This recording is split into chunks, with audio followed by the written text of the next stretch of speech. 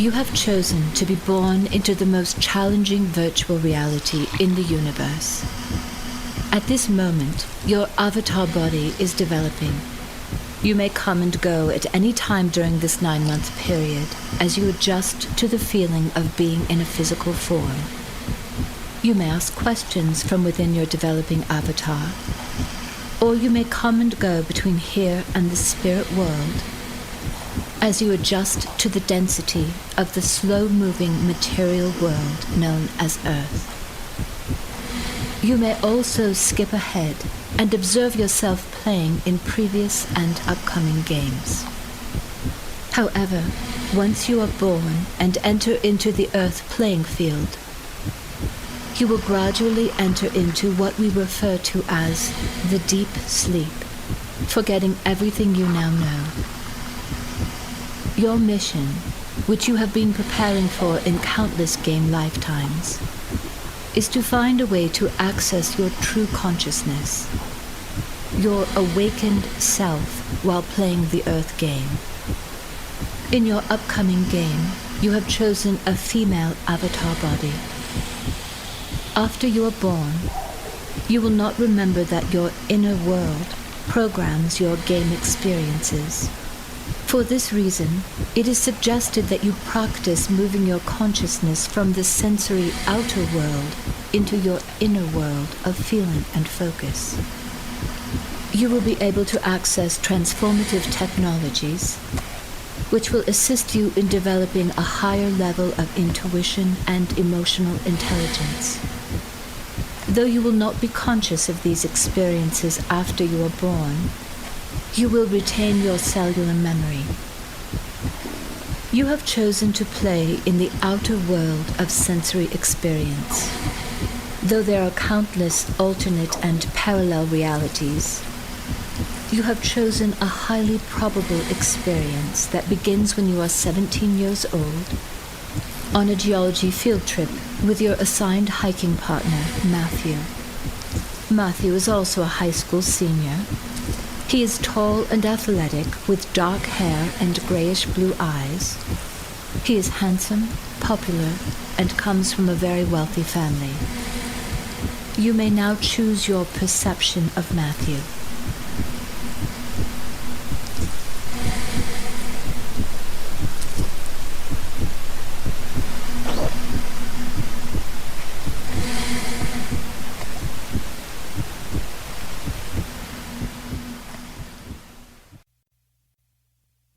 How strange it is to be 17 and facing death. The tranquility of the desert night, with its vast array of glittering stars and the merest crescent moon, belies the imminent danger of hypothermia. There is little comfort in the fact you won't be dying alone. You barely know the boy sitting by your side. Matthew had been chosen as your hiking partner by your geology teacher, but you'd never spoken until today. It started as a weekend camping trip to Canyonlands National Park with 11 other high school seniors. You left Friday at noon, and after 3 hours on paved roads and another bumpy hour down a dirt path, your old yellow school bus rumbled into your campsite spewing noxious black clouds of exhaust that quickly dissipated into the crystal-clear evening sky of southern Utah. By midday, the temperature is 70 degrees. The sky is clear, deep blue, and so incredibly immense. You hike through fields of coarse grass, sage, and prickly pear, and along dried stream beds, gathering rock samples for your class. You both scramble up and down over rugged outcrops that look like megalithic statues, frozen waves rising and subsiding in the vastness of the high desert, an indelible reminder that this had once been an ocean floor. The trail weaves through the desert, disappearing into a jumble of cliffs and ravines, then reappearing in the massive presence of red sandstone walls, laddered with cool crevices and fissures. As you emerge from the dark interior of the canyon labyrinth and sit down just a few feet apart, Matthew takes off his sunglasses as he slumps down onto the warm red rock surface to rest. It's the first time you've seen him up close. Though it makes no sense at all, and you wouldn't admit it in a million years, when he looks at you, you feel as if you've known him forever. Matthew smiles, and not only do you suddenly realize you've been staring, you are instantly mesmerized by the fact that he has dimples, and, as if you have no will of your own, you stare a little bit longer. Blinking, you return his smile a bit awkwardly, draw in a deep breath, and look up at the sky. "It's so beautiful," you say, hoping Matthew will follow your skyward gaze, rather than watching your cheeks turn blazing red. "Yeah, I love it here," he says warmly. You pull your knees close to your chest. Ironically, your backpack has the initials YOLO, you only live once, displayed across the front. But something about the last few minutes is bringing that concept into question. What if people actually live more than once? And if you are somehow remembering the feeling of Matthew, can he remember you as well? After a few moments of reflecting on the fact that your day just keeps getting better and better, you open your eyes and turn your head to see Matthew smiling at you as he hands you a bottle of water. "We need to get going," he says, and though you nod in agreement, it seems unnecessary to rush. Matthew points to a trail in the canyon below and says, "That's a much nicer trail than the one we're supposed to be on. Do you want to take that one instead?" "Sure," you say, enjoying the fact that he asked your opinion, since you wouldn't have known the difference between one trail and another. As you both descend into a deep canyon labyrinth, time seems to stand still. Surrounded by earthen walls, you can only see the vibrant sapphire sky overhead, with no indication of the sun's proximity to the horizon.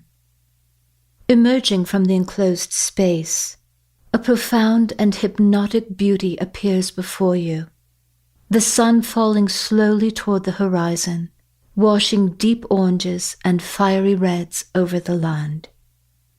You stand staring for a moment, and then, as if awakening from a trance, you say in a slight panic, "Matthew, will we make it back on time?" "Don't worry. I know this trail really well. We'll make it."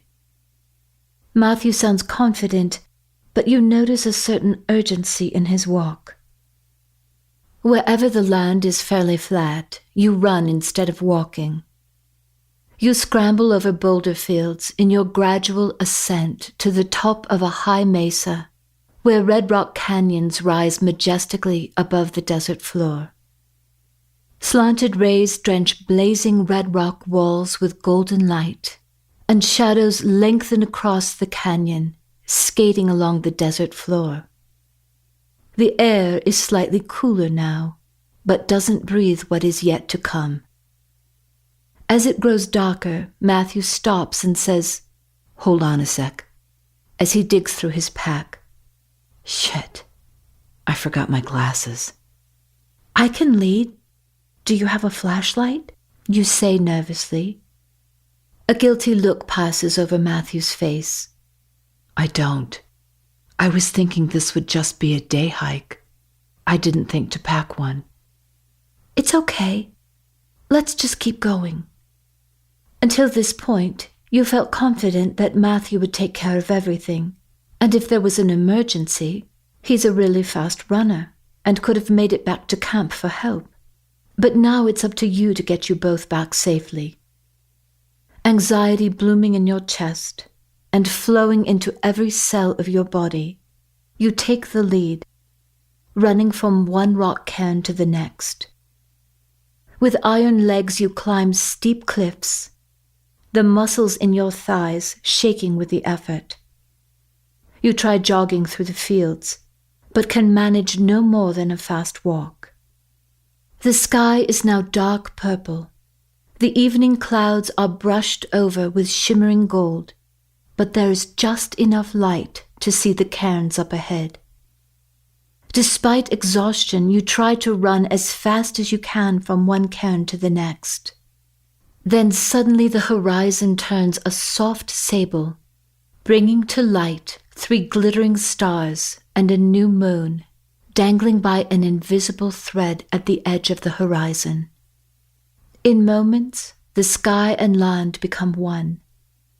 It's too dark to safely go any further. Your heart is frantically rushing in your chest and roaring in your ears, as a roiling, swirling feeling makes you too dizzy to walk. Sitting side by side, you and Matthew silently watch more and more stars float out of the velvety darkness. As the temperature quickly drops, you pull on your sweater. It's oversized, warm, and cozy, and though you know the warmth won't last for long, you immediately feel better. Digging through your pack, you hand Matthew half of your peanut butter and jelly sandwich. "Thanks, I'm starving," he whispers gratefully. Within minutes, the soft evening breeze is edged with a hard chill. "How cold do you think it's going to get tonight?" you say as you empty your backpack, then fumble with different ways to fold it. "It'll probably drop below freezing. Do you know what that means?" You know the answer, but you're desperately hoping Matthew has something in mind a little less dramatic than death by stupidity, the leading cause of death between the ages of 14 and 24, a statistic regularly quoted to you by your father. Of course, you ignored him as he was just being your dad, but now you're beginning to realize how easy it is to become a statistic. "We could die from hypothermia," says Matthew, his voice low and apologetic. You involuntarily gasp a stuttering breath as tears silently stream down your cheeks. "Don't you think they'll look for us?" Matthew moves closer and puts his arm around you. "I'm sure they will. They'll drive into town or wherever they can get a cell connection and call my dad. He'll fly down in his helicopter and use the searchlight, but they'll be looking at Canyon Rim, which is nowhere near here." "Wow, your dad flies his own helicopter?" you ask lightly, hoping to change the topic. "Yep," says Matthew in an exhausted tone, making it clear he doesn't particularly like his father. "He learned to fly in Africa. I call him the Great White Hunter because he goes on safaris every year. And now we have the heads of dead animals hanging all over the walls of his study." "Oh," "Yeah," says Matthew with a slight laugh. Then he draws you closer and says, "I'm sorry. It's my fault." His voice guilt-ridden. "I never should have taken you off that trail." You know he must be as frightened as you, feeling worse even, because he feels responsible for you. "It's okay," you say, squeezing his hand. "It was my choice too." As the night grows colder, the stars appear razor-sharp. Your body, tingling and numb, begins shaking uncontrollably as the freezing air penetrates your bones, a fierce, constant pain drawing out the little warmth left in your body. And though Matthew moves to sit behind you, wrapping his arms tightly around you, you feel yourself sinking into the blackness of the night sky, drowning in stars as numerous and cold as falling snow, your body encased in ice, eyes wide open, staring. Nothing seems to exist but infinite galaxies of light and color blooming in your mind, pulling you forward with greater and greater intensity into an empty void of nothingness. Suddenly, Enveloped in darkness and with all the air squeezed out of your lungs, you travel at lightning speed down a long tube composed of dense gray light. With a whipping jolt, you find yourself sitting in a dimly lit room on a cold linoleum floor, gasping for breath. As your vision clears, various shapes gradually begin to emerge. A thin, flimsy mattress, coupled with a faded gray wool blanket, all of which are lying in a neat pile on a cheap plastic bed frame, screwed tightly into the floor. A piece of reflective metal is embedded in the wall above a small, rust-stained sink, and next to it sits a toilet with no lid. A gloomy light is cast by a single bulb in the ceiling, encased in a metal cage. High in a corner, a solitary security camera swivels slowly back and forth, systematically scanning the room. There is nothing else. No pictures, no windows, just whitewashed cement walls.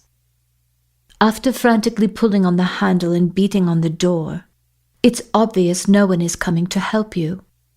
You try yelling and waving your arms at the camera, and though you're certain you're being watched, no one responds as you anxiously pace back and forth like a caged animal. Finally, you give up, sit down on the decrepit little bed, cross your legs, and slowly lean back against the cold wall.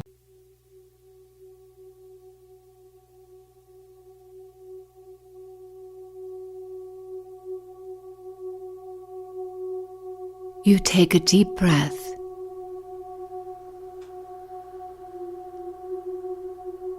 Close your eyes.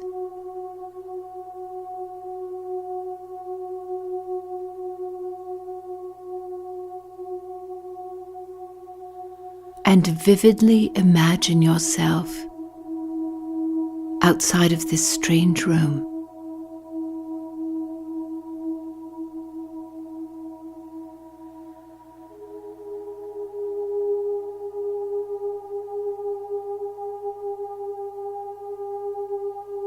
Gradually, you feel your essence pull away from your body.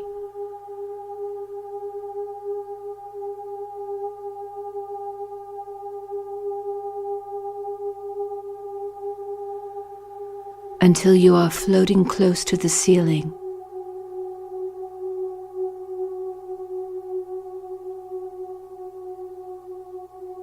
From this vantage point, you see yourself sitting motionless on the bed.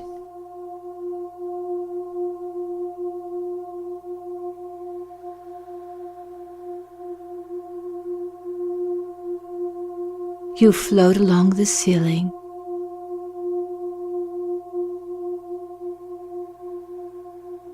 and then through the wall, and further on into a brightly lit hallway, lined with doors that look just like yours.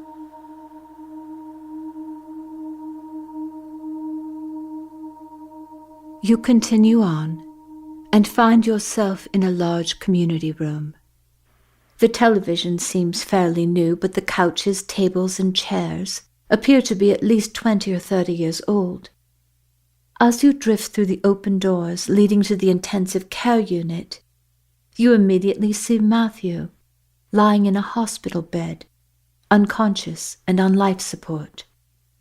You gently float in to see him, but quickly realize he's in a coma and unaware of your presence.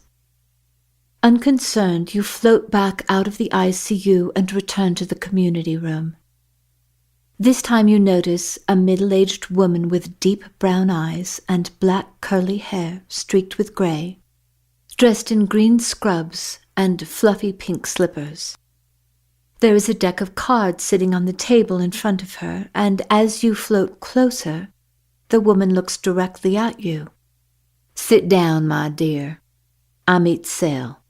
I've been expecting you," she says, hooking a chair with her foot and pushing it away from the table. You sit down. Without a word, Itzel shuffles the deck and spreads the cards out face down in a perfect arc on the table. Do you know you're playing a game? Do you remember asking me to do this for you a long, long time ago, before you were even born? Shaking your head, you say, I don't know what you're talking about. It's all right. Just remember, it's all a game. Now go ahead and pick 3 cards, one at a time. Obediently, you point to a card, and Itzel flips over the death card. The picture shows Death himself portrayed as a skeleton wearing armor and holding a black flag with the Roman numerals XIII in white. His horse is carefully stepping over a dead man with a woman and child watching. Standing in front of the horse and rider is a bishop dressed in yellow paying homage to Death. With an inexplicable, penetrating look, Itzel says, You cannot resist death, nor conquer it. The white horse is a symbol that death is the ultimate purifier, like the sun that dies at night and is reborn every morning. It means you can die and be reborn fresh and new. But notice, this card is upside down. So the meaning is also reversed. Sudden, unexpected change is coming, and you must know that everything within you will resist that change. Death always includes transformation, but if you refuse to change, you will be trapped, stuck in limbo. Do you understand? You look at her blankly. Some hazy, distant part of you does understand, but you say nothing. Pick another card, darling. You point to the Hermit, which is also turned upside down.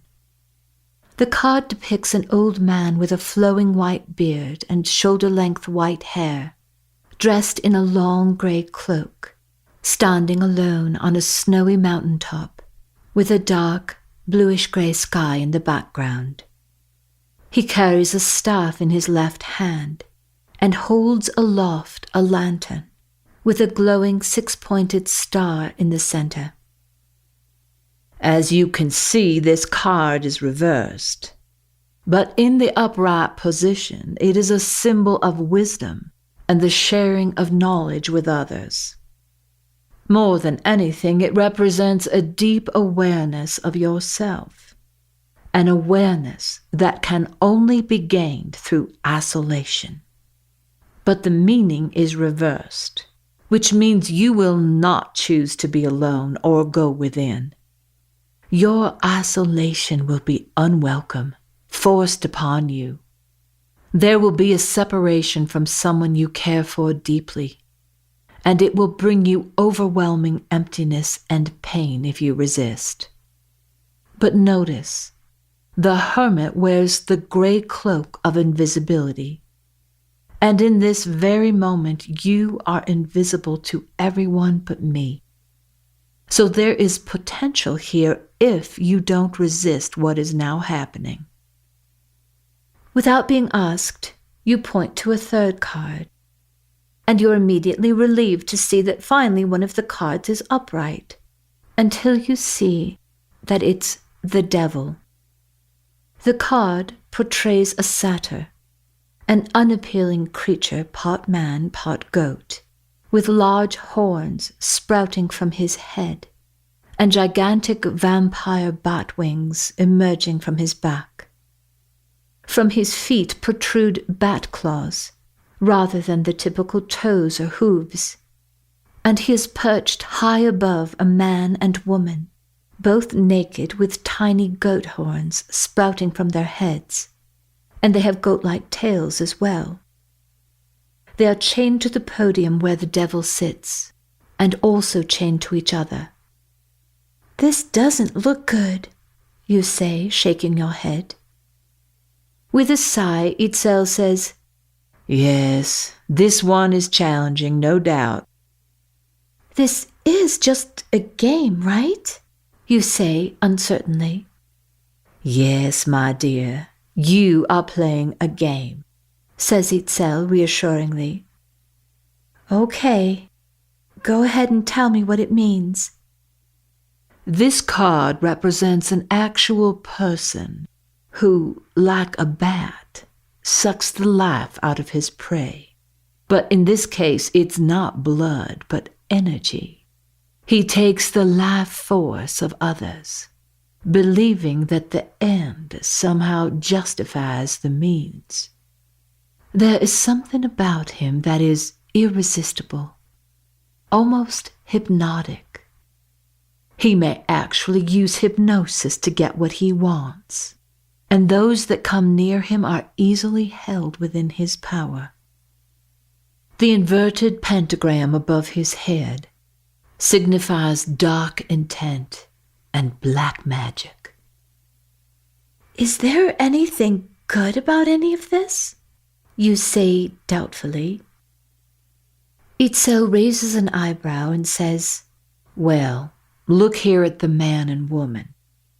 It appears they're being held captive against their will. But if you look more closely, you can see the chains around their necks are loose and could easily be removed. This means they're voluntarily in bondage. This is the good news? You say impatiently. It means you have a choice. This is actually the most important card for you to understand.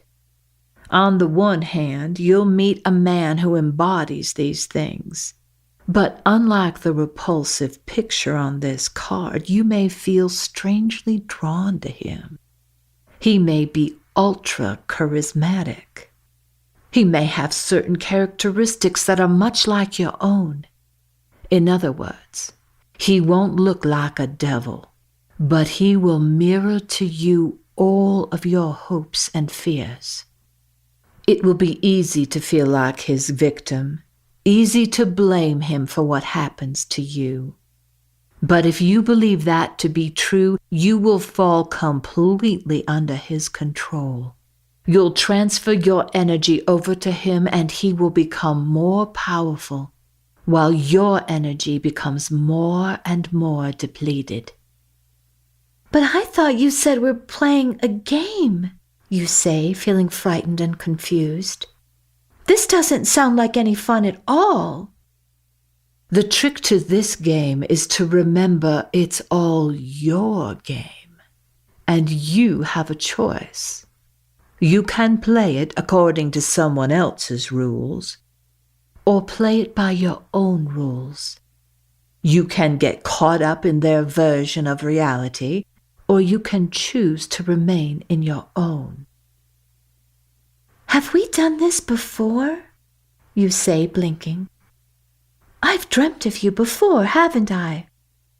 Your body begins shaking uncontrollably. Then suddenly, both Itzel and the room dissolve into complete darkness. Startled back into awareness, you realize that Matthew is shaking you. Teeth chattering, his voice low and urgent, he speaks in stuttering breaths. Amelia, our core temperatures are dropping. We have to find a way to make the most of our clothing and everything we have. Slowly you begin to process where you are and what is happening. You can no longer deny the facts. No one knows how to find you. No one will be coming to rescue you. You will either find a way to survive together, or you will die. This stark realization is accompanied by an electric jolt. Suddenly your mind is sharp, clear, and focused. A seemingly unrelated memory pops into your mind. You're 13 years old, giggling with your friends at your birthday slumber party on the subject of the Siberian survival method. You never knew whether it was just a joke or the truth, but it's the only thing you can think of. So setting aside any feelings of embarrassment, And speaking as best you can through your own chattering teeth, you say, "I think we need to be skin to skin. My sweater is huge. We can both fit into it. So you put it on, unbutton your shirt so my back will be against your chest, and then wrap the sweater around me." "Okay," says Matthew. "First, let's put our backpacks together so we can lie on our sides. It won't be very comfortable, but it might help." You are both so cold it is difficult to move, let alone arrange your packs in the dark, while trying to find a spot that is as level as possible. It feels as if you are diving naked into an icy pond when you take off your sweater. With completely numb fingers, you unbutton your shirt and put it on backwards. Matthew quickly puts on your sweater, unbuttons his own shirt, and with a bit of awkward fumbling in the dark, you manage to reposition yourselves so that you are skin to skin with your sweater wrapped around both of you. Had you been on your own, you would have felt the discomfort of the uneven rocky ground, lumpy backpacks, and the annoying zipper digging into your hip. But every ache and pain dissolves into the warmth of Matthew's bare chest, pressing solidly into your back, his strong arm wrapped tightly around your waist. "Are you okay?" he whispers, his voice deep but shaking from the cold. You firmly place your hand over his. "Yes," you say, nodding slightly.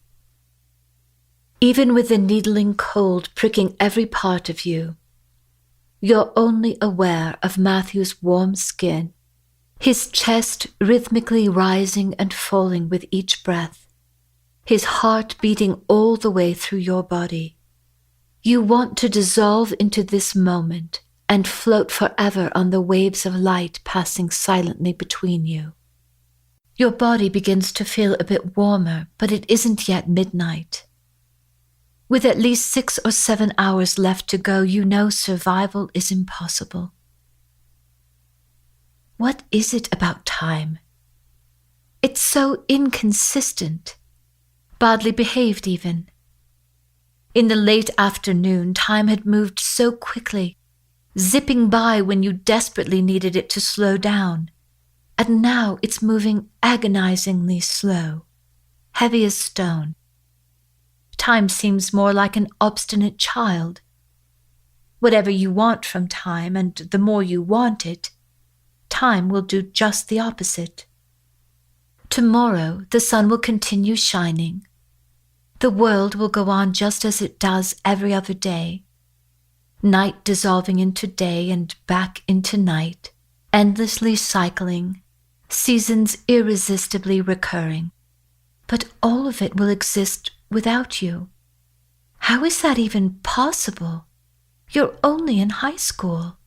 Aren't you allowed to make mistakes? How can life be so unfair?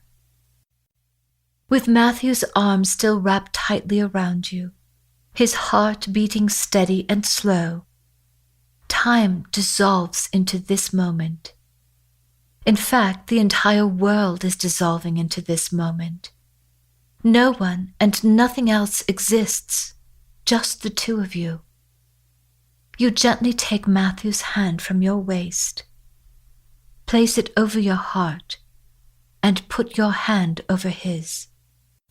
Then suddenly the ground beneath you disappears as an electric charge pulses through your body, and a blazing beam of golden white light draws you up into the sky. The world is frantically spinning, breaking apart into countless shining pieces, as if stars were being flung into the heavens. It is so beautiful you can hardly breathe. How had you missed this? Everything is vibrating.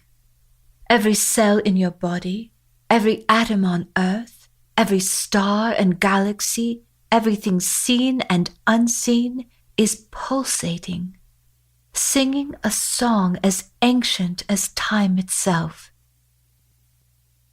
As if you contain the sun, light radiates out of your heart and from every cell in your body. Matthew feels it too and whispers, "What's happening? You feel so warm." Electricity runs through your body as you shake your head, unable to speak. Trying to make sense of what you're experiencing, you open your eyes. "Matthew," you whisper urgently, "look." Before you stands a golden-haired child, a little girl no more than 10 years old, with radiant skin, rosy cheeks, full red lips, and vivid blue eyes. She is barefoot, wearing a simple white dress with a wreath of wildflowers in her hair. Though she carries no light and certainly isn't glowing from within, you can see her clearly while still unable to see each other or anything else. At that moment, you and Matthew both feel warm and comfortable, as if the cold from only moments ago was nothing more than a dream.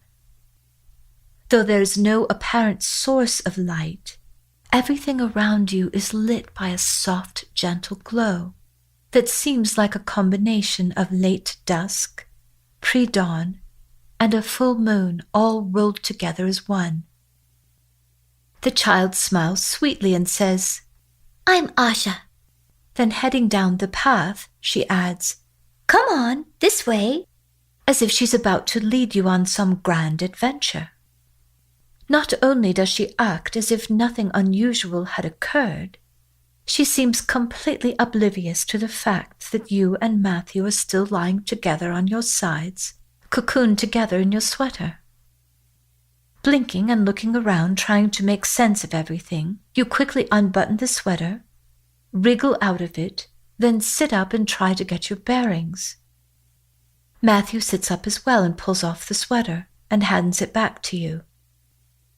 Though you're not the least bit cold, you hurriedly put on the sweater rather than try to figure out a way to gracefully turn your shirt back around.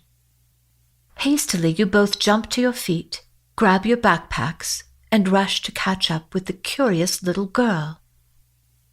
Barely able to feel your feet touching the ground, a strange, tingling current flows through your body, as if you're floating. And though you're bursting with questions, nothing comes out of your mouth as you follow the girl down the trail. Finally, you find your voice. "Are you an angel?" But before the girl can answer, you say, "Are we dead?"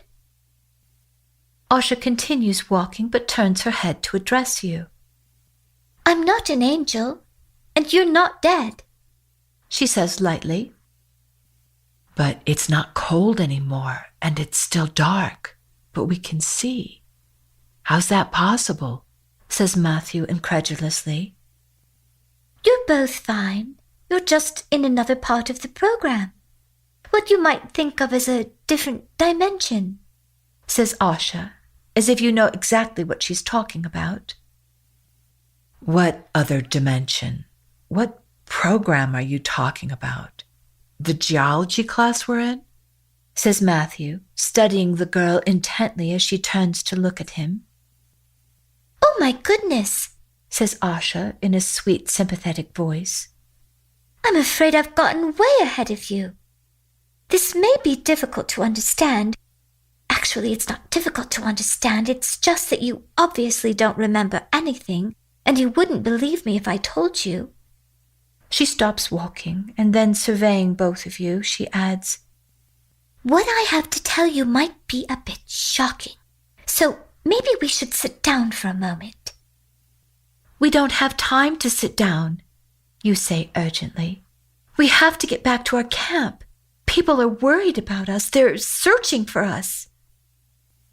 Kindly yet pragmatically, Matthew says, "Whatever it is you have to tell us, maybe we could just keep walking back."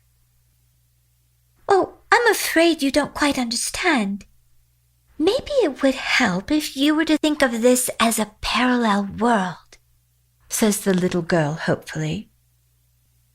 You and Matthew look at her blankly. Asha thinks for a moment and says, In this parallel world you're now in, it's warm instead of cold, right? Well, your friends and the people searching for you are in the world where it's cold, she says, appearing rather pleased with herself. What are you saying? Says Matthew. I'm saying that if you went back to your campsite, no one would be able to see you. No one would know you were there. You both stare at her in silence, trying to assimilate the gravity of your situation. So we are dead, says Matthew quietly. No, says Asha, throwing her head back, laughing. Okay, I'm just going to say it. There is no death. There never has been death. There never will be death. You will never die. Death only exists in the eyes of the beholder. Oh dear, I wasn't really planning to start there, says Asha, sheepishly rolling her eyes. I was thinking I would break you both in a bit more slowly to that idea.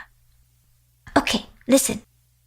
What I'm about to tell you is, well, it's something that's known throughout the universe, but it's the biggest secret on Earth.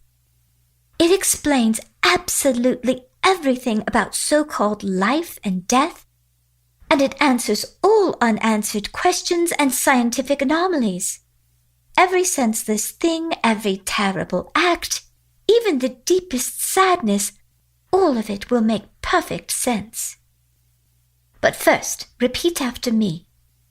Imagination is more important than knowledge. I don't mean in your heads, say it out loud, says Asha encouragingly. You and Matthew look curiously at each other and then back at Asha. Imagination is more important than knowledge, you repeat perfunctorily. Part 2. No matter what I tell you, no matter how unbelievable it may seem, simply say to yourself, this is a possibility. You don't have to believe what I'm telling you. Just give the idea some breathing room. This is a possibility. Are you ready? You nod vigorously, hoping Asha won't suddenly change her mind and decide it's time for breakfast, leaving you hanging. Here's the big secret. Earth and everything here is a virtual reality. Asha looks expectantly at you. In fact, Earth was created to be the ultimate virtual reality game in the universe. We just call it the game. It's the most challenging game ever created, and it's definitely not for the faint of heart. You've spent your entire life playing this game. But in reality, Earth isn't your home. It's simply a place where everyone goes to play and have experiences that they couldn't have anywhere else in the universe. Shall we sit down now? Says Asha, nodding. In stunned silence, you and Matthew sit down next to each other, facing Asha. Of all the things you expected to hear in that moment, the idea that you are playing a game, that anyone could think of life on planet Earth as simply a game, is the most ludicrous thing you've ever heard. It's one area where this is a possibility absolutely, positively does not apply. Not to mention the fact that something on the scale of planet Earth would be impossible, even for God. Well, maybe not for God, but why would God create a virtual reality game? Was it to keep his creation entertained?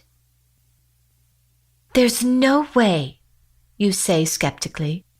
If this was a computer program, then everything in it, every blade of grass, every raindrop, snowflake, grain of sand, every sunrise and sunset, not to mention every human being and every event throughout history, would have to be programmed into the game.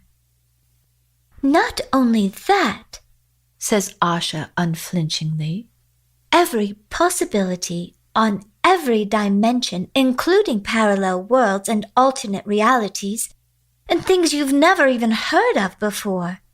And not only is everything programmed, the game has been around for billions of years, and will continue for as long as people want to keep playing.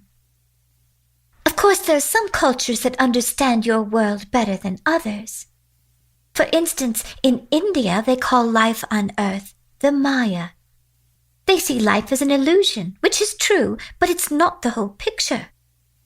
And the Aboriginals in Australia call it the dream time, which is also on the right track. But very few people have ever guessed that Earth and everything happening here is a game. If you think about it, neither of you could ever have comprehended the idea of a virtual reality game if we were having this conversation 100 years ago. So an illusion or a dream would be about as close as you could get. But how could we be playing a game without knowing it? You say. You're born into the game. Just before you're born, you choose your parents, your name, your date of birth, and of course your physical body, it's your avatar. You agree to forget who you are, where you came from, as well as any previous games you've played, and most importantly, the fact that you're playing a game at all.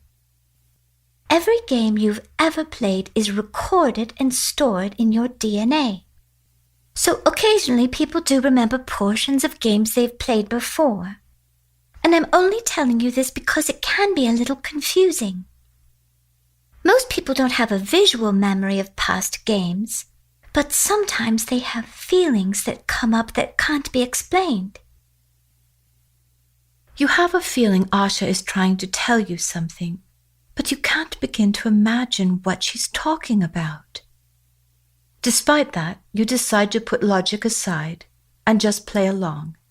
Surely this is some kind of made-up story typical of a 10-year-old.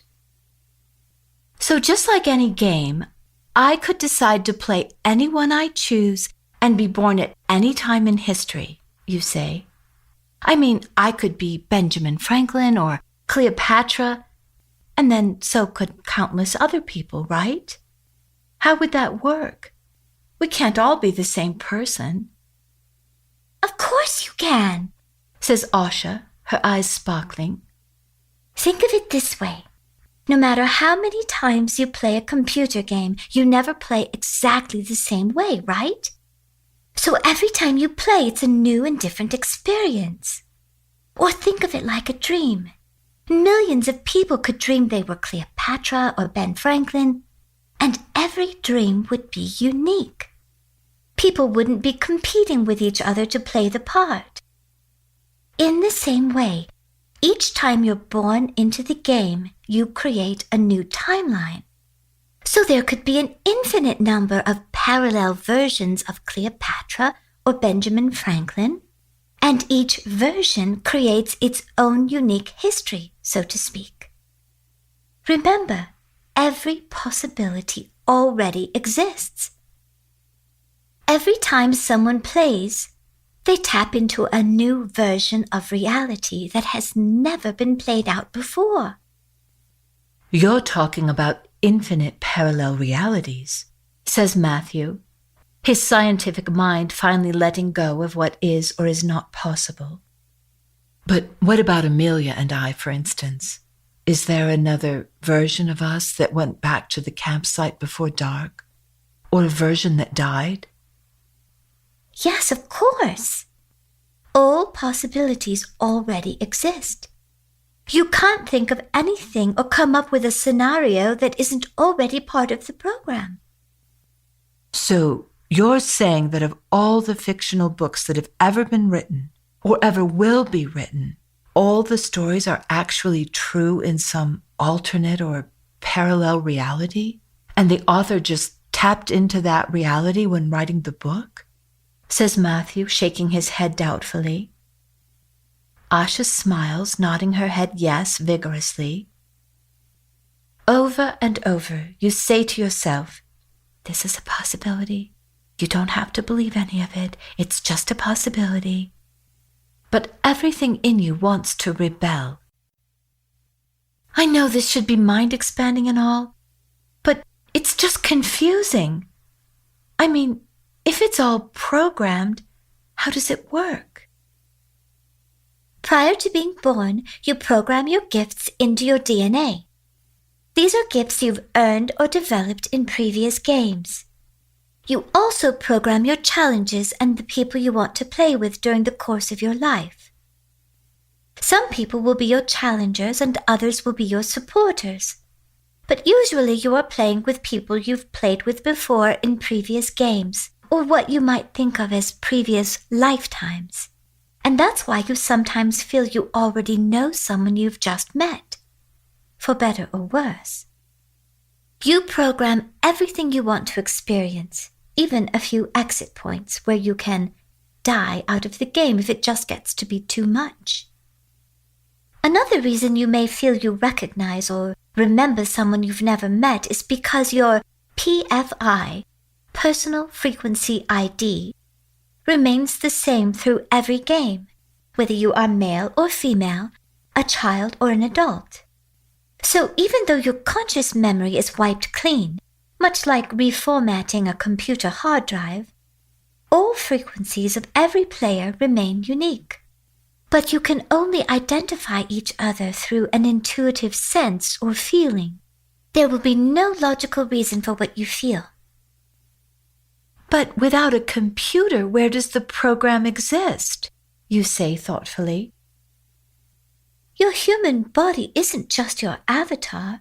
It's a living biocomputer. The program runs very much like a binary code that turns on and off. But rather than a computer that's plugged into electricity, your biocomputer is plugged into your feelings.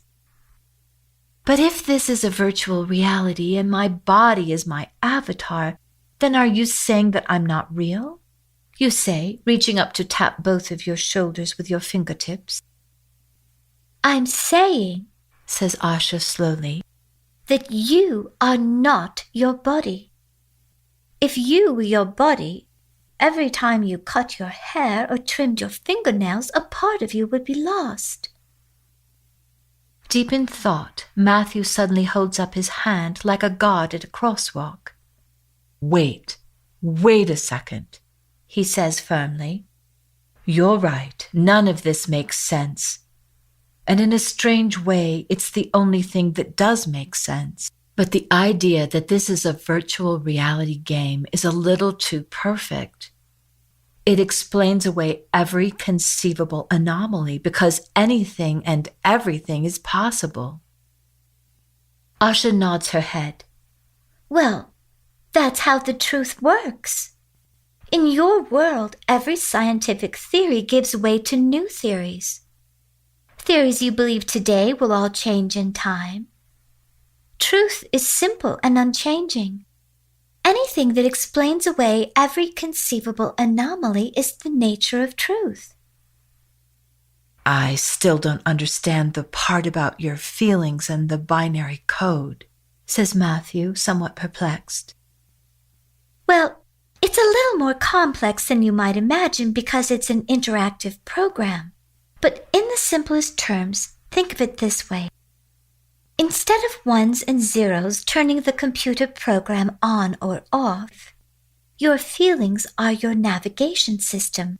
On corresponds with positive emotion. Off corresponds with what you might call negative emotion or fear. Think of it like the feeling of yes or no, or the feeling that you are safe or unsafe. If you think back to your hike, there was most likely a moment when you felt unsafe, a niggling feeling that you should head back, but you talked yourself out of it. You immediately know what Asha means as you think back to the exact moment on the trail when you started feeling unsafe. It was just the smallest hint of a feeling, and it didn't make sense at the time. If you had been alone, you might have acted on the feeling, but you didn't want to say anything to Matthew since he is an experienced hiker and you are not. So, You're saying that when the binary code is switching on or off, you feel safe or unsafe, says Matthew deliberately. And if you don't act on that feeling of being unsafe, it just gets stronger and stronger until you do something about it?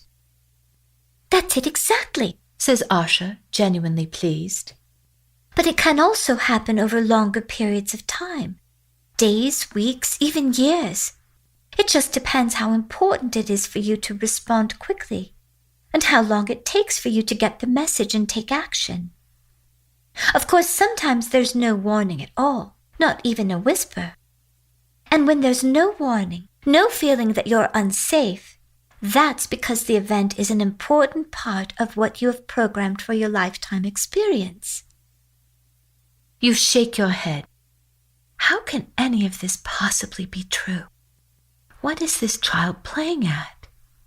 She's so convincing. Maybe she's a pathological liar.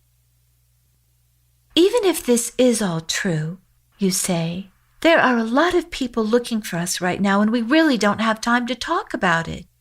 We need to let someone know we're all right. Asha is quiet.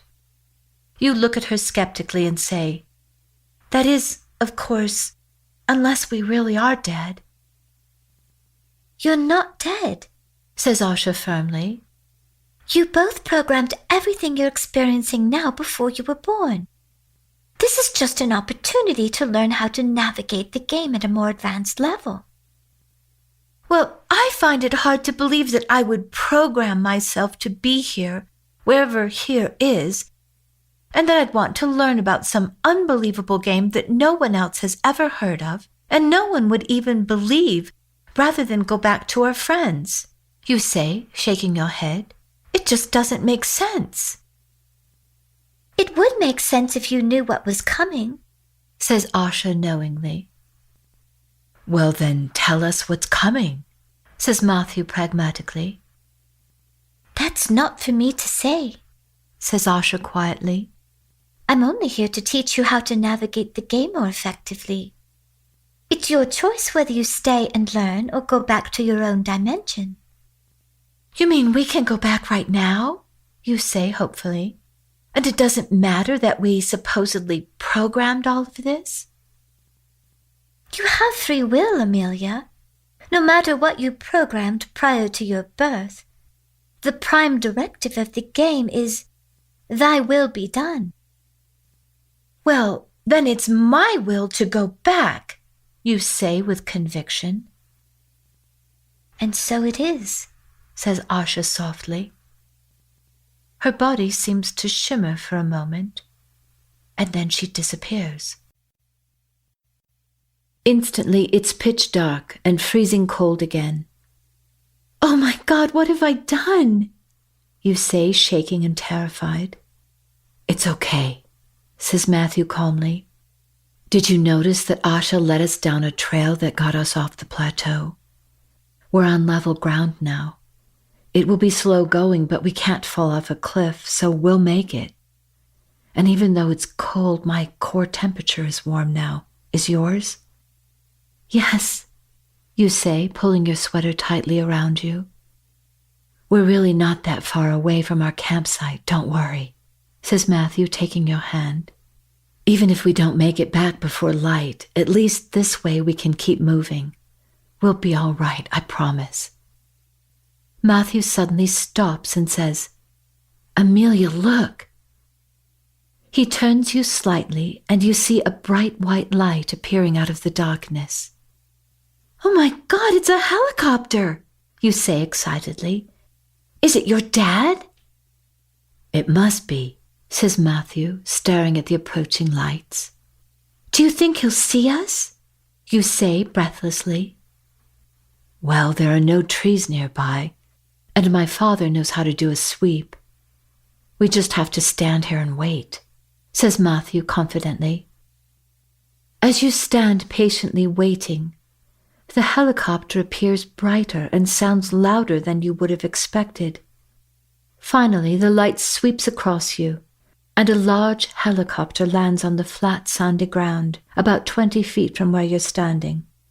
But instead of Matthew's father emerging, 2 soldiers jump out of the doorway, dressed in standard military flight suits. "Are you both okay?" yells one soldier over the tumultuous sound of the chopper blades. You and Matthew both nod vigorously. "Come with us," he yells. Ducking down, you and Matthew run with the 2 men, and you're both helped inside.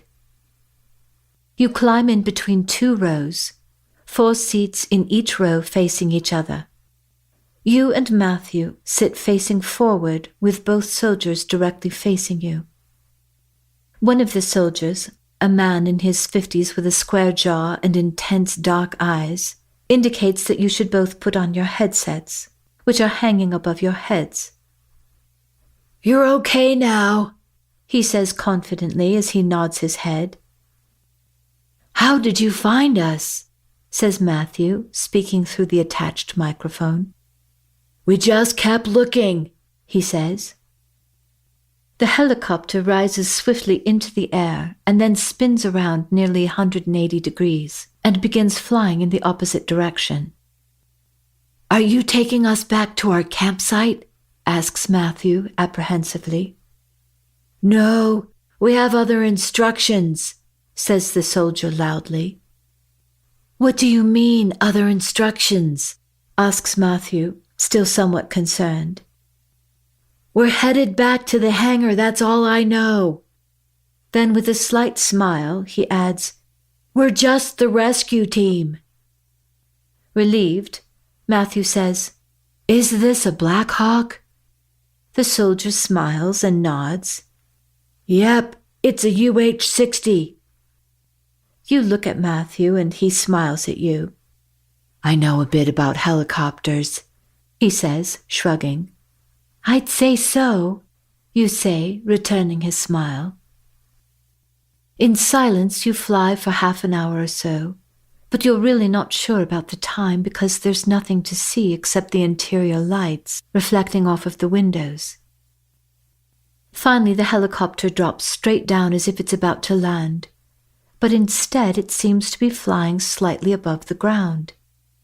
You still can't see anything, but you notice the sound seems to be echoing back to you, as if there are walls on either side of you. You want to ask Matthew if he knows what's going on, but you feel self-conscious knowing that the soldiers can hear you as well. A few minutes later, your questions are answered when you land. As you climb out, you see that you've flown directly through a massive man-made tunnel, and you're now in an underground hangar, surrounded by walls reaching up at least 50 feet high. "This way," says the dark-eyed soldier as he and a couple of others accompany you to an electric Humvee. You look anxiously at Matthew. "Where are you taking us?" says Matthew cautiously. "I don't know, kid. This is just a hangar," says the man. "You'll be taken to someone who will explain everything." He then holds the Humvee door open for you. Cautiously you climb in, look uncertainly over your shoulder as Matthew follows and sits next to you. A driver is waiting, along with 2 armed soldiers in the seat behind you. All are dressed in black jumpsuits and wearing headsets with microphones. The moment the door closes, there is a clicking sound as it locks automatically. You have an uncomfortable claustrophobic feeling, knowing you are now locked inside with no way out. The vehicle moves to the opposite end of the hangar and sits silently idling in front of a pair of thick, wide metal doors, spaced a few feet apart from each other. Hovering in front of the doors is a bright yellow hologram that seems almost like clear glass, displaying the word "Caution" in bold letters. A moment later, the yellow band of light disappears as the doors raise slowly, revealing a deep, wide cavern enveloped in darkness. The vehicle plunges into the abyss and past high rock walls. The exterior darkness only amplifies the eerie sound of wheels droning against strangely smooth pavement and the air whooshing ominously by as the walls climb higher on either side of you. You lean against the window, stark still and about to panic, when you notice the darkness above seems to be changing. You can't quite make out what is happening, but you see ridges and strange shapes where it was smooth before. Points of light begin to appear, multiplying by the moment, becoming brighter, as if you have just driven straight outdoors. You are astonished to realize you're seeing an azure sky filled with clouds overhead, and the strange shapes are actually buildings at least 4 stories high. The soldiers are communicating through their headsets, but you can't make sense of what they're saying. Leaning toward Matthew, you whisper in his ear, "How is this possible? Where could we be?" Matthew holds your hand, shakes his head and replies, "I have no idea. But we didn't fly for very long. We'd still have to be somewhere in the Utah desert." "Could your dad have anything to do with this?" you say nervously. "No, my father isn't involved in the military. At least, not that I know of." Needling points of anxiety prick you from within. As your body begins to tremble, you take long, deep breaths, willing yourself to stay calm. You want to talk to Matthew, but the fact that the soldiers sitting behind you might overhear anything you say causes a feeling of panic to rise up from your chest and tighten around your throat, censoring anything you might say. Uneasily, you focus your attention outside of the vehicle as you travel down a well-planned grid of wide streets that seem to have been designed specifically for transporting large machinery and building materials. Suddenly, the drab gray buildings are bathed in what appears to be real sunlight, and you are stunned by the feeling of warm sunshine on your arm. As you drive, weaving in and out through a quiet whir of electric vehicles, you are both frightened and fascinated. Without knowing why, you try to commit as much as possible to memory, but soon everything is a jumble as you move past large interior spaces, unbelievable in their size and complexity, and on to the center of the city. You drive past a park where wildflowers dot the grass with little bursts of color. Overcoming your fear, you whisper to Matthew in astonishment, "Could this be a military base?" Speechless, he only shakes his head. Along the roadside, trees sway green and leafy, with birds singing and flitting about in their branches. Rustic-looking wooden footbridges span creeks and waterfalls. And then, just as you decide there couldn't be anything more surprising than what you've already witnessed, you pass a wide opening where you see a theater towering 30 feet above a sports arena, as if the theater was some type of strange giant peering over the top of the stadium, intent on watching a game. When you leave the city, everything seems like an endless system of tunnels and security panels that flash from red to green as you pass through computerized checkpoints, displaying security cameras. You can't fathom the size and scope of the facility, not to mention the fact that it was built in secret. You pass a freshly dug tunnel with a surface so smooth it appears to be glazed. Inside the tunnel, a boring machine moves at a snail's pace, like a huge, steel-encased worm. Next, you pass sealed tubes containing shuttles and passengers, and a sign that reads, "To Los Alamos, Connections, Area 51, Page, Arizona, Creed, Colorado, Carlsberg, New Mexico." "Did you see that?" you whisper as you glance over your shoulder to see if the soldiers are listening. But as far as you can tell, they aren't showing any interest. "What?" says Matthew, staring back at the signs. Those signs, are they military bases? You say, puzzled. Not that I know of, except I have heard of Area 51. Matthew pauses and then whispers into your ear. Maybe they're secret underground bases. This can't be good, you whisper, shooting Matthew a fearful look as you drive along a large corridor covered with signs in universal symbols rather than words printed in plain English. I know, Matthew whispers tersely. Why would they need universal symbols rather than signs in English? A bright green light flashes above large elevator doors as they slowly open. Your vehicle pulls inside, and you immediately notice security cameras looming overhead. You descend 2 levels, then your vehicle drives slowly down a passageway that stops at a hospital entrance.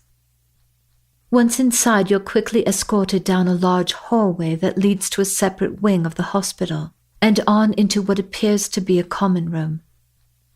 You notice several men and women sitting around the room in green scrubs as one of the soldiers walks up to the nurse's station and she points down the hall. This way, he says dogmatically as he leads you to a conference room and opens the door. Take a seat. Someone will be with you soon. You and Matthew walk hesitantly through the door and sit next to each other at a long, dark wooden table with matching padded chairs. Though you're alone, you whisper, "What are we doing here? This is obviously some kind of top-secret facility. Why would they bring us here?" Then grabbing Matthew's arm, you say, low and guarded, "I know this sounds like some kind of conspiracy theory, but what if they don't let us out?" Before Matthew can answer, a woman in her mid-30s with dark, short-cropped hair and hazel eyes enters the room. Unlike most people in the facility, she is wearing a business suit, a white shirt with a black jacket and pants rather than a military jumpsuit. "My name is Trevor Tulney," she says briskly as she sits down across from you. "I'm a civilian, but I do live and work here. I'm sorry I wasn't able to meet with you sooner to explain what's been happening and why you're here. Last night at 2200 hours, a synchronized series of terrorist attacks took place. The immediate damage has been caused by nuclear weapons detonated on the San Andreas fault line in the San Francisco Bay Area. But 2 other areas were also targeted: Yellowstone National Park and a relatively unknown but very vulnerable part of the Utah desert not too far from here." You and Matthew stare at each other in shocked disbelief as she continues. "Your teacher and the students in your class were safely evacuated, but by the time we found you 2, this facility was the closest and safest place we could bring you, due to the threat of an imminent eruption. We were able to detect and stop the attack on Yellowstone, but obviously not the attack here." "I've never heard of an active supervolcano in Utah," says Matthew, looking at her skeptically. "The Utah caldera has been dormant for over 600,000 years. But just like Yellowstone Park, it's been an active hotspot for a while," says Trevor, the tone of her voice making it clear she doesn't appreciate being questioned. "Until last night, our geologists believed the Utah caldera wouldn't erupt anytime soon. So no reports were published in an attempt to protect businesses that rely on tourism. However, after the underground detonations occurred, we found asphalt melting for 30 miles along a road that runs directly across the caldera. Now, there's a chance that nothing will happen, that it will just be a hotspot, but we need to wait until we're completely sure before we send you home." "But we saw trains and signs for destinations that are far from here. Couldn't we just take a train and get back home from there?" asks Matthew. "Lockdown means no one goes in or out," says Trevor, seeming more like a hardened military officer reminding them about rules and regulations than the civilian she claims to be. We can survive indefinitely in this facility, but we can't handle the influx of thousands of people who would want to take refuge here. Does that mean our families are in danger? You say anxiously. At this time, your families are fine. We'll get word to them that you're both here, and I'm sure they'll be relieved to know that you're in the safest facility in the world, says Trevor, in a failed attempt to lighten the heaviness in the room. But what if we could just talk to someone in charge and convince them to let us leave? Then could we go to another base? I mean, I saw a train leaving when we were coming here. I am sorry, says Trevor, in a tone that is slightly more human and less like an automaton. It's just protocol. There are no exceptions to the rule. The train you saw was just transporting people to other parts of this facility. How big is this base? Asks Matthew. It's big. Now, there's no need to worry about anything just yet, says Trevor, with a strange intensity that belies her unspoken suggestion that you both remain calm. We can live here underground until the threat is fully assessed. In the meantime, we've already received an influx of personnel. So I'm afraid this hospital psychiatric ward is the only place that can accommodate the two of you at the moment. But there's no need to worry. Don't worry, Matthew blurts out. This place is massive. You're telling us that the only 2 beds in this entire facility are in a psych ward? Seriously? Due to current events and the massive influx of personnel, every bed has been taken, and as you may well imagine, says Trevor, looking directly at Matthew as if she is daring him to ask more questions, at his own peril, your personal accommodations are not high priority at the moment. Our hospital beds are already filled with the sick and injured. No one in this ward has ever been violent. I promise you, everyone here is completely harmless. Many are just here because there's no one to take care of them, and this is all we have to offer. Trevor then continues on as if you are military recruits in boot camp rather than a couple of scared teenagers completely out of your element. You're safe, but you'll both be here for a while. So when we're finished, a nurse will give you a brief physical exam, and then you'll be given ID cards and scrubs. Tomorrow, when we have your weight and measurements, you'll receive military-issue clothing. You'll each have your own room. You don't have to worry about being in a psych ward at night, she says, putting the word psych in finger quotations. All doors are locked, and you have your own intercom and staff members who are always available in case of an emergency or if you need to go to the bathroom. Sleeping pills aren't required, but if you have trouble sleeping, you'll be given non-prescription pills. In the meantime, both of you are now part of this community, so you'll take aptitude tests. Then you'll either be placed into job training or you'll be given further testing as it becomes clear that you have a specialized talent or ability. Wait, says Matthew impatiently. You're telling us that our country is in the midst of a massive terrorist attack, and you want us to take aptitude tests? Are you kidding? Young man, says Trevor flatly, no one here is entitled enough to sit around watching events unfold on television. Everyone is trained. Everyone has a job, and everyone works. And since neither of you showed up with a job application in hand, you are going to take aptitude tests so you can work. Now, have I been clear enough? You both nod. Trevor's beeper sounds, and after checking her message, she says, I have to go now. When you exit this room, turn left. You'll see the common room on your right and the cafeteria at the far end of the hall. It's only open for 1 hour at each meal, so be there on time or you'll miss out. In the common room, all rules and regulations are posted, and everything that applies to the patients applies to you as well. As she walks quickly toward the door, she turns and adds, Wait here for the nurse. I'll see you both tomorrow. When the door closes behind Trevor, you say angrily, "I can't believe how indifferent that woman is. She acted like this massive terrorist attack and potential supervolcano was just another day at the office. I mean, thank God our families are okay, but still, doesn't it seem weirdly calm around here?" "I know," says Matthew, confused. "You'd think everyone would be running around freaking out, but no one seems upset." "So what do you think? Do you think there could be a supervolcano eruption right here in Utah?" "The supervolcano doesn't make sense," says Matthew slowly. "I mean, it's a definite possibility in Yellowstone. There's all kinds of evidence already. It's just a matter of time. But I haven't heard anything about an active caldera here in the desert." "Do you think it's something the government would keep secret?"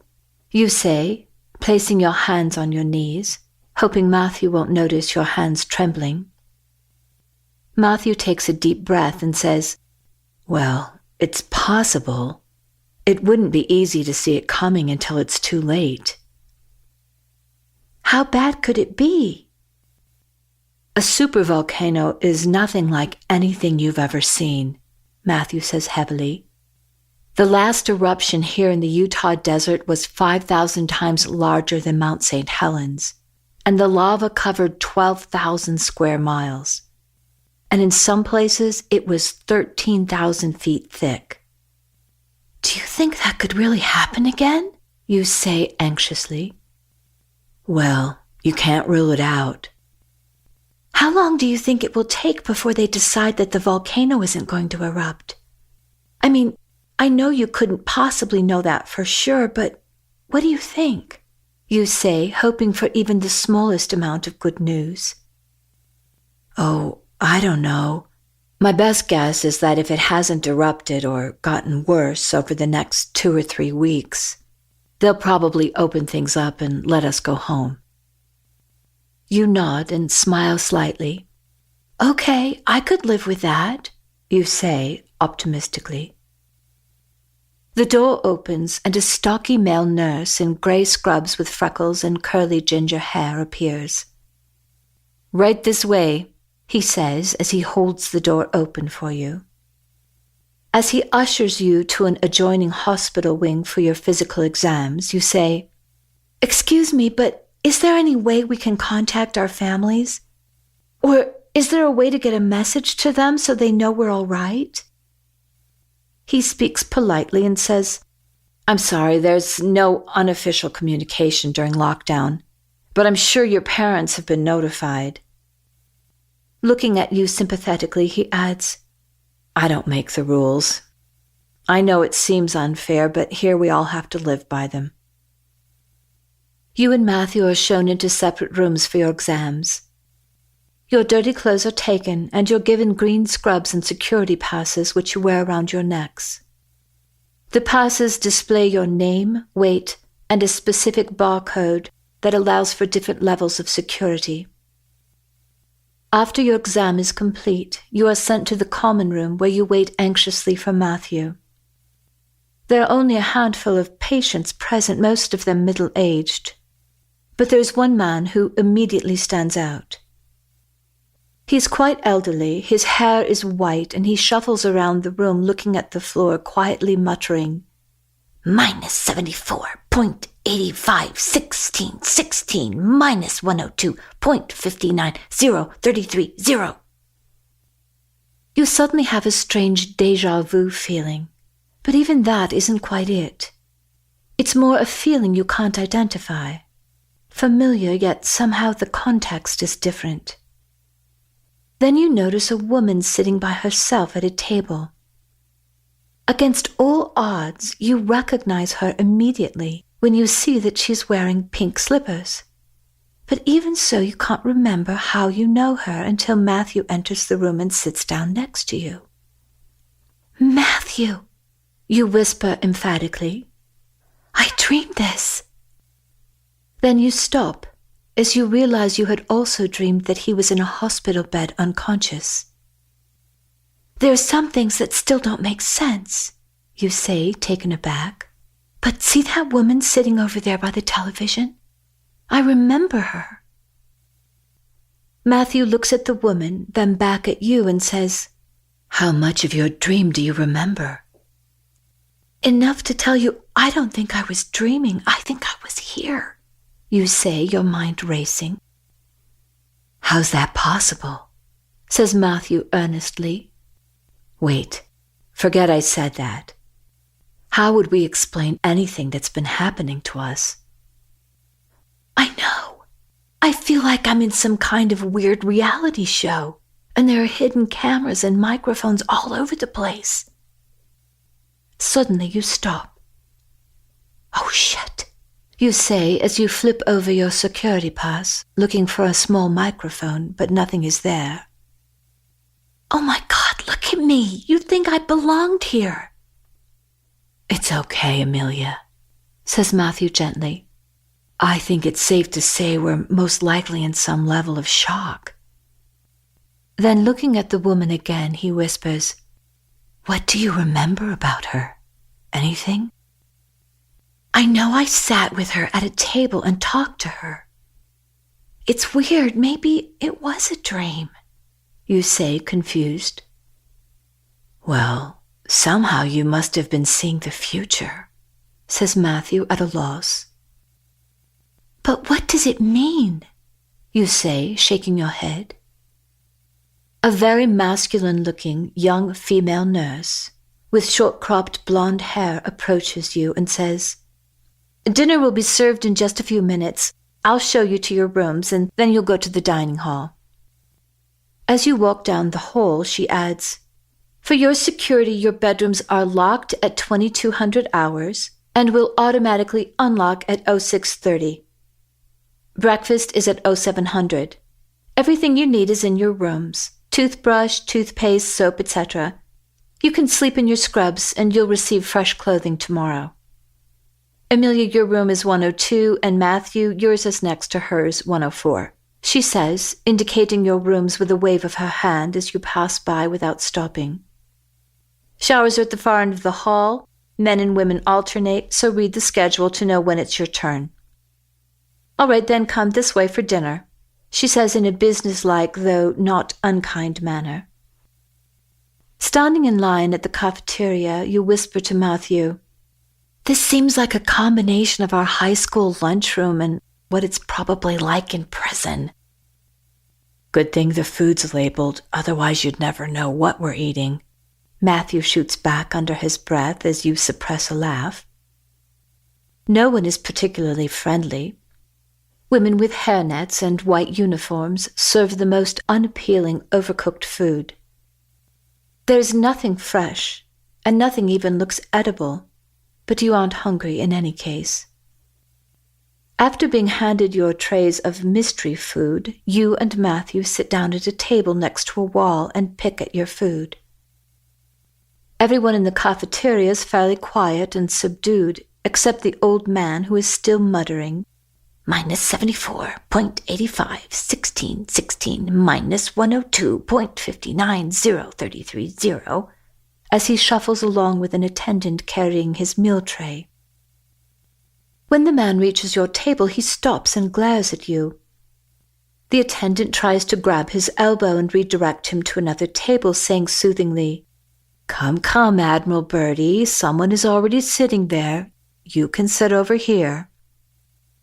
The old man refuses to budge and stares angrily down at you, raising his voice as he says furiously, -74.85, 1616, -102.59, 0330. Matthew moves toward the wall and you scoot down the bench next to him. And then you say to the old man, It's okay, you can sit here. I'm sorry, I didn't know this was your seat. With that, Admiral Birdie sits down and says sweetly, -74.85, 1616, -102.59, 0330, as if he is politely thanking you. You are filled with questions and suppositions to share with Matthew, but you feel self-conscious without knowing why. The old man is clearly harmless, and you really don't have anything to say that would get you into trouble. At least that's what you hope. But still, you're more comfortable sitting quietly and just observing the others in the room. During the course of the meal, you notice the old man needing help from time to time. He reminds you of your grandfather who'd had a stroke, and you find yourself automatically helping him to reach his glass of water, or you pick up a piece of silverware as it clatters to the floor. But you quickly learn to wipe it off before you give it to him, otherwise he would insist on eating from the dirty silverware. Other than that, he pays no more attention to you than if you had been one of his attendants. After dinner, It's a Wonderful Life is playing in the common room and seems like a strange choice, given the recent traumatic events. But maybe no one in the ward knows what's happening. Sitting next to Matthew on a well-worn couch, you watch the movie and quickly gather that it must have been Admiral Birdie's turn to choose, as he takes it all in with glowing eyes and in complete silence, as if he'd never seen it before and is trying to take in every word. It's popcorn night, but the old man pays no attention. He is glued to the screen, his lips mouthing the words of each and every character. You bring him a bowl of popcorn and set it on the table next to him. "This is for you if you want it," you say kindly. To your surprise, he looks into your eyes with perfect clarity and whispers so softly you have to bend down to hear him. "I'm not crazy," he says genuinely. "When you get inside, go to the library." "What do you mean, inside?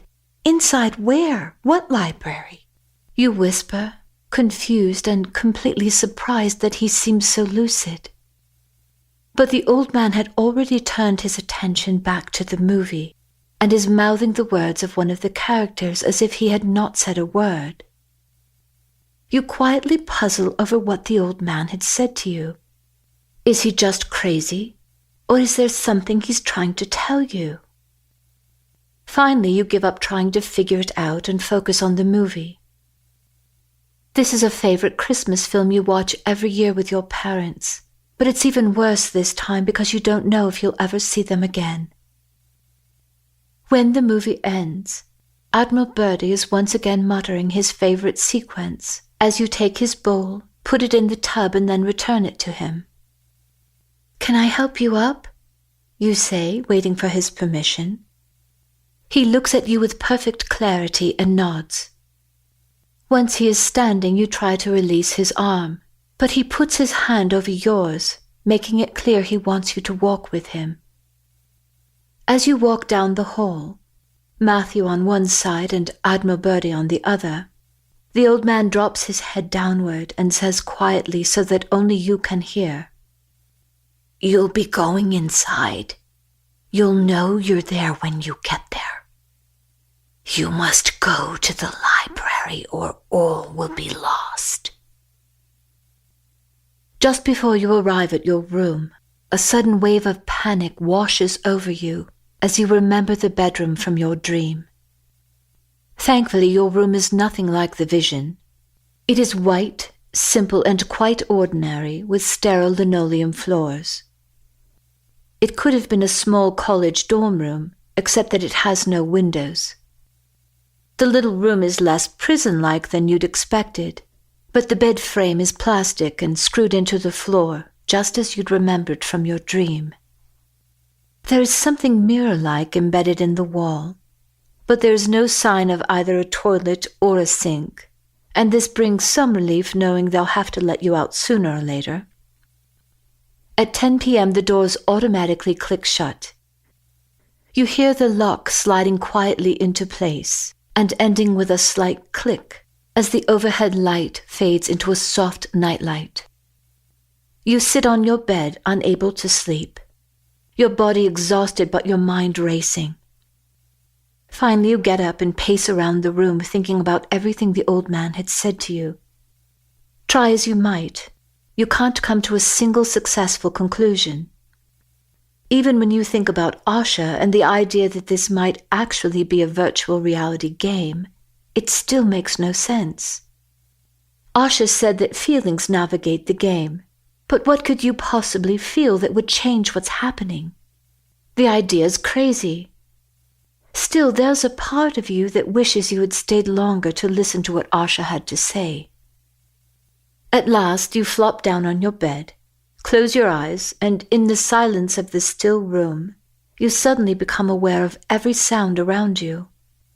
You hear the footsteps of someone walking slowly up and down the hall. Most likely one of the nurses or an attendant making their nightly rounds, briefly stopping to listen at each doorway. Though you shift back and forth between dream state and reality, you never realize that you had fallen asleep until you suddenly wake to your room literally shaking beneath you. Jumping out of bed, convinced it's an earthquake, you pound on the door to be let out. But no one comes. No one is in the hall making rounds, and you can't hear a sound. You rush back to your bed and slide underneath, breathing heavily. Then you hear a voice. "Amelia, is that you?" says Matthew quietly from the other side of the vent. "Did you feel that?" you say anxiously. "The earthquake? Yeah, I couldn't get anyone to let me out, so I got under my bed." "Oh my God, so did I," you say, panicked. "I couldn't get out either." Another tremor shakes the floor, but it isn't as severe this time. "Matthew?" "Yeah." "Do you think it's safe to talk here?" "I think so. I doubt they have microphones under our beds," says Matthew lightly. Then more seriously he adds, "Is there some reason you're afraid?" "I just don't know. I mean, everything Trevor said made sense, but why would they bring us here? We're not special or important," you say, puzzled. "We are a bit different if you think about it," says Matthew thoughtfully. "What do you mean?" you say as you reach for your pillow and tuck it under your head.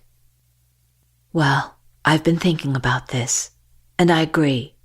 Why would they bring us to a place that is so top secret? There's not even a rumor about something like this existing. And like you, I was thinking that we're just a couple of high school kids.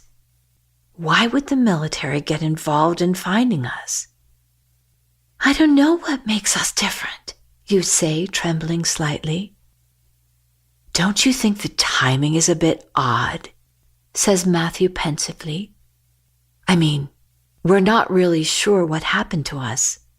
Did we die and come back to life? Were we really in another dimension? If so, where did we go? How did we get there? And even more importantly, how did we get back?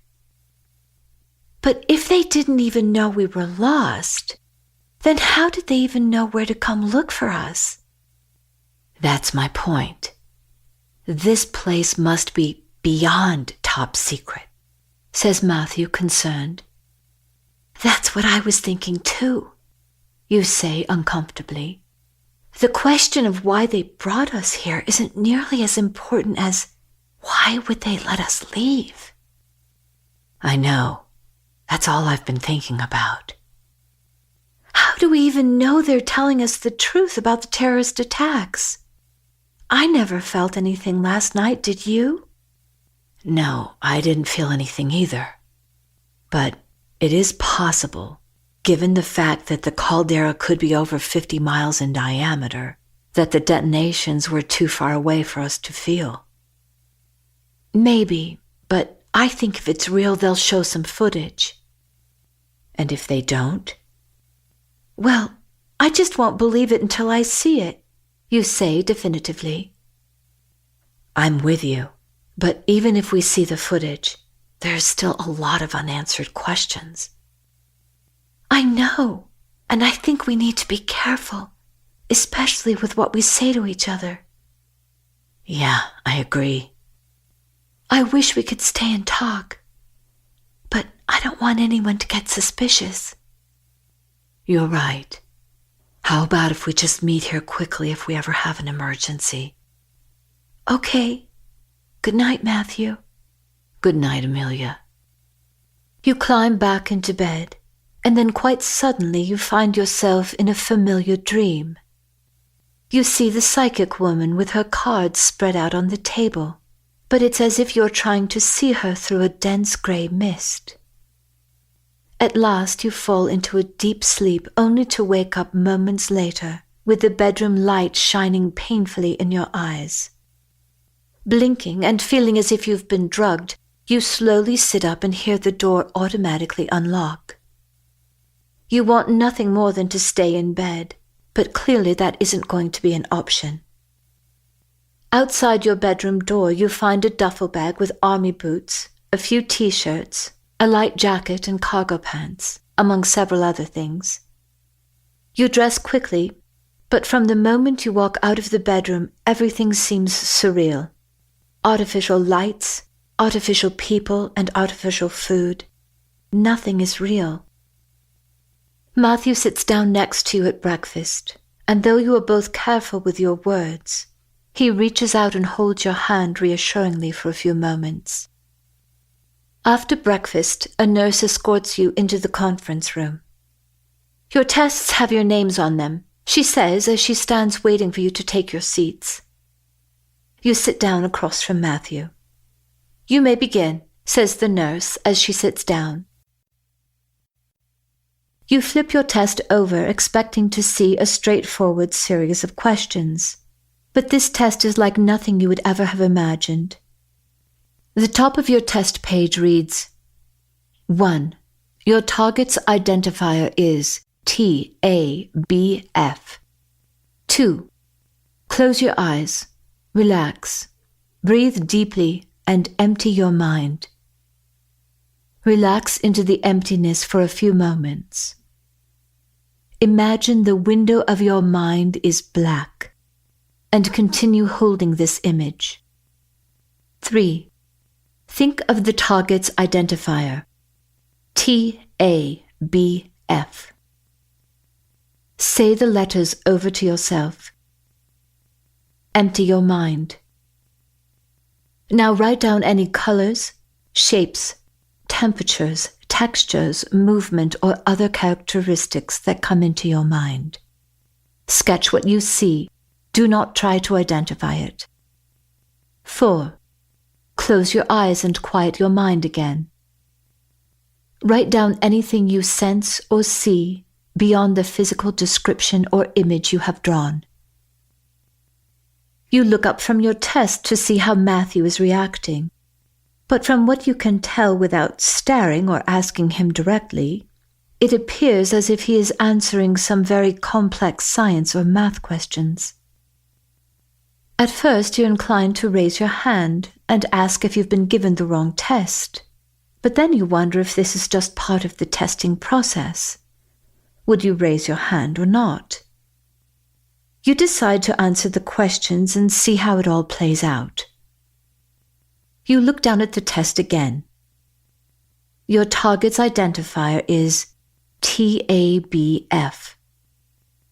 You have no idea what that means, so you take a deep breath and think, TABF, TABF, TABF, while trying to keep your mind as blank as possible.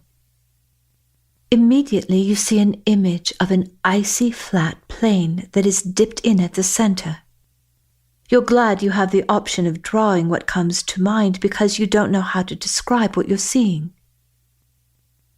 After drawing what you see, you close your eyes and wait to see if anything else will come to you. Instantly you have the feeling of an ocean, but not an ocean with gentle waves on a sandy tropical beach, which is what you would have normally imagined. Instead, this feeling is of a desolate and frigid ocean, filled with towering icebergs, splitting off and collapsing into the sea.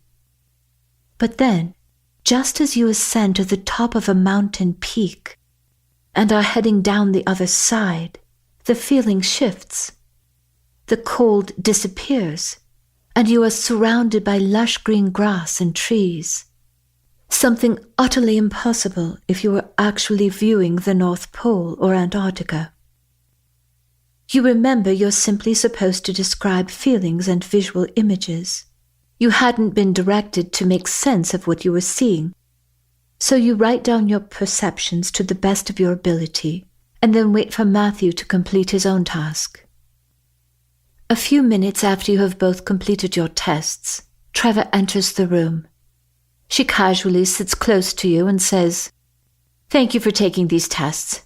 I know this may seem like we're rushing to get you both involved, but you'll find it far easier to adjust if you have something to do that will keep you busy. You'll have your results at dinner, and your temporary job assignments will begin tomorrow. Ultimately, you'll have the opportunity to try other jobs, and you can also volunteer for research projects. Do either of you have any questions?" "I do," says Matthew. "We haven't seen any news about what's happening." "Well, that's because it would be too shocking for many of the patients here." "But we're not patients," you say, "and we'd like to see what's going on." "Yes, of course," says Trevor understandingly as she stands up and walks to a large flat-screen television on the wall. She grabs a remote control and says, "I want to caution both of you that this might be very upsetting. Are you sure you want to see it?" You and Matthew nod. Trevor turns on the television and dims the lights as Matthew moves around the table and sits next to you. A moment later, a newscast flickers onto the screen. The images are horrific. Some of the clips have been filmed on personal handheld cameras. Some are filmed by the news or from high above in a helicopter. What you see is inconceivable. Mass hysteria is sweeping through San Francisco. No one can leave the city. Cars crash into each other. The Golden Gate and other major bridges in the Bay Area dangle lifelessly above the water they're meant to traverse. Traffic is wedged together in city streets. Highways are totally blocked with people desperate to leave as buildings explode into flames in the background. There are clips of massive earthquakes tearing apart the San Andreas fault line, collapsing everything in its wake. Fighting back tears, you close your eyes, unable to take in any more of what is on the screen. A deep aching in your throat and chest threaten to overwhelm you at any moment. "Are our families still okay?" you say, feeling a bit selfish to even ask under the circumstances, but you need to know. Sympathetically, Trevor says, "This is all happening in California. As long as there's not an eruption here in the desert, your family should be fine." You sigh in relief as Matthew moves closer and wraps his arm around you. You bury your face in his chest and cry, barely able to breathe, as the weight of all that you have seen clutches at your throat like a noose around your neck. "Why don't you two spend the day doing whatever you want? I know this is a lot to take in. Rest up and get a good night's sleep. I'll meet you at the nurse's station in the morning." Matthew nods silently as you sniffle, "Okay." After Trevor leaves, you look up at Matthew teary-eyed and say, "I was totally wrong. It's all happening." "I know," says Matthew, helping you stand up and walking with you to the door. As you walk down the hall, you muster a weak smile and say, "I think I need to have a meltdown by myself, okay?" "Of course," says Matthew gently. "I'll see you at lunch." "Okay," you say, ducking into your room and closing the door tightly. Curling up in your bed, you cry yourself to sleep. You sleep through lunch and would have slept through dinner, but a nurse gently wakes you. "Even if you're not hungry, sweetheart, you need your work assignment for tomorrow." You nod, sigh, and struggle out of bed. You don't wash your face, brush your hair, or even glance at the mirror. You just stumble down the hall to the cafeteria feeling dazed and more lost than you ever thought possible. If everything Trevor has told you is true, what's next? What will become of you and Matthew? After dinner, an attendant hands you and Matthew the results of your aptitude tests. Both results conclude with further testing, level 4. In a low voice, Matthew says, "What do you think this means? Further testing. What was your test like?" "My test?" you say. "It was strange. I was supposed to empty my mind and imagine something." "Like what?" "I don't know exactly. There were these letters, TABF. The test said that the letters were the target identifier. Whatever that means. I was supposed to think about the letters, empty my mind, and see what came into my imagination. What about you? What was your test like?" "Nothing like yours, that's for sure," says Matthew, shaking his head. "It said, using quantum mechanics, prove that things are thoughts." "Seriously?" you say incredulously. "What did you write?" "Lights out in 15 minutes, says a voice over the intercom. "I'll tell you tomorrow when we have more time," says Matthew, hastily standing up. "It's the last chance for me to take a shower." You stand up. He gives you a hug and whispers, "If you need to talk, just climb under your bed, tap on the vent, and we can talk." You smile and nod, and as you watch him walk down the hall, you feel eternally grateful that somehow you've managed, under the strangest of circumstances, to find a true friend. You barely know each other, and yet you feel comfortable with him. No matter where you are or what's happening, he makes you feel better. Even through a wall vent, he's a great listener, and he always has something intelligent to say. And he quickly admits anything he doesn't know. And he laughs so easily you can't help but laugh with him. And somehow, even in this strange place, you feel at home with him, as if nothing can go wrong as long as he's here with you. Women only have use of showers in the mornings, so you wash your face, brush your teeth, and go to bed. Every part of you is exhausted, yet somehow your mind just won't shut down. You try jumping jacks, push-ups, sit-ups, and finally end up just pacing around your room. When none of that works, you sit on your bed with your back up against the wall and try deep breathing. You want to talk to Matthew through the vent, but you don't have anything that actually qualifies as an emergency. In truth, you just want to hear his voice, but you don't want to bother him. You know a bit about meditation, so you practice focusing on your breath moving in and out of your body. Gradually, you feel a bit calmer, and then, without trying, you find yourself somehow floating outside of your body and looking down at yourself from the ceiling.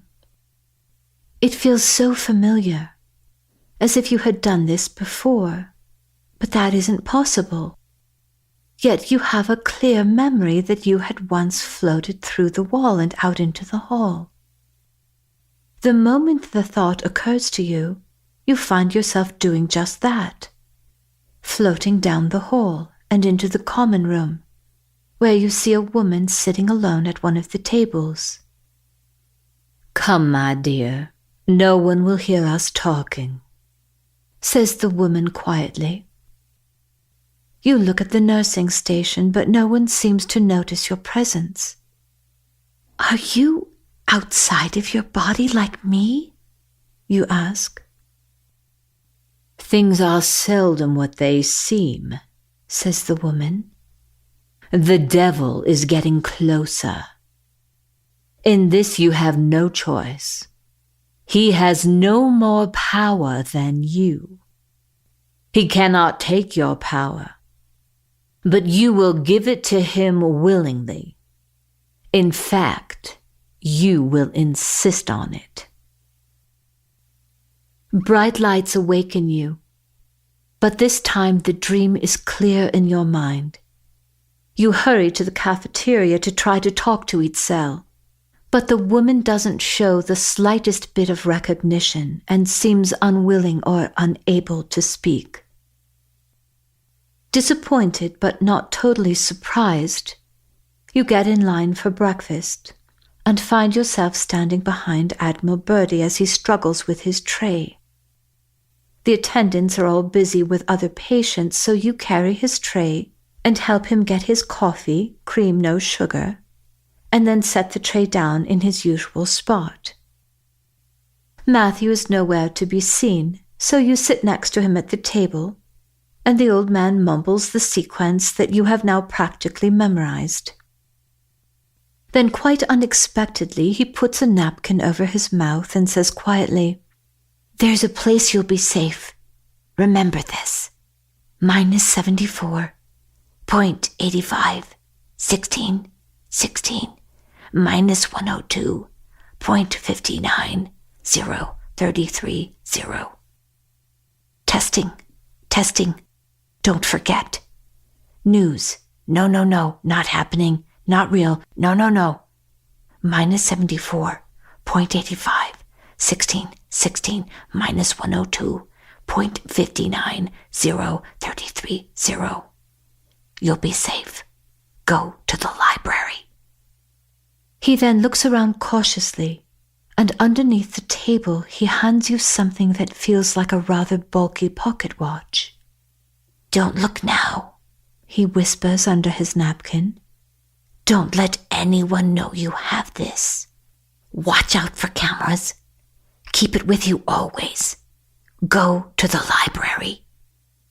Then he stands up, leaving his coffee and uneaten breakfast, and totters away, muttering, -74, 0.85, 16, 16, -102, 0.59, 0, 33, 0. Matthew never shows up for breakfast, but shows up in the common room just as Trevor arrives. You and Matthew exchange glances, but you don't speak as Trevor motions to you from the doorway to join her. Your ID tags have been programmed to give you clearance for level 4. However, you'll always need to be accompanied by myself or someone else that I appoint. You're both coming with me today, right this way, she says as you follow her into the hall. Trevor ushers you both to a small electric transport vehicle, one with no doors and enough seating for several people. As you whisk down the hallway, the object Admiral Birdie had given you is burning a hole in your pocket. You are sitting behind Trevor, so you stick your fingertips into your pocket and try to figure out what he could possibly have given you. It seems to be the size and shape of a pocket watch, but much thicker, as if something is contained inside. As you feel the surface, one side is smooth and the other has something inlaid around the outer edge and in the center, and also some type of engraving, but it isn't deep enough for your fingertips to get a sense of what it might look like. All the while you are being automatically scanned as you zip past checkpoints, quietly moving from hallways to stone passageways, and finally into a massive elevator. At level 4, you disembark from your vehicle, your IDs are scanned, and you are both weighed. Then you walk down a wide hallway lined with metallic double doors. Trevor stops at a large, highly polished wooden door and knocks 3 times. "Enter," says a man's voice. Trevor opens the door and says succinctly, "They're here." "Good, I'll be right there." To your surprise, a tall, elegantly dressed man steps through the door. He appears to be in his late 40s with short-cropped, thick, dark hair, light skin, full lips, and striking green eyes. You think he looks more like a model or an actor than a military man. "Hello, Matthew and Amelia. I'm Thomas," he says informally. "Matthew, you're coming with me, and Amelia, you'll go with Trevor." Then Thomas turns to Trevor and says quietly, "Use the Montauk chair for her test." Nodding toward you and Matthew, Trevor says tersely, "Excuse us for just a moment." Then stepping aside with Thomas, she says under her breath, "Sir, it's impossible to know how she'll respond to the chair." Her voice low and insistent. "You can't put someone untrained in a device like that. There's no way to know what would happen." Taking Trevor's arm and walking slowly away from you and Matthew as if it's nothing more than a stroll and an informal chat, Thomas says quietly but firmly, "I want her in that chair. Tell her you're testing her abilities in regard to remote viewing. Do not tell her anything about the history of the chair, just that she needs to focus only on your instructions." "But sir, you don't know what she might do accidentally," says Trevor with genuine concern. "If you tell her what to think, that's what she'll be thinking about," says Thomas calmly. "She's a teenager. She's not calculating. She doesn't have the mentality or the intent of those who've tried to destroy the chair in the past." "I understand that, sir. But if she's as psychic as you think she is, you don't know what she'll pick up on. There are parts of this chair that came from the original one. How do you know what she'll see or feel?" Placing her focus on remote viewing is the safest way for us to find out. No more discussion, just report the results, says Thomas briskly as he turns in the opposite direction and proceeds to walk back to you and Matthew. You whisper to Matthew, "Did you notice his suit?" Matthew nods. "My father has hand-tailored suits like that from Italy. The shoes are Italian leather, too." "What do you think it cost?" "Everything all together? Probably around $15,000, maybe more." "Doesn't that seem odd for a man working in a military facility?" you say, unable to overlook the disparity between Thomas's clothing and the various uniforms worn by everyone else. Matthew looks at you and nods, but says nothing as Trevor and Thomas approach. "We're all set," says Thomas amiably. "Right this way, Matthew," he adds with a sweeping gesture. "You're with me," says Trevor with a slight smile and a cordial nod in your direction.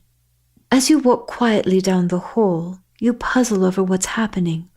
Trevor's voice sounds a bit strained, as if she's unhappy about something, but is still trying to appear as if nothing is wrong. That in itself doesn't seem unusual, but what bothers you is the feeling that their argument has something to do with you and the test you're about to take. You try not to worry as you follow Trevor into the laboratory with 30-foot ceilings, a glass observation booth containing high-tech instruments, and what appears to be a very intricate-looking control panel. Outside of the booth, in the center of the room, is nothing but a large metallic golden armchair with a square base and no legs, sitting flat on the floor. There are footrests for your feet, and the seat, back, and arms of the chair are padded, except for a space where it seems your hands are meant to rest. "This is the Montauk chair," says Trevor, her voice a bit strained. "Have a seat." Unsure of what is about to happen, your heart beats in anxious anticipation as you tentatively sit down in the chair, which turns out to be surprisingly comfortable and cool beneath your touch, its large arms reaching out in front of you. "Is this chair painted with real gold?" you ask, trying to relieve your nervousness. "No, the chair is made out of gold," says Trevor. "Of course, there are many other components, but everything you see is solid gold."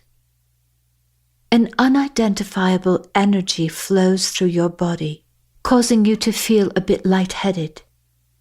Standing next to you, Observing your reactions, Trevor says, "At the end of the chair arms, you'll see indentations for your fingers. Your fingers need to be spread out slightly and held consistently in that position. For this reason, I'm going to connect these clamps just above your wrists so you don't accidentally move your arms."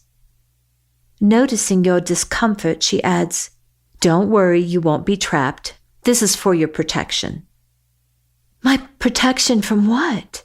you say, feeling frightened and confused while keeping your hands in your lap. "You're here because your test revealed that you have remote viewing capabilities," says Trevor patiently. "We gave you 4 letters that corresponded to an image that you would not normally recognize or consciously understand. You described it more accurately than our trained viewers," she says with a hint of admiration in her voice. "So we're going to skip some of the initial training, and we're just going to see if we can identify your capabilities. The chair will enhance those capabilities, and information will come to me directly through your contact with the chair." "I don't understand," you say, still feeling a bit apprehensive. "How does it work?" "Well, if you were an aerospace engineer with a background in cognitive neuroscience, I could just barely scratch the surface on how the chair works," says Trevor with a smile. "But what I can tell you is that the chair is experiential. So even though you won't understand how it works, you'll have your own experience, and then we can talk about it if you have any questions," she says lightly. "Are you ready to get started?" You nod. You're still a bit anxious, but now you're also intrigued about what kind of experience you'll have. "I'm going to ask you to focus on 3 different scenarios. One now, one later today, and one tomorrow morning. But unlike your first test, this will be experiential. It won't appear to be in your imagination. In fact, it may feel quite real to you. You may feel as if you've actually moved through time and space, and it's most likely you'll feel as if you're physically present in each separate scenario. If none of that happens, don't worry. I just don't want you to feel frightened if you find yourself someplace else," says Trevor in finger quotes. "You'll still be sitting right here, but the technology embedded in this chair will cause you to think differently. Now, because we want to see your capabilities, I'm not going to give you any training or explain very much about each scenario. I'll give you only what you absolutely need to know, and you must use your own intuition to guide you through the rest. One thing I can tell you is that we want you to report exactly what you see. You don't need to try to understand what you're seeing because much of it won't make sense. Are you feeling relaxed and ready to go?" says Trevor encouragingly. You shrug and nod slightly. "All right. This test is to find out whether or not you have remote viewing capabilities beyond what you showed us in your first test. As I said, the chair will amplify your abilities, and you may actually feel as if you are physically in another place. So don't be frightened. No matter where you seem to be or how real everything appears, you will be unseen and untouchable. Also, time will be different.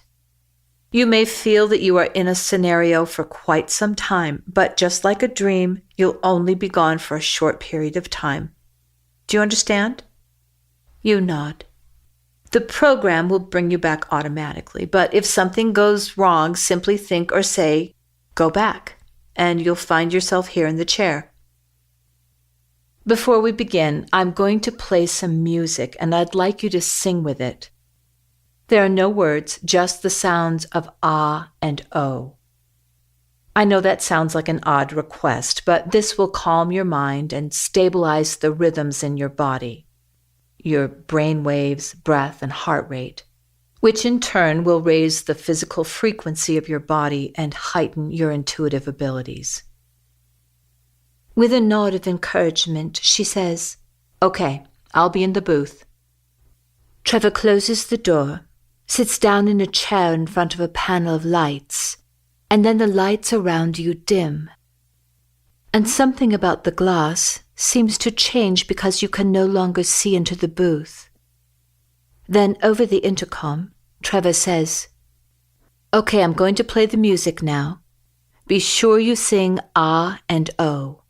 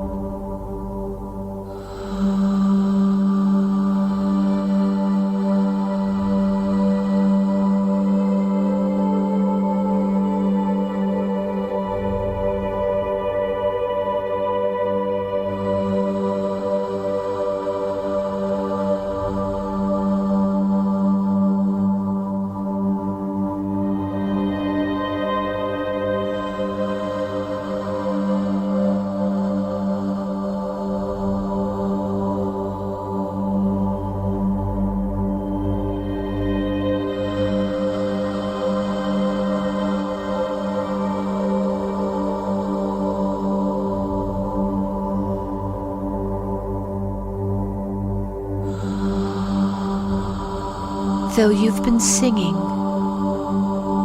you think nothing is happening. And then you see a slight golden shimmer in the air.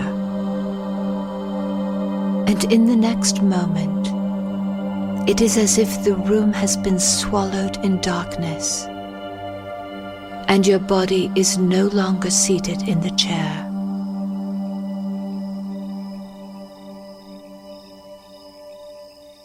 Instantly, you become aware of the scent of pine. And though you've never smelled this particular fragrance in your current lifetime, you know you're in a Siberian cedar forest. Your eyes slowly open to a steel gray sky, marked with the waning light of last night's stars, like softly glowing pinpricks in a domed carnival tent. Cotton candy clouds, pink in the reflected light of the pre-dawn sun, infuse the forest glade with a tender glow. You are lying on a soft, fragrant cushion of pine needles beneath massive ancient trees that tower over you. But you're not alone. All around you, young men are sleeping in this woodland world, wrapped in capes to ward off the crisp night air. As you reach up to push the hair away from your eyes, you realize your hair is cropped short, and you know you're a woman pretending to be a man. You realize you aren't just seeing all of this remotely. You are actually there, seeing the world through the eyes of your previous avatar, Sasha. You are amazed by the strength and energy in your avatar body, and how alert and quick your mind feels. As Sasha, you find yourself experiencing everything from emotions to physical sensations, exactly as it is playing out for Sasha. You hear a whistle. It sounds like the early morning trill of a songbird, but all of the men instantly and silently leap to their feet. In moments, horses appear and stand patiently in front of their riders. You scramble to your feet as your horse, a sturdy buckskin with a long black mane and tail, appears before you, bobbing its head up and down while eyeing an apple on the ground. 2 swords lay on the ground next to you.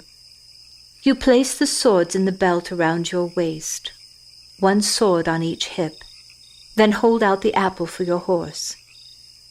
The horse drops its head to take the apple from your hand, and in one fluid motion you swing your leg over the horse's neck, and as it raises its head, you slide effortlessly onto its back. Riding bareback, you and the men leave the campsite without a word. The majority of the men are in their 20s, but a few are in their teens, so your lack of facial hair isn't noticeable. all of the men know that you're a woman and respect you. You are simply hiding this fact because you don't want to stand out in battle. For generations, your people, the Vedras, have lived in peace, but war has been thrust upon them. Less than 100 men had spent the night on the outskirts of a small village, and though the sun has not yet risen, children run out to greet you with wreaths woven from a variety of fresh herbs. A little girl running alongside you reaches up to hand you a wreath. You smile warmly and thank the girl as you slip the wreath over your forehead in the same fashion as the rest of the soldiers. A few minutes after leaving the village, you come to the edge of a flat rock plateau. Below is a broad expanse with a river running languidly through it. A gentle breeze springs up out of nowhere, blowing the softening night sky into a softer blue. The pink clouds have turned to vanilla cream and hover high in the firmament, reflecting the golden tones of the morning sun shimmering at the edge of the horizon. This time of year the meadows are usually speckled with colorful, fragrant wildflowers. But instead of the wind-swept scent of grass and flowers, a sickening burnt odor overwhelms your senses. You and the soldiers all dismount and creep to the edge of the precipice, then lay on your stomachs to observe the view below. Horror seizes you and takes your breath away. A deep, unimaginable sorrow overwhelms you as you look down at a small village freshly torched to the ground, with smoke spiraling from ashen heaps that had once been homes and gardens. Just beyond the wreckage, extending as far as the eye can see, the landscape is dotted, not with wildflowers, but with tents and battle equipment, crushing the delicate beauty of the once pristine land. Over 1,000 horses are in the cavalry, and hundreds more are there for pulling the heavy equipment. Campfires are burning and thousands of soldiers are milling about, but they don't seem to be preparing for battle.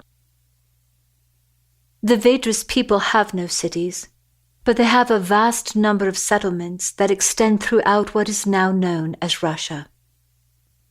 Mystical accounts of a lost civilization, a Shangri-La of sorts, referring to the Vedras' remarkable health and longevity, and the extraordinary flavor, size, and color of their produce, had gained the ear of Caesar himself. Hoping to avail himself of this acclaimed fountain of youth and expand his empire in the process, Caesar sent an elite Roman legion of 5,000 highly trained warriors to Russia. They set up their camp a mere stone's throw from the first small settlement they came to. A homing pigeon had delivered the news to your village. The Imperial Roman army had burned down the nearby settlement. The village elder had been locked in a cage, and the villagers had been shackled as slaves for their fearless refusal to feed the dark forces of Rome with food from their gardens. Shortly thereafter, Roman military runners arrived with messages stating that each village was to send representatives to pay tribute to the most powerful country of all. Those unable to pay would be taken into slavery or die.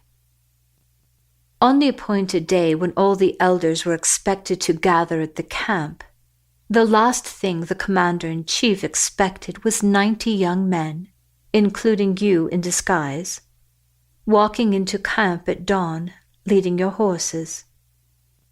Though none of you have armor, helmets, or shields, it's obvious from the swords at your sides that you are all prepared to fight.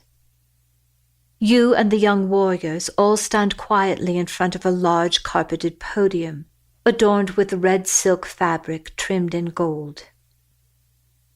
On the dais stands a throne and a massive metal cage where Raza, the Vedras elder, is imprisoned like a giant bird, with nothing more than a bowl of water. Duty-bound, the commander, well-dressed but completely disheveled, with his black hair at odds with his head, climbs the steps and wearily flops on the stone with a cluster of red grapes in his hand. He appears as one who had indulged his senses excessively the night before, and has no business seeing the sun prior to noon. With a yawn and a loud belch, he surveys you and the other Vedras apathetically.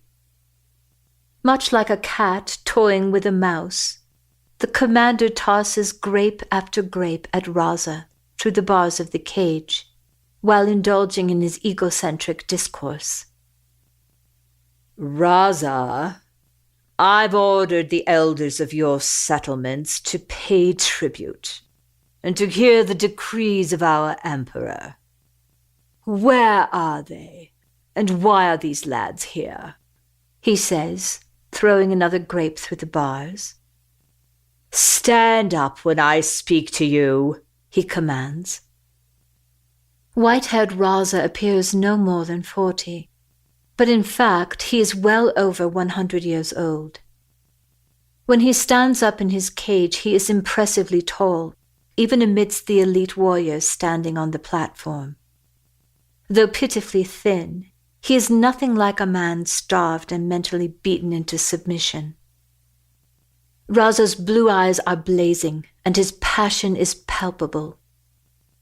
With calm certainty, belying the apparent hopelessness of his situation, Raza responds in a surprisingly relaxed manner, as if he already knows the outcome. The elders know what you want. They don't like you, and they've decided not to meet someone they don't like. You are here to do battle. These lads look ready to fight. Then, looking directly at the young man, he adds, "Is that so?" The young man leading your group gravely nods in agreement. "This is absurd," bellows the commander, thinking of what a waste it would be to end up with a bunch of dead bodies instead of slaves for his emperor. "Old man, these lads will listen to you. Tell them to surrender now, and I'll spare their lives. They will become slaves, but at least they won't die senselessly." Raza addresses you and the men. "As you know, these forces are unequal to your own." The commander relaxes a bit in the knowledge that Raza will talk some sense into these impetuous young men, and whispers to a guard to prepare for prisoners. The elder continues, "My sons, your thoughts move swiftly. I ask that you spare the lives of these men. Do not kill them all. Teach them to put down their weapons and forever turn away from the games of war." Exasperated, the commander barks, "You have just ordered the death of all these men. I'll give the orders now." "It's too late. They understand what I've asked, and they won't kill you."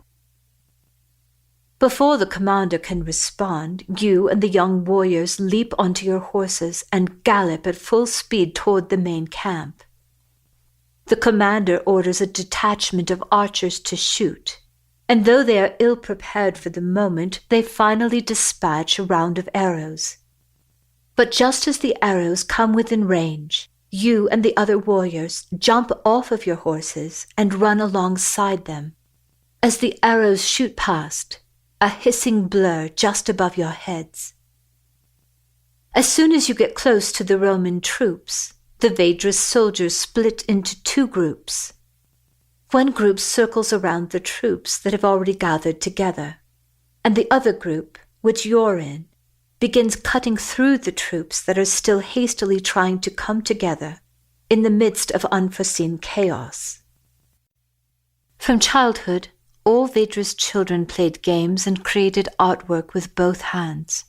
They were not only equally adept on both sides of their bodies, but this also developed both hemispheres of the brain equally, causing their minds to be lightning fast. There was nothing considered more important in the world of the Vedras than the ability to accelerate their thinking. They knew that no opponent, no matter how powerful, could outmaneuver one who could think more quickly. Unlike their Roman counterparts, who used 10% of their mental capacity at best, the Vedras accessed 100% of their intellectual abilities. In so doing, they could send and receive information telepathically.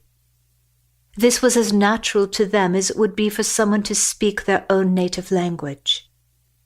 To understand the speed of the Vedras' thought, imagine a bullet coming toward you. But if your mind moves more quickly than a bullet, then from your perspective, the bullet would appear to be moving in slow motion. This is why people often describe an accident as happening in slow motion. Their mind has departed the confines of the body and is observing the event from an unencumbered mental perspective. Hence, the appearance of the event taking place slowly. Still running on the ground, with a sword in each hand and without armor to slow you down, you are able to disarm and wound your opponents without so much as a scratch on your body. Yet you're not a trained warrior. None of you are. As children, you grew up playing sword games, followed by more complex versions you played as adults, where you relied on telepathy to outmaneuver your opponents. While the Romans were hearing words, "Your thoughts move swiftly. I ask that you spare the lives of these men." The Vedras elder was simultaneously projecting mental images, which were seen clearly by all of the young warriors. For the warriors, it was much like viewing a mind movie and being shown exactly how the entire battle would play out. Every Vedras warrior saw himself and the other warriors in this mental movie, and all of you instantly knew exactly what to do. Even before you began fighting, you knew you didn't need to kill anyone.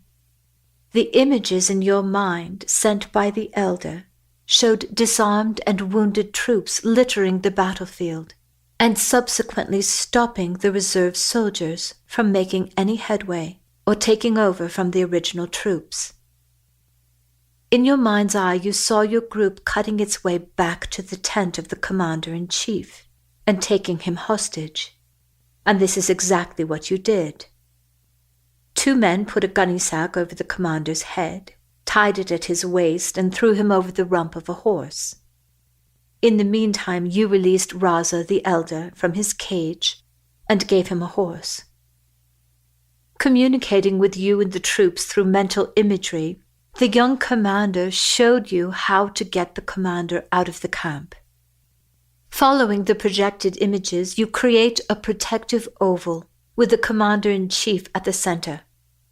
But rather than return the way you had come, you push forward until you pass through the throng of soldiers.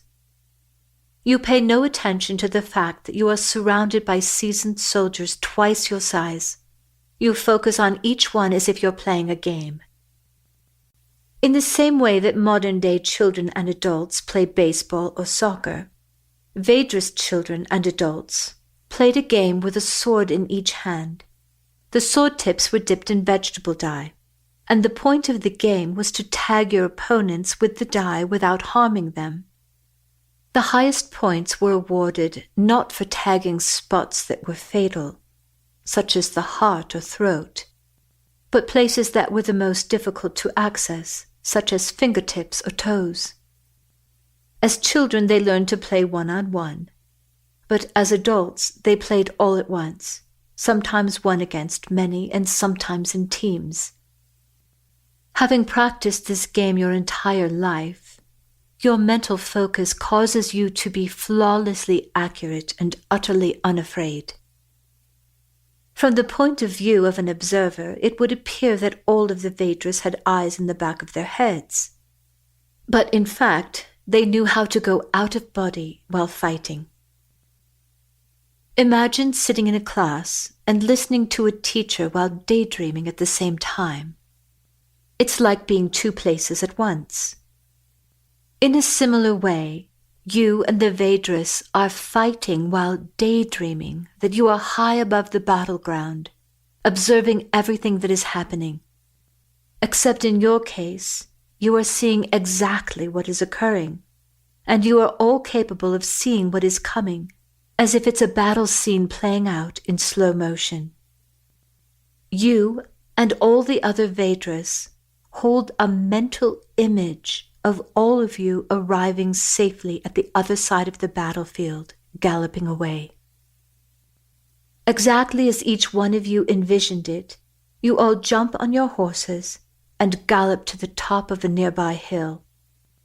All of you, except 2 watchmen, then jump off your horses and lay in the grass with your arms outstretched, falling immediately asleep while your horses graze nearby.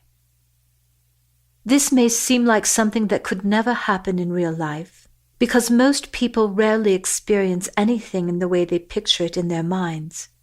But in fact, this is part of Russian history that has been maintained in such strict secrecy that there are only a handful of people alive who know this is true. The Vedras practiced a form of white magic that disappeared from the earth thousands of years ago. True white magic is harmless. This form of magic cannot be tainted or used selfishly. It simply won't work unless the intention of those performing the magic is for the highest good of all. This is why Raza, the elder, said, "I ask that you spare the lives of these men. Teach them to put down their weapons and forever turn away from the games of war." By asking all of the Vedras warriors to intend the highest good for all, knowing that the Roman soldiers were simply doing their job and following orders, Raza was activating ancient white magic, which allowed the direct transmission of assistance from the unseen realms. But the battle isn't over yet. Back in the Roman camp, the officers are blaming each other for the colossal fiasco that now ensues. Without their commander-in-chief, they argue about who should take charge and what should be done next. At long last, after much arguing and deliberation, it is decided they will send the majority of their cavalry, nearly 1,000 troops, after the Vedras with a few hundred in reserve following at a distance. The moment the troops begin leaving the camp, a Vedras watchman blows his horn, waking you and the other men. Now well rested, thanks to the time wasted in all the internal chaos at the Roman camp, all of you immediately jump up and begin running alongside your horses. It takes some time, but the cavalry gradually begins to catch up. When the Romans are nearly upon you, they sound their battle horn. The Roman soldiers whip and spur their horses, already frothing at the mouth from the strain of the riders and all the armor being carried, into a full gallop. But at the same time, you and the other Vedras stop running, jump on your horses, and gallop easily ahead.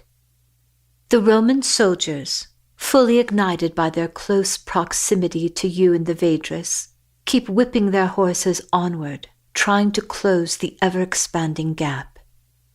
Finally, they slow down as their commander realizes there is now an impossible distance between you. You and the Vedras stop, and the Roman commander and Raza are given fresh horses. Once again, all of you dismount and rest while the horses graze. During this time, the Roman cavalry presses on without a break or water for their horses. At last, the Romans spot you and the Vedras not too far ahead. Again, their battle horn blasts, and the cavalry whips their horses into a gallop. Springing into action, you and the Vedras run alongside your horses, only jumping on to gallop away when the Romans are little more than an arrow's shot behind you. At this point, the frothing cavalry horses, beaten to exhaustion, begin falling to their knees. Some horses fall over dead, pinning their riders underneath them. At last, the Roman cavalry commander calls, "All rest!" But it's too late. Horses are lying all over the field, and those that had not succumbed to fatigue were shaking from the energy expended. You and the Vedras warriors suddenly spin around and bear down on the fatigued cavalry. The Roman soldiers had no horses, and though they tried to retreat back to the reserve cavalry, it was hopeless. Many fell to the ground in exhaustion after a vain attempt to run in their armor. The few that are able to fight are wounded or disarmed by the Vedras, but none of you touched the soldiers who had fallen. Finally, seeing all the Vedras fresh and well-rested with a sword in each hand, the Roman cavalry drops to their knees, places their swords on the ground in front of them, and surrenders. The Romans anticipated the wrath of the Vedras, but instead, you and the other warriors dismount, remove the wreaths from your heads, and apply the grass and herbs to stop the blood flow from the wounded soldiers. As you attend to their wounds, you and the other Vedras speak to the Roman soldiers about a way of life in harmony with man and nature, and without war. On the battlefield, the commander-in-chief is safely returned to his regiment. At the same time, you are applying some of the herbs from your wreath to stop the flow from a gash on a young Roman soldier's head. Without a word, he looks at you as you speak soothingly to him and dress his wounds. He is tall, deeply tanned, and very rugged-looking for one who is barely 20, but his eyes are deep liquid brown. It seems to you as if he is looking right through you, and you feel strangely weak, though you're not tired. There is a deep familiarity about him which makes no sense. You know you've never met him before, yet when it's time to move on to the next soldier, you feel a gripping feeling in your heart about leaving him. You hesitate and look into his eyes searchingly as he returns your gaze. Finally, the Vedras horn blows, calling all of you back together. You gather with the other Vedras warriors, but you can't help looking back to see the Roman soldier. Much to your surprise, he has removed all of his armor and is walking away from the battlefield, following the Vedras at a distance. As night falls and you are camping out under the stars, you wonder about the soldier. You fall asleep, staring up at the stars, wondering who he is and why he seems so familiar. In the next moment, you are aware of yourself sitting in the Montauk chair as if you had never left it. According to the clock on the wall, only a minute or two has passed. Or is it the next day? Very good. That's enough for now, says Trevor, her voice impassive, as if she is a school teacher telling you to put down your pencil at the end of a test. We'll break for lunch. You'll be eating here on level 4 with Matthew, and we'll resume afterward. By the way, you're not to mention anything you see or experience here to anyone else, including Matthew. Understood? Yes, you say, nodding. Still feeling slightly dizzy, you stand up carefully as Trevor takes your arm and helps you out of the chair. The level 4 dining hall seems more like a restaurant than a cafeteria. There are stained glass windows that appear to be lit by real sunlight. Of course, you know that's impossible since you are deep underground. But even so, just the idea that it looks like sunshine makes you feel a bit better. Waiting at a table, Matthew smiles and waves to you as you walk through the door. You quickly join him and find a large salad is waiting for you. How'd it go? Asks Matthew. I can't begin to describe what happened, but even if I could, I'm not allowed to talk about it. Sorry, you say, wishing more than anything that you could talk to Matthew and tell him everything. What kind of tests are they doing with you? Are you allowed to talk to me? Well, No one said I can't talk, says Matthew in a low voice. Thomas just sat there talking to me. He asked me questions about quantum physics and then out of nowhere asked if I'd been in an alternate reality or if I'd had a past experience that I couldn't explain. Really? That's weird, you say as you take a bite of your salad. Matthew nods. And then he asked if I knew that Earth is actually a virtual reality. What did you tell him? You ask, completely stunned.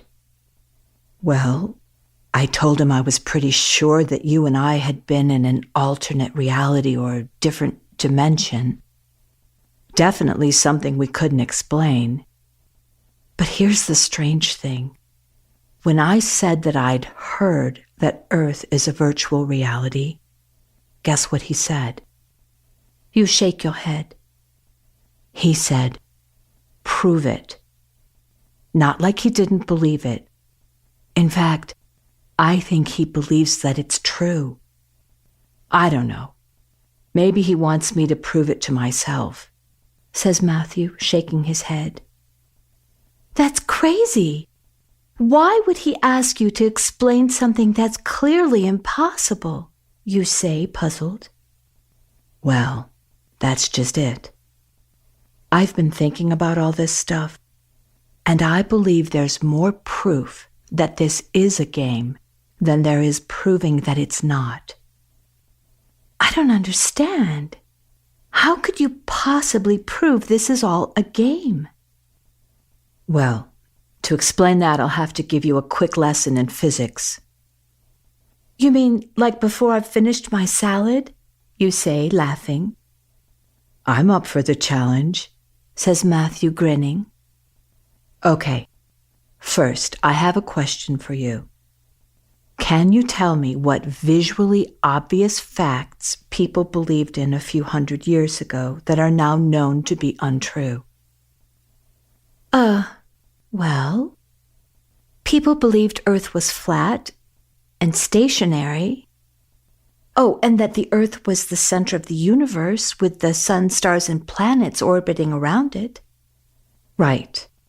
But even though we know the truth today, isn't it still hard to conceive of the fact that the Earth rotates at 1,000 miles an hour and we're moving through space at 66,000 miles an hour?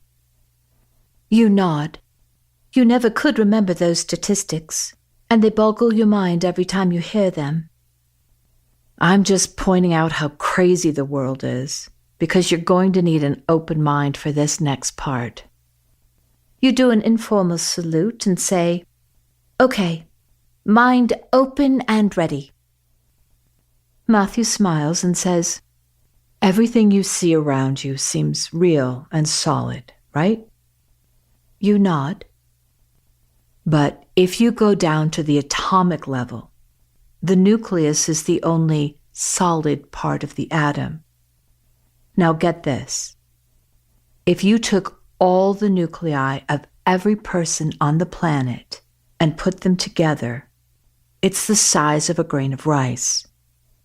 And if you put together the nuclei of the entire planet, it's about the size of a sugar cube. And the distance from the nucleus to the electrons is proportionately the same distance as from the Earth to the stars. So everything that seems to be solid is actually 99.999% empty space.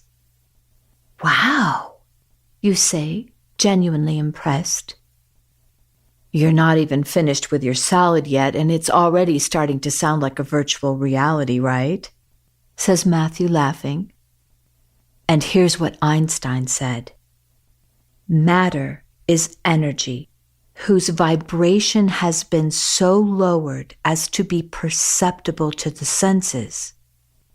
There is no matter. Einstein said there's no matter, you say, finding it difficult to get your head wrapped around the idea. Yeah, says Matthew, nodding. But wait, it gets better. He adds, sounding like a salesman on an infomercial. There was this experiment where scientists set up a camera to observe electrons, and they acted like particles. But when no equipment was used to observe the electrons, they acted like waves and particles simultaneously.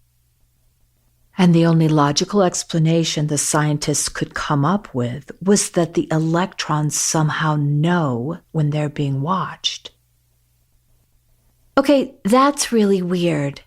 How is that even possible? It's not like an electron can think. I mean, electrons are just pretty much pure energy, right? You say, narrowing your eyes. Oh, I bet I know what's coming. As if Matthew has been pulling your leg. Really? Yes. I bet you're going to tell me that not only are electrons smart enough to know they're being observed, they even know what you're thinking. To your surprise, Matthew ponders this for a moment. For someone who has trouble understanding quantum mechanics, that's an excellent point. Really? I was just kidding, you say, giggling. I know, says Matthew, nodding vigorously. But you're right. If electrons have the intelligence to know they're being observed, why wouldn't they know what you're thinking? I never thought about it that way. My mind just stopped where the experiment stopped. But what you just said ties in perfectly with what Asha told us about our thoughts and feelings creating our experiences. But here's the thing. I thought she meant that our thoughts and feelings affect how we see things, like the way people perceive things differently. You know, like a farmer being happy when it rains while at the same time someone on a picnic is annoyed. Same event, different perception. But what if that isn't what Asha was talking about? What if she was talking about cause and effect? Physics has proven that energy has consciousness, and that consciousness is linked to our consciousness. And then it somehow responds to human intentions. Wait a second. You said the electrons responded to intentions. I'm confused, you say, unconsciously chewing on your lower lip. Oh, sorry. The intention part came up in a later experiment. You see, once the scientists knew that electrons were simultaneously acting as waves and particles, they discovered that whenever the electrons were being observed, they would show up according to the intentions of the person setting up the experiment. If the intention of the scientist was to see electrons as particles, the electrons would show up as particles. But if the intention was to see the electrons as waves, they showed up as waves. So the electrons do know how to read your mind, you say, amazed. Do you think maybe the electrons are trying to communicate? I don't know, but here's what I'm thinking. What if thoughts and feelings actually cause energy to slow down to the point that you can instantly see matter? You know, like things and people you see every day. But what if some energy moves slowly and other energy moves fast, and that's just how it's always been? You've heard of Einstein's theory of relativity, E equals mc squared? You nod. Well, that equation is saying that when matter moves at the speed of light squared, it turns into pure energy. So, if you think about it, the opposite must be true. When energy slows down enough, it appears as solid matter. And I think that energy has to be, well, not just intelligent, but what if energy is intelligence itself. You mean like some big cosmic universal intelligence? You say incredulously. Matthew looks at you a bit sheepishly and says with a quirky smile, That's really weird, isn't it? Well, it's a lot to get your head around, that's for sure, you say, trying to be supportive. I know it sounds totally crazy, but think about it. Matter is energy whose vibration has been so lowered as to be perceptible to the senses. But Einstein never tells you what causes the energy to be lowered. What would cause energy to slow down? For there to be an effect, there has to be a cause. And remember how Asha said that every possibility already exists? You nod, hoping you will be able to keep up with wherever Matthew is headed. Well, it doesn't make sense if you're thinking about a game that has to be programmed in advance with every detail, down to a grain of sand, and you can play the game at any point in time throughout millions or billions of years. But if your thoughts and feelings cause energy to slow down and show you a world that matches your own beliefs and perceptions. You mean like the game's prime directive? Thy will be done? Yes. And that's how the game world could materialize while you're playing the game. And it's totally customized to you. It's your game, says Matthew with subdued enthusiasm. Okay, so let me make sure I get what you're saying. So there's this universal intelligence that's everywhere, connects everything and is everything. And because energy responds intelligently to your thoughts and feelings, whatever you believe causes energy to slow down, and the effect is that you see what you believe. Is that right? Basically, yes, says Matthew concisely. Amelia, I think quantum physics has accidentally tapped into the game program itself without realizing it. Of course, the scientists don't know it because they're all about proof. But really, think of how phenomenal that is. It would be like you playing a computer game, and then you discover your avatar can drill down through the earth right into the level of the program itself. And if you happen to understand programming, you could have your avatar go in and change the program itself. Then you could create and play any game you choose. Slowly you say, okay, but how do you know what's real? Remember when you were talking to Asha about your avatar body and you asked, "Are you saying I'm not real?" Do you remember what she said? Yeah, she said, you are not your body. Exactly. You're not the avatar on the screen. The avatar does what you tell it to. But think about it in terms of the game. If you are not your body, then your thoughts can't come from your brain. But where do my thoughts come from if it's not from my brain? Are you the thought or the thinker? Says Matthew slowly. Well, I guess I'm the thinker, you say, feeling a bit lost. If you are not your body or your mind, then you must be the one who has the body, the one who has the mind. Doesn't that imply consciousness?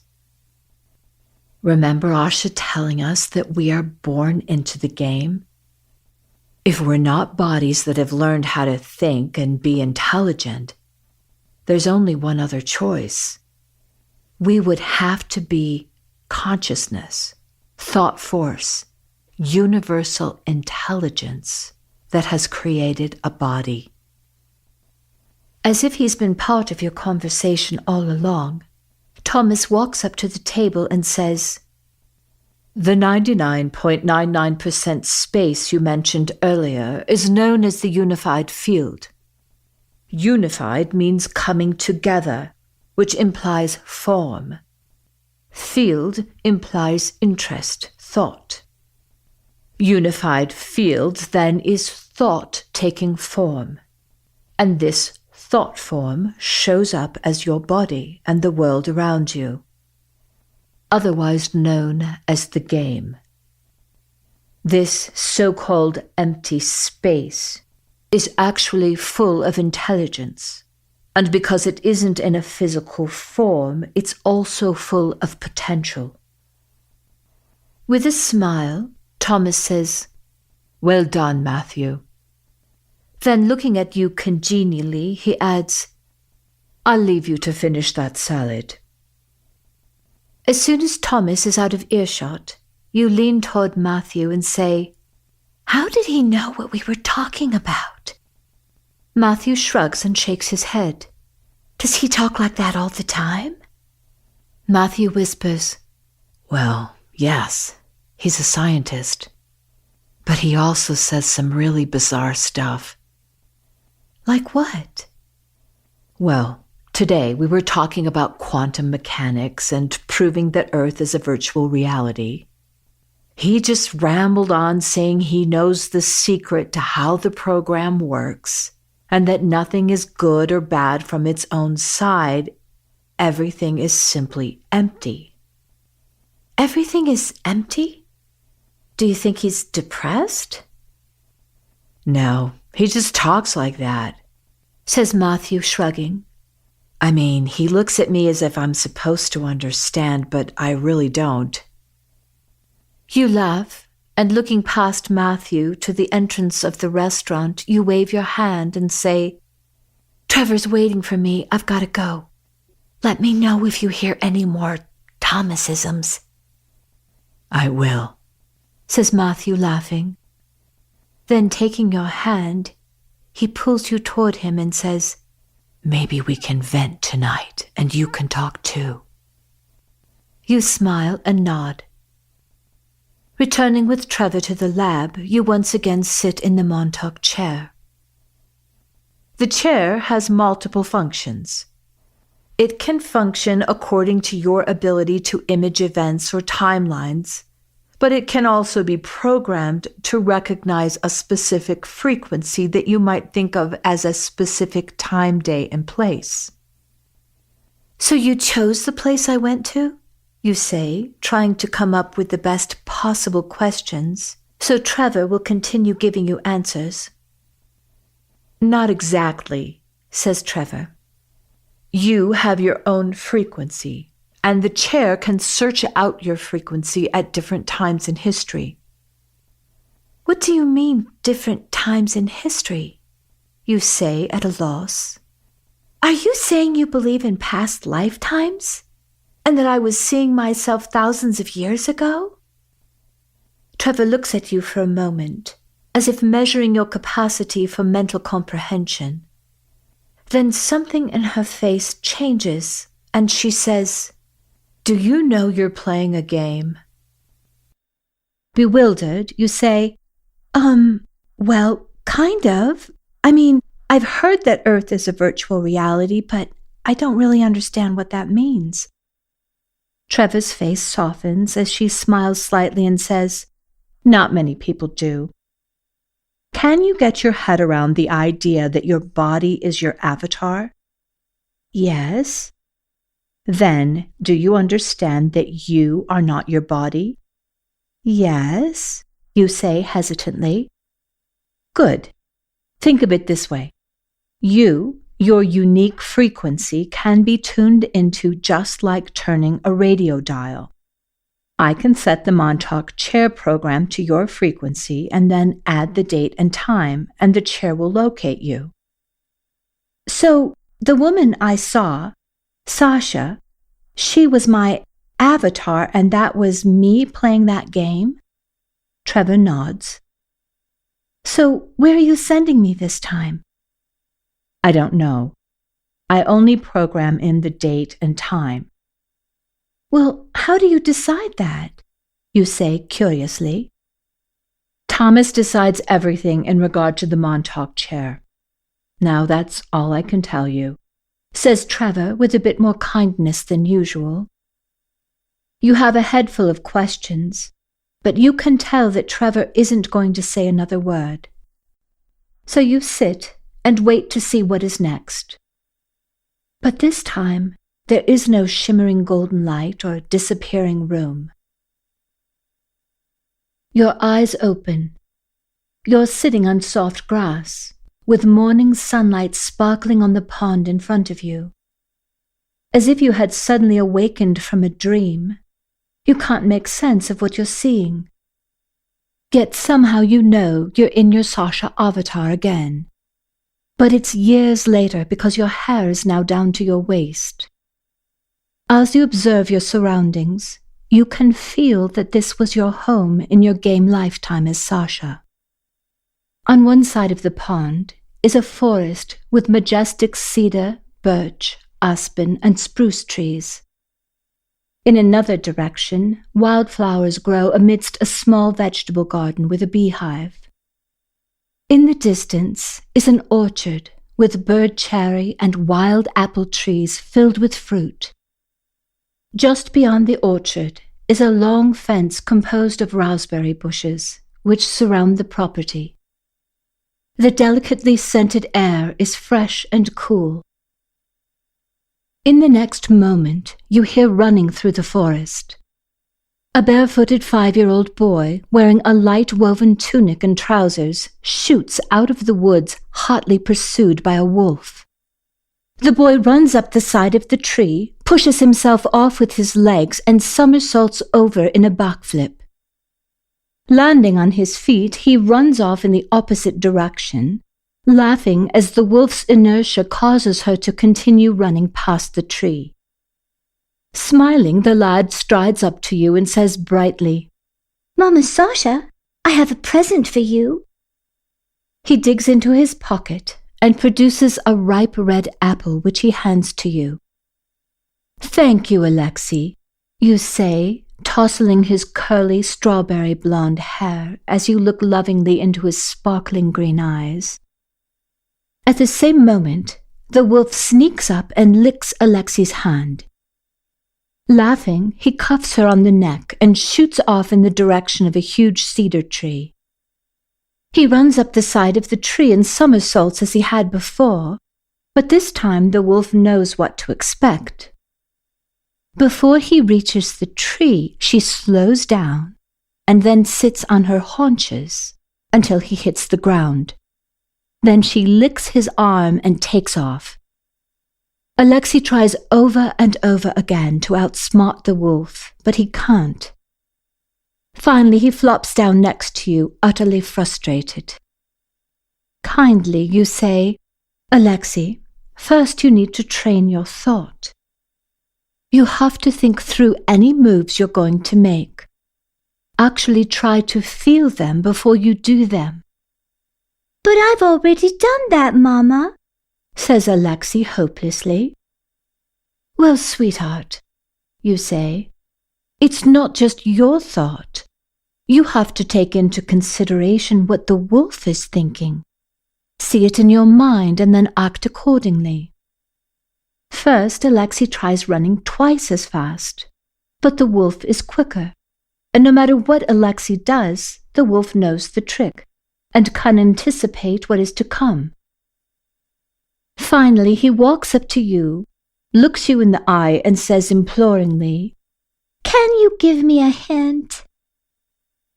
Before you can even ask the question, the answer must already exist. Alexei keeps staring at you.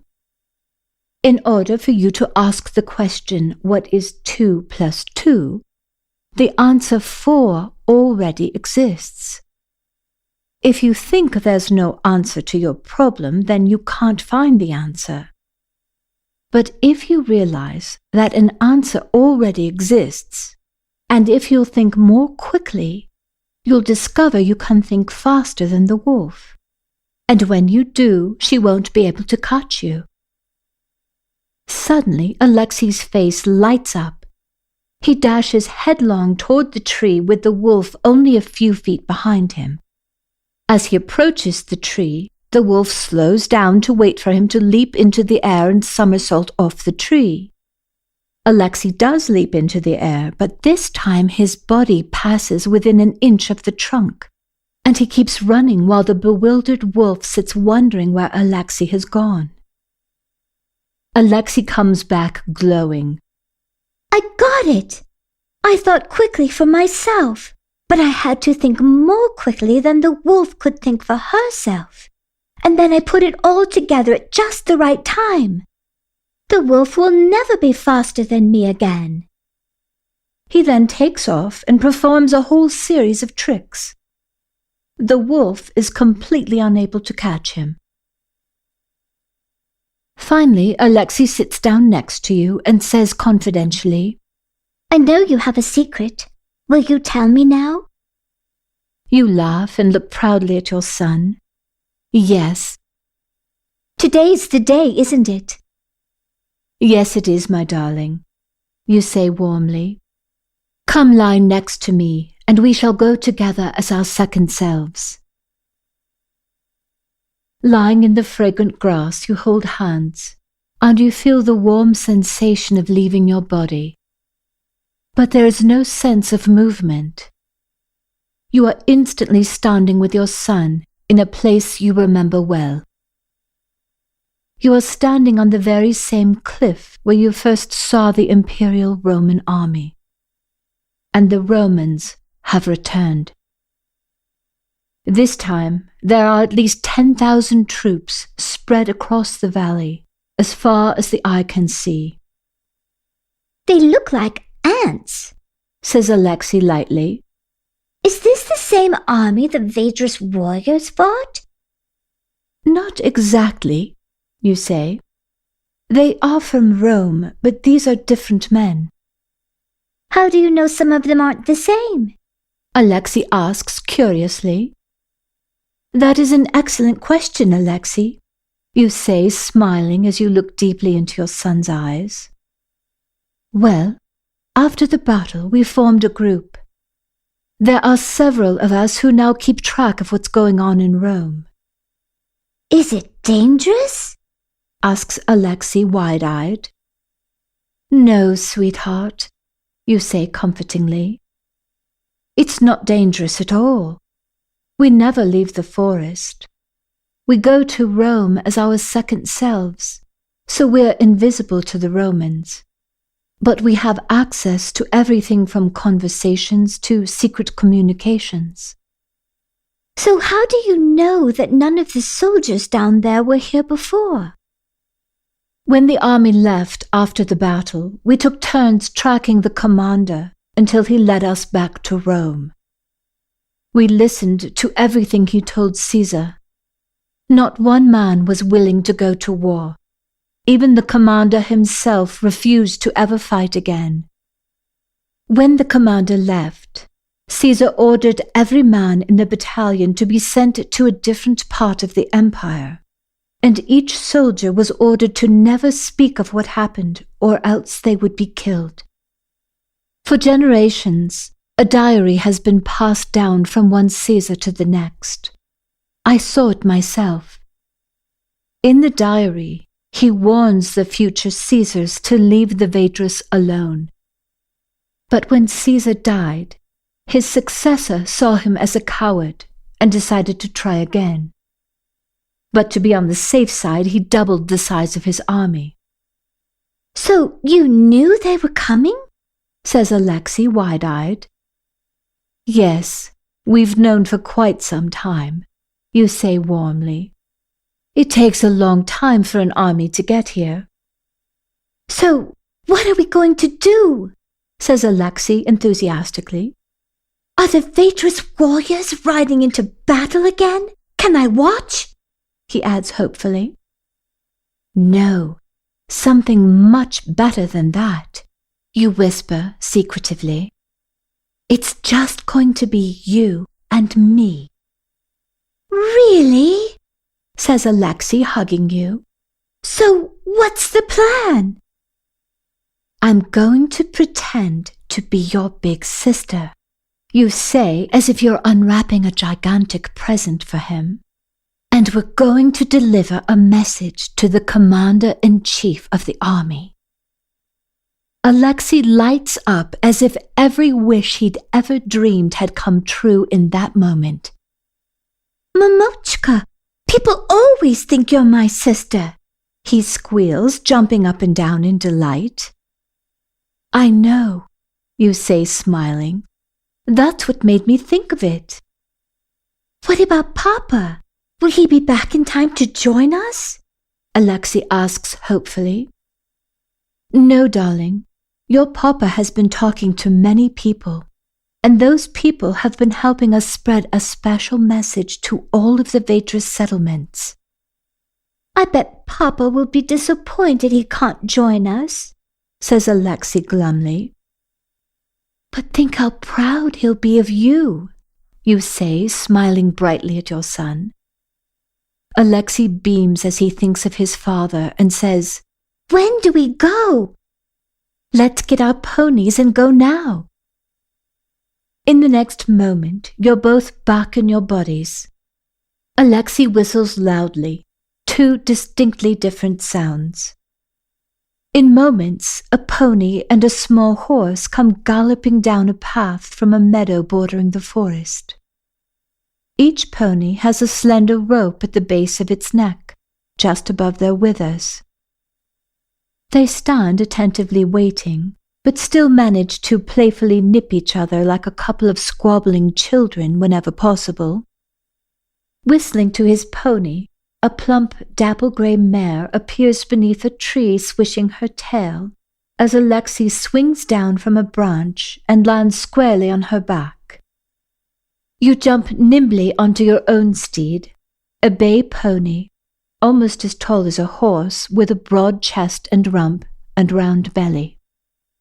Except for the fact that your hair is now long and in braids, you could easily pass for a young boy as you did several years earlier. Imitating the dress of Vedra's children, you wear a simple knee-length tunic belted at the waist, and you have flowers woven into your braided hair. You are so petite and small-breasted, you appear to be no more than 11 or 12 years old. Riding a large pony adds to the illusion. In a satchel that lays across your pony's withers, you've packed water, fruit, and a small bottle of oil that has been pressed from pine nuts and herbal flowers. Using nothing more than the string around your pony's necks, you and Alexei ride quietly through the forest until you're just above the Roman camp, but still hidden by dense undergrowth. You leave your ponies and set off at a quick pace on a trail leading downhill to the edge of the meadow, now buried beneath Roman soldiers and equipment. As you walk, you speak quietly to Alexei. All you have to do is keep saying that we're here because our parents are busy at a festival, so we're here with a message for the commander. If anyone tries to talk to me and I have to respond, keep arguing with me. Keep saying that you're the one who's supposed to deliver the message. The less I talk, the better, you add with an inscrutable smile. The Romans won't expect us to know their language. But Mama, we can speak and understand any language, can't they? No, darling. You mean their parents only speak to them in one language? They don't grow up speaking all different languages the way we do? Well, most people only speak the language of their own country, and that's why they would never think that we would know a language other than our own. We will understand everything they say, but they'll assume we know nothing, so don't use too many of their words. But when we talk to the commander, here's what you'll say. Our parents are too busy to come, but they want you to know there's a storm coming and you need to go and never come back. Can you remember that? Alexei nods his head vigorously, barely able to contain his enthusiasm for getting to play such a fun game. Before you reach the meadow, a Roman soldier steps out from behind a tree with his sword drawn, yelling, "Halt!" Seeing your only children, he motions for you to go back up the path. Instead of obeying, Alexei yells loudly, "Message for Commander! We," he adds, putting his palm to his chest, "have message! Commander, message!" Alexei plays his part with such conviction, the soldier finally takes you into the camp. You hold Alexei's hand, and just like siblings, you jostle and push at each other, a pinch here, an elbow there. You make faces at each other, and when one of you gets ahead, the other tries to take the lead without getting into trouble with the guard. One part of you is playing with your son while holding an image of yourself as 11 years old. Another part of you, your second self, is floating above the Roman camp, taking in everything that is being said, done, or thought. You know you're being perceived as a young girl by the soldiers who see you. You can easily read their minds. You also see a dark cloud looming in the distance. In your mind, you focus on the cloud, then imagine it right above the camp, beckoning for it to come closer. Though there isn't even a hint of a breeze, the cloud formation begins to move. If any of the soldiers had been looking up at the sky, they might have wondered why the massive cloud was so dark amidst such a clear blue sky. Finally, you reach the platform outside the commander's tent. From within, you hear the commander bellowing, "What is it now? I sent orders for the elders to pay tribute. You're telling me they sent a couple of children?" Standing massive in the doorway of the tent, looming menacingly above you and Alexei, a tall, cloaked man with a stern, ominous face surveys you sphinx-like from beneath dark, jetting brows. Bright sunlight glints harshly on his hawk-nosed face as he hisses to a soldier, "When they've delivered their message, we'll take them as slaves." Then, with an angry sweep of his arm, he seizes his cloak and swings it dramatically round as he strides menacingly up to you. With a haughty smirk, he says scornfully, "Your parents were supposed to come and pay tribute. Tell me, little girl, why have they sent 2 children? You stand with your head down and peer up at the man as if you're extremely shy. "Our parents are busy." Wait, yells Alexei. "I'm supposed to give the message. It's my turn. You got to give the message last time." Back and forth you squabble as ominous, roiling black clouds draw closer and closer.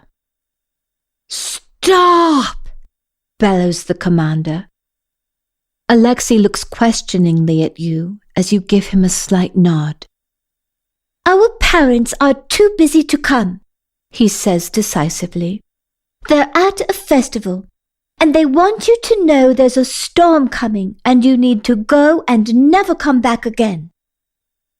In that moment, several things happen. You pull a bottle of oil out of your pocket and pour it on Alexei's head and on your own head. The repulsive odor is so repugnant, the commander and the guards surrounding you take an involuntary step backwards. The black cloud formation is now hovering directly over the camp, blocking the sun, causing everything to darken as a deep, disturbing hum vibrates through the camp. Suddenly, screaming and yelling can be heard throughout the camp as the commander and soldiers are attacked by millions of bees as they descend upon every person and creature in the area. Soldiers tried tearing off their armor as horses buck and rear, pulling out the stakes they're tethered to and galloping away unencumbered by armor or riders. In the ensuing pandemonium, you hold Alexi's hand and you slip away unnoticed. Despite the wild chaos in the camp, Alexi's piercing whistle catches the pony's attention. They gallop down the path, across the meadow, and into a safe pocket around you and Alexi, created by the stench of the oil that you have now wiped onto your arms and legs. The ponies skid to a halt. You help Alexi onto his pony and then jump onto your own. No one tries to stop you as you gallop through the camp and into the woods. Finally, you reach the cliff and can see the valley below. Alexi surveys the frenzied chaos at the Roman camp and says grimly, "Now they look like mad ants." "Yes, they do," you agree, looking at your son proudly. "I bet that Caesar person will think twice before sending his soldiers back here again." "I'll bet you're right," you say, smiling broadly, ruffling your son's hair. That night, as a full moon rises above the treetops and shimmers over your pond, a tired but ecstatically happy Alexi falls comfortably asleep in your welcoming arms as you sing him a lullaby. Just moments later, a horse and rider emerge from the dappled moonlight on the forest path and into clear view. A tall, handsome, powerful-looking man dismounts and embraces you while kissing your sleeping son on his head. No words are necessary. As his second self, he had seen everything that happened that day, and from his perspective, there were thousands of invisible Vedras who communicated their desires to their bees. Though the Vedras, as their second selves, were invisible to the Romans, the bees saw them clearly, and each hive followed its master, in some cases for many, many miles, until they converged at the outskirts of the camp and created a massive cloud. Then all of the Vedras combined their thoughts with your image of the bees hovering over the camp, and the cloud moved accordingly. Though the Romans never saw them, the Vedras were prepared to show up in physical form if anything had gone wrong on the battlefield, or if you and Alexi had been taken captive. Alexi's proud father lays the sleeping boy on his chest and wraps his arm around you, kissing you tenderly as nature sings its nighttime lullabies and moonlight sparkles diamonds on the dew-tipped grass. You find yourself back in the chair, feeling torn between two worlds. You dutifully record what happened, but you feel frightened and tell the story as if it's no more than a hazy memory. On your way to dinner, you think about the fact that the Roman army had been defeated by the Vedras not once but twice, and yet these events had never been recorded. You know that your lifetime as Sasha took place in Russia during the time of the Roman Empire. But you've never read anything about the Vedras or even the Russian people that far back in history, which seems odd, given that there was historical information about every other culture. How could an entire race be wiped clean from history as if they'd never existed? And who in the world is powerful enough to rewrite history and make an entire culture vanish into thin air? At dinner, you sit quietly listening to Matthew. On one hand, you're dying to talk to him, but on the other, you feel relieved you don't have to explain anything or try to make sense of what's happening to you. When you return to the ward, You feel relieved instead of imprisoned when it's time for bed. You have been waiting all day long to just be alone with your thoughts and feelings. Even if it's confusing, at least you don't have to make sense of anything or try to put your thoughts and feelings into words. You're about to take off your cargo pants when you remember the object Admiral Birdie gave you. Inconspicuously, you touch it in your pocket, but you're afraid to look at it since you're under constant surveillance. You think of climbing under your bed, but then it would look even more suspicious if you did so a second time to talk to Matthew. So you decide to wait until he gets back from his shower, and in the meantime you flop down on top of your bed. Despite everything, you suddenly feel more relaxed than you have in days. As you take a deep breath and close your eyes, images of your life as a vadress dominate your thoughts, and you imagine yourself floating naked in your pond, looking dreamily up at the sky, and then you're there. At first, you think you're having a lucid dream, but as you look around, you know you're somehow visiting your Russian home, and not as a remote viewer. You are feeling the delicious contrast of the cool water below and the warmth of the sun on your skin from above. And this is happening without the Montauk chair or programming or anything else. You wonder if you're teleporting, or if you have somehow managed to be two places at once. As you float in the pond, a voice drifts through your mind saying, "Imagination is everything." Before you know it, bright lights are shining in your eyes and you're waking up in your room the next morning. You have perfect clarity. It wasn't a dream, but how was it possible without the chair? Is your avatar body capable of finding your frequency and then taking you to a past game location on its own? Could avatars actually have that level of programming? And then you remember the strange message. Imagination is everything. What does that mean? You desperately need to wash your hair, among other things, so you skip breakfast and hurry into the shower room.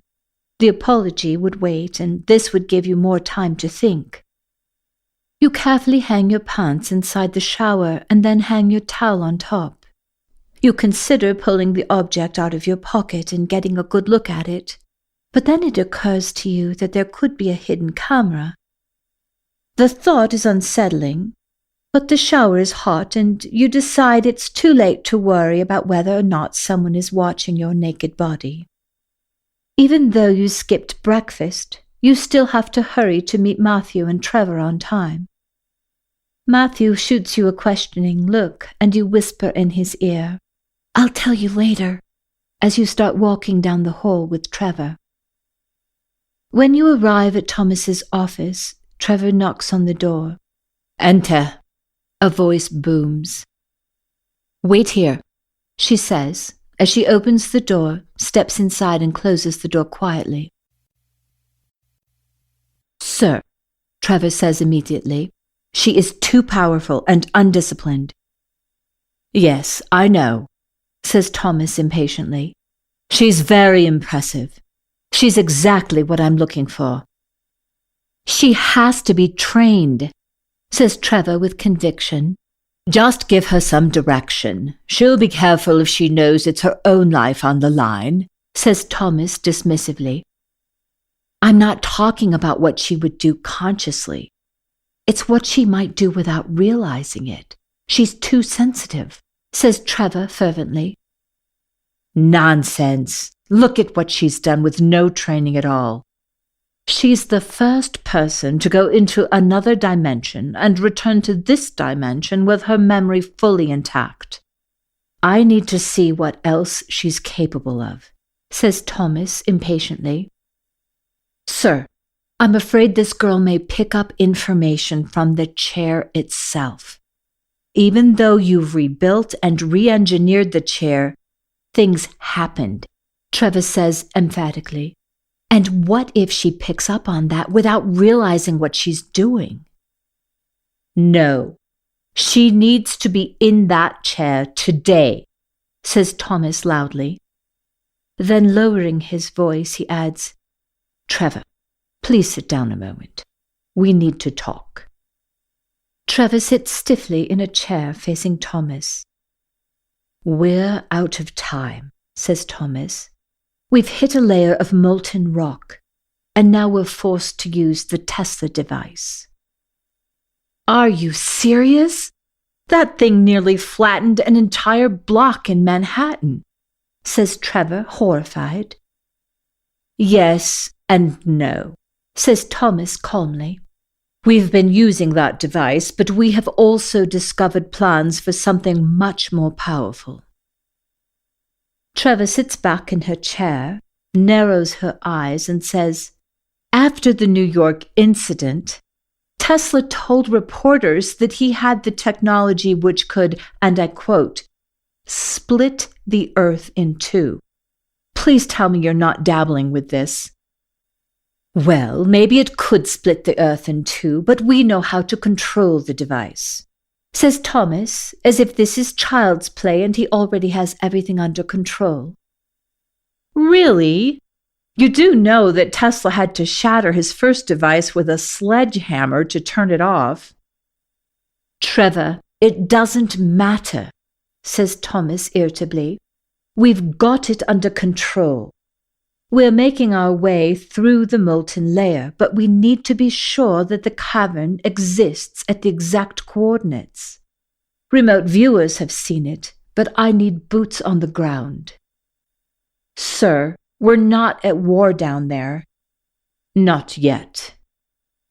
What do you mean by that? It's classified. Can you tell me why this cavern is so important? The cavern is connected to a tunnel system that's vital to the work we're doing. Then why send a teenage girl? Because she's the only one who's ever managed to travel between dimensions with her mind intact. Trevor sighs and says nervously, Can I at least tell her what's happened in the past?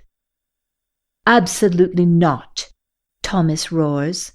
The last thing you want to do is plant some fearful image into her mind, especially of something you do not want her consciously materializing into this reality. Never mind, I'll do it myself, Thomas says as he strides to the door with Trevor hurrying to catch up.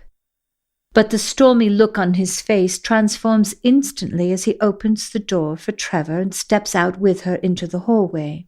Looking directly at you, Thomas smiles charismatically and says, I'll be working with you this afternoon. Then looking at Matthew, he says evenly, Trevor will be escorting you to your testing area today on level 5, and this will be the last day of testing for both of you. Tonight you'll receive your aptitude scores and then decide where you prefer to work. Although Trevor is trying to hide her discomfort, you know something unexpected has just occurred. She seemed anxious when Thomas announced he'd be testing you, but she seemed even more upset when he told her to escort Matthew to his testing area. The moment he said level 5, it seemed as if Thomas had delivered a coded message, and Trevor was unhappy about the direction she was supposed to take. However, she is disciplined and says briskly, This way, Matthew, as she walks swiftly down the hall. Walking to the lab with Thomas, you say bluntly, Are you going to try to make me be a remote viewer? Of course not, says Thomas warmly, as if he's your best friend. Aptitude tests show us how high you can go at this moment in time. But if you want to wash dishes or work in the commissary or change bedpans in the hospital, it's totally up to you. You know you should feel relieved, but you still don't trust him. Your mind tries to convince you that you're just upset about other things, and that you have no reason to distrust Thomas. He has always been kind and polite. He is probably the reason that you were both taken to the base and saved from whatever was going on with the terrorist attacks. You know it's just a feeling, it isn't logical. But the feeling suddenly reminds you of Asha talking about the program switching on and off. It was that unsafe feeling you felt when you and Matthew were hiking and you needed to turn back. But under the circumstances, there is no turning back, and nothing you can say or do. Thomas pushes open the door to the lab and holds it for you as you step inside. Please have a seat, says Thomas, casually indicating the Montauk chair. I'm going to be very honest. You are an extraordinary young lady. For years, I've been trying to find someone who could physically enter another dimension. That's what happens when you travel through time and space. You move out of your own dimension and into another. Only one other person has managed to go into another dimension and return, but he had no memory of where he had been. Others have gone but haven't returned, and we don't know why. We don't know if they lose their memory going between dimensions or if something happens and they're killed. But regardless of the reason, no one has ever returned. Though we didn't intend for you to physically go into another dimension, you've done it twice, and you returned with your memory fully intact. I've been waiting for you, Amelia, for over 20 years, says Thomas encouragingly. You are grateful this is your last test, and you are already making plans to do anything other than remote viewing, or whatever it is you're actually doing. Washing dishes is starting to sound like a much better option. At least it would be calm and your heart wouldn't be in your throat. This is the final test you're required to complete. You'll be perfectly safe. You won't be going anywhere. But there are a few things you need to know. It's imperative that you do not allow your mind to wander. I know things can pop into your head, but do not focus on anything except what I'm telling you. This test is in 2 parts. First, I'm going to tell you to imagine something. I want to see how easily your thoughts can materialize things. I know you can unconsciously create, Thomas says, smiling, but can you consciously create? The second part of your test will not require your imagination. I have the chair programmed to create an image in your mind, so you won't be going anywhere with your physical body. You'll be right here in this room, perfectly safe and protected. I simply want you to tell me what you experience. I promise you'll be in that chair the entire time. And do you promise this is the last time I'll have to do this? You ask cautiously. I promise. Scout's honor, says Thomas smoothly as he walks into the observation booth and firmly closes the door. As he dims the lights, Thomas speaks gently over the intercom. Empty your mind and imagine a rose. You take a deep breath, close your eyes, and imagine a pink rose. Open your eyes. You open your eyes, and there on your lap is a pink rose, exactly as you had imagined it, slightly between a bud and a fully opened rose. Blinking and filled with astonishment, you grin at Thomas. He smiles broadly and nods encouragingly. Now hold open your hand and imagine an apple, he says. You hold open your hand, palm up, close your eyes, and begin imagining an apple. At first you think of a red apple and then change your mind and think of a green Granny Smith apple instead. Instantly you feel an apple in your hand. When you open your eyes, it is half red delicious and half green Granny Smith. You burst out laughing and look up to see that Thomas is equally amused. You then take a bite of the apple on each side. It tastes exactly as you had imagined. Now, this is the final part of your test. I've programmed the chair to show you someplace unfamiliar. It isn't in another time or a different dimension, so you have nothing to fear. You just need to relax. You won't feel any discomfort. Suddenly you feel raw terror gripping your heart and throat. Your eyes flash open and you realize you do have a choice.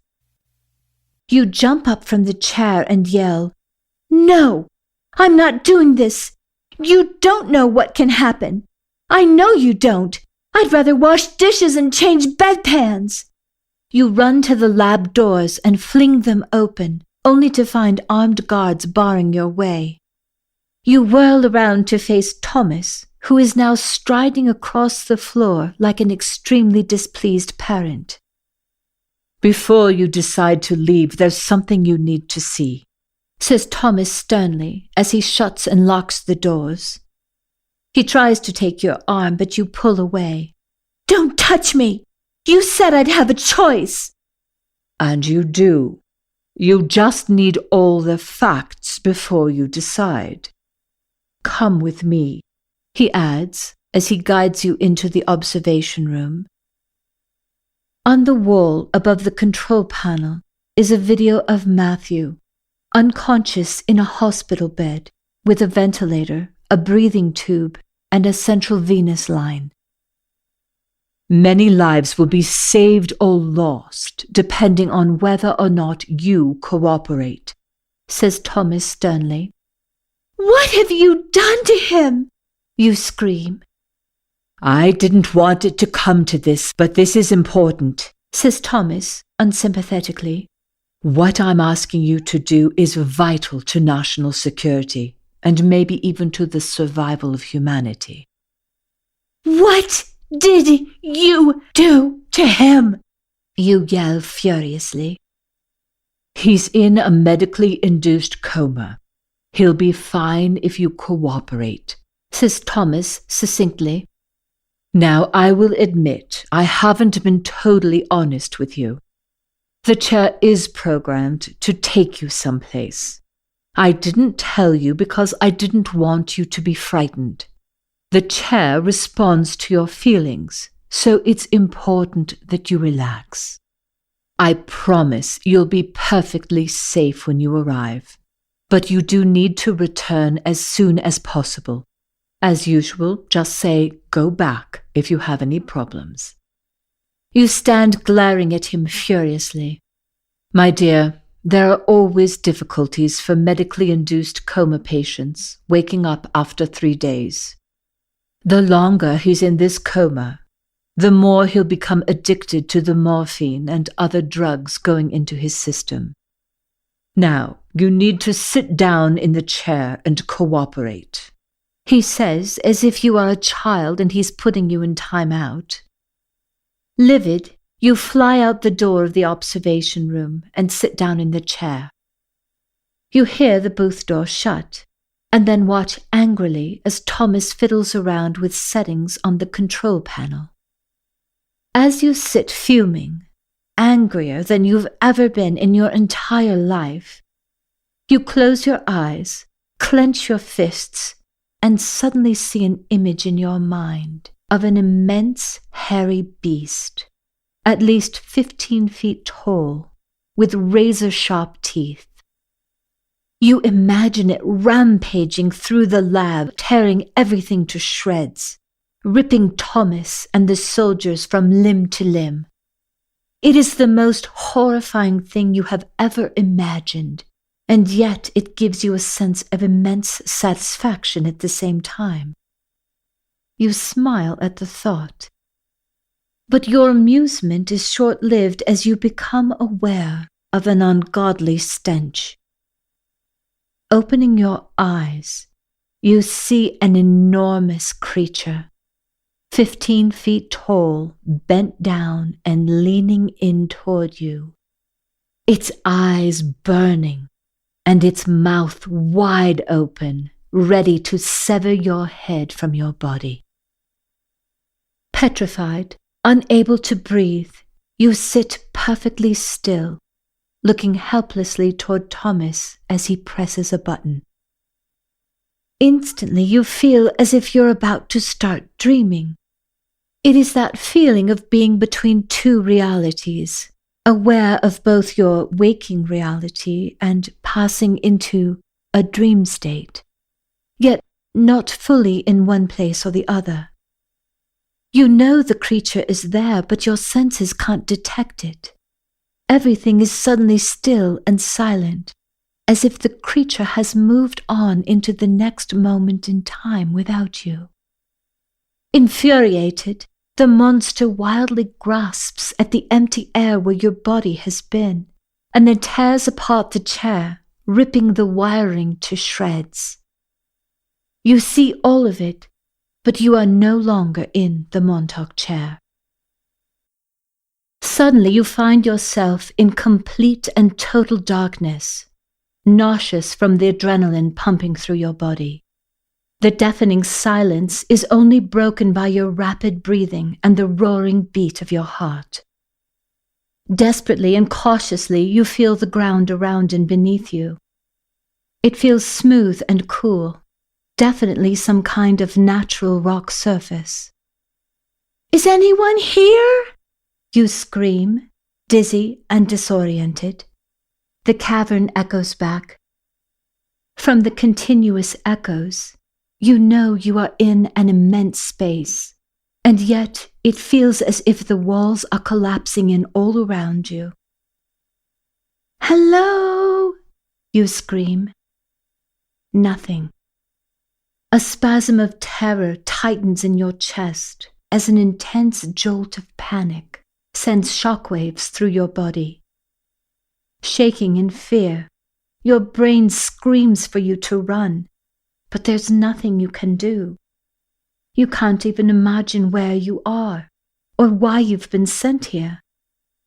There's no air movement and not a single sound.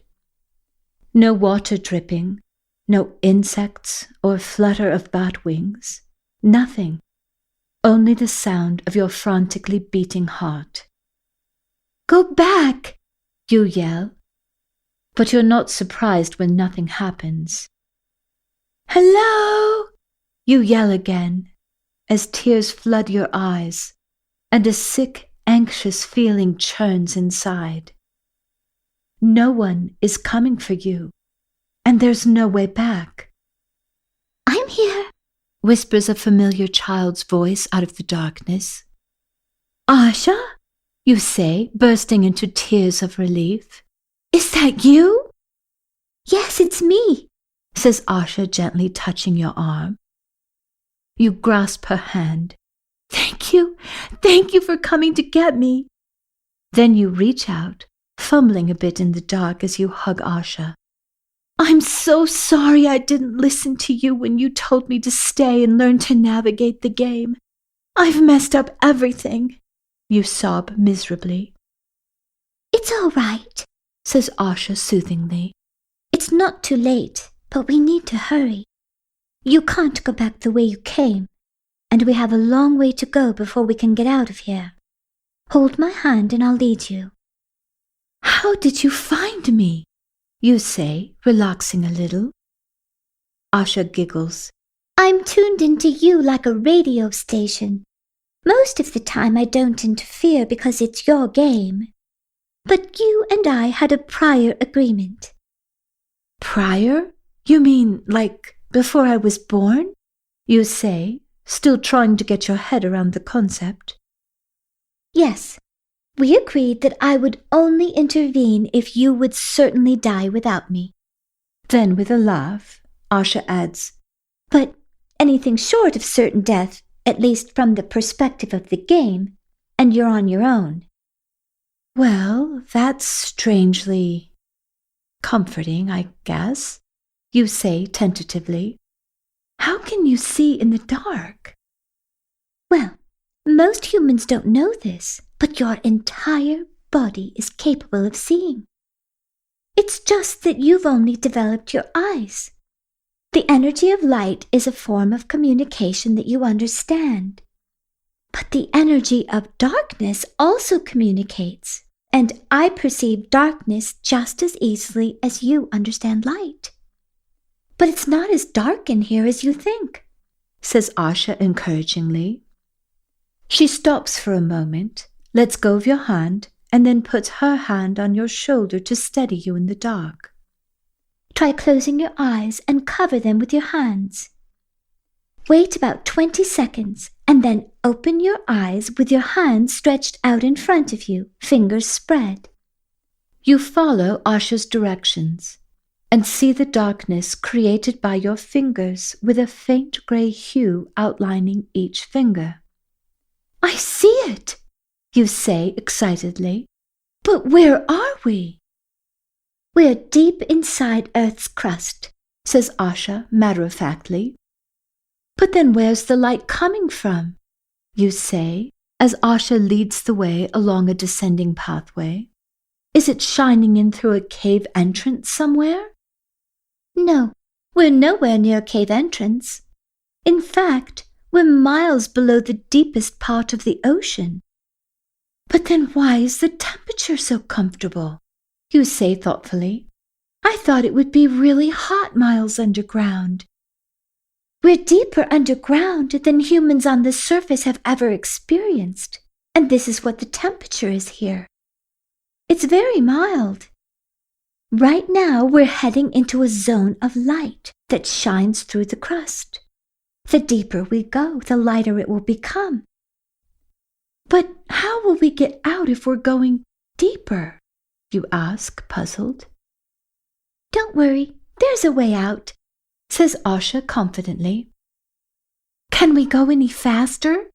You say, desperate to get back to Matthew. I mean, how did you get to me so quickly?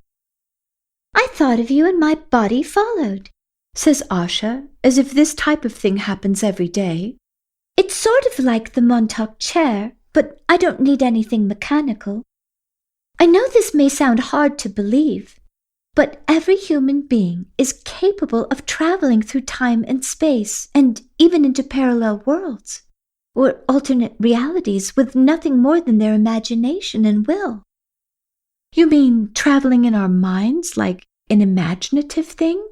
You say, confused. No, I mean your avatar body is capable of going anywhere in the universe by means of teleportation. That's how I came to you. It's like think and go, says Asha, laughing.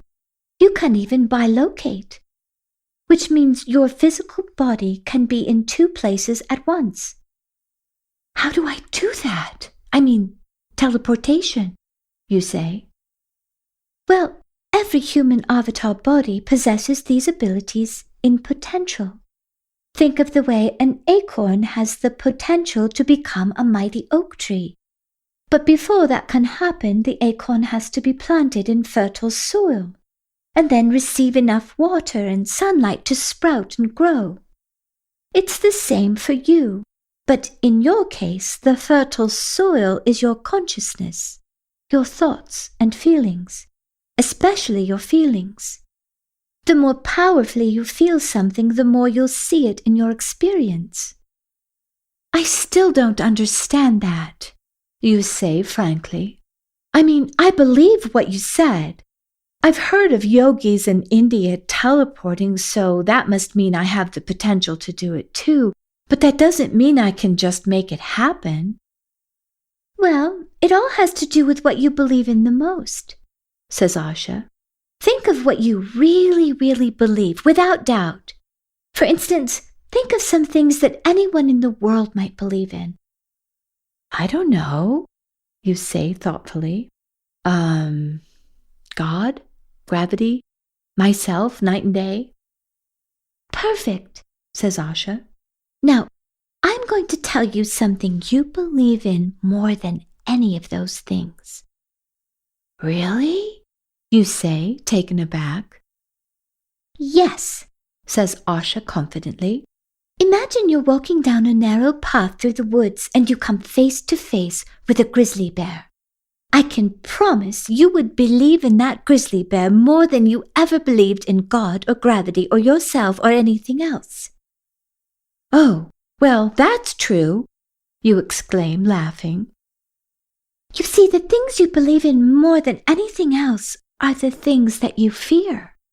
If you believed you could teleport as strongly as you would believe in that grizzly bear, you could go anywhere in the universe instantly. But how do I stop being afraid? You say hopelessly. I'm afraid to be here, and I'm afraid to go back.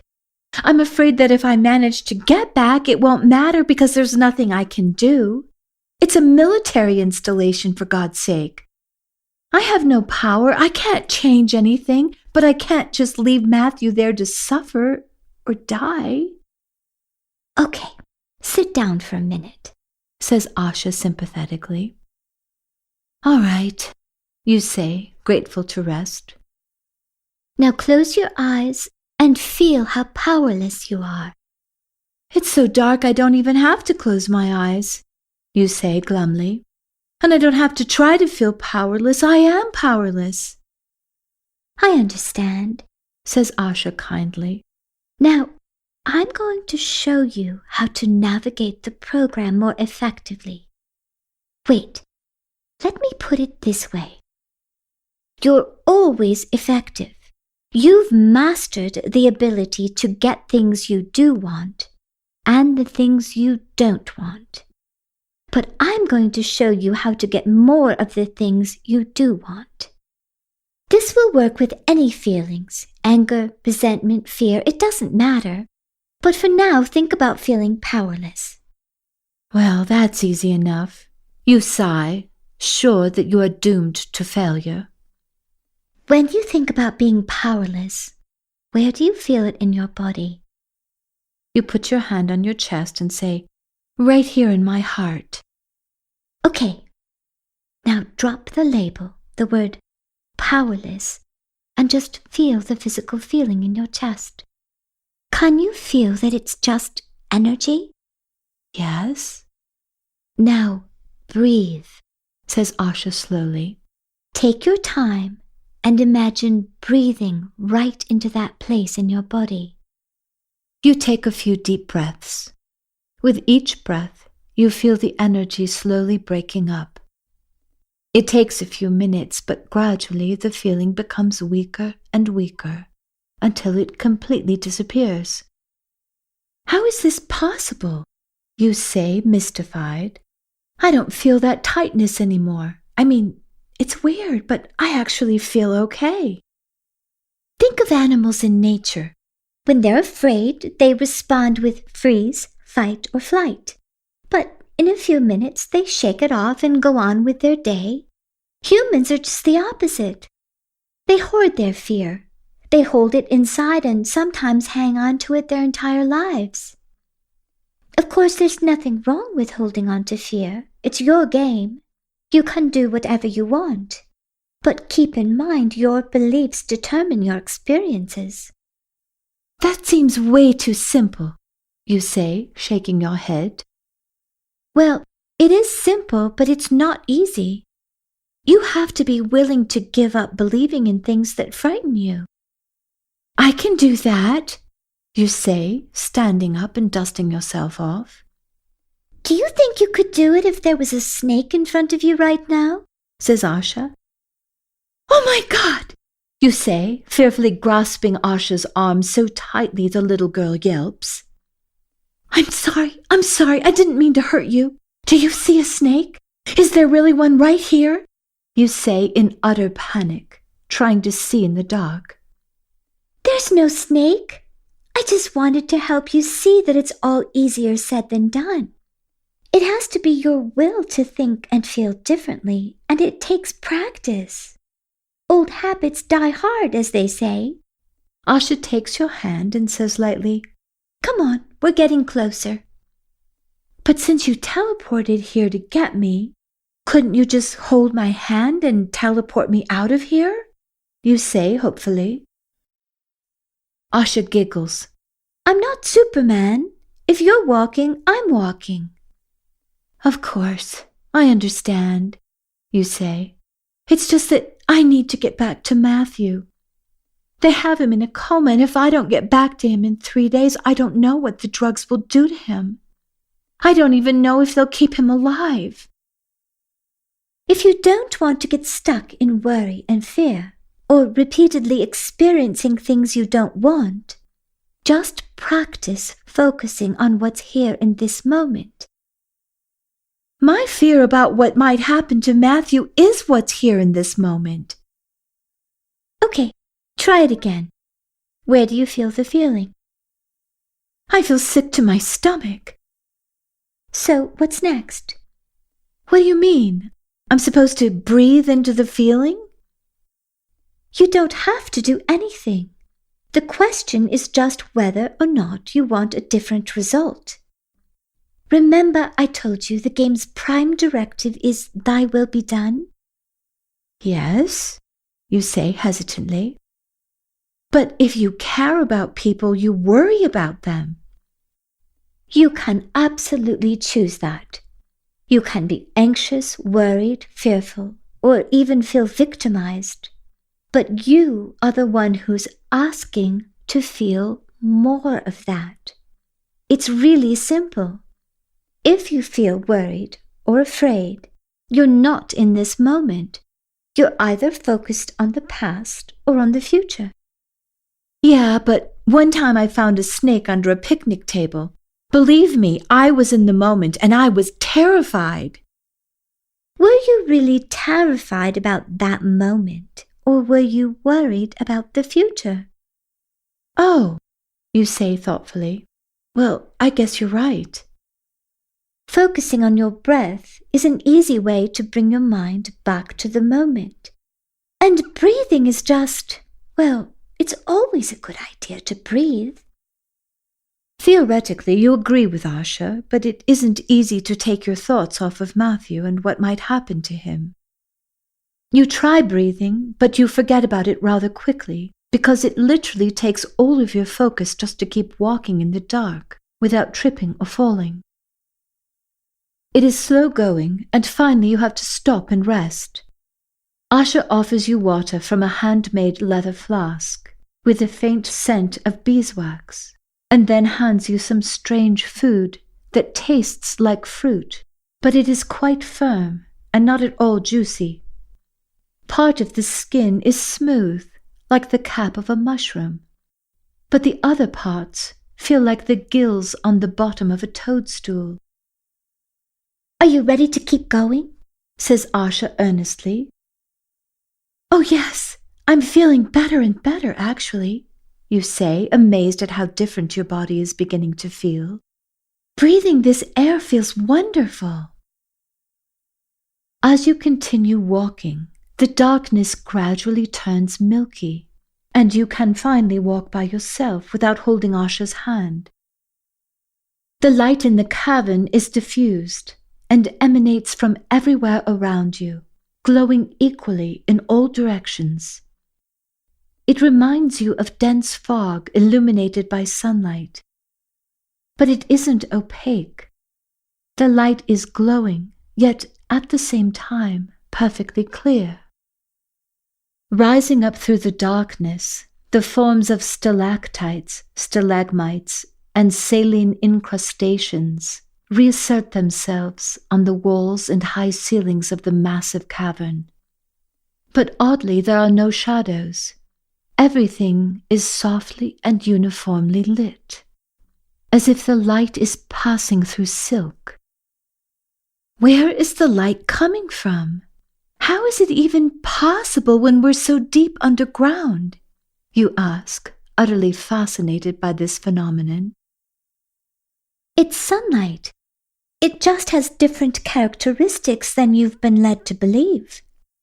When sunlight strikes the Earth's surface, some of the light is reflected, but most of it passes through the Earth in an altered state, such as you see here. We call it revitalized light or rejuvenated darkness, Asha says merrily.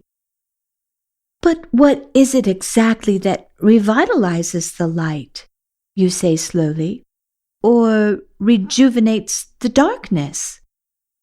The same thing that will revitalize you as we continue our journey, says Asha sweetly. At this depth, the cavern air has a unique life force that supports and maintains everything, from sunlight to plants to human beings who wander in at these depths. No illness exists here. If you had a fatal illness, it would completely disappear in this atmosphere within hours. All caverns at this depth contain the same atmospheric gases. Why haven't I heard of it before? You ask, puzzled. Because most humans haven't been deep enough underground to experience any of this. Even Thomas doesn't know what's actually down here. He's been working hard to explore these depths based on legends that he believes are plausible, but no one has ever returned to the base to confirm what he suspects. That's why he's rather desperate for you to make it back. I don't care whether he's trying to help people or not. He's selfish and mean and not a very good person, you say angrily. Thomas plays the game his way. You play it your way, says Asha in a neutral tone. Well, it wasn't my choice to come here. He forced me to come here. He put Matthew in a coma. I hardly think that's me playing it my way, you say indignantly. One of the things that keeps the game interesting is that you have no idea what you've agreed to with others before you were born, says Asha mysteriously. I would never agree to what's been happening to me, you say vehemently. Sometimes what's happening doesn't make sense in the moment, but there may come a time, if your mind is open enough to see, that you'll realize every moment has its own unique perfection, whether you like it at the time or not. You don't know what you're here to do or who you're here to be with, and neither does anyone else. So why not lighten up? You might even have some fun. You are feeling a bit annoyed to have a 10-year-old talking to you as if she is your mother instead of a kid. But you don't feel like arguing, so you just change the subject. Does it ever get dark down here? You ask. Nope, says Asha. There's always light somewhere on the surface. I don't feel tired or thirsty or hungry at all.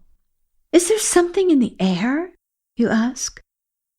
Well, the air does play a part of that, but your body is also slowing down. You no longer need your heart and lungs working at full capacity the way you did on the surface. What you think of as gravity is changing as well. You'll find that your movements will become almost effortless the more we descend. You are bursting with questions, but at this point the cavern narrows into a small tunnel, only 10 feet high by 3 feet wide. You walk through the glowing entrance into a vast chamber rising hundreds of feet high and filled with snow-white alabaster pillars, 4 to 5 feet in diameter. But as you step fully into the chamber and look up, you realize the pillars are not made of stone. They are quite alive and capped with umbrella-like covers, looking like colossal toadstools.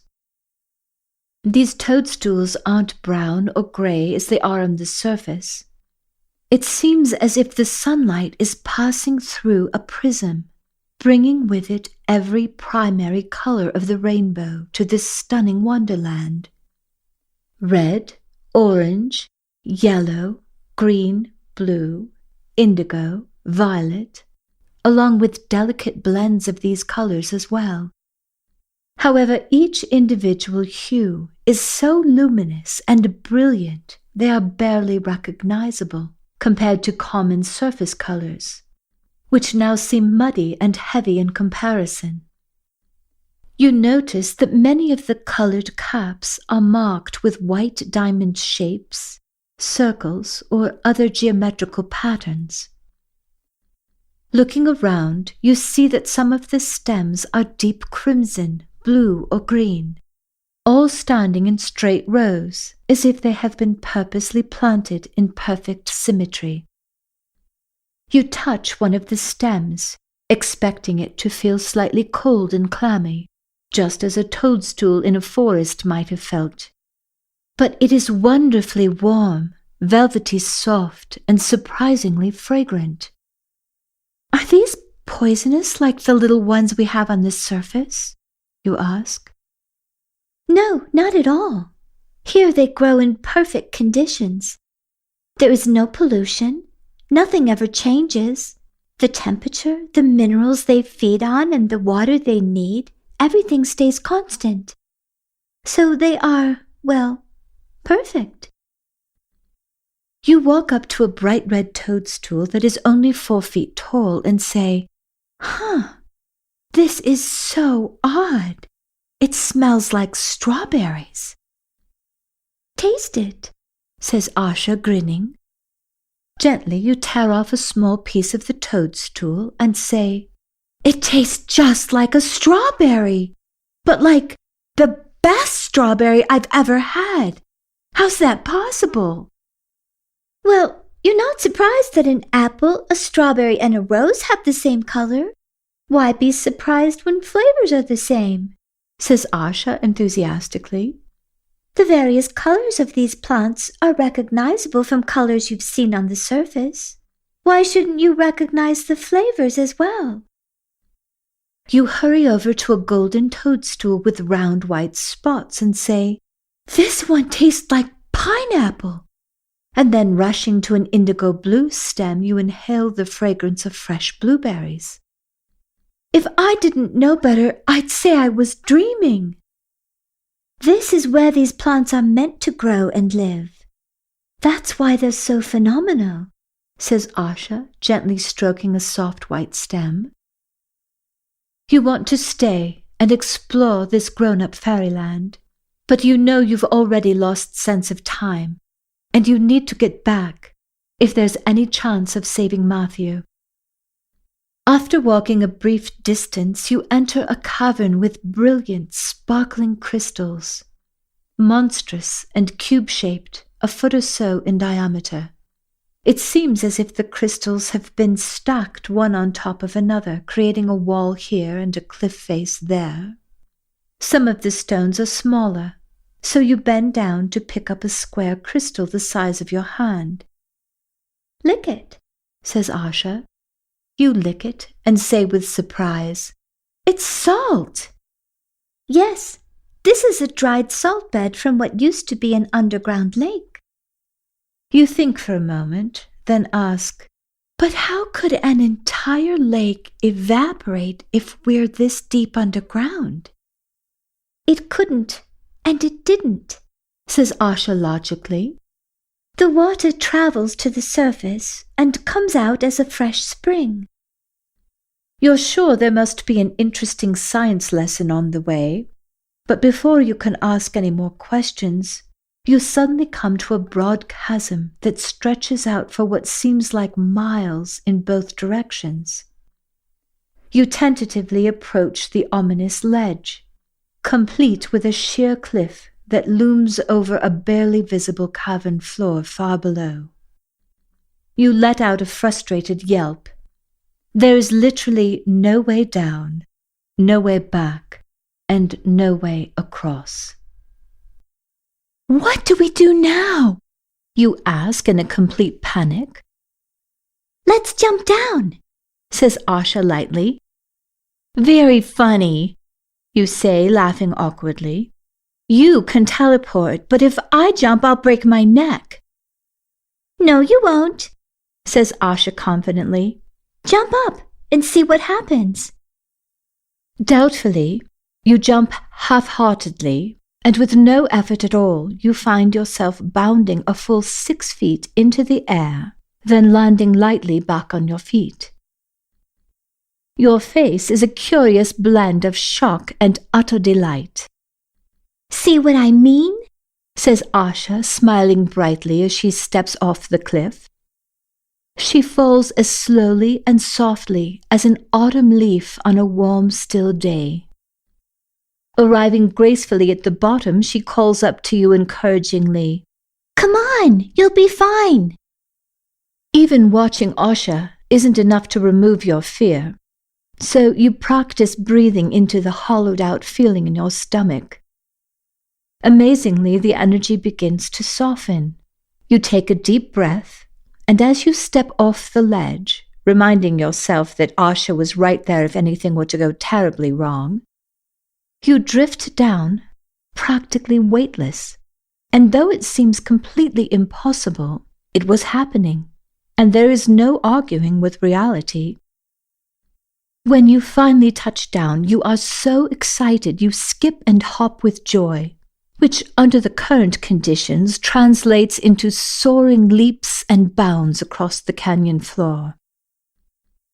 All feelings of fear and hopelessness vanish, and in a matter of minutes you are running up the sides of the canyon walls and pushing yourself off, bouncing off the ground, and with only the slightest effort you are flying a full 10 to 20 feet into the air. You have never felt happier or more alive and free in your entire life. You and Asha leap over chasms with no effort. You then skip down a declining slope that goes on for miles and miles, but you feel completely energized and not the least bit tired. How is this possible? You say, laughing with joy. What you would call gravity is changing, says Asha knowledgeably. Finally, the cavern opens up, and there before you stretches a vast lake that seems to reach out into infinity. The water looks as smooth as glass. There is absolutely no movement upon its surface, not a single ripple, and you can see the rocks lying below the water's surface just as clearly as the rock ceiling overhead. There are surface reflections, but no shadows. Everything glows softly, causing the water to look like nothing you've ever seen before. This is extraordinary, you say, smiling at Asha. The lake is lit from above, below, and all around. Grinning, Asha says, Well, it's no more extraordinary than the sun shining in the first place. You laugh. I guess you're right. Together you climb around the lake until you come to a metal boat. Without the slightest effort, Asha easily picks up the boat and places it in the water, even though it's many times her size. She steps into it, then directs you to follow and sit at the stern facing the bow. Your bodies are so light, they barely cause the boat to move when you climb in and sit down. Your back is to the shore as you watch Asha slowly and carefully turn a small lever resting on a part of the boat that projects up from the hull. There is no movement and nothing seems to be happening, so after a few minutes you say, Is there a problem?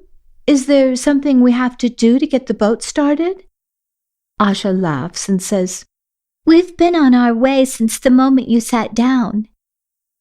What? You say incredulously. That can't be right. We haven't been moving at all. Look over your shoulder. Do you see the shore? You whip around and see nothing but miles and miles of water with no shoreline in sight. You laugh. I don't understand. We don't have oars or wind or even a motor. How is this possible? We're moving on a current of Earth's electromagnetic energy, says Asha. With no feeling of movement, the velocity increases each time Asha touches the lever, until at last the boat rises almost completely out of the water, like a bird skimming over the surface. With no shore in sight, You can't estimate your speed. You find a tissue in your pocket, tear it in half, and throw a piece into the air. If we're moving fast, why isn't there any wind? You ask as the tissue falls softly to your feet. There's a protective shield in front of our boat. It's invisible, and its shape causes the wind to move around us without slowing us down, says Asha. How fast are we going? You say. About 900 miles an hour, says Asha, as if this is a normal occurrence. Normally, friction would heat up a metal boat and become a big problem at this speed. But the lake below us keeps the boat cool, and we're almost as light as air. At this point, your mind can't comprehend another thing. The lack of gravity makes no sense. But of course, you're witnessing this yourself, and it makes you wonder how many scientific theories are completely erroneous. At last, you find a pillow and a blanket under your seat and curl up in the bottom of the boat, your thoughts drifting away until you fall soundly asleep. When Asha finally awakens you, you have no sense of time whatsoever. You don't know if you've been asleep for days or hours or just a few minutes. Stepping out of the boat and onto the shore, you see a slanting sheet of light that appears fan-shaped off in the distance. You can see nothing beyond that light, but as you and Asha bound quickly across, approaching the rim of the rock floor, you see the light is streaming in from below as an immense break that stretches across your path. It appears to be limitless, bottomless, and springing up from what seems to be a fissure in the earth. You walk a bit farther and stand on the brink of the chasm, staring out into the brilliant, shimmering light. The light doesn't dazzle your eyes. Rather, it possesses an indescribable beauty, illuminating everything in all directions. If love could take form, you believe this light would be that form. As you peer over the edge, wondering what you will do next, Asha says, Below us is a hollow in the earth, and the light is actually reflecting up from the space below, and that's where we're headed. Amelia, look, says Asha, pointing. You turn in the direction Asha indicates and see a ship covered in ice and snow, floating in the distance, its sails full as it moves swiftly in the wind. Is that a mirage? You say, filled with wonder. No, it's real. Everything on Earth has an imprint in another place, and every event is recorded. But how are we seeing a ship? Well, matter is reproduced in a so-called vacancy. What you see is like unseen pages where all events are recorded. As that ship sailed over the ocean above us, it disturbed a current of energy and left an impression, sort of like a holographic image of the ship on a zone beneath it that's parallel with the spot where we are. We're seeing a holographic version of that ship? That sounds crazy. No more crazy than things are thoughts, or the idea of subatomic particles that can be waves and then turn into particles depending on your focus. You laugh, relieved to be distracted from the leap of faith you're about to take. Are you ready to jump? Says Asha, smiling and holding out her hand. Your heart is in your throat as you grasp Asha's hand and say, I'm ready, as you step off the cliff together. You throw your arms around Asha, fearing you might lose each other as you fall into the abyss, and then close your eyes tightly, afraid to see what is coming.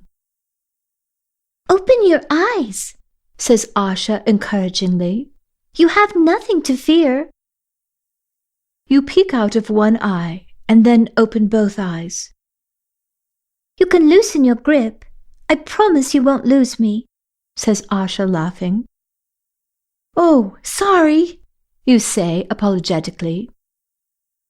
Though you don't let go immediately, you loosen your grip more and more until you finally let go. And with your arms outstretched, you feel as if you're flying. The wind moves gently past your body and through your hair, and it isn't too loud or cold or uncomfortable. Even the light surrounding you is peaceful and calm. You discover you can easily move any part of your body. Speaking loudly, Asha says, The wind that's blowing now will lessen. The faster we fall, the more the atmosphere is decreasing. It will completely disappear in just a few minutes.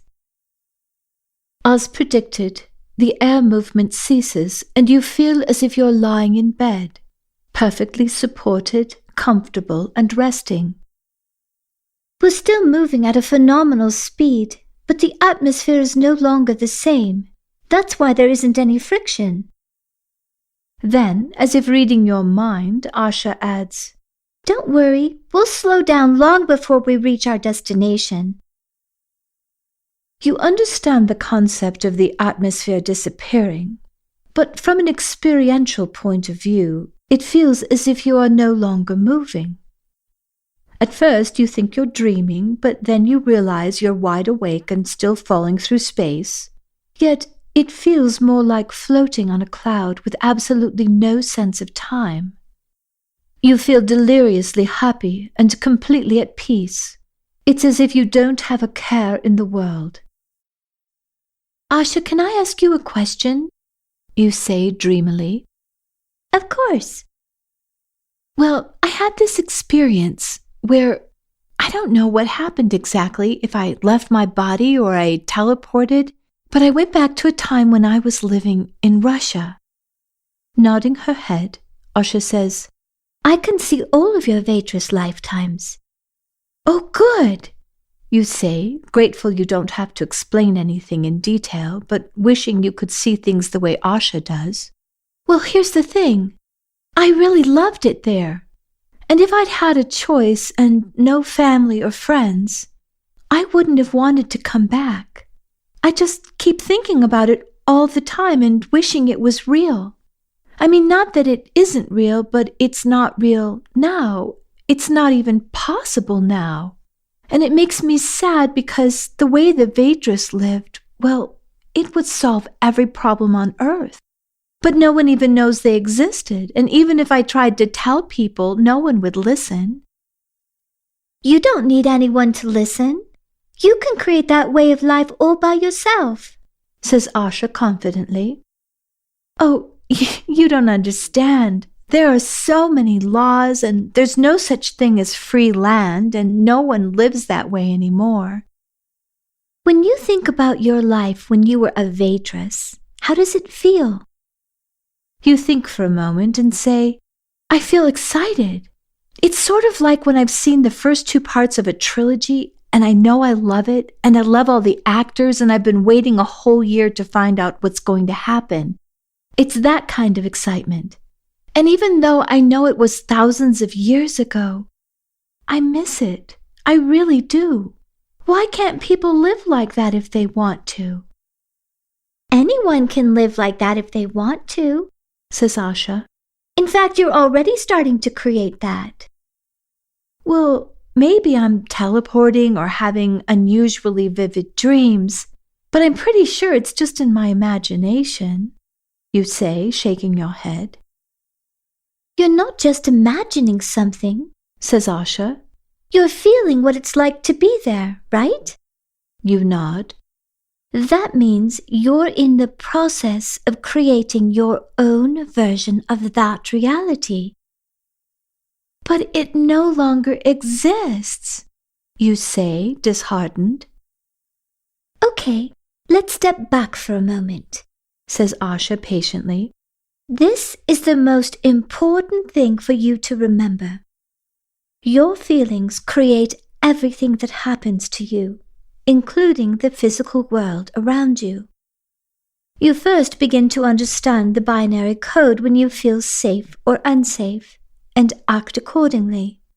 But the binary code also responds to the feeling of yes or no, or you could think of it as love or fear.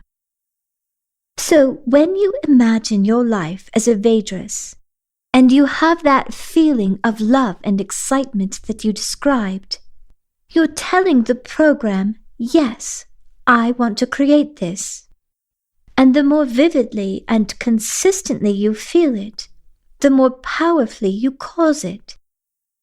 But when you focus on your world, the people, the politics, the corporations, you see it as solid and unchanging. Your idea starts to feel hopeless, and then you worry that what you want can't possibly happen, or that it's not happening fast enough. Or maybe you're afraid that you're not doing it right. Well, when that happens, when you worry, you are actually causing the program to create more of what you don't want. But if it's such an intelligent program, you say, exasperated, why doesn't it understand what I don't want? Because the program doesn't perceive right or wrong, good or bad.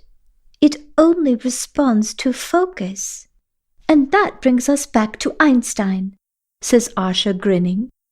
Imagination is more important than knowledge. So be sure you are imagining what you want, not what you don't want. And remember, there is no one on earth who's powerful enough to stop your imagination. Of course, they can try to convince you that you're just making things up that don't matter, but it's up to you whether you believe that or not. Oh, and one more thing. You will never know how anything is going to happen. That's part of the fun and games of it all. So don't worry about it. Everything has a way of working itself out. And on that subject, says Asha happily, we're getting very close to our destination. I'm feeling gravity again, you say excitedly. What's happening? This won't be easy to understand because of what you've been taught. But we're entering the inner earth, says Asha. But that isn't quite accurate. This earth is more like a parallel earth. What do you mean? The continents here are exactly the same as your continents on the surface, except this inner earth is on a different dimension. It's a parallel reality. The atmosphere changes between dimensions and allows your body some time to adjust. It's a lot like deep-sea diving.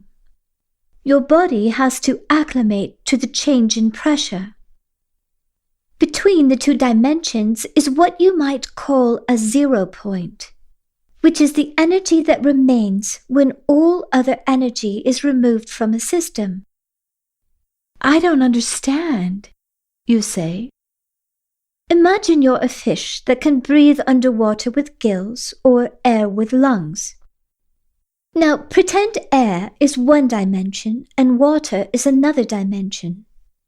0 point would be the moment where you could no longer use your lungs, but you can't use your gills yet either.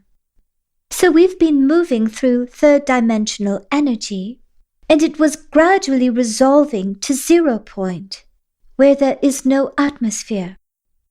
In fact, there is no air in 0 point. Well, then how did we manage to breathe? You gradually stopped needing to breathe. Didn't you notice? In this moment, your heart isn't beating either. How can I possibly be alive? You say, then with a shock you add, am I still alive? What do you think? Of course you're alive. In fact, don't you feel more alive than before? You shake your head. I don't understand. I don't need to breathe. My heart doesn't need to beat. And I feel better than ever. Think of it like this. Imagine you're lying in bed in your 3D world. As you start falling asleep, your breathing slows down, and so does your heartbeat. That would be like moving towards 0 point. And the next thing you know, you're in a parallel reality, what you would think of as your dream, where you have no heartbeat and you don't breathe. But that's a dream. Well, you've been educated to call it a dream. But what if you're a multidimensional being? What if you're actually a cosmic superhero, capable of coming and going between dimensions all the time? A cosmic superhero? Oh, I'm just sure, you say with joking sarcasm. I've been trying to tell you. Faulty education. You're going to be completely shocked when you discover the truth about your entire existence. And I don't mean the simple fact that you're playing a game. I'm referring to the most common, fundamental things you believe about life on Earth. But that discussion will come later, says Asha, laughing.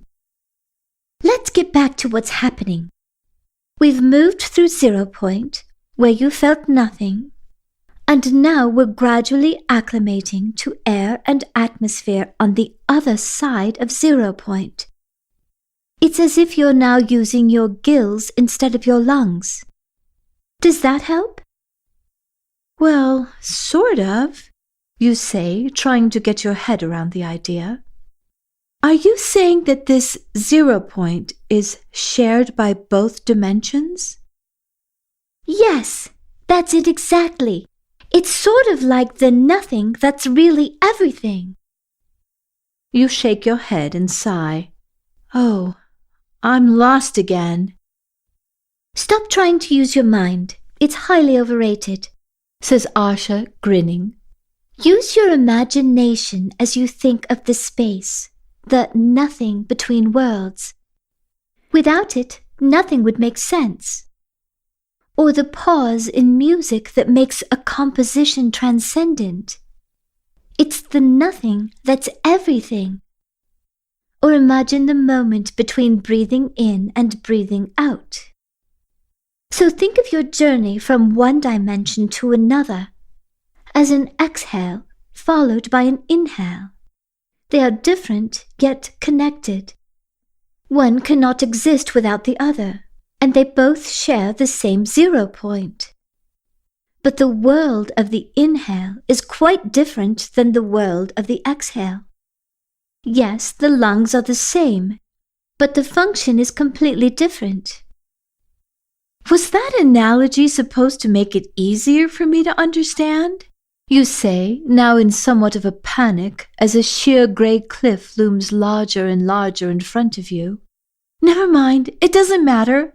How are we going to stop without crashing into that cliff? You yell anxiously.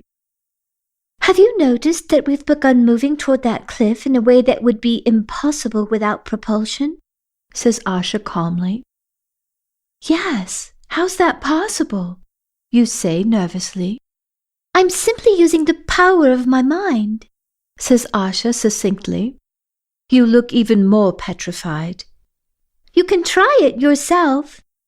All you do is wish to move to the right and see what happens. You wish to move to the right and are stunned to see the distance between you widen. Now wish to circle around me, says Asha. You obey, and you circle around Asha, laughing with delight. Then Asha pulls a crystal out of her pocket and throws it into the air. The crystal floats right alongside her, as if she was sitting down and had placed it on a table beside her. Now call for the crystal. Tell it to come to you. You do, and the crystal floats to you, landing right in the palm of your hand. Never in your life have you been more surprised than in that moment. Asha laughs and says, Things are thoughts. That's why thoughts influence things. Or maybe it's thoughts influencing thoughts. Are you just trying to confuse me? You say, laughing. You still have quite a distance to travel before arriving at your destination, so Asha says, Think of how strongly you would feel if you were face to face with a grizzly bear. Now wish, with that level of intensity, that we move rapidly forward toward our destination. We'll unite our energies and do this together, which will be far more powerful than what we could ever do alone. You look at where you're headed and intensely wish to be there. The distant cliff is suddenly so close, Asha yells, Stop! We're coming in too fast! Make a wish that we're motionless. You slow immediately and come to a halt, hovering in mid-air just 10 feet above the land. Now wish to land slowly and with control, says Asha with her arms in the air as if she is gracefully conducting a symphony through the last few measures. You move gently through the air and land softly on a grassy bluff. Looking around, you see a clear, broad river and a dense forest of evergreens off in the distance, with trees so magnificent and immense you think they must be thousands of years old. You reach out and excitedly hug Asha. Thank you, you say, relieved to be in one piece. Do you know how long we've been gone? Which way do we go now? Asha smiles sweetly and says, Do you remember the agreement I shared with you? The one where I said I would save you only if you were facing certain death? Yes, you say tentatively, suddenly afraid to hear what Asha is about to say. Well, I've done that, and now you're perfectly safe. There is absolutely nothing and no one here that would harm you. No! Oh no! Please don't go! I'm begging you! Please stay with me! I can't do this without you! You plead desperately. Yes, you can, says Asha gently. Trust yourself. It's time for me to go, but listen to me carefully. There is nothing I've told you that you didn't already know. What do you mean? You carry everything you will ever need to know within yourself. Every aspect of the game is programmed into your DNA. As long as you have a body, you have the tools and the know-how to play the game. It's no different than the way you create your own dreams. What? You exclaim. Wait a minute. What are you talking about? Asha laughs and says, You create your dream world every night. Why is it so hard to believe that your avatar body creates and projects your waking world as well? You shake your head. Okay, that's way over my head. But even if that's true, it doesn't solve anything, you say frantically. And how does that tie into feelings running the program? Did you know researchers discovered that you could be dreaming you're sitting in a wheelchair, paralyzed? But if you wake up for just a moment, realize all is well, and fall back to sleep, you would still be sitting in the wheelchair, but you would no longer be paralyzed, says Asha, as if you are chatting while having tea and crumpets. Okay, that's interesting, you say slowly, but it doesn't really help. Well, actually, that concept works exactly the same way in the game. You just have to learn how to wake up. You narrow your eyes. Okay, I'll bite. How do you wake up, you say in finger quotes, while you're in the program? You just focus on what you want to be real, rather than what you think is real, says Asha pragmatically. Laughing, you say, Well, that sounds very Pollyanna-ish. That would never work in my world. That's because you're still sitting in the wheelchair, believing that you're paralyzed. I'm giving you the answers, but I can't give you the faith to believe in what you don't see. Well, as they say, seeing is believing.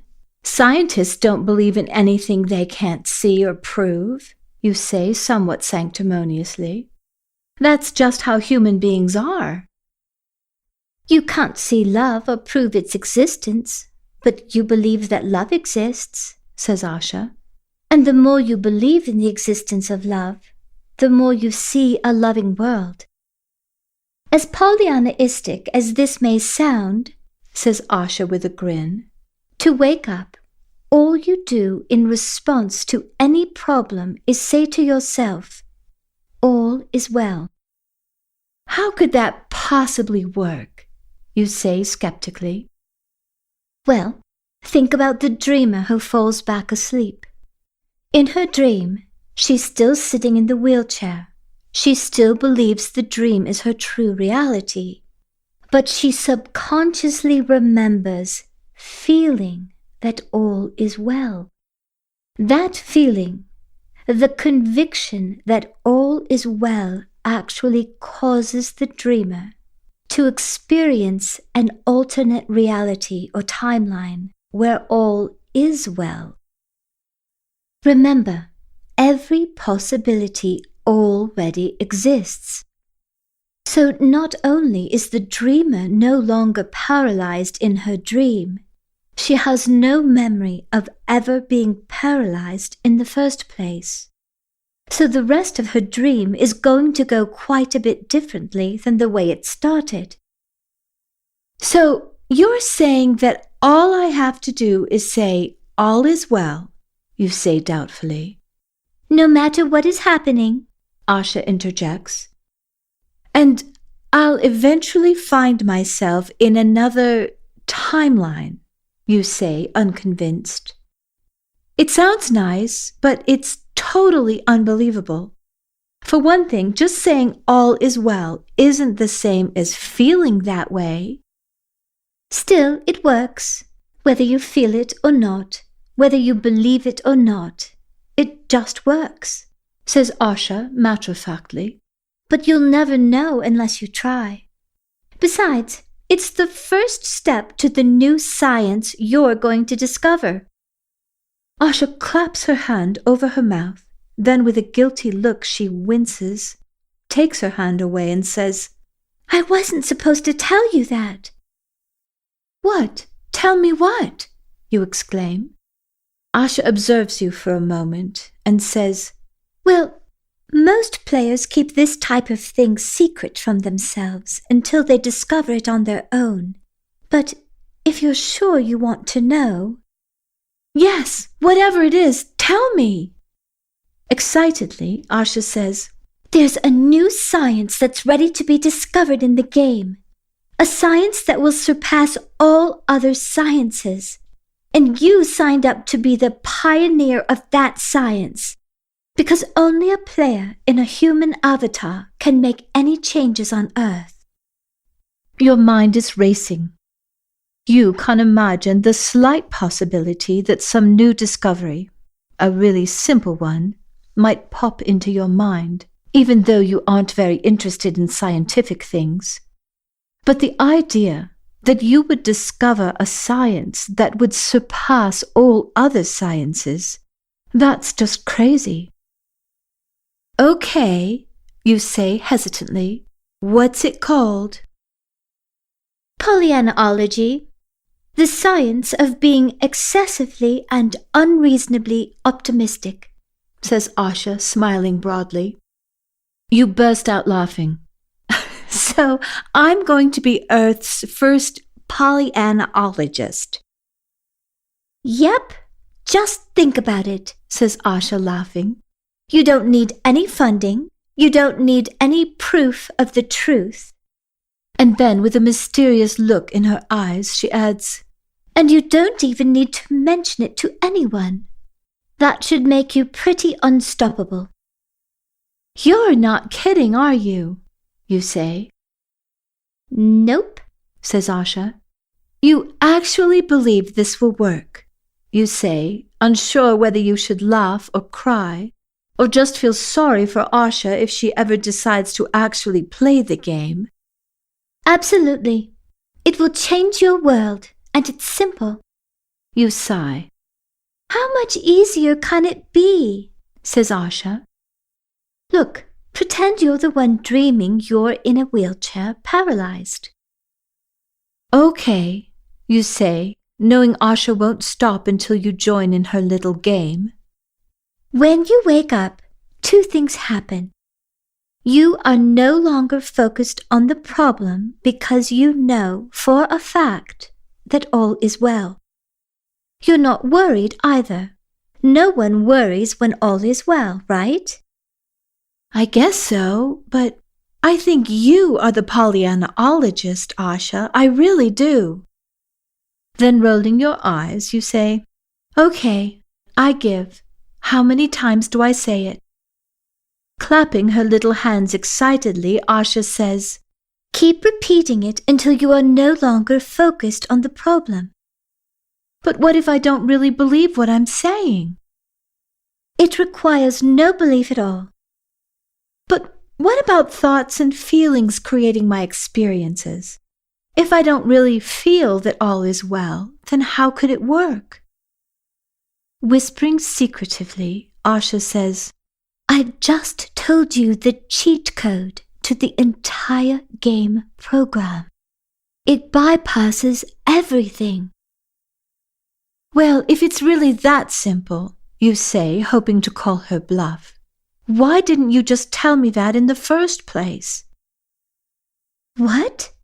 And miss out on all the excitement you've been having? Where's your sense of adventure? Says Asha as she begins floating into the air.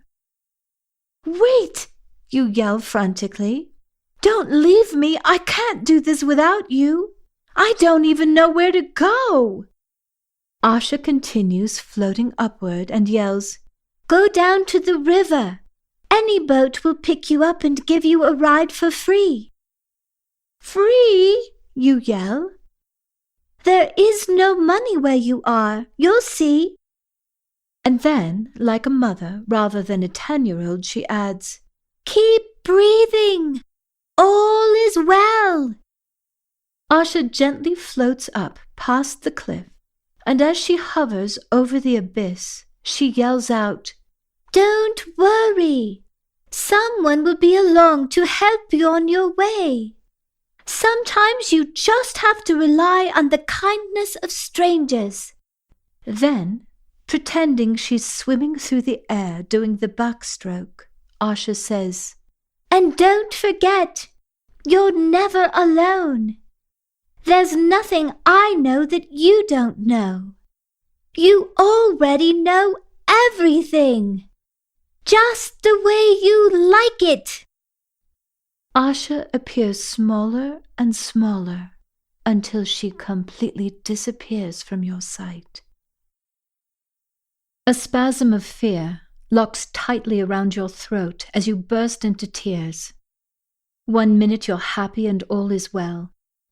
You think you've learned all about dealing with fear, but now sheer panic grips your chest, and the silence around you is filled with a high-pitched ringing in your ears.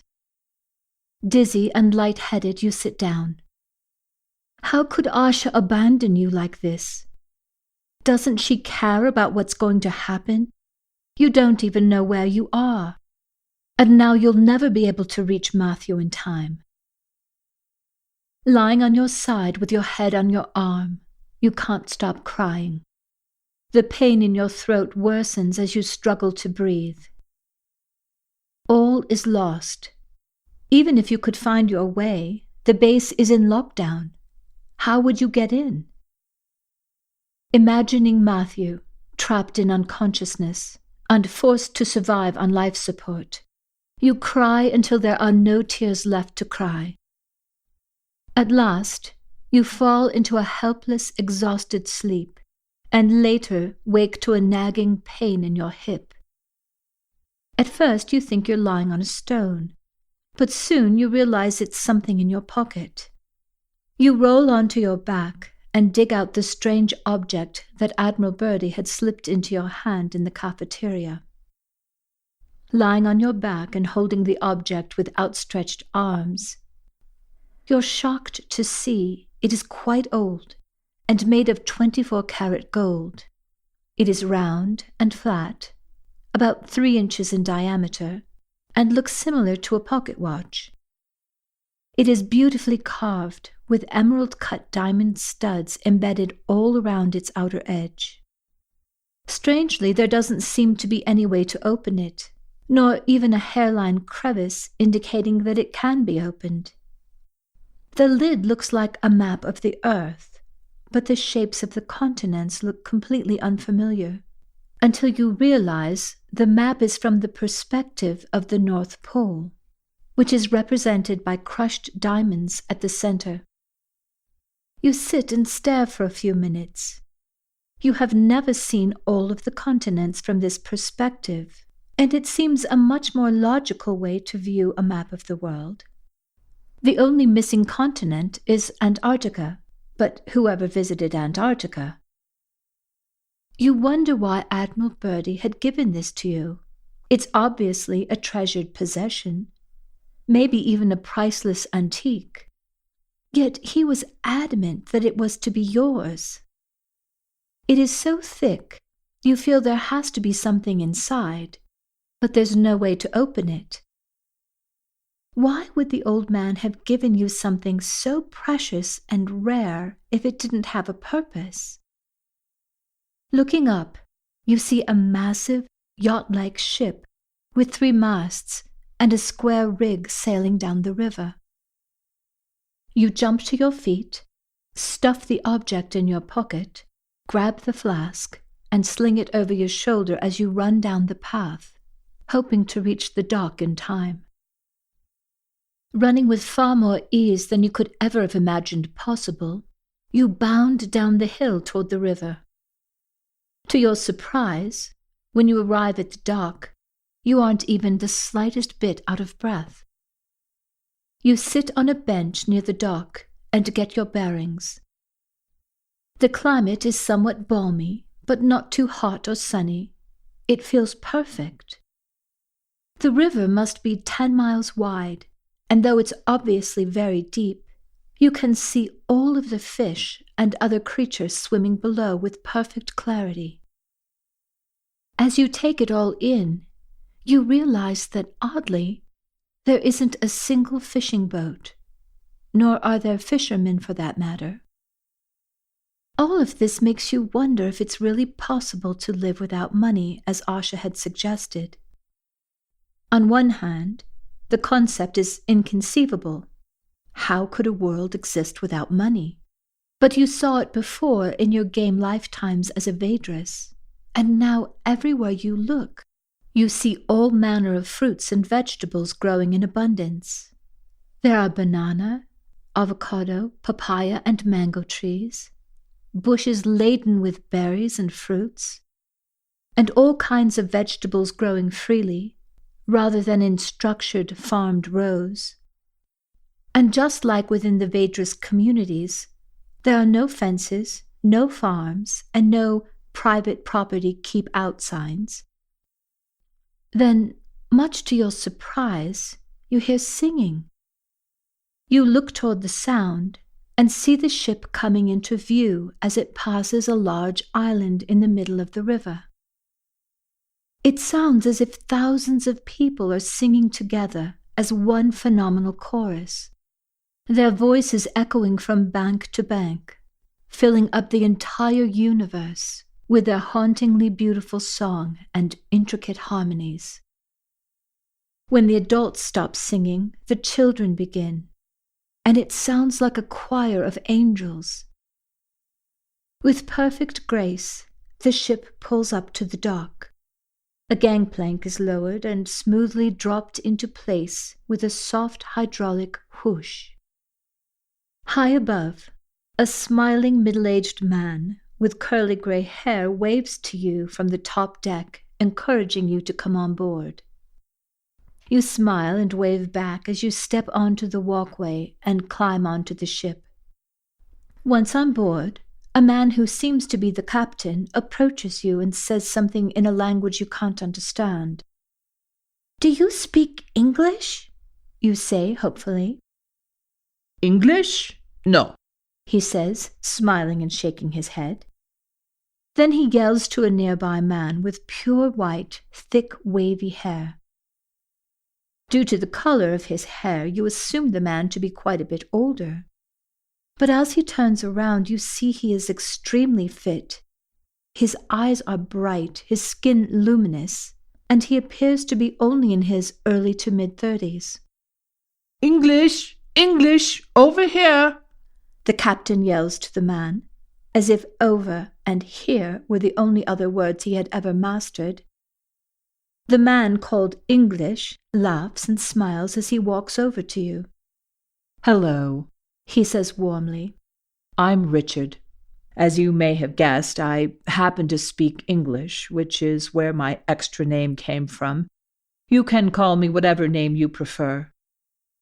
The captain then says something in his native tongue, and Richard says, The captain is wondering where you're headed. "Oh," you say, taken aback. "I need to go to Utah, but I'm not really sure exactly where I am, so I don't know when I should get off the ship." That's all right, says Richard with a peculiar expression, as if he has something to say but doesn't quite know how to tell you. We'll figure out the best place. Then, changing the subject slightly, he says, Would you like a tour of the ship? "There's nothing you can do to get back to Matthew any sooner, but you're still worried." "Yes, but you will make sure I get off at the right stop for Utah?" Of course, says the man kindly. You relax a bit as you stroll along. There are several hundred people on board, and you have an awkward moment when you realize just how much you stand out in the crowd. While everyone on the ship is wearing simple white clothing, everything from pants and tunics to flowing dresses and robes. Here you are in olive green military cargo pants, a long-sleeved gray knit shirt, and army-issue boots. But you quickly realize you needn't worry. Every person you see goes out of their way to be kind and thoughtful. You are struck by how happy and healthy everyone appears to be. And they all have such beautiful complexions, it's difficult to tell their age. Richard turns to you and says, Earlier you told me you didn't know how to get to where you're going. Have you thought of using that compass tucked into your pocket? Your shirt is draped loosely over your pants, and you know it's impossible to see the object. "How can you tell what's in my pocket?" you say, surprised. "How do you even know it's a compass? I don't even know what it is." I didn't mean to make you uncomfortable, says the man apologetically. For us, here in this place, it's as easy to see what's in your pocket as it is to recognize the color of your eyes. I wouldn't have mentioned it except I think it will help you on your journey. You pull the treasured object out of your pocket. "I don't know how to use it.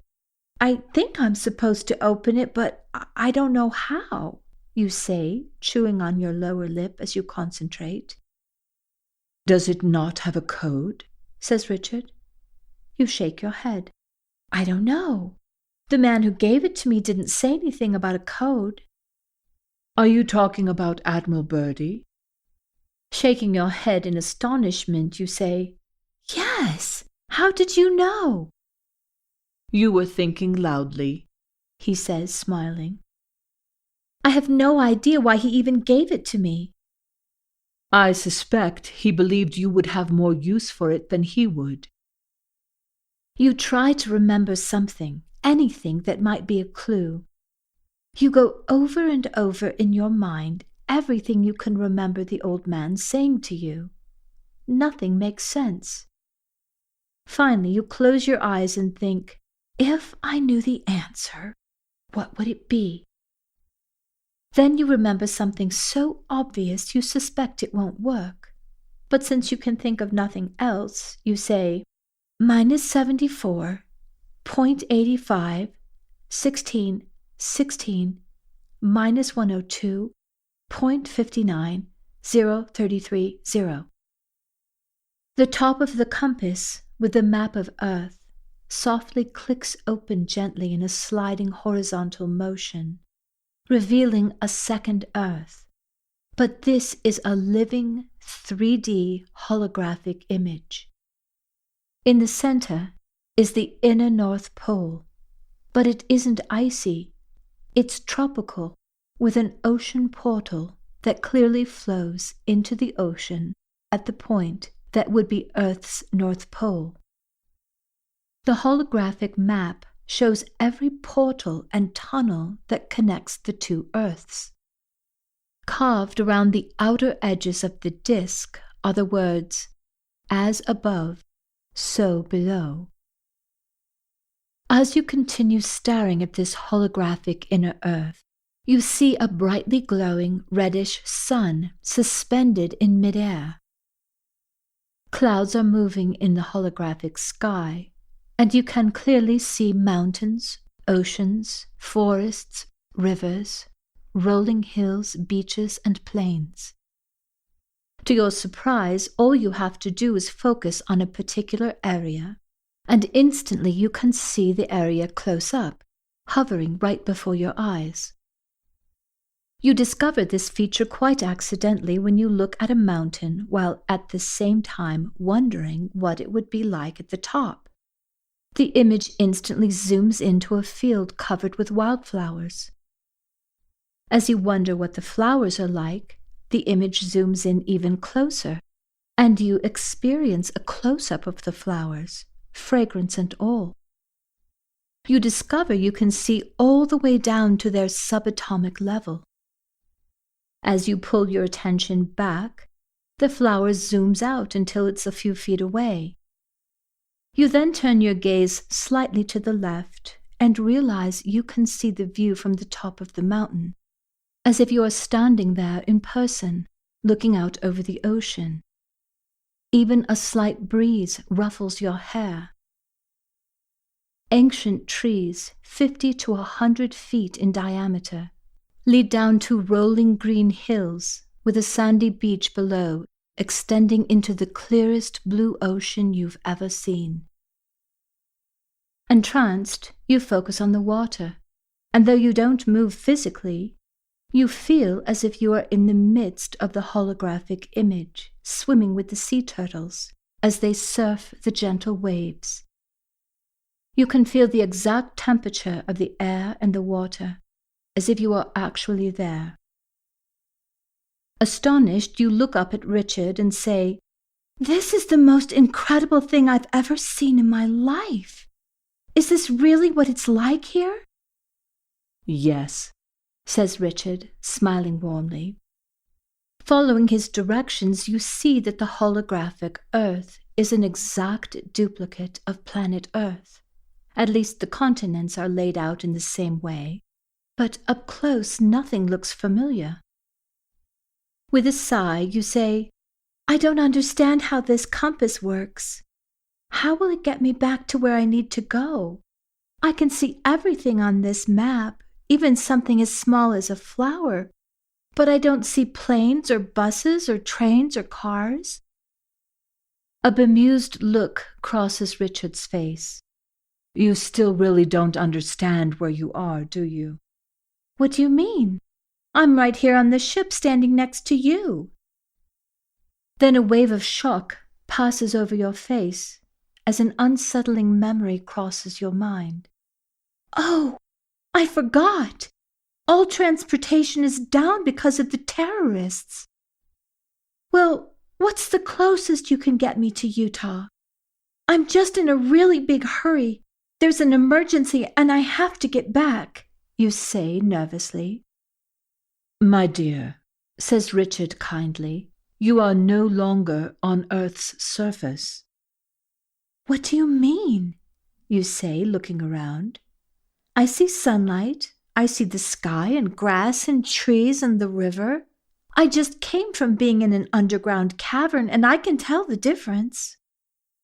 No, that's not what I mean, says Richard patiently. You're not on Earth, at least not the Earth that you know. Some people call this the inner Earth, but it's actually a parallel world. The Earth you know is a duplicate of this world. You stare at him, puzzled. Do you understand that Earth is a virtual reality? He says good-naturedly. You nod. Well, think of it this way.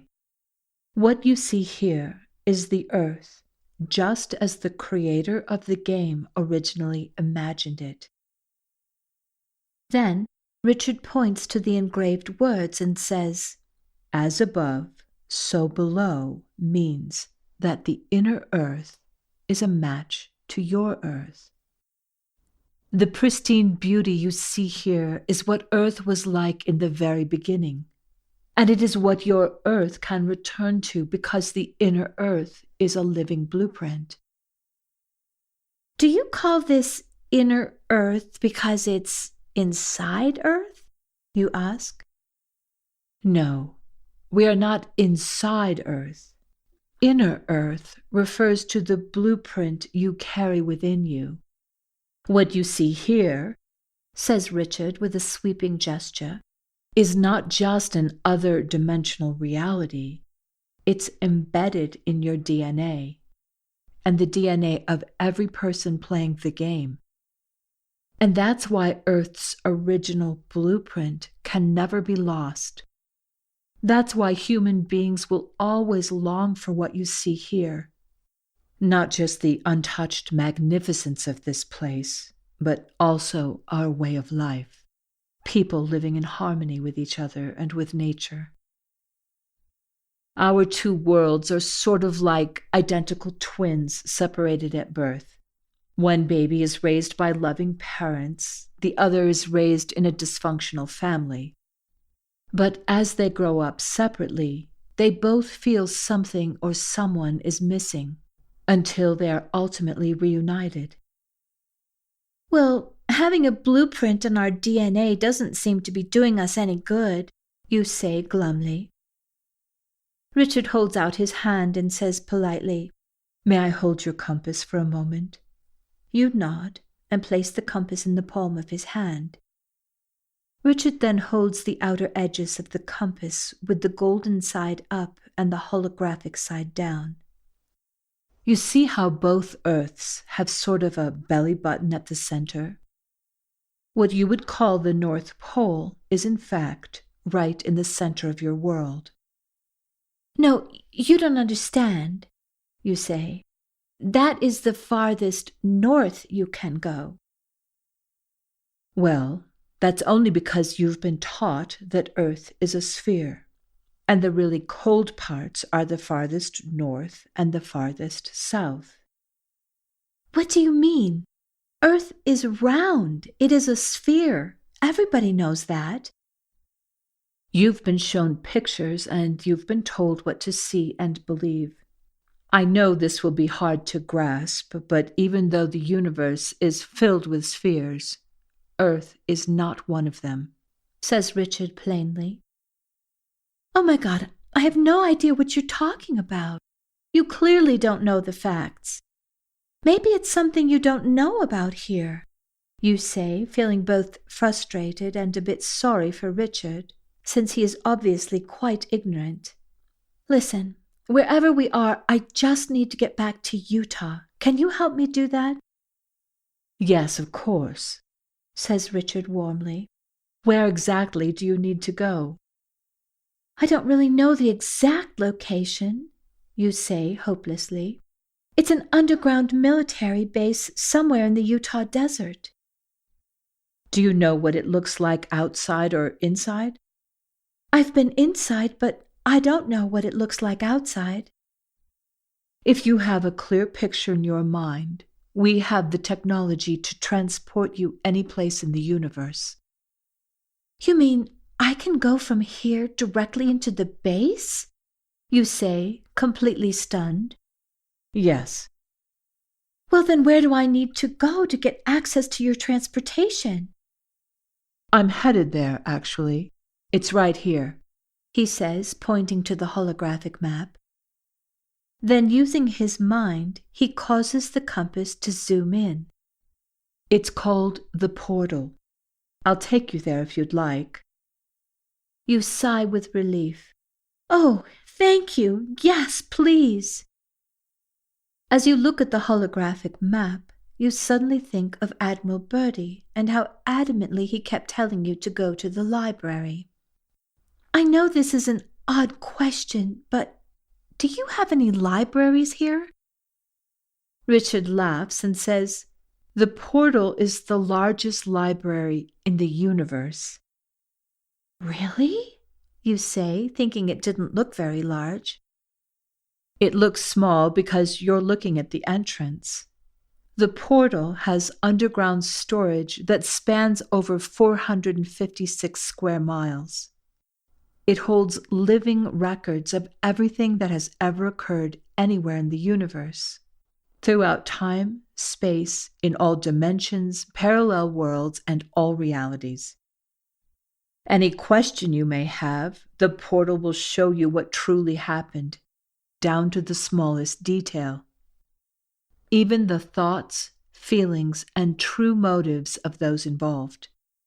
But more importantly, it is literally a portal to anywhere in the universe, including Earth. We call it Think and Go, says Richard, smiling. You smile as you remember Asha using that term. You mean all I have to do is go to your library, think about where I want to go, and I'll just show up there? Yes. There are special chairs, somewhat like the Montauk chair, but infinitely more advanced. Though you don't want to take your eyes off of the holographic inner Earth, you want the compass to be safe. As if reading your mind, Richard says, "Use the same code to close the compass whenever you're ready. You can open and close the compass telepathically or out loud." You don't fully trust that you have any telepathic abilities, so you say the code aloud and the compass closes silently. You stare at it for a moment and say, "Why do you call this a compass? It seems more like a map to me. I mean, an incredible holographic map, but still a map." Didn't you notice that your thoughts could take you anywhere you wanted to go and show you anything you wanted to see? Asks Richard. Well, yes, but it doesn't tell me how to get there, you say. It would tell you if you asked, says Richard. Oh, you mean it's like a GPS, except this compass is a GPS times infinity? You say, grinning. Okay, I have one more question for you. Where is Antarctica? Why don't you ask that question when you're at the portal? You'll be able to see everything for yourself, says Richard encouragingly. Come with me. We'll be docking soon. When you disembark, Richard says, "From here on, we'll take the hovercraft. It's just a 5-minute walk. It will take about an hour to get to the portal, so feel free to pick some fruit or anything you'd like before we get on board." For some reason, I'm not really very hungry, you say.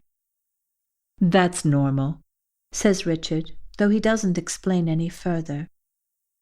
As you walk, you see bright green rolling hills dotted with colorful gardens. There are plenty of people walking or riding horses, but there is an odd lack of homes or businesses, and no one seems to be doing work of any kind. Where are all the houses? You ask curiously. Richard smiles and says, "Look again, you'll see."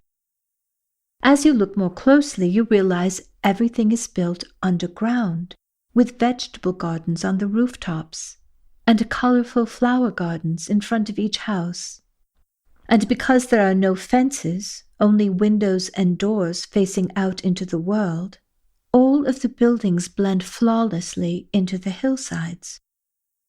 Are all of your homes built into hillsides? You inquire. No, there are many options, but whatever we do, whether it's a building, a road, or a pathway, we tread lightly. We live in harmony with nature, says Richard warmly. So do you mainly sail and use hovercraft to get around, you say? Most people here have the ability to teleport or bilocate. Some use hovercrafts. But it's more for our own enjoyment, just like sailing or horseback riding. But for those of us who don't teleport and need to go a long distance, we have underground trains that move through tubes, using only electromagnetic energy.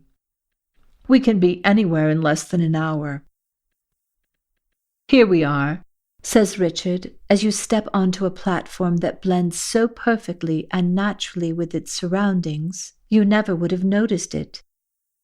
This is beautiful, the way it blends in. But don't you have a hard time finding things? Richard smiles and pulls a compass very much like your own out of his pocket. Not at all. We can simply think of where we want to go, and the compass communicates telepathically. Do you mean it talks into your mind, you say? It really depends on the person receiving the communication. Some people hear words, others see images. Some people receive telepathic communications through their feelings. And sometimes it's a combination. Personally, I feel the communication. So when we were walking along, I suddenly felt like turning left and then right, and then I had the feeling to walk up the stairs. That's incredible, you say enthusiastically. You can use your compass the same way, you just have to trust your feelings, says Richard. You're not sure if you're quite at that level of trusting, so you're happy when you see a thin golden frame gliding along the soft hills. As it gets closer, you notice a large blue crystalline sphere, radiant with etheric energy protruding from beneath.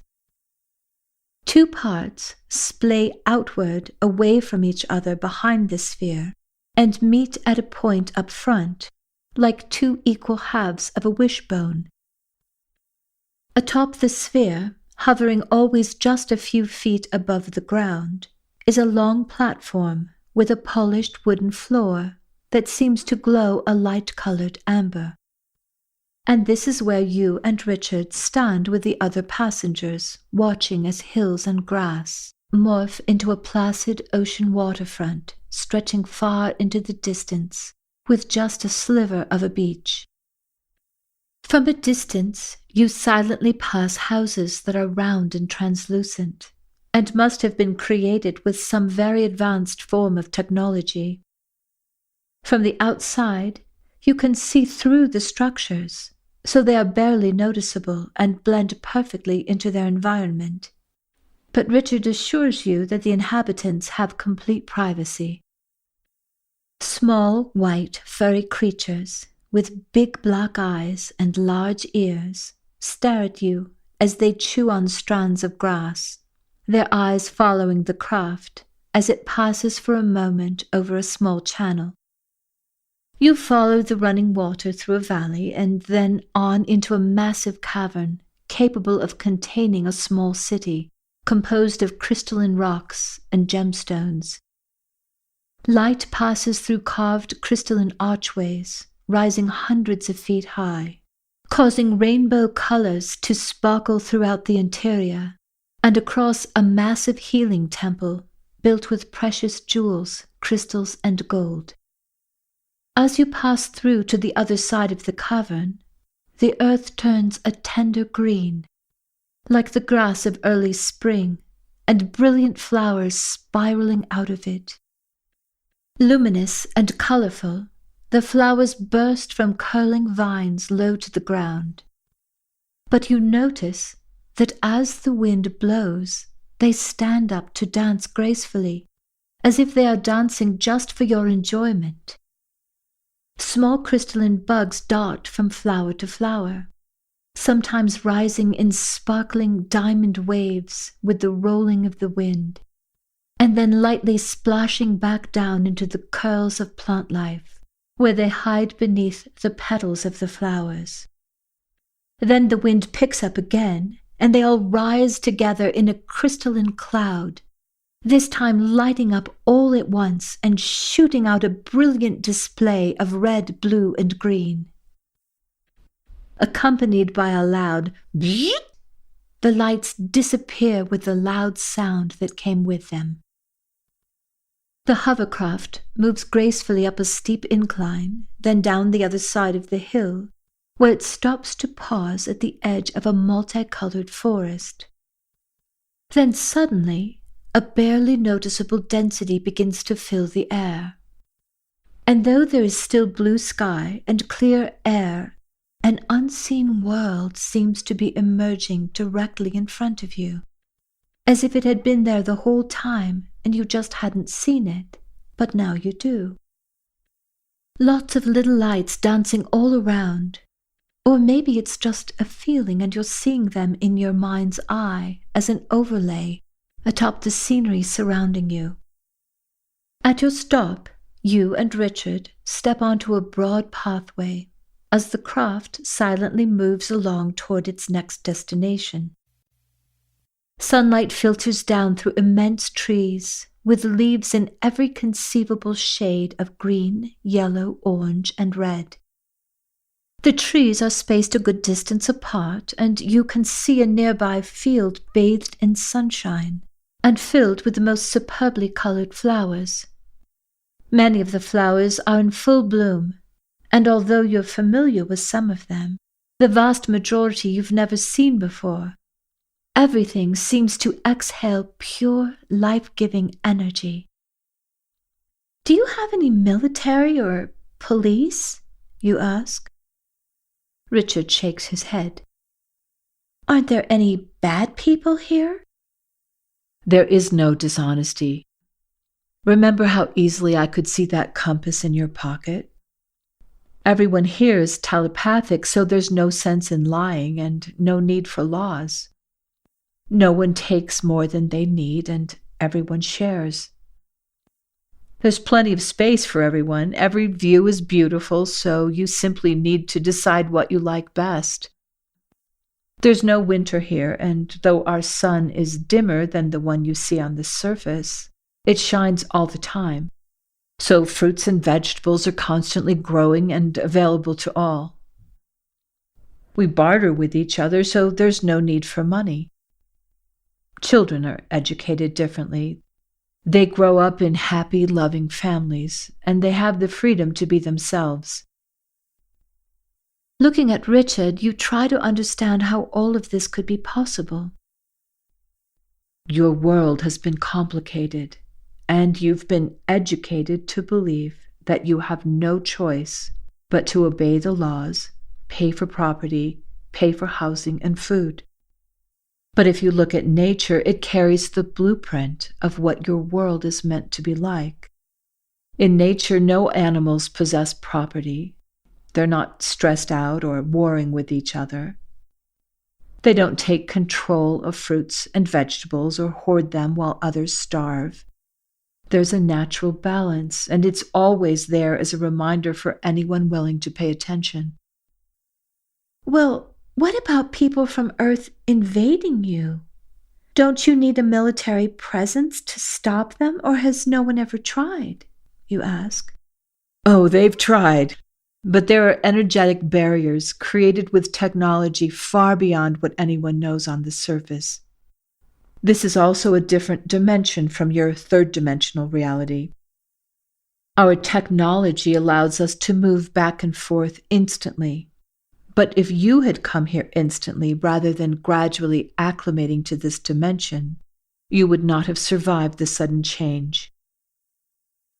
As Richard speaks, the forest path opens into a meadow with lush grass, flower gardens, and tall, graceful shade trees amidst circular clearings with benches, tables, and chairs set up for both privacy and small gatherings. "Here we are," says Richard, beaming. "Welcome to the portal." As you walk across an arched bridge, you look over the railing and see perfectly clear water flowing above sparkling multicolored quartz crystals, semi-precious and precious stones. Are you thirsty? Would you like a drink of water? Asks Richard. You step off the bridge and scoop a handful of water out of the creek. The moment you touch it, an exhilarating feeling flows from your hand up into your arm. You experience the same effect as you drink the water, a feeling of being totally relaxed, yet fully energized and alive at the same time, as if you would never experience the need to sleep again. Seeing the look on your face, Richard says with a smile, We need very little sleep because our bodies are harmonized and constantly being regenerated by our crystalline surroundings, as well as by the water we drink and bathe in. We mature, but we don't age. There are people here who are hundreds and even thousands of years old. As you head toward the portal entrance, you walk through an archway composed of diamonds and bathed in sparkling rainbows. In this library, anyone in the universe can access and study the records of the game, says Richard. But what can you learn from us? You say as you climb a crystal staircase leading into the main part of the library. Earth is a mess. Clearly we don't know what we're doing. Recognizing what doesn't work can be just as effective as observing what does work, says Richard. Here at this library, we have access to the entire universal databank. So we can look at any problem that arises in the game and access the best solution for solving it. We then record the problem and the solution, as well as how to prevent the problem in the first place. In this way, anyone can quickly access the highest and most positive outcome for any event. Every conceivable problem and answer exists here. And that's mainly because of every brave person like you who plays the game. We learn from your mistakes. You certainly don't feel brave. Stupid, scared to death, and what the hell was I thinking have come to mind many times, but brave, not so much. You reach the top of the crystal stairway and find yourself in the midst of a hologram. Not only do you see the Milky Way galaxy, but stars and suns and entire solar systems are floating overhead. Oh my God, I feel like I'm lifting off the floor and about to float away, you exclaim breathlessly. That's partly because there are crystals embedded all throughout the library, says Richard. Well, actually everything in the library is crystalline. In the same way that you have quartz crystals in your computers, all information here is held and accessed with crystals as well. This library is an interdimensional portal. It will take you wherever you project your thoughts. Whatever you intend to see, you will have a first-hand experience on any and every level. The library appears more like an elegant park, with rainbow light glittering on the trees, flowers, streams, and waterfalls, everywhere the eye can see. Amid this stunning beauty, people are walking and talking. Some are studying or reclining in the most comfortable-looking chairs imaginable. Others have their eyes closed and are daydreaming, and quite a few are wired up and connected into the library operating system, which takes them anywhere they choose to go without ever leaving the comfort of their reclining chair. There are small theaters throughout the library where history not only comes to life, but when you step inside, you feel as if you are actually living it, as if you are really there in that exact period of time. But more than that, you feel as if you are part of everything that has ever existed or ever will exist anywhere in the universe. Richard leads you into an alcove with one of the reclining chairs. You sit down, stretch out, and lean back luxuriously. You lay there as if you are floating without a care in the world. The portal will not only transport you to any place in the universe, it can also answer any questions you may want to ask. But may I make a suggestion? Says Richard supportively. Of course. The trick to getting the most out of the portal is to ask high-quality questions. What do you mean, you say? Well, for instance, if you ask, why am I trapped in this experience? You would be shown a series of things that you said or did or thought that brought you to that moment of being trapped, which would only magnify the problem. Whereas, if you ask, how can I free myself from this situation? You would receive solutions rather than more problems. Now, think of the question, who am I? This question has been going round and round in the minds of players for as long as the game has been in existence, yet no one has ever found a definitive answer. But if you ask a high-quality version of that question, you would have a very different result. You think for a moment, then confess, I can't think of a different way to ask that question. How about, who am I when I'm not getting my way? Says Richard, smiling broadly. You burst out laughing. Oh, I see what you mean, you say as several ideas pop into your mind in quick succession. With a warm smile, Richard says, I will now take my leave of you. You bounce out of your chair, hug Richard, and kiss him on the cheek. Thank you so much. I hope to see you again someday. That would be my wish as well, he says affectionately. Oh, and don't forget to ask your question about Antarctica. You smile and nod enthusiastically. You sit on the chair, lean back, and feel as if you're floating on a warm, luminous cloud of energy. But the energy feels like a part of you rather than something separate or outside of yourself. You take a deep breath. I have sort of a compass map type thing in my pocket.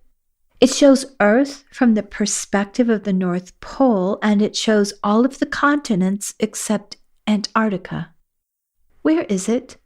You say, digging the compass out of your pocket. Antarctica does not exist as a separate continent. It extends all the way around Earth's playing field. It's represented on your compass by the diamonds surrounding the outer edge. You look at the compass in the palm of your hand and say, I don't understand what you mean. Antarctica is a small continent at the South Pole. Well, that's certainly what you've been taught. Maybe because you're inside the Earth, you just don't understand what it looks like from outer space, you say. But trust me, it's round, not flat. I've seen pictures. Your belief will cause you to see whatever you say is so. No, you don't understand. The Earth can't be round and flat. It's either one or the other, you say definitively. You see whatever you believe. But you're saying that Earth is flat, and I don't believe that, you say emphatically. That's why you perceive Earth as a planet rather than a plane, says the portal. But both versions exist simultaneously. I don't see how that's possible, you say skeptically. Well, you believe Earth is round. So the only way to experience both versions simultaneously is to open your imagination to see the version where Earth is flat. Taking a deep breath, you say hesitantly, Okay, how do I do that? Imagine that you and your parents were raised believing that Earth is just as stationary as it appears to be. NASA, your government, and educational system are all in agreement with the information you receive from your senses. Now imagine trying to convince people that Earth is not stationary, that it is spinning at 1,000 miles per hour and moving forward through space 32 times faster than a bullet shot from a rifle. but no one feels anything because of gravity. At least I know gravity is real, you say confidently. Maybe in some version of reality, but in your version, gravity has never been scientifically proven to exist. And yet, its so-called magnetism is responsible for keeping everything and everyone from flying off of the planet. It's strong enough to hold people, buildings, oceans, and the atmosphere tightly stuck to the surface. Yet it's just weak enough so that birds are able to fly and smoke rises upward. Do you think you could convince the entire world that this is an established fact that doesn't require any scientific proof? When you put it that way, you say, taken aback, it sounds bizarre. But then, how do you explain all the pictures of Earth from outer space? Can you tell the difference between a real photo taken in outer space and a picture created with computer-generated imagery? Well, no, you say thoughtfully. But there are astronauts who walked on the moon. That happened for sure. How do you know that happened for sure? How do you know anything for sure? Says the portal. What would you think if you knew that all of the Apollo 11 videos and audios suddenly disappeared, and every contractor managed to mysteriously lose the prints and plans for the lunar rover, LEM lander, and Apollo ship engines? Really? I didn't know that, you say, stunned. But why would anyone pretend we had been to the moon and create fake images of Earth from outer space if it's not real? Why, indeed. What if it's all part of the fun and games you signed up for? Says the portal. What do you mean? You ask. Imagine you could create your own virtual reality game. What would you want to experience? You think for a moment and say slowly, well, first I'd want it to be 100% believable with an infinite number of choices and levels of challenges so the game would basically never end. I hate it when I find a really good game. I play for 3 days straight, and then I have to wait for the next game because I already know the whole storyline, so it's boring if I play it again. Sorry, off topic, you say, laughing. I'd want to be able to choose any timeline, past, present, or future. Oh, and I'd want a vacation part. I mean, a real vacation. Not one where I'd be at a beach and have to keep an eye out for snipers. I'd want to be able to come home from school and do anything I wanted. Ride horses, go mountain climbing, visit another country, stuff like that. And I'd want a storyline that can go in any direction. You say, your imagination gathering steam. But especially things that are mysterious and intriguing. I like figuring things out. You know, things that aren't obvious where you have to do research and piece things together. Oh, and I'd want a boyfriend, you say a bit sheepishly. I know that's kind of weird, a cyber boyfriend and all. But it would be fun to have a little romance thrown in with the mayhem. So what are you experiencing now? Says the portal. Well, not the virtual reality I have in mind, that's for sure, you say, rolling your eyes. My dear, you designed the virtual reality that you're currently playing, and all the intrigue and conspiracy theories that go with it. But what about the Big Bang and evolution? I mean, people way smarter than me believe in that event, you say. Every possibility exists. But in the reality you designed, does the Big Bang make any sense? The theory begins with nothing. Then somehow there's an explosion out of nowhere, and instead of destroying things like every other explosion, this explosion somehow manages to create space, time, and all matter in an instant for no reason at all. Debris flew outward at over 670 miles per hour for 14 billion years. Then some of that debris turned into bubbling ooze, that ultimately became planet Earth. Magically, single-celled organisms appeared. Then they became multicelled. Then conscious. Then everything multiplied, divided, mutated, adapted, evolved, and finally crawled onto land, replacing gills with lungs. Tails were lost, and then voila, opposable thumbs. You're right. It sounds crazy. It is crazy, you say in complete shock. How come people can't see this? Why does everyone believe it without question? It doesn't matter, says the portal. It's part of what you designed. Okay, look, here's the problem, you say, suddenly worried about what's to come. When I get back to the base, I don't know what I'm going to do. These are real people, and they're unbelievably powerful. Certainly, all of those powerful players would be delighted to know that you think that way. But the truth is that every person playing has equal power. Those in authority have no more power than you, unless you choose to give your power away by believing you have no power. The prime directive is, "Thy will be done." If you feel and believe, "I'm trapped, there's nothing I can do," the program is designed to give you more experiences that confirm what you believe. You shake your head. I understand what you're saying, but I don't think I can do it. I don't think I can make myself feel differently than I do. You are now recognizing that two seemingly separate realities can exist at the same time. So, can you understand that reality is flexible, that it moves according to your focus and beliefs?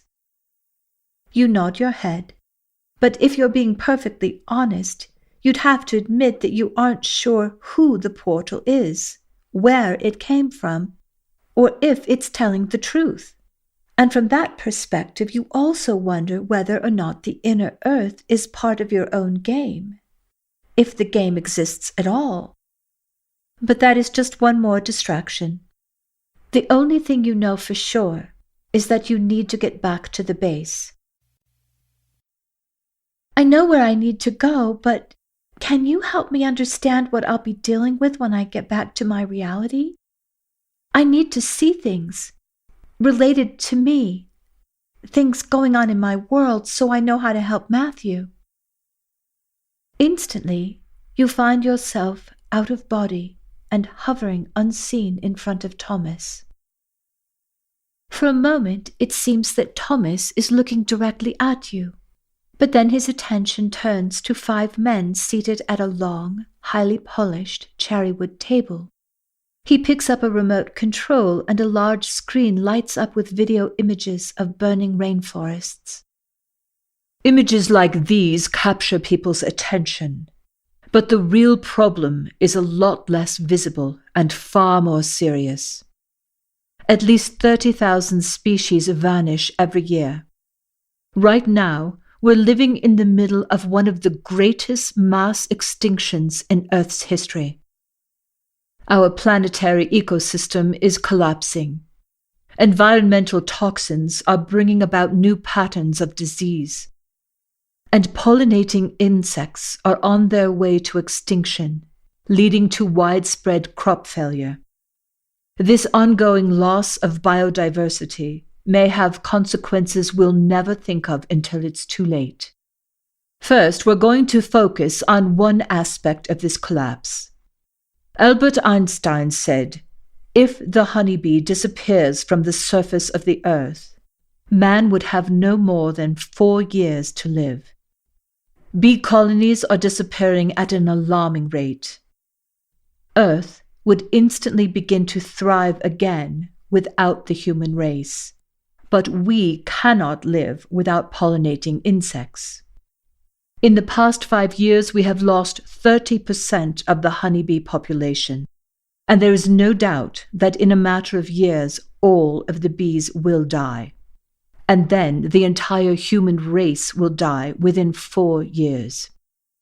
The paradox is that If a large portion of the human race were to die off first, not only would it save pollinating insects, our entire planet would quickly begin to recover. We know the problem. We know the solution, but no one is doing anything about it. So who's to blame? The corporations, the chemical industry, the government, the farmers, the consumers? The truth is, it doesn't matter, says Thomas emphatically. No one is taking responsibility, not even the Brotherhood. And by the time everyone starts to wake up and see what's really happening, it will be too late. For years we've been working to subtly reduce the population by degrading human health with specific chemicals added to food, air, and water, and pharmaceutical drugs. But we're out of time. We need to be prepared to drastically reduce the population if we're going to stop the collapse of our ecosystem. If the bees die, everything will be lost. No government will legally be able to take these steps. It's up to us. Are we in agreement? The men all nod gravely. There are 2 methods we will be employing: activating natural disasters and manipulating human consciousness. Nodding toward a man with black curly hair and a neatly trimmed beard, Thomas says, Carlos will explain the latter. Standing up, Carlos says, Our research has shown that the power of the human mind can be directed and manipulated to create strong beliefs, even convictions, as well as diseased conditions that lead to death with nothing more than fearful thoughts. A split-screen video springs to life, showing you and Matthew as you react emotionally to the newscast you had watched only days earlier. The video you're seeing is nothing more than a combination of past newsreels showing natural disasters and movie clips that were edited out of recent disaster films. We then created a narrative and added timestamps. Though none of it was actually happening, these teenagers fully believed what we told them to believe. They both accepted their fate and unquestioningly cooperated with everything we asked of them. Though you are out of body, you are dizzy with shock. How can this be? Why would anyone do something so appalling and cruel? The intention of our experiment with these teens was to isolate them and give them totally inaccurate but convincing visual and audio information, then observe the level at which they could be controlled. Even though the female is particularly intuitive, psychic even, we've had complete cooperation, and they've both become passive even in areas where they're required to submit to activities they wouldn't ordinarily do. A man in his mid-30s with short-cropped brown hair interjects, So, what are you suggesting, Thomas? False flags or some form of mass hypnosis via the media? That's what you and the others are here to discover, says Thomas. In the lab, we have thousands of case files.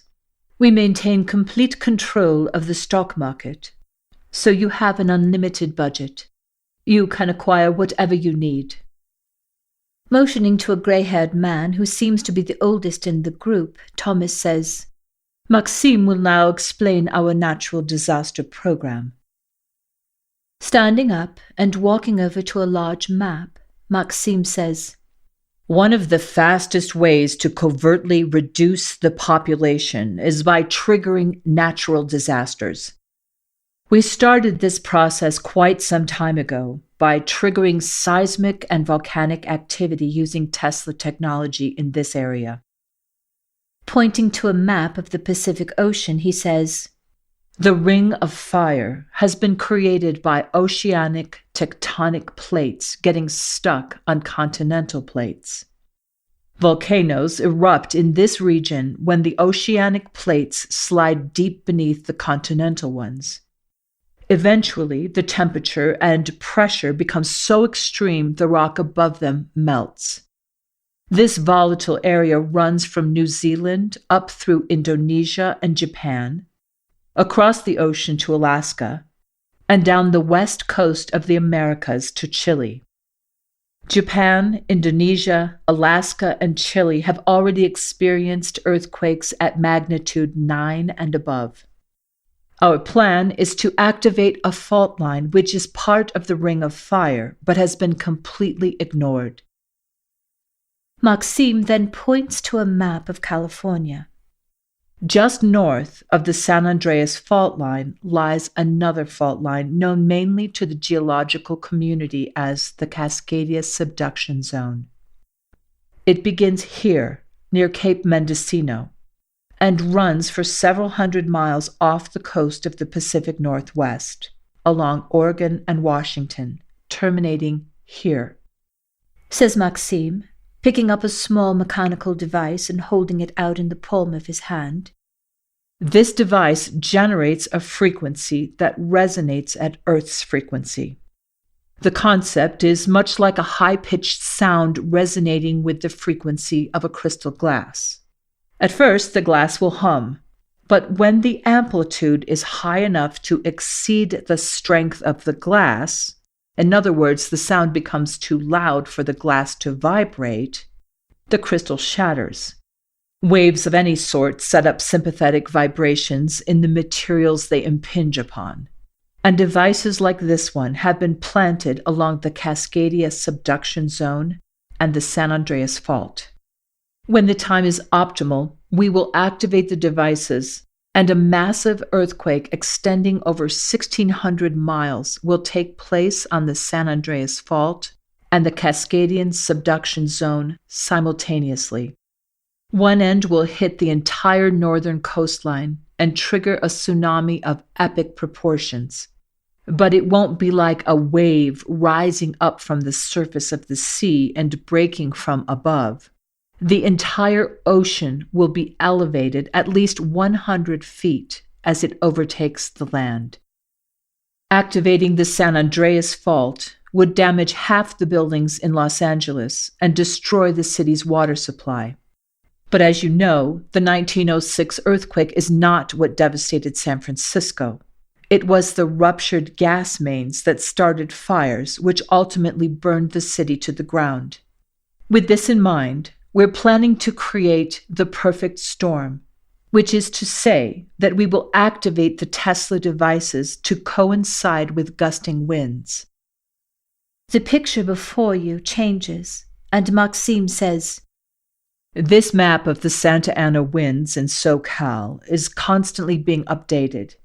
Yellow is marginal risk, orange is moderate, red is high, and purple is extreme. As you can see, the map currently indicates red from Santa Barbara all the way down the coast to San Diego. But the prediction over the next few days turns into purple. And this is what we've been waiting for. Extreme, hot, gusting winds, which will cause fires to burn intensely and move at phenomenal speeds. A series of 9-point earthquakes, combined with the resulting tsunami to the north and fires to the south, will cut back substantially on the population in this area. The entire coastline will remain all but uninhabitable for several years, with no electricity, drinking water, sewer services, healthcare facilities, and major highways. Interstate 10 will be torn apart, making it impossible to receive supplies from the south. This will cut back substantially on the human population while allowing our honeybee population to thrive. Even though this area has some of the richest soil for farming, no one will be focused on planting and poisoning crops when they have no electricity, sanitation, roads, hospitals, or homes, says Maxime as he returns to his seat. An additional part of our plan is to activate the Wasatch Fault here in Utah. says Thomas, pointing to the map. This fault line is long overdue for an earthquake, which means that it will be activated with only the slightest provocation. Not only would this cripple the Wasatch Front urban area with over 2 million people, but as you can see, these east-west interstate highways 80 and 70, plus I-15 running north and south, will be destroyed at these points, he says, pointing to Salt Lake City and highway connection points both north and south. These 3 highways are surrounded by mountains. So when they are crippled, it will be extremely difficult for disaster supplies to reach Utah, Nevada, and California, and most transportation will come to an immediate halt. A gray-haired man raises his hand and says, "Isn't the southern portion of the Wasatch Fault dangerously close to our location?" "It's close, but we won't activate any devices south of the I-15, I-70 convergence," says Thomas. "But you said an earthquake is long overdue. Couldn't the earthquake affect us here?" says the man, narrowing his eyes. "It's very unlikely given how deep we are underground, and the fact that our facility is composed of man-made caverns and tunnels built into the bedrock," says Thomas. "But to be on the safe side, I've created a map for each of you, so you can be sure you're out of harm's way." "Wouldn't it be best if we just took a train to one of the other bases where it's safe?" says the man. Well, there have been some unexpected developments. So let me explain, says Thomas. As you know, our military has been trying to reach the inner Earth ever since Admiral Richard Byrd actually flew inside through the North Pole in 1947, returning with a full report.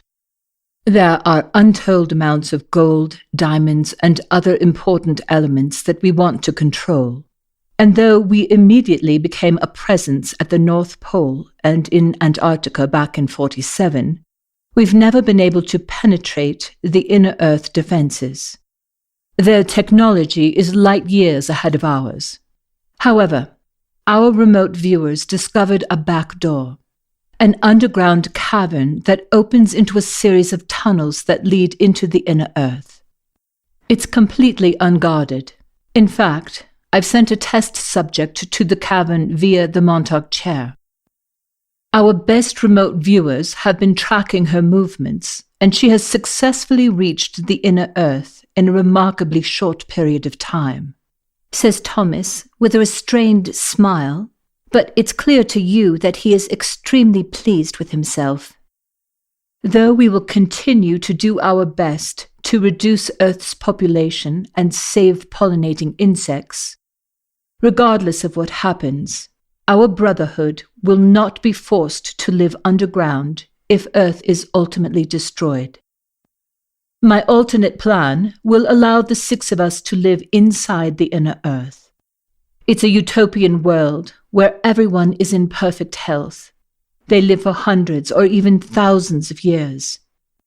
They've managed to stop our military, but I'm now confident we can make it through. You are fuming. He wasn't just testing you.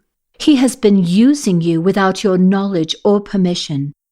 Adding insult to injury, he didn't even give your name or any credit whatsoever. He called you a test subject, as if he deserved all the credit for picking you and you had done nothing. If you hadn't been viewing him out of body, you would have hit him over the head with his coffee cup, and the prison time would have been totally worth it. But all you can do is stare at the cup, willing it to fly off the table and hit him in the head. Yet as you stare at the stubbornly unmoving cup, you realize you're looking at an emblem of the flat Earth. It looks exactly like the map on your compass, with the North Pole at the center. You can't believe your eyes. You move closer and see that it's the flag of the United Nations. You don't know what to think. You had seen the United Nations emblem before, but nothing registered at the time. Could the design be a coincidence? Or is it an inside joke shared by the elite few who know Earth is a flat playing field, and who laugh at all the rest who believe it's actually a sphere? Thomas continues, though the Tesla device is being utilized to activate earthquakes, the resonant frequency can also be moderated, allowing us to tunnel through virtually anything. We're very close to breaching the cavern that leads into the inner Earth. But just recently, we hit an igneous layer that required us to intensify the frequency of the Tesla device, which in turn set off an earthquake. This has happened before, but in the past, the tremors have been insignificant and fairly brief. However, this time, though the movement is barely noticeable at this level, miles below us, there is a great deal of movement, and it appears to be increasing. We're pressing on and doing everything we can to reach the cavern, but our instruments have indicated a fast buildup of magma underground, and it would appear we have awakened an ancient supervolcano. It's impossible to know if or when it will erupt, but this type of buildup occurring at this rate of speed generally precedes a massive eruption. If this happens, there will be an emergency evacuation of this facility. This evacuation is not to protect those leaving, but to be sure that everyone left in this facility can easily survive, even for generations. So all of you need to stay here.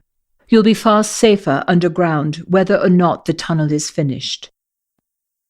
Once again, says the grey-haired man, interrupting, wouldn't it be safest to evacuate by train and then return when we're sure it's safe? If the supervolcano erupts, there will be no escape anywhere on Earth, says Thomas ruefully. Even if you were able to take the train to another base and try to get home from there, this type of eruption would cause a 10-foot layer of ash that would spread up to 1,000 miles away. And when the ash plume rises up and reaches the stratosphere, it releases sulfuric gases that, when mixed with Earth's water vapor, would cause all air transportation to cease. And a volcanic winter would ensue as ash in our atmosphere spreads around the world. We would be facing a small ice age with very few, if any, survivors. But doesn't this mean it's even more dangerous to activate the Wasatch Fault, given how close we are? Says the man emphatically. With a conciliatory sigh, Thomas says, I admit there is a small possibility that the earthquake could activate volcanic activity. But given the tunnel work below, that may be the result regardless of whether we activate the fault line or not. And if we want to make it extremely difficult for the West Coast to survive and rebuild, it's more important that we do everything we can to stop transportation from reaching as many cities as possible. My plan is to finish the tunnel to the inner Earth and continue working on everything we've discussed. When we've implemented our strategies and we know the population will be sufficiently decreased, then our job will be complete, and you are all welcome to journey with me to the inner Earth.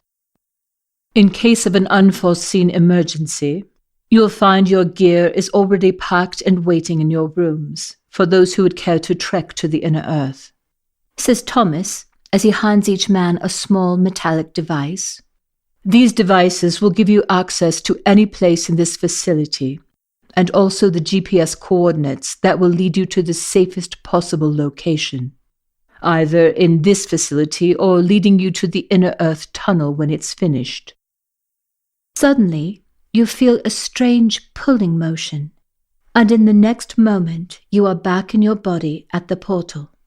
You are horrified by the cold, calculating methods Thomas is planning to implement, and even more shocked by the fact that you and Matthew were actually being shown video clips of what could very well take place within days. And now that you know it's actually coming, you have no way to stop it. This is terrible. What am I supposed to do? You ask desperately. The portal responds, life is but a dream. Before you can respond, you suddenly feel utterly exhausted, as if all of the energy has been drained from your body and is being replaced by a light, tingling feeling. You are falling asleep, but it is happening so quickly you can't even force your eyes to open. And then you find yourself standing in a very ordinary-looking room with a highly set square window, a red exterior door, 4 white walls, and a square wooden table with 4 wooden chairs set neatly around it. But this is unlike any dream you've ever dreamed before, because you are fully aware that you are dreaming, and that your body is actually lying in a lounge chair at the portal. You look at the table. You know for a fact that the table isn't solid and it isn't real. With this in mind, you walk up to it and knock on the surface. The table behaves just as any table would. It feels solid to the touch, makes the appropriate sound given the size of the room and the height of the ceiling, and it even has color and texture and the faint scent of pine. Yet you know for a fact that it isn't there. You know your mind has created everything, down to the smallest detail, even details that never would have occurred to you.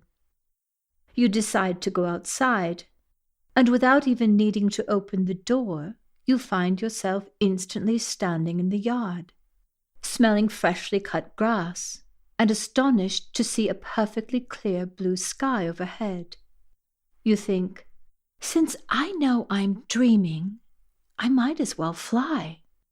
In an instant, you are high in the sky, lighter than air, laughing out loud from the thrill of it all. You decide you should go home and check on your parents, and immediately begin flying toward home. But then you realize you are in the inner earth and have no idea how to find your way. Immediately you're back on the ground, and no matter what you do, you can't get yourself to fly again. You guess that it's your fear that has grounded you.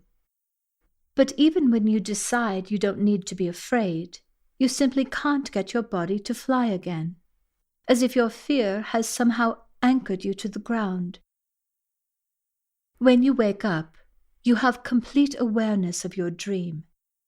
It is as clear and real to you as if it had just happened in your own reality, only everything has happened in a split second. You see, says the portal, as I told you, your dreams are far closer to actual reality than the world you believe is solid and real. When you awaken from your dreams, you are in a highly believable hologram projected by your avatar. In the game program, nothing is as it seems. Look, I don't know how to get this through to you, you say, exasperated. I'm talking about real problems, not some hologram, not a game. We have real problems on Earth. But you can't understand that because, well, you're a library or something like that. You wish you had taken a class on how to communicate with artificial intelligence. My intelligence is not artificial. I am connected to the universal intelligence of all that is, says the portal. Okay, all right, whatever, you say, sighing and not wanting to offend the portal. Clearly it wasn't programmed to know the truth of its existence. I get that you're trying to show me that even when I know for a fact that something isn't really there, like that table in my dream, that the illusion of a table is still going to act like a table. And I understand that you're trying to tell me that nothing is really real in my world. Everything is a hologram projected by my avatar. You pause as you try to put everything together. And And even if I know that what I see isn't really there, it's still going to act as if it's real, right? Yes, says the portal. Well, that's just confusing. Can't you just give me a for dummies version? Something that will really help me when I get back, You say, praying the portal is actually programmed for such a thing. Yes, I can. Imagine a mirror hanging on a wall. It is neutral. It is not good or bad. It's just a mirror. Now, when you stand in front of the mirror, you're no longer perceiving it as neutral. In fact, if you think about it, you no longer see the mirror. You only see yourself. But even then, you aren't actually seeing yourself, at least not in a neutral way, the way you originally saw the mirror as it was hanging on the wall. You're seeing your perception of yourself.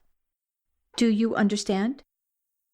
I think so, you say hesitantly. The game program itself is neutral. Just like the mirror on the wall, it mirrors back whatever you are thinking and feeling. There are countless reasons why you perceive yourself the way you do, and every reason is connected to something you've experienced before, either in the game you're currently playing or in games you've played prior to this one. We'll call these perceptions imprints. Some imprints you're consciously aware of, but most imprints come to you unconsciously.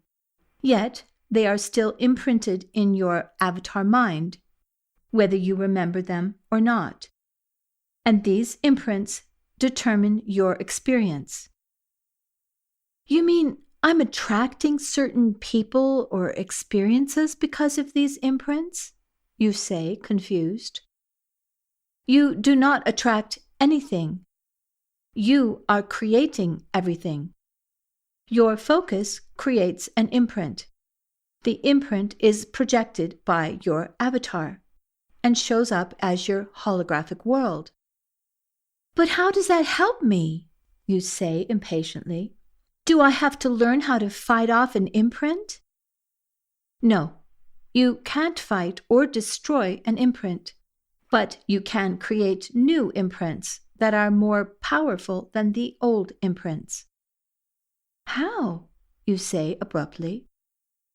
The reason things don't appear differently according to your desire is because your fear that what you want won't happen is stronger than your desire for what you want.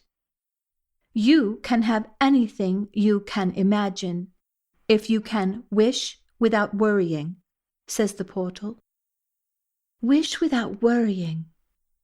You've never contemplated whether or not your wishes included worrying. But now that you think about it, you do have a tendency to worry when you really have your heart set on something. As you contemplate what you might wish for that wouldn't cause you to worry, you can't think of anything. So you decide to wish for whatever you want and worry about the worrying part later. You take a deep breath and say, I want to help Matthew escape so we can go home and help our families too. And well, I guess I want to save everyone on the planet from what's coming. Whether it's Thomas's plan of destruction, or the extinction of bees and everyone dying 4 years later, or whatever the next catastrophe may be. And, well, I know how to save the earth. I remember being a Vadris. I wish people would listen to me and that people could live that way again. I mean, if they want to. Okay, that wish went on a bit, you concede, and it's not very realistic. Being realistic is highly overrated. You wouldn't have the desire to do all of those things if there was nothing you could do about it, says the portal. Okay, but here's the thing, you confess. I'm not very good at wishing without worrying. That's okay. There's a solution. Think of someone else who wants what you want, and then help them get it. I don't know anyone crazy enough to think they can save the earth and all of humanity. I think I was just on a bit of a roll thinking it was just a wish, you add sheepishly. But even if I could find someone like me who had the mother of all wishes, how could I possibly help them when I don't know what to do myself? Remember that wish without worrying part? Laughing, you say, "Oh, yeah." So don't worry. There will be someone you can help. And it doesn't matter whether you accomplish what you set out to do or not. You are simply creating an imprint, and 90% of the imprint is your intention to help someone else.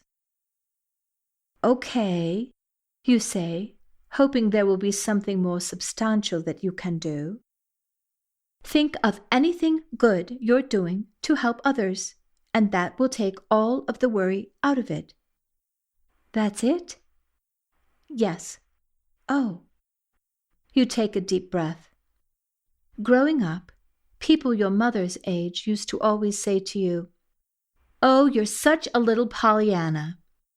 You had to look it up in the dictionary to find out what it meant. Actually, there were two words. Pollyannaism was excessively or blindly optimistic, whereas Pollyanna-ish was unreasonably or illogically optimistic. You never were completely sure whether you were an ism or an ish, but either way, you outgrew that phase when your best friend died in 6th grade. After that, you didn't see life quite the same way anymore. If the portal was right, and the answer to getting whatever you want was by helping someone else get what they want first, why hadn't anyone ever mentioned that before? It was so simple it couldn't be a total secret. But then it occurs to you that maybe Pollyannaism had been programmed into the portal, or that the library needed some serious updating when it comes to the reality of human existence, at least from where you come from. So you focus on your real reason for being at the portal in the first place.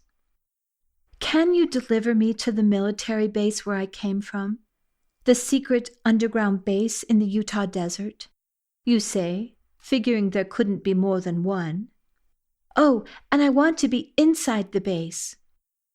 And then you think about the size of the base and add, and in a spot where I can easily reach Matthew. Yes, I can. Good, please send me back, you say, unconsciously gripping the arms of the chair. You do understand you will not be able to find your way back to the inner earth. Yes. And you want to do this without asking any more questions. Yes.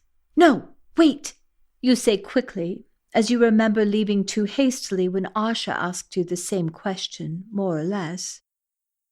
If I don't have the time or ability to help someone else get what I want, is there something else I can do so I won't worry? Imagine what you want and say to yourself, this or something better. In the next moment, you disappear from the inner earth. You don't have much time to be grateful for the fact that you've been able to access technology capable of delivering you directly to the underground base, because you materialize in a logical but inconvenient place. It is logical because every form of transportation is within walking distance, but it is highly inconvenient because it is also the command center for the entire base. You materialize and find yourself kneeling on the floor next to a waist-high metal railing with glass panels. Disoriented, it takes you a moment to adjust to where you are, but just seconds later you duck down as low as you can, scooting away from the railing, your eyes wide open. You are on a small balcony with nothing but a wooden podium. At the back of the space, a staircase leads down to the main room below, but it doesn't seem that the stairs get much use. or that people come up to the balcony very often. Lying on your stomach, you move slowly back to the railing and look carefully into the large room below. There are men and women in military uniforms milling about, but more than anything, it reminds you of a huge university lecture hall. The space is filled with people in white-collared shirts, sitting at computers facing the front of the room. But instead of a blackboard, there is a massive screen showing the Earth. At first glance, it looks like something you would see on the news, with satellite coverage showing clouds and a bunch of tiny lights where it is obviously nighttime. But as you look more closely, you realize you're seeing the flat Earth, with the North Pole at the center, just like the cover of your compass. You can't believe your eyes. They know. All these people know the truth. You slide carefully away from the railing. You don't know what to think, let alone what to do or where to go. Nothing the portal had told you was going to help. First of all, there is definitely no one in the command center who wants what you want. And since you have no idea what to do, this or something better isn't an option. So you move toward the back wall until you can stand up without being seen by the people below. Crouching down, you walk cautiously over to the podium, when suddenly a hologram pops out asking for a fingerprint scan and showing the same map you had seen on the wall below. Frantically, you draw away in a complete panic, praying that no alerts have been activated. When no alarms go off, and you feel quite sure no one is coming for you, you contemplate the possibility that the hologram has a map of the facility, or at least something to give you an idea of where you are. But it isn't worth the risk, even in the unlikely event that you could somehow access the map. So you move to the top of the stairway and move carefully and quietly down the metal steps. You have no solid plan, and you're hoping that maybe you can just blend in when you get to the main floor by acting as if you belonged there and had some kind of mission. But in truth, you know that once you get to the bottom of the staircase, there will be no way to get past the swarm of soldiers and officers below. Coming to your senses, you turn to climb back up to the balcony when you notice an unusual patch of light. Looking up, you see a slightly opened, metal-framed window, which is part of a large facade formed of flat glass panels. Climbing up on the railing, you are able to look beyond the window, which seems to have been cracked open for ventilation, into a luxuriously decorated office. In the middle of the room, there is an elegant, dark-polished wood desk and a large brown leather couch and matching armchair atop a somber red and white oriental rug with large green plants in the corner. The room is empty, so without a thought, you push the window fully open, grab the bottom of the window frame, pull yourself up the short distance, and jump into the room. Quickly, you close the window, leaving it open just a crack, and then you hurry across the room to the door. But immediately, you hear footsteps and loud voices moving quickly in your direction. So you rush to the other side of the room and squeeze yourself between the wall and the sofa. The door opens, and you hear a man's voice as he stands in the doorway giving orders. No, absolutely not. Find out right now what caused the alarm. His voice booms.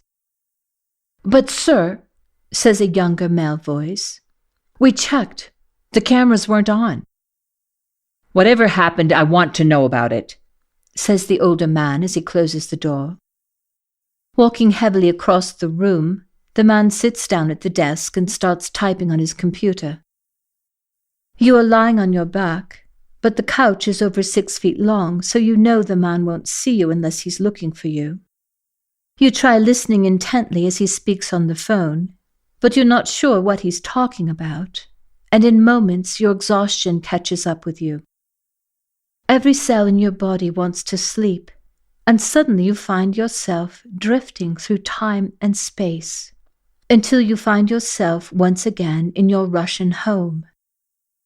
The day is perfect. The sky is crystal clear, and you are lying on the grass, feeling a faint tingle from the earth below. You are so happy to be home. It feels as if you had never left, as if you had simply woken up from a bad dream and are now relieved and grateful to discover that none of it was real. And then you feel something pressing uncomfortably into your hip. But as you feel around, nothing is on the ground beneath you. Suddenly you realize you aren't dreaming. You are in two places at once, and you desperately need to get back into your body before you fall soundly asleep. You imagine yourself back in the office and find yourself hovering above your body as you lay with your eyes closed behind the couch. You don't know how to get back into your body, and you're afraid that if you do, you won't be able to wake up. So you imagine yourself opening your eyes. Your body jolts slightly as adrenaline rushes through your veins, but in the next moment, you are in your body, looking up at the ceiling. You listen carefully to see if your movement has alerted the man at the desk, but nothing happens. Then you realize the pain in your hip is being caused by the compass in your pocket, and you suddenly remember Richard telling you that you could use it telepathically. At the time you doubted your abilities, but now you have no choice, so you think, minus 74.85, 16, 16, minus 102, 0.59, 0, 33, 0. And then, show me where I am and how to safely get to Matthew. Instantly you see yourself in the office, and then you discover that you can see out into the hall. In your mind's eye, you can see the placement of objects and the movement of people who look like tiny lights moving along the corridor. Nothing significant happens for a while, and you are about to unwillingly fall asleep when you hear the man stand up from his desk. Instantly alert, you're able to see a small light, which represents him as he walks out the door. You wait until he turns the corner and goes down another hallway. You then wriggle out from behind the couch and pause at the door until you can see the corridor is clear. Just as you're about to open the door, you hear, or rather feel, the feeling to wait. You see someone walk out of one office and into another, and then in about 10 seconds you are compelled to go. But you aren't totally sure of your feelings, so you hesitate and listen at the door a moment longer, until a voice speaks clearly in your mind. Go now. You quickly slip out into the passageway, quietly close the door, and then walk as inconspicuously as possible down the hall in the direction you are being guided. Miraculously, you can hear, go left, turn right, stand in the doorway, walk, stop, bend down, tie your shoe. You can feel yourself getting closer and closer to Matthew, but it seems as if he is below you. You wait in front of 2 elevators. One door opens and closes, but you wait for the next elevator and then choose the 4th floor without waiting to be guided. The minute you step into the hall and the elevator door closes behind you, you know you've made a mistake. You turn to get back onto the elevator, but before the doors can open, alarms are blaring, and armed soldiers swarm out of every hallway. Adrenaline shoots through your body, and your mind begins spinning in blind panic as you realize you can no longer see, hear, or feel what to do next. In moments, you are surrounded by soldiers with their weapons pointed directly at you. Terrified, you put your arms in the air, but you have the presence of mind to telepathically lock your compass by thinking the code. As you suspected, you're searched and the compass is confiscated. Your heart sinks, but there's nothing you can say or do as you are escorted immediately down the corridor and into a large electric transport vehicle with no doors. As you climb in with a guard right behind you, You see another guard is waiting on the other side of the seat with handcuffs in his lap, forcing you to sit between them. After being cuffed, a dark nylon hood is placed over your head, and your world goes black. The vehicle drives over several different types of ground.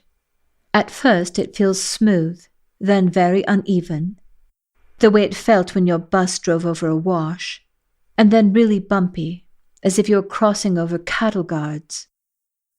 Once again it is smooth, and the vehicle comes to a stop, and the motor is turned off. But no one moves or gets out as you just sit there, and then you realize you are moving, but you are going down inside an elevator. Down and down you feel yourself dropping, but after a while you have no sense of speed, only that you are going down for what feels like forever before coming to a slow stop. You hear the elevator doors moving open with an oddly familiar ding, as if you were in a hotel and not in some deep underground military outpost.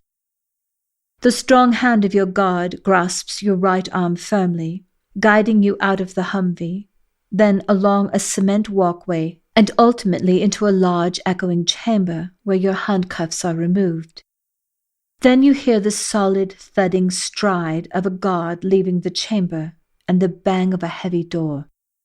Shaking, you remove the hood from your head only to find yourself in pitch-black darkness. Like a small animal sensing a nearby predator, you strain to listen for a sound, every muscle tensed, ready to take flight. But there is only ringing in your ears. You try to walk, but instantly feel dizzy and slowly drop to the floor. You crawl cautiously until you come to a wall. For a moment you sit there trying to calm yourself, your heart pounding heavily in your chest, and a feeling of panic rising in you as nausea brings bile up the back of your throat. A voice coming over the loudspeaker causes you to jump. "Strip down," says a man's voice echoing in the expanse of the room. "I will not!" You yell, incensed, your anger quelling the panic you've been feeling. But you can't say anything more. In the dark you hear the sound of boots marching toward you, and though you try to fight off the hands that reach for you, you can't resist them. Your arms are held as your cargo pants are removed, then your underwear. Your shirt is yanked off in the next moment, and almost before it begins, you are left sitting on the floor in the dark, shivering and completely naked. A mist fills the room, and though you can't see it, you feel an ultraviolet light surrounding you as if you're being sterilized.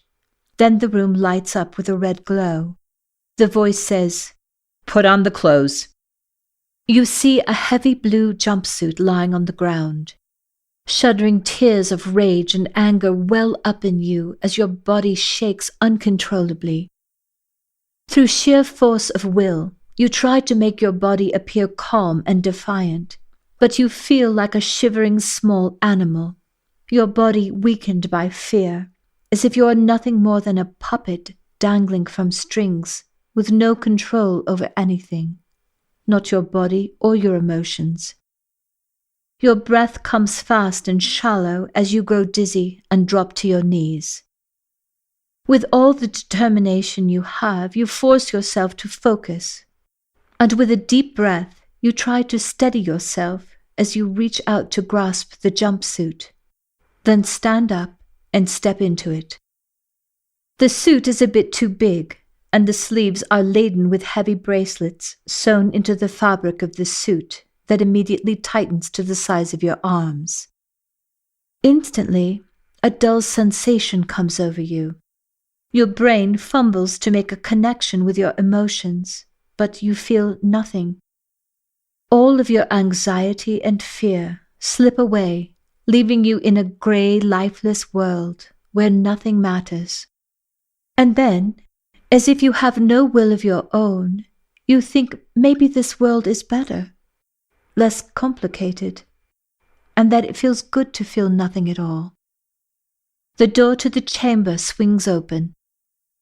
Two spectres stand waiting in the hall, ghostly psychic soldiers. But you aren't afraid of them, you simply know what they are without harboring any feeling about them whatsoever. The guards seem more like shadows than human beings, waiting for you in their out-of-body forms. You feel drawn to walk between them, your mind unquestioning and your heart still, as they escort you down a dimly lit corridor of roughly hewn stone. They seem to drift on either side of you, but you don't question what you're seeing or where you're headed. After some time, you come to a massive metal door that opens into an immense subway system. A train is just leaving. It appears as if it is moving through a body with no organs, along a spine surrounded by a perfectly round ribcage, lit sporadically with lights. In a moment, the train shoots like a flash of light down the tracks, one track above and one below, until it is nothing more than a tiny spark in the distance, evaporating into a black hole the size of a pinprick.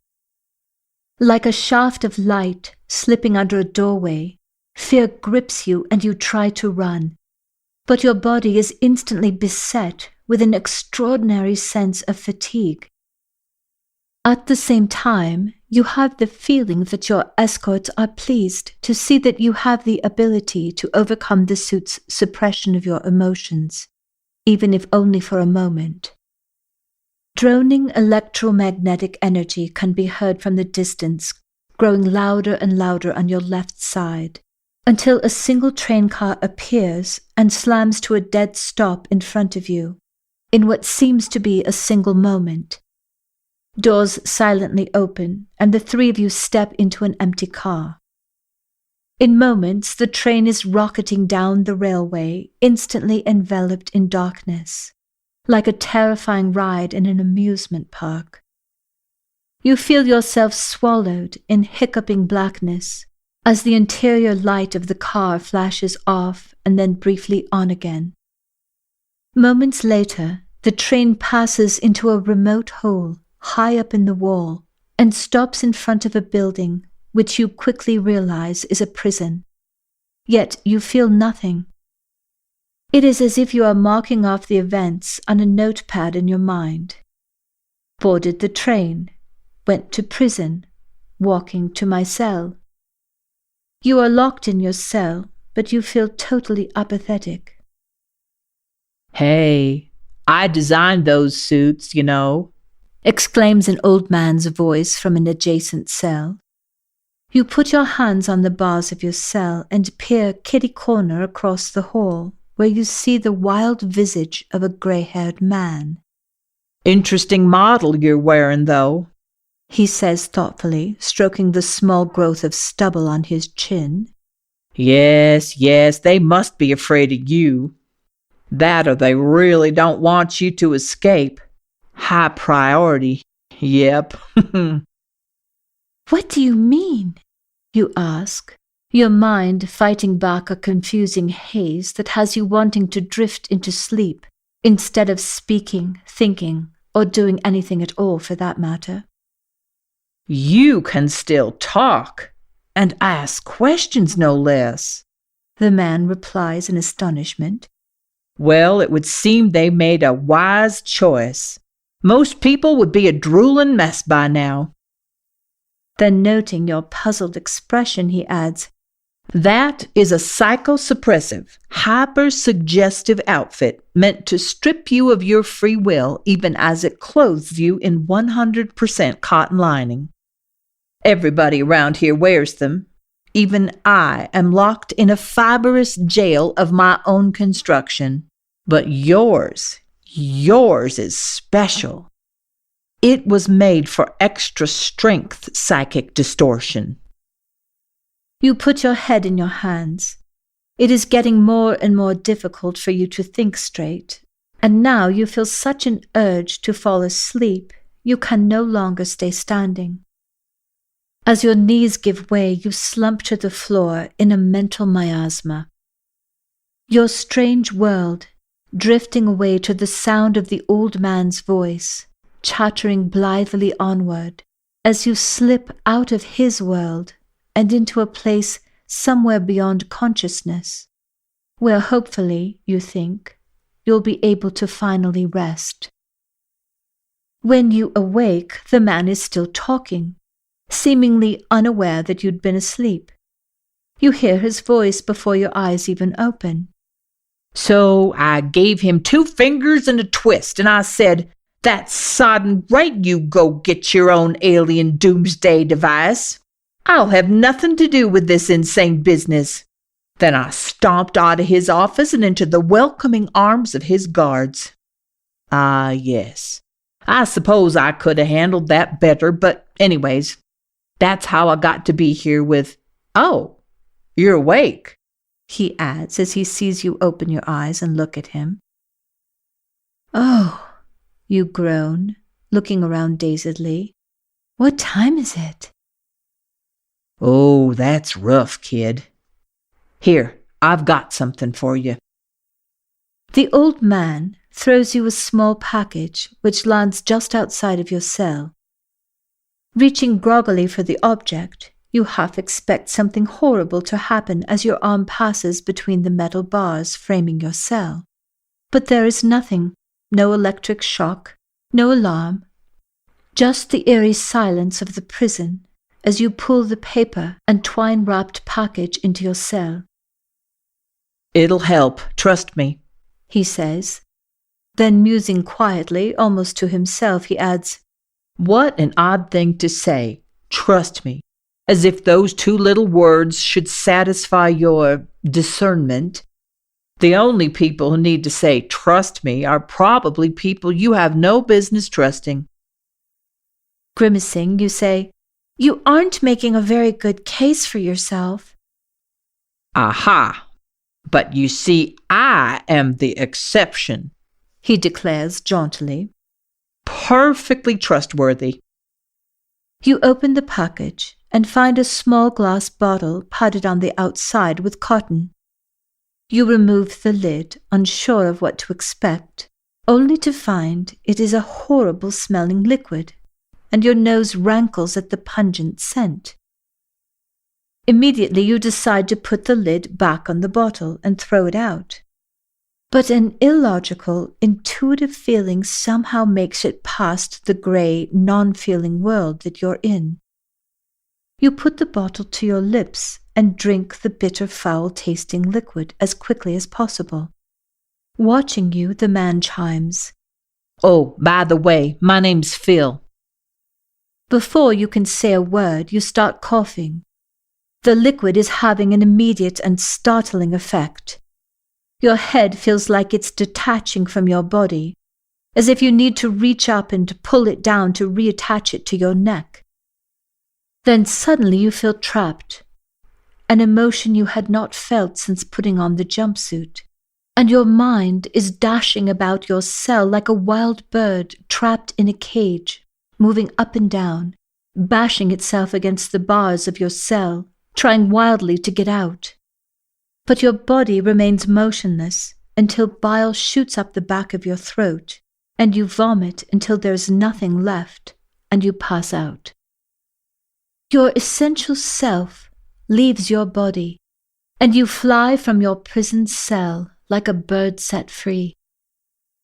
Up, up into the sky, and then shooting like a star into the south, until you find yourself drifting down, down, down, deep into the Amazonian rainforest.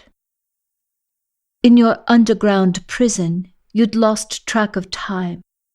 But here, in this place, it is late at night, and you find yourself hovering in front of an elderly man with a deeply lined face painted with red circular lines. His brightly colored feathered headdress, countless strands of multicolored beads, and an unusual feathered ornament through the piercing on his face indicate his status as a tribal shaman. He is tending a small fire, brewing a plant spirit potion in a pot hanging above the fire. As if expecting you, he looks up for a moment and motions for you to sit across from him. You have drunk ayahuasca, He says in a deep voice, crinkling with age as he puffs mapacho, wild jungle tobacco. We call it the vine of the soul, teacher of the teachers. He adds, as he blows the smoke down onto the crown of your head and then into the palms of your hands. We use this to access higher dimensions and higher knowledge, He says telepathically. but it is not wise to take this medicine without proper ceremony. He adds, as he pours a cup of acrid-smelling thick brown liquid and ceremoniously hands it to you. He then says a lengthy prayer in a language you do not understand, but you feel a tingling vibration move through your body as he speaks. Acknowledging the shaman, feeling that you have somehow known him before and had somehow done this before, you bow your head, and when he finishes the prayer, you reverently take a sip from the cup. It tastes exactly like the tea Phil had given you in prison, the same bitter afterbite that causes your face to scrunch up involuntarily as you swallow. Though your physical body had reacted violently, it is different for your essential self. You can taste the ayahuasca, but it doesn't make you nauseous. And rather than leaving and flying away, you immediately move inside yourself while connecting to everything around you. For a few minutes you sit quietly listening to the sounds of the jungle. A lone owl hoots. Cicadas whir and rustle in the leaves with 1,000 other unseen insects. A bird whistles sharply, and frogs croak in the nearby river. Snakes slither through the leaves on the ground, only inches from where you're sitting. Gradually, a warm buzzing begins gliding smoothly through your veins. Simultaneously, the shaman shakes his shakapa, a rattle made of leaves, and begins singing ancient tribal medicine songs in a language no longer spoken, but full of feeling. The vibration of the song paints pictures in the air and calls down spirits from the plant, animal, bird, and insect kingdoms to guide you through your visions. As the buzzing vibration becomes stronger, you feel as if you've been infused with the spirit of the ayahuasca. Complex patterns spin through your mind as animal and insect silhouettes appear, then blur into unrecognizable shapes, then reappear as tiny snakes in bluish hues darting in and out of your vision. Your in-breath sounds like wind howling through trees in a cold, desolate place. Suddenly everything goes black, and you feel a hard, cold surface beneath your body. And through closed eyes, you become aware of a strange, flickering light. As your eyes open, torchlight from a golden holder on the wall to your left reveals a shadowy chamber of smooth stone blocks, rising around you in the angular, sloping shape of a pyramid, with a ceiling so high it dissolves into eerie blackness. Immediately, you know 4 things. You are in a different game lifetime. You are a man named Alex, a prisoner inside a massive stone pyramid, and you are dying. With death close at hand, Alex's memories trace back over his lifetime. You are shocked to recognize the pond and surrounding forest, but there isn't yet an orchard or a garden or the raspberry bush fence. Then you realize you lived there as Alex before it was a homestead. So you must be experiencing a lifetime that took place prior to the game you played as Sasha. As your memories continue, you remember meeting the woman who would become your wife. You take her to the forest glade and you sit together every evening imagining where you will plant a garden and an orchard, as well as fragrant flowers that would fill your home with sweet scents, no matter which direction the breezes blow. Together you imagine planting a long row of raspberry bushes, side by side, surrounding your property, a fence that will last forever, give you fruit and privacy, while keeping deer out of your gardens. Yet this fence would feed your neighbors and passerbys as well. When the vision of your homestead is complete, you and Jenica visit every home in each of your villages and invite all of the families to your wedding. As you are both enthusiastically welcomed into each home, you compliment the owner on something you admire, a particularly beautiful tree or hardy plant, even an animal that serves your host's family. As Alex, sitting on the cold stone floor of your cell, you remember your wedding day with such perfect clarity it could have happened the day before, despite the fact that it was countless years earlier. In your mind's eye, you see the wedding guests, all dressed in soft woven clothing, carrying seedlings or saplings from a tree or plant that you and Jenica had especially appreciated on the day you visited each person's home. Some of the guests brought animals. There was a puppy and a colt, as well as bear, fox, and wolf cubs, and baby squirrels too. All of the young animals came in pairs with their mothers, and they were put in one pen together. Then your memory jumps ahead to the time when all the babies were taught by their mothers to respectfully wait until they were called upon for a task or to be stroked. This may seem odd by modern standards, especially given that these were mainly wild animals, but the Vedras people had a very different relationship with animals as well as with plants, and insects for that matter.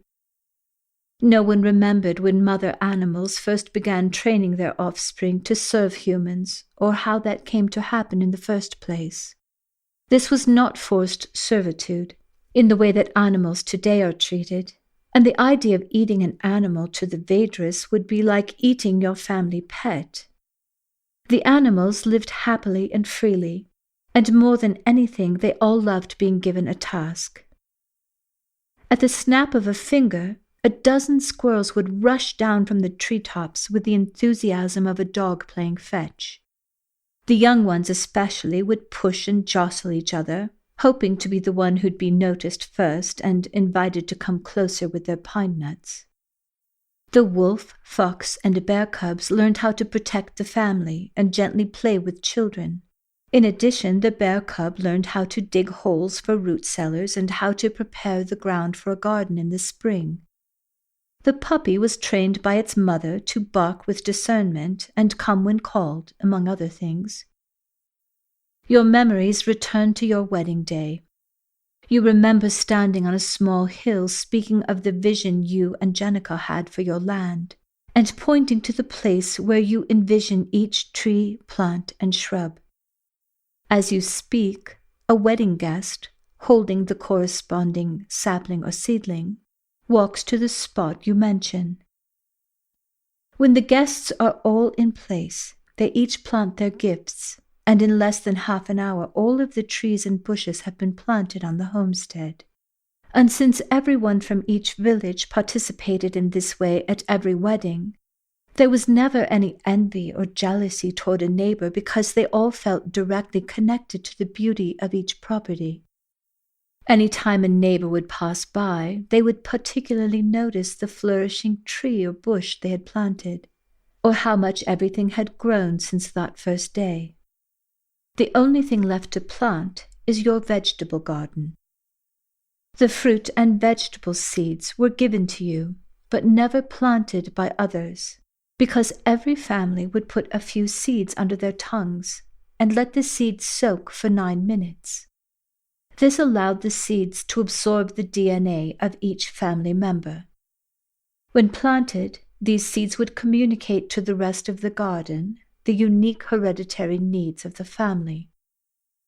Disease is non-existent among the Vedras because your food prevents illness and therefore any need for medicine. Although families often share with each other, no one grows fruits or vegetables to sell to others, nor would anyone dream of stealing from a neighbor. Your plants are meant for your family's needs specifically. Every family has only the property they need. You and Janica, like every other young couple, settle on about 4 or 5 acres of land.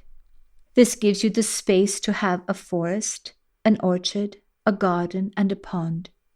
And because the Vedras only take care of their own families, no one works. There is no need. All of your needs are provided for effortlessly by your natural surroundings. You remember standing with Janica after your wedding and seeing your home for the first time. It had been erected by the most talented carpenters in your villages in just 2 days. As your bright memories continue in the midst of your cold, empty chamber, you remember a bright spring day with your son cradled in your arms. Singing as you walk through the garden, radiant with love for your newborn son, you notice a solitary, ruby-colored bud sprouting from a rose bush. In that moment, you feel an intense desire for your son to smell the fragrance of a rose. Without thinking, you close your eyes as you sing and imagine the rose in full fragrant bloom. And when you open your eyes a few moments later, much to your surprise, the rosebud is completely open, with a fragrance as delicate and sweet as you'd imagined. Though you don't understand how such a thing is possible, you are nonetheless delighted and sit next to the rose, hoping your sleeping son will dream of fragrant roses until he awakes to see the real one. Smiling at the thought, you close your eyes once more.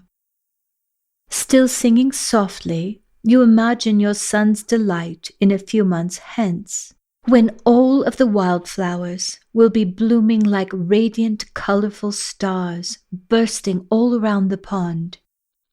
You are so caught up in this vision that you don't realize you've fallen asleep until your son stirs in your arms. As you open your eyes, you are awestruck. All of the wildflowers are in full bloom. The meadow seems to have been kissed by a rainbow and flecked with white flowers, glowing like captured starlight amidst the explosion of color. It was not unusual for you to close your eyes and imagine something, but this was the first time that something had physically appeared before your eyes. Not once, but twice in a matter of minutes. Over the next few days, you try to understand what you'd actually done. Suddenly, you realize you were feeling more love than you've ever felt before as you held your infant son and found yourself singing at the same time. At this point, your memories begin to move more swiftly. Day after day, you practice creating through imaging and deeply feeling and singing until you have it down to a science. Imagining yourself across the pond, you can instantly disappear from where you're standing and immediately reappear on the opposite side of the pond. But it's more than just imagining yourself to be elsewhere. First, you visualize all the cells in your body and then imagine the cells dispersing out into space and gathering back together in the place you desire. This takes diligent thought and practice because you have to visualize every single aspect of your body, down to the most microscopic detail, and in a single moment, visualize the cells dispersing and gathering back together perfectly. Even the tiniest error in mentally repicturing your body, all the way down to the atomic level, will prevent your body from reforming properly after being dispersed into space. Once you understand every aspect of teleportation, you realize you can go anywhere on the planet. In fact, anywhere in the universe. To avoid materializing at the bottom of the ocean, you travel as your second self first, then decide whether or not you need to teleport. Finally, you practice going to other planets. Though initially as your second self, which is unaffected by lack of oxygen or any other unsuitable environment. But if the planet can sustain human life, you materialize on the planet as well. You recall in great detail teaching the Vedras how to create using thought, feeling, and sound. And then you move on to teleportation. Your memories are so detailed, you can remember what you taught word for word, and so did the Vedras, who continued your teachings until your lessons in mental creation and teleportation spread throughout all of the settlements in Russia. But now a painful memory begins to stir. In your second self travels, you begin to see a world filled with violent battles and constant destruction. You believe with all of your heart that if you can manage to share what you know with others, they will benefit the way the Vedras have, and their lives in turn would be happy and prosperous, because in truth there is an infinite supply of everything. Anyone can materialize anything they desire. Suddenly you realize that the only way to protect your family, the Vedras settlements, and further generations is to help others in the world find relief through the same methods you've been teaching. The day you leave your family, you know you might never return home.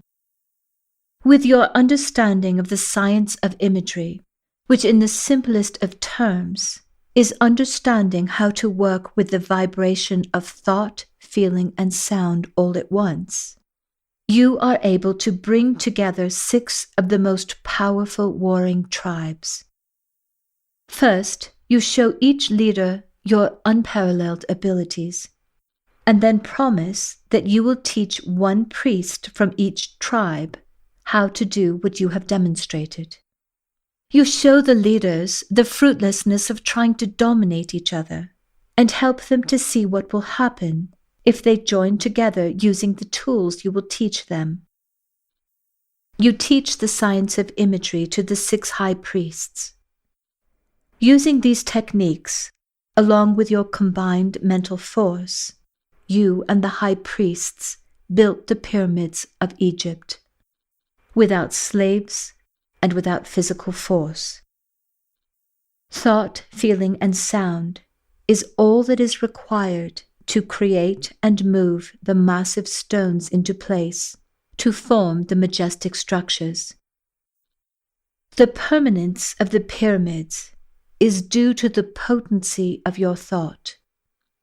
The priests can create in the short term, but you can create so powerfully your creations literally withstand the test of time. Your eyes open slowly as the torch flickers dimly by a tiny breeze caused from a single brick being removed from a doorway that was otherwise completely sealed with smooth granite bricks. A low voice, solemn and haunting, says quietly, "Tell us how to create in perpetuity, and we'll tear down the wall and spare your life." Weakly, you reply, "You cannot save my life, for it is not yours to give or take. I gave you the answer before you sealed me in this dark place, and it hasn't changed. The power to create lasting creations. Creations that will be here for thousands of years in the future, and to create more powerfully than any other man is simply the power of love. desiring only to benefit all of mankind, not only your selfish lust for power. I shall abide here. Do not touch me or remove these walls. You know there is a message in what you're seeing. It has deeply penetrated your body, trying to get your attention, but you can't seem to grasp what it means. Why are you seeing this? You open your eyes and look at the shaman, hoping he has an answer for you. But there's a black hole where his face should be. As if reading your mind, the shaman reaches for your hand, grabs it, and begins shaking your arm with an energy so intense your entire body begins to vibrate, drawing your spirit back into your body. In the next moment, you see a white light glowing all around the shaman as he sings hypnotic notes filled with complex patterns, at times sunny and joyous, while at other moments frightening and mournful. When he stops singing, the shaman turns to you and says telepathically, Remember who you are and create with love as you were meant to. Know that you don't have to join the chaotic dream of others.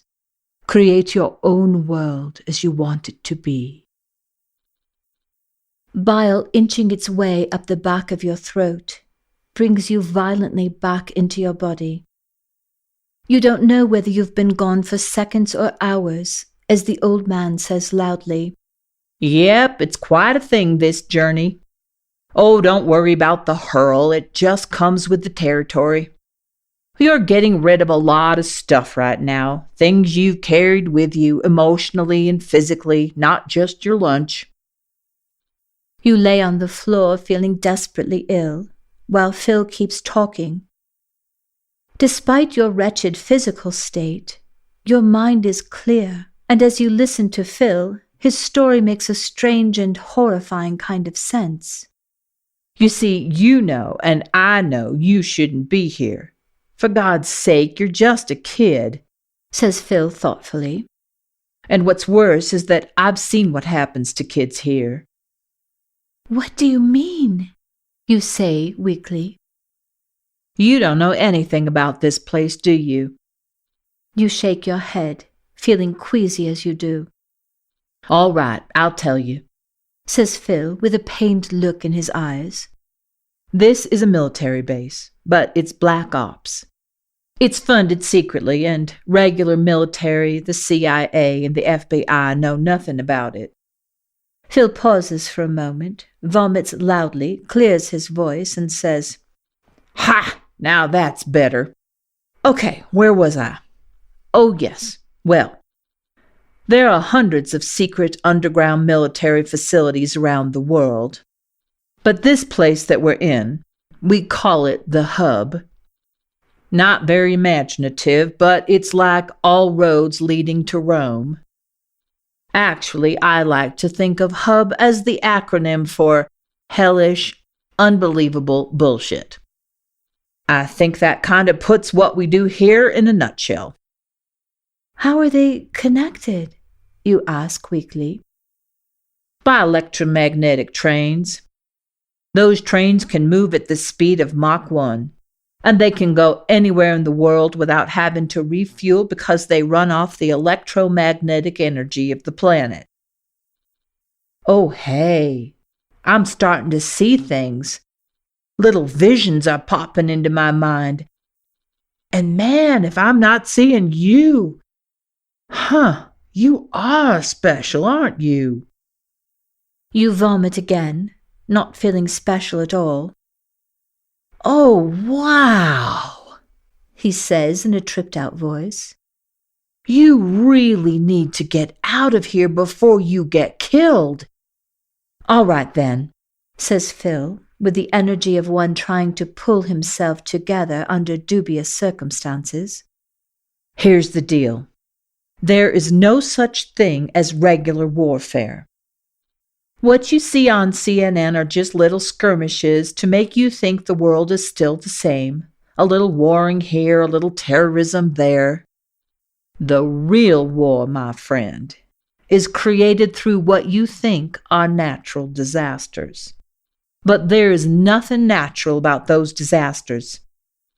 Everything from hurricanes and tornadoes to volcanic eruptions to earthquakes and tsunamis, we control it all from here. I can't begin to explain how it's done, but the reason might be to show a particular country that we can do whatever the hell we want, thereby forcing them to support that desire or face the consequences. Or something like a hurricane or tsunami might be a way of moving public attention away from something the military doesn't want them poking their noses into, and instead shift their focus onto a disaster. There's something in Alaska called HARP. Well, you probably don't want the details, but we are capable of controlling not only the planet. We have the ability to control the mood of thousands of people, or we can focus down on one individual. There are secret military psychics. It's hard to escape from them around here, and they can make your life a living hell inside or out. But I want you to know I am not proud of that. And one thing you have to understand is that anyone who comes to work in this facility doesn't know what they're getting themselves into, and they never leave. When they die, they're cremated here. You're telling me I'm going to die here? You say weakly, your whole body trembling. No, I'm not saying you're going to die, at least not right away. But I do know one thing. Pretty soon you're going to pass out. I gave you one powerful dose of this stuff. I'm sorry, you're going to be really sick, but that means they'll have to take you to the infirmary, and there they'll remove your suit. But you'll understand soon. Now listen to me, Phil adds with new strength in his voice. This facility is protecting something. I don't know what it is, but I've heard the sound of exotic birds, and I've smelled flowers coming through the ventilation system. We're far, far underground, but if you get the chance to escape, he says, something in his voice hinting that there will be no chance involved, get yourself into the ventilation system. When you feel a fresh breeze, just go toward it. I don't know what's there, but I know there's something. I know we're protecting something, whatever it is. And I would try myself, but, well, I have an implant that makes me easy to track. But you don't have an implant yet, because the suit you're wearing is all they need to keep track of you.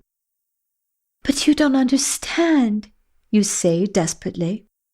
My friend is in a coma. It's a medically induced coma. And if I don't get back to him, he might die. So you're planning to find him, sneak up to his room, and wean him off of the chemical cocktail streaming through his veins, without being seen and without harming or, God forbid, killing him accidentally. And even if you pull that off, do you have a plan for how you'll escape? No, you say, your eyes focused on the floor. Well, maybe you'll find help if you follow that fresh air I told you about. Like I said, I don't know what's there, but it has to be better than no plan at all. With that last effort, Phil suddenly passes out. Everything is hopeless. Nothing you learned from Asha or the portal will help you now. Phil is right. There's no way that you can find Matthew and help him now. If you somehow manage to escape, your only choice will be to find the tunnel with fresh air and try to get help. But even if you escape, what are the chances that you'll be able to find your way through the desert, get help, and then get back inside? You lay on your side in a fetal position, with your head on your arm, wishing you would just die.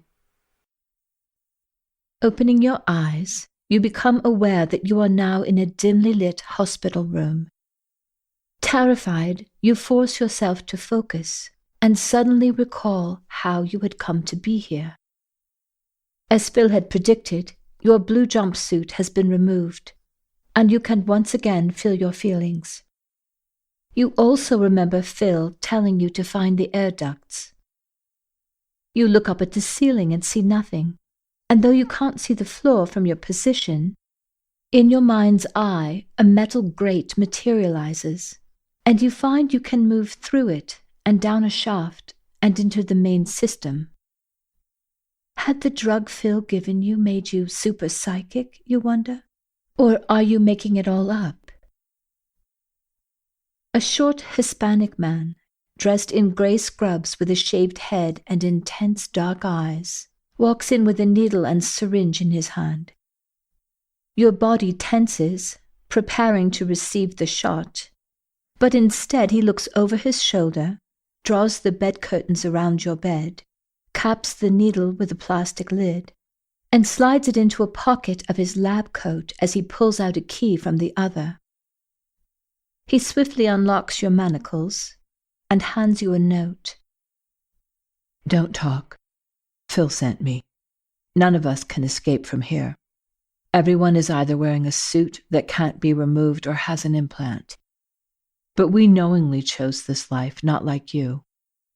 And I know it will ease some part of my conscience for the horrors that have taken place here, if I am able to help you escape. Phil thinks you can make it. I believe in you too. There's a grid in the floor that leads to the air ducts. There's enough light to see and no cameras. But once they know you're gone, they'll send psychics into the tunnels to find you. I've blocked the camera in this room, but you'll only have a few minutes. I removed the screws already, and I'll be on the lookout while you climb in there. Your clothes and shoes are under the bed. Run as far and fast as you can. The minute they know you've escaped from here, they'll be looking for you. No one has ever escaped. Just go in the direction from which the air is coming. If there's more than one choice, go where the air smells fresher. I'm not sure what's there, but it's where our air comes from, and no military personnel are allowed in there, not even the out-of-body psychics. So if you make it, they won't be able to follow you. If you somehow get back to the surface, will you mail a letter for me? Angel. P.S. I had to guess your size, and sorry I couldn't get you any underwear at the commissary without being noticed. In the pockets there's a penlight, a screwdriver, and a bunch of different heads, a Swiss Army knife, and protein bars. After reading the note, you look up at Angel and nod that you understand. As you hold out your hand, palm up, Angel hands you an envelope with an address and takes the note back from you, stuffing it in his pocket. He then steps outside of the curtain to give you some privacy. Shakily, you get out of bed in your hospital gown and kneel on the floor. You have a fever and just want to lie on the cool tile, but you force yourself to keep going. You have already seen the clothes in your mind's eye, hanging on the metal springs. Without even looking, you reach down to the exact spot and pull on the clothing with a brisk jerk. Army fatigues and a pair of regulation boots land on the floor with a slight thud. You quickly put on the pants and a tank top that clings tightly to your body, while tying the arms of the shirt around your waist. The pants are a bit big, but the belt holds them up, which is a good thing because the pockets are heavy. And the shoes are snug, but you would have left naked and barefoot if that had been your only choice. When you step out from behind the curtain, Angel is holding the metal grid open for you in the exact spot you had seen it in your mind's eye. He hands you a small bottle of water contained in a pouch and helps you secure it to your belt. With a flashlight, he silently shows you foot and handholds where you can climb down. You surprise Angel with a quiet kiss on his cheek and then climb down into the shaft. As he replaces the grid and screws it back into place, you descend carefully downward. When you reach the bottom of the ladder, you find yourself in something that makes you think of an immense drainage pipe. The floor is flat, but the sides and top are round and about 15 feet high. It is strangely clean and fresh-smelling, and you head in the direction of what you hope is a breeze. But you can't tell for sure, except for the fact that in your mind's eye you are seeing nature. Tall trees, singing birds and blue sky. Not at all like the desert, but still, it seems to be the way you should go. You begin running slowly at first, expecting that you might not be completely over your drug-induced nausea. But just as Phil had said, it is as if you have gotten rid of a weight in your mind and body, and now you're beginning to feel alive and free. It feels incredible to run, though a bra would have been nice, but at least your tank top is tight, so that helps a little. You don't know how close you're getting, or how you'll know when you get there. You just know that the air will smell fresh. And for a moment, that's exactly how it seems. You would swear you can smell eucalyptus trees, something you remember from a trip to California with your grandparents. But there aren't any eucalyptus trees in the desert, so that makes no sense. But what else can you do? You run and run. With every split in the tunnel, you can sense and feel and smell the proper direction to go. You know without doubt that you're on the right path and getting closer and closer to your destination. You pay no attention to the tunnels passing by until you come to an unusual split in the pathway, one branch leading into total darkness. You think it must be for an area that is no longer in use, but just as you walk by it, a sudden image of Matthew floods into your mind. Instantly you feel overwhelming pain and shock, and you know something horrible is happening or is about to happen. As you stare into the darkness, there appears a subtle golden glow of light about 30 feet away, and though several times you fight the urge to go back the way you came, you soon arrive at the source of the light, a round metal grid, a bit larger than a manhole. You force yourself to slide your fingers through the square holes in the grid. Then, with a stiff tug, you get it to move. Still, it takes all of your strength to shift the grid. Back and forth, pushing, pulling, heaving, until a metal lip on one side is released, and you are able to drag the grid across the floor of the air duct, just enough so you can see more clearly what's below. The grid is easier to move now that it's sliding along the floor, though it does so with a disconcertingly loud scraping noise that echoes in the tunnel. You open it enough so you can squeeze through the opening, and then hang on to the grid. A stuttering bang reverberates loudly down the air duct, as if an entrance to the tunnel above is being accessed, and bright lights are switched on. There is no going back. Your only hope is to stay ahead of whoever is coming. Moving as quickly as you dare, until at last your trembling body reaches the solid rock floor. You find yourself in a low, hand-carved tunnel, dimly lit by a flickering light from a round room about 10 feet away.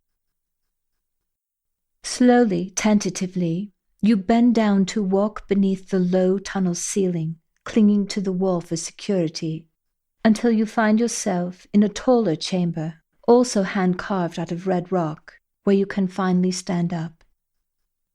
An amber-colored electric light is flickering brightly from a metal and glass casing that hangs on the wall, as if it will go out at any moment. Just below the light is a staircase, hand-carved out of stone. Standing completely still, you count 13 steps down to the next landing. You take a deep breath and tell yourself to just take one step at a time, which seems almost comical to you until you see a rat shoot past and, with a barely stifled squeal, nearly fall down the entire stairway. You are so focused on avoiding rats, you don't pay attention to where you're placing your hands on the wall until you come to something soft and sticky, and with a slow settling terror, you realize you've put your hand into a massive spider's web. Involuntarily, you let out a horrified scream, and scream even louder when you see the hideous, black, fist-sized spider that lives on the web, only an inch from you, where your hand had previously been only seconds before. In the same moment, you're sure you hear drumming coming from somewhere beyond the landing below. Shaking uncontrollably, you press onward, the sound of drums becoming clearer as you reach the bottom of the stairs. You find yourself in a long, narrow passageway with no lights. You reach into your pocket and pull out the penlight. You're standing on a dirt floor, and though you try to move quickly in the direction of the drumming, the ground is uneven, and the yawning tunnel that reaches endlessly before you seems to swallow the tiny beam of light, making it difficult to move without tripping or falling. You can see light coming in through a series of holes in the wall, which allows you to take in the view of an immense cavern from several different positions without being seen. The cavern is lit up by giant torches, each supported by black metal bases that have been molded into grotesque shapes. Rows of benches that could potentially seat hundreds of people fill the space below a ceiling that is so far out of sight, it is literally enveloped in darkness. As you continue carefully along the passageway, peering through the various holes in the wall, you observe crude tribal masks and relief carvings depicting horrible acts of violence. Erratically placed statues of smiling skeletons, snakes, gargoyles, and other hideous-looking creatures, all with vicious faces molded out of gold, silver, and copper, cause ghostly shadows to dance eerily across the cavern walls. Farther down the passageway, you finally are able to see drummers, their eyes closed, heads bobbing and swaying, all bare-chested, and their black skin shining with sweat.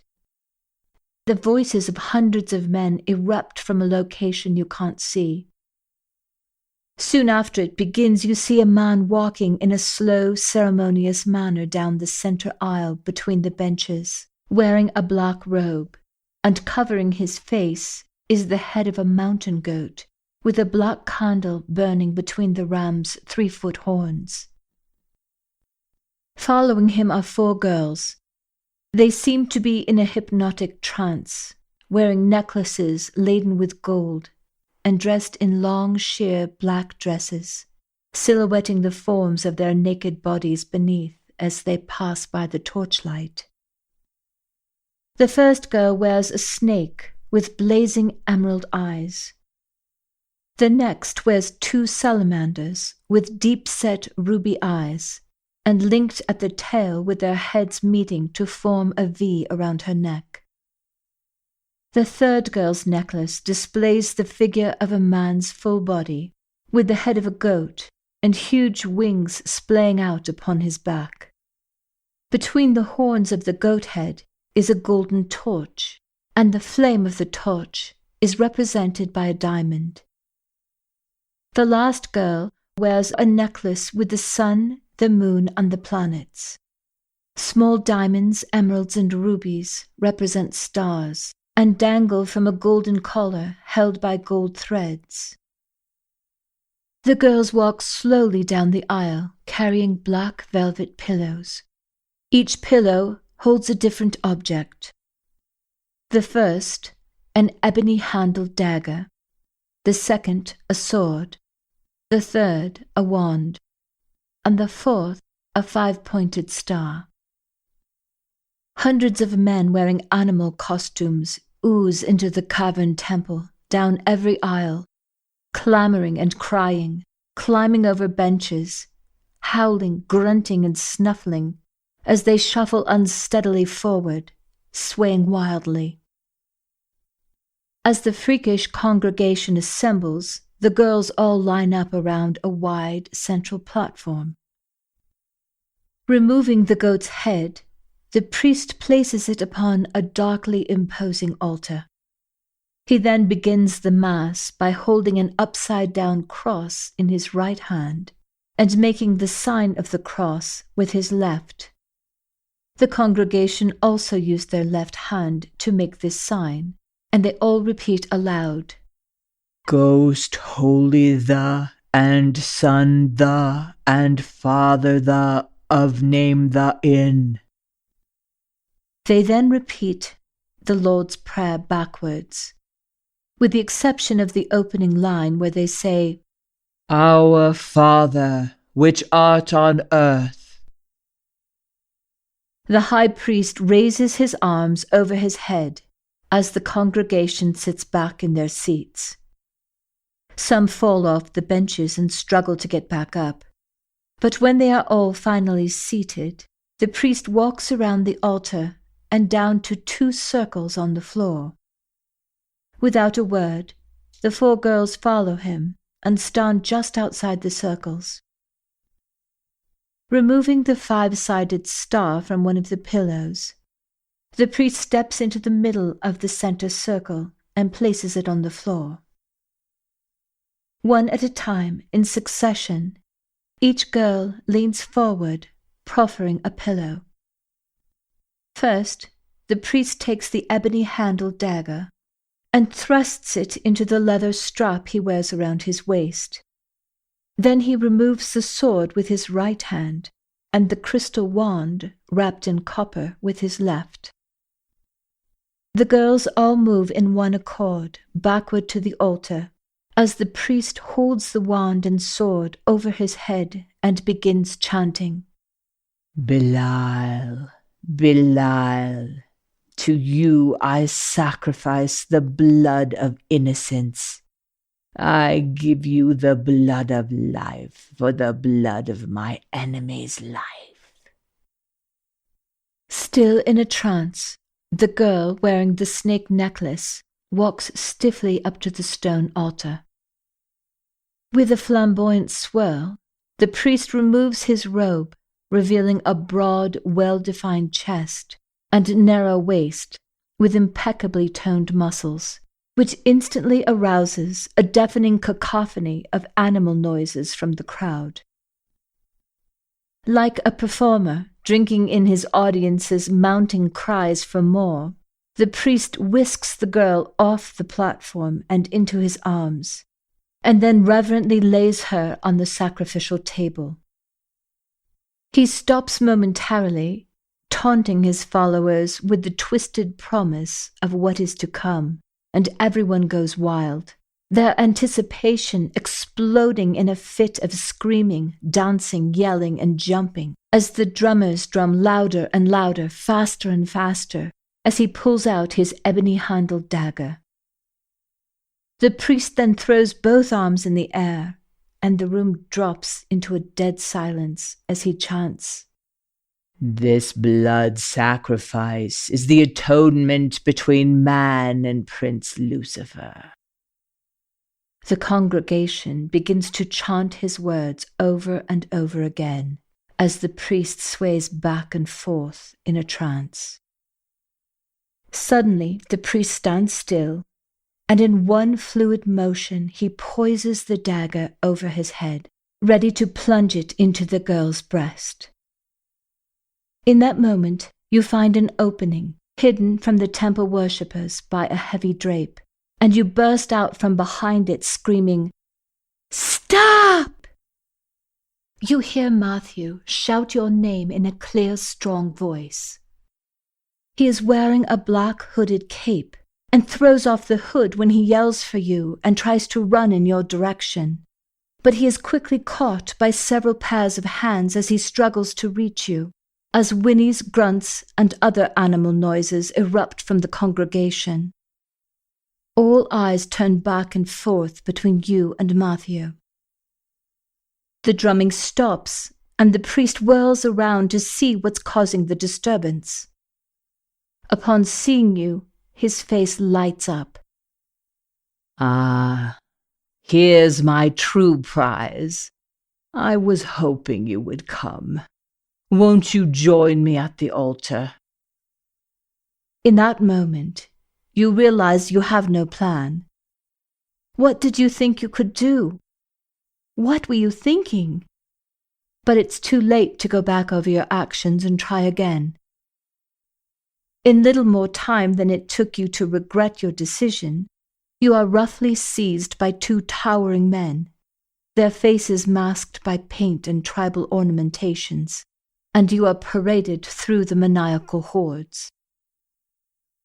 A man dressed as a horse and using his hands as hooves rears up, whinnying and pawing in the air like a stallion.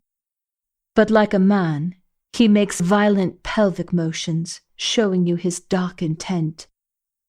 Yet no one touches you or even tries, and you are delivered to the priest and held tightly in front of the altar.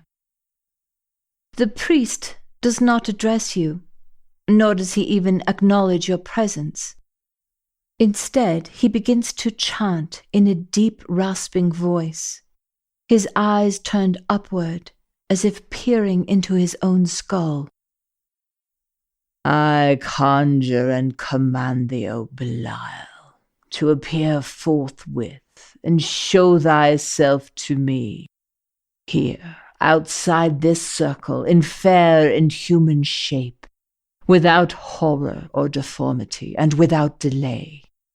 Speak to me visibly, clearly, and without deceit. Possess my mind and my body. Answer all my demands and perform all I desire. Do not linger. The King of Kings commands thee. Immediately, the priest falls into a deep trance, his chin dropping to his chest. A moment later, his head jerks up, eyes open wide, and he steps outside of both circles without touching them, as two men join him at the altar. One man hands the priest a piece of chalk, and he proceeds to draw a triangle on the floor. The other man puts evergreen boughs around the outside of the triangle, along with some skulls from horned animals. The congregation begins chanting as the priest takes a drink of wine and then sprinkles it over the triangle. In the meantime, one man grinds up some herbs and powder with a mortar and pestle and hands it to the priest, who places it in the triangle. You have now been brought within a few feet of the altar. I work to the destruction of you, the priest hisses, fury seething from him as he points his dagger viciously at you. His voice is softer now, like a feeble old man, yet filled with venom, as he takes a chunk of clay and begins molding it, while saying your name over and over again. When he finishes, the priest engraves something into the doll and chants, "In the name of Belial and the spirit of destruction and revenge, O creature of clay, become the girl before me," he says, looking directly at you. He then takes the doll and places it at the tip of the triangle.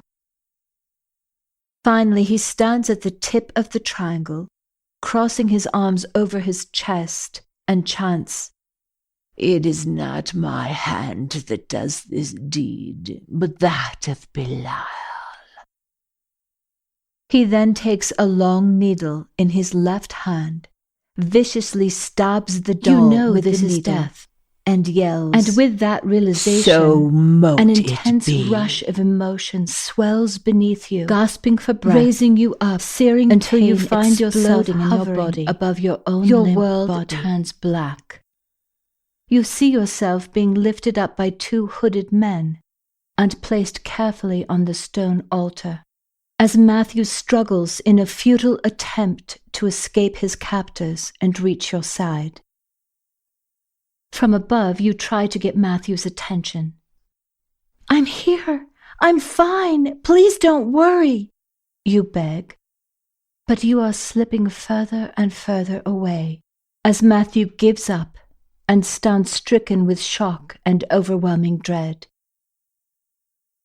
A wave of loss swells beneath you, suddenly lifting you higher and higher, until it seems that time and space can no longer contain you, as you plunge into the depths of an unknown yet strangely familiar realm.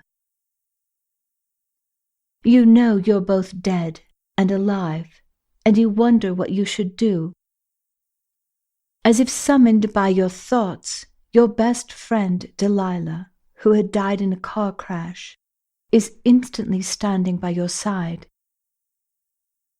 The moment you see her familiar dark hair, boyish haircut, and look into her beautiful warm brown eyes, you find yourself staring in disbelief.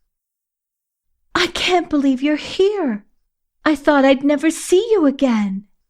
And you're not a kid anymore. You look like you're 20. And you're so beautiful. Did you turn into an angel or something?" you say, bubbling with excitement as you hug Delilah. "Wait, you can't be an angel. You're solid. I just hugged you," you add in amazement. Delilah bursts into laughter. "You're no longer in the game program, Amelia.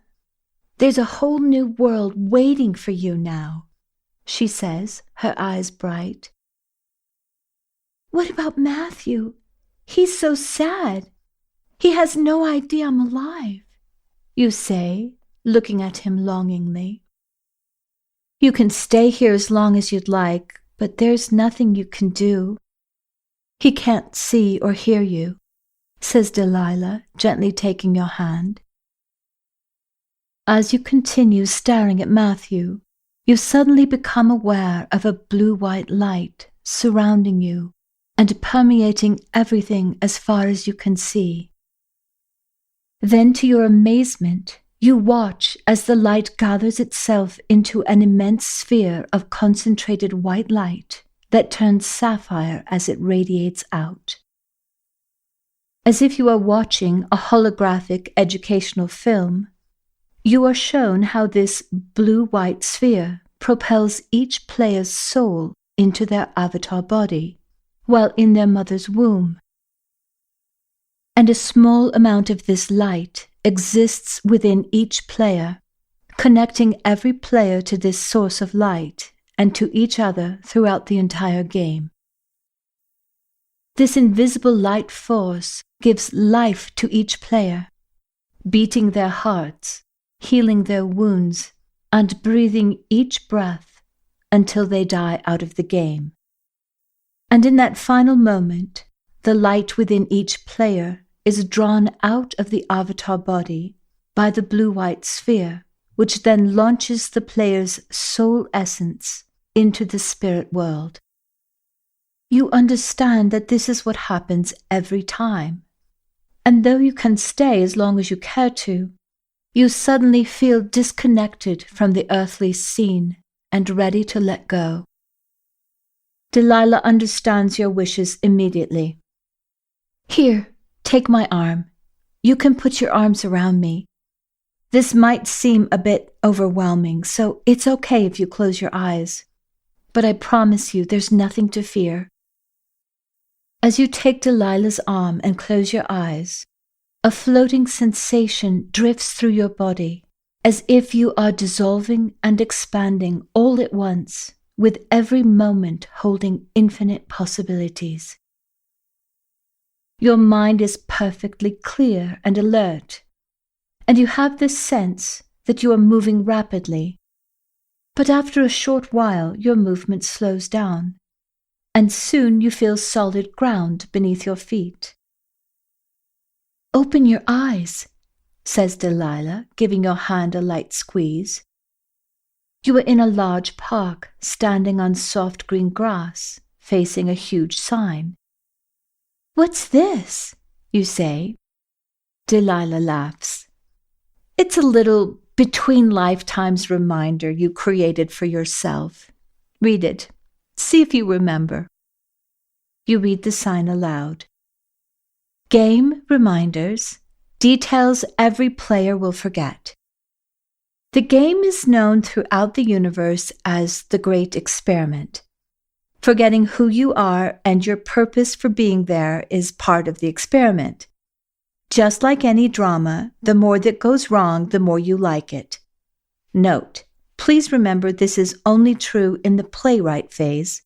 Your enthusiasm for problems will shift dramatically when you are playing the part you wrote for yourself. Dramas that change you are essential for playing at higher levels. You will be afraid of change, and things change. Is there any way I could take that with me into the program next time? You say, laughing. I think it would help me a lot more there than here. Well, you memorize it every time you're between games. Who knows? Says Delilah, giggling. It might just stick one of these times. Where are we exactly? You say.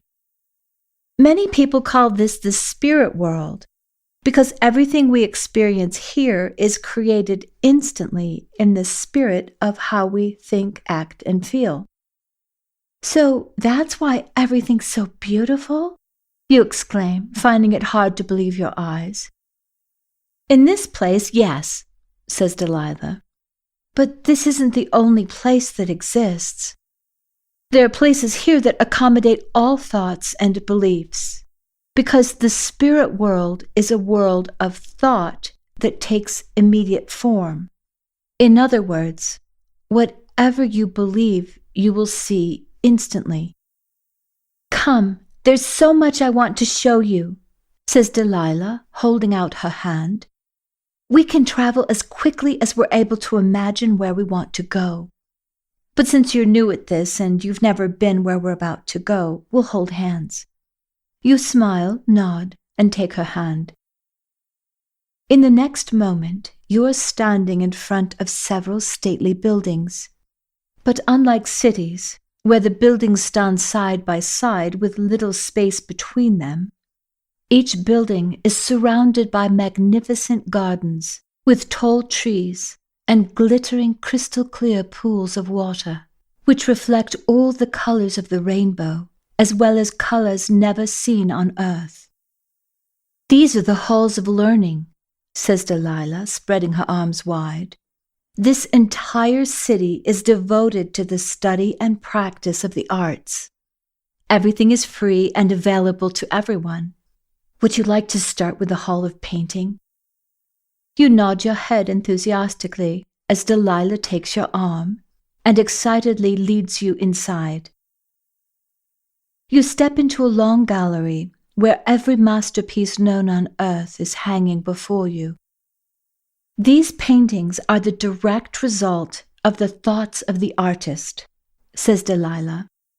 Each painting created here is an exact duplication of the artist's imagination, what they envisioned prior to actually transferring their ideas to canvas on earth. So if the artist was imagining a certain color that wasn't available at the time, the color shows up here exactly as imagined. As you walk to another part of the building, you stop to watch the art students. Being an artist takes on a whole new meaning when you can create easily, effortlessly, and quickly, says Delilah enthusiastically. You'll discover that you already know every method and technique necessary. How is that possible? You ask. There are no earthly restrictions or physical limitations here, says Delilah happily. Whatever you can imagine, you can create. Come on, I know how much you like to read and write. I'm taking you to the Hall of Literature, says Delilah, taking your hand. Instantly, you're standing in a light-filled library composed of small rooms. You can read the books, or you can simply hold a book and feel the contents, says Delilah. What does that mean? You ask. Well, try it. Here, says Delilah, taking a book off the shelf. Don't look, just hold it and tell me what happens. Blinking in astonishment, you say, It's a history book, but it's not like any book I've ever read. It's in 2 parts. The first part is American history. I know a lot of this from school, but I feel like I'm at a computer that could answer any question I ask, and that I could ace any test I have to take. But the strange thing is that right alongside the history I'm familiar with is the actual truth of what happened, you say, amazed that you can comprehend everything all at once. Some of Earth history has been passed on by those who are ignorant of the facts, says Delilah. But more often than not, the truth has been suppressed through deliberate intent. Every word contained in the books is literal truth, because nothing but the truth can enter into the spirit realm. You smile and say, I can't believe what I'm seeing. The people responsible for historical misinformation on Earth are the ones who write the true history in all of these books. Yes, says Delilah, and they're always happy to do it and set the record straight. Then, as if she had just received a message in her mind, Delilah says, Oh, there's a concert that's about to begin. Taking your hand, she leads you out the door, across an expansive lawn, and past a vast amphitheater sunken down beneath the ground like a gigantic bowl. Looking over the edge, you see the concert halls surrounding the stage, with hundreds of rows rising upwards and seating for thousands of people. The seating farthest away from the performers is on the lawn at ground level, and the entire area is surrounded by the most beautiful flowers of every color and hue, while the outermost borders had magnificent trees. Let's sit here on the grass. I know it's far away from the performers, but I think you'll be happily surprised, says Delilah with a mysterious smile.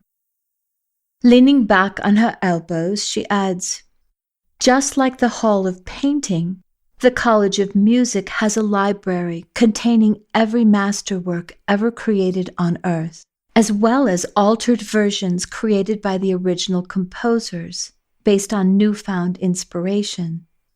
You can learn every branch of music from theory to practice.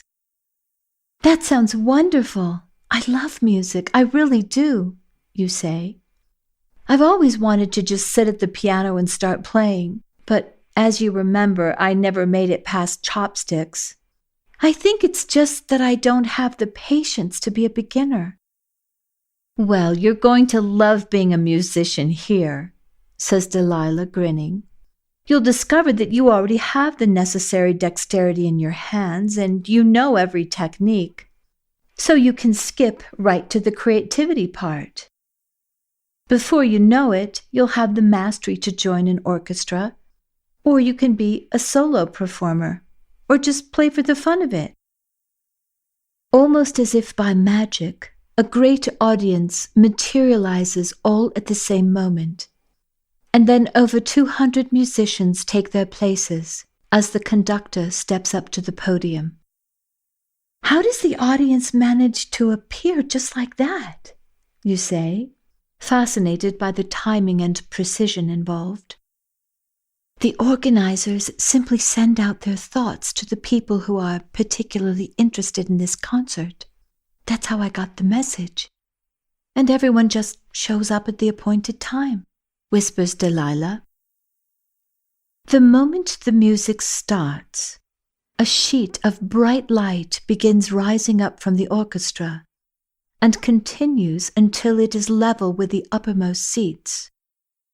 The light then grows in strength and intensity and rises up until it looks like a solid dome ceiling of iridescent, shimmering light, covering the entire amphitheater and the park itself.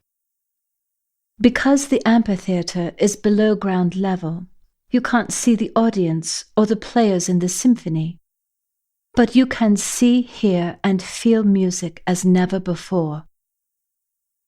You lay back on the grass and watch as the coloring of the dome responds like a chameleon and changes from one shade to another, as if it knows how to intuitively blend a number of colors according to the theme or movement of the music. Even when the music ends, the rainbow colors continue interweaving with each other, then finally fade away in the same amount of time it would take for a rainbow to disappear from Earth's sky. Quietly, Delilah says, "Here, all music is color, and all color is music. Students don't just learn about music acoustically. They learn to build light and color architecturally." You smile and already imagine yourself studying at the Hall of Music. "Come, I want to show you something," says Delilah, leaping to her feet and offering you her hand as she leads you to some nearby flowers. You kneel together in front of the flowers, and Delilah cups her hands around a white lily. "Do it like this," she says, as you mirror her. Your face lights up. Not only is the lily vibrant and fragrant, you can hear a lovely tone that emanates from the flower. The combination fills you with a gentle yet life-giving force. You try this with other flowers and discover every color has a matching tone, and all the colors and tones harmonize perfectly with one another. Delilah leads you to a bubbling brook which is singing too, and exhaling a life-giving force that perfectly combines with the colors and sounds from the grass and flowers on its shores. Even the rocks are singing. As you walk along the brook, Delilah points to a large, elegant building and says, "That's the Hall of Science. There you'll find every scientific study and discovery, and solutions to every unsolved earthly mystery. Every new invention, every new discovery originates here and is sent via thought form to open-minded scientists on Earth.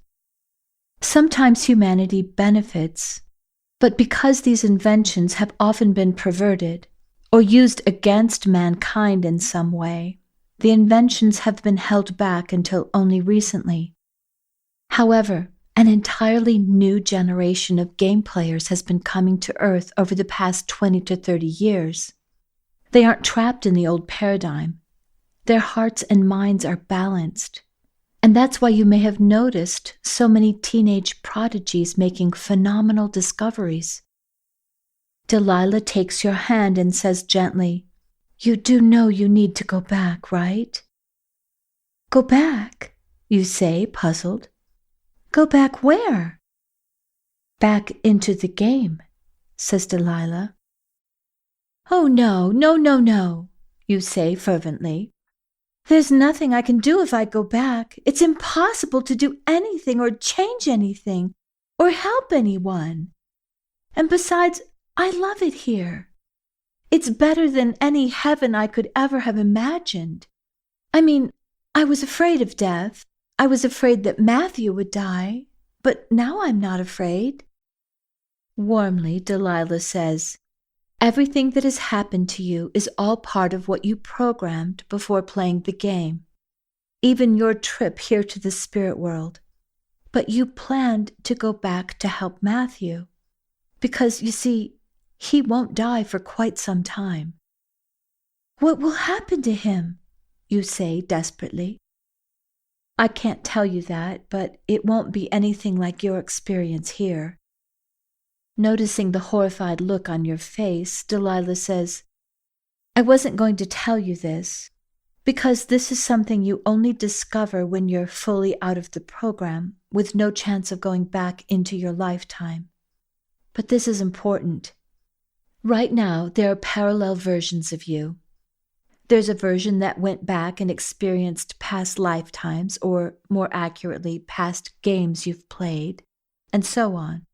There's no limit to how many parallel games you can play at the same time.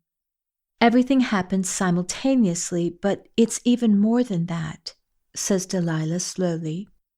You are capable of playing every character in your game simultaneously, with no knowledge that you're doing it, at least while you're on Earth. You narrow your eyes. That's not possible. I don't know what other people are thinking or doing. How could I play the game for them, even if I could get my head around it? Delilah smiles and says, Okay, I'm going to tell you, but only because you won't consciously remember any of this when you return to your physical avatar. Taking a deep breath, she continues, When you're in your avatar body, you completely forget that there's another aspect of you that's multidimensional. This real you is like the ocean, and the part of you playing the game would be equivalent to a drop of seawater. You mean like same qualities, different capabilities? You say, shaking your head. That's it exactly, says Delilah, laughing.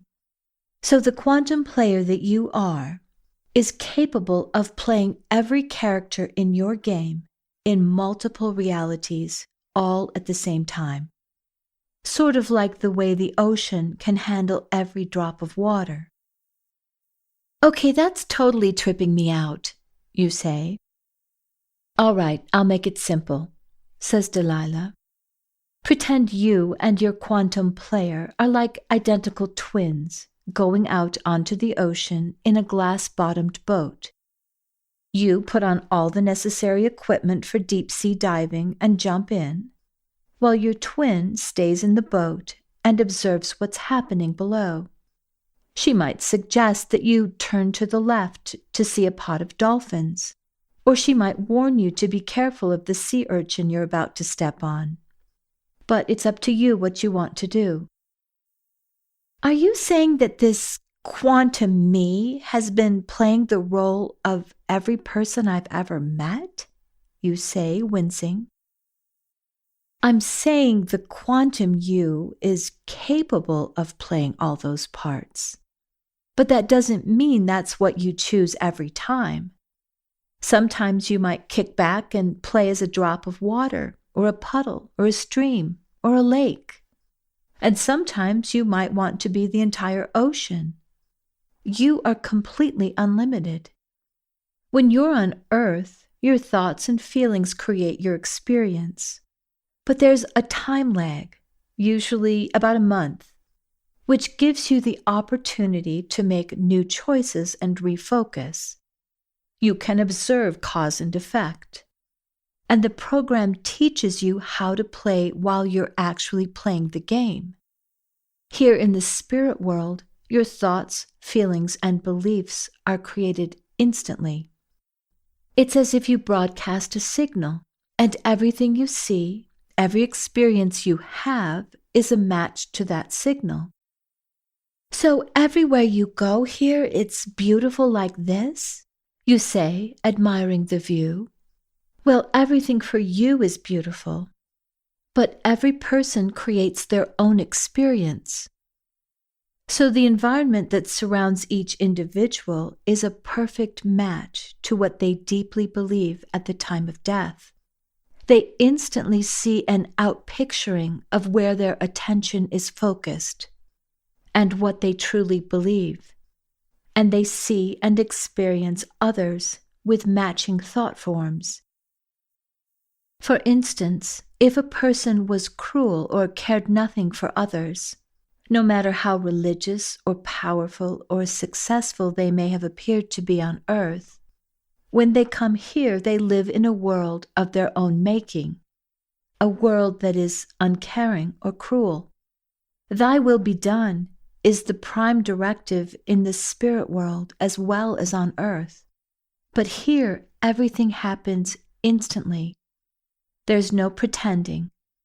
You are who you are. And you see a world that perfectly mirrors whatever you deeply believe.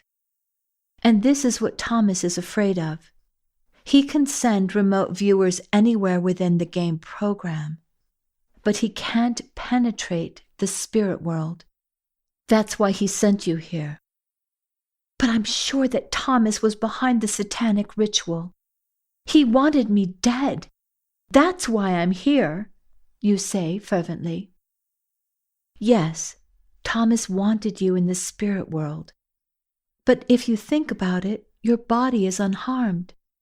And that's because he wants you back.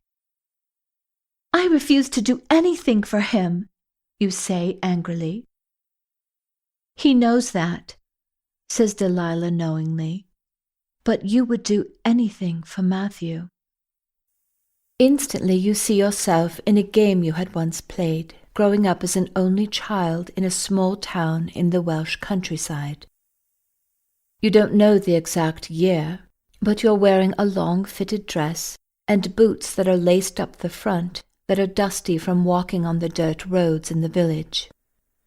You're holding a package from the market, wrapped in brown paper and tied with string. In this lifetime, your father is a retired professor, and your mother is the only teacher in a one-room schoolhouse. You immediately recognize Matthew when he shows up in your memory. You have known each other since childhood. He is the oldest in a family of 6 boys, and he is bright, charismatic, and handsome. But more than that, he adores you, and you've never loved anyone else. You have the ability to feel everything in an instant. Even so, you find it surprising that you're able to fast forward and see events unfold more quickly, as well as slow them down so you can focus on the specific details. So you move ahead to your wedding day. It is springtime. You are outdoors on soft green grass beneath a canopy of ancient oak trees. Sheep dot the hillsides, and clouds drift like wisps of white smoke. Each person in the wedding party holds a single silky ribbon of a different color. Women and girls are skipping and dancing clockwise around a 20-foot pole, while the men and boys move counterclockwise, everyone ducking under the ribbons coming toward them. As they dance around the pole, a beautiful rainbow-colored pattern is woven from the top of the pole down to the very lowest point where they can all still move in and out while holding the sparse remnants of remaining ribbon in their hands. You discover that you can zoom in on the tiniest details from that day. You can see the embroidery on your dress, the roses on your wedding cake, and even Matthew's unabashed gaze as you say your vows to each other. Though his eyes are different, hazel, flecked with gold, and more widely set beneath heavier brows, there is no question this is Matthew. The scene shifts quickly to your move to England as you watch the verdant countryside speckled with brightly colored wildflowers speeding by from the train window. Once you arrive at the main terminal in London, you manage to make your way a bit farther on to your new home amidst the hustle and bustle of the city. It is a humble dwelling, but you are not poor by any means, and your father has lent his financial assistance as well as extending his business and social connections. You observe the quiet elegance of the horses, their riders, and the many carriages traversing in Hyde Park, where you and Matthew often walk together, hand in hand, radiantly in love. And then, quite unexpectedly, time begins moving forward swiftly. You see every nuance of your life together. Your father's money and connections, combined with Matthew's brilliance and charismatic nature, land him at the top of his class in London's best college. When he graduates, he is already well connected socially as well as in business. You see yourself dancing and dining with him at elegant parties, where he is sought after for his acumen on a variety of subjects. Yet, regardless of the amount of attention he receives, nothing changes Matthew's humble nature or his deep love for you. However, everything in the sparkling world of Matthew's rising star paled in comparison to the day you gave birth to his daughter. Even at night, after a long day of work and study, Matthew would untiringly hold his infant daughter in his arms and sing lullabies to her until she fell soundly asleep.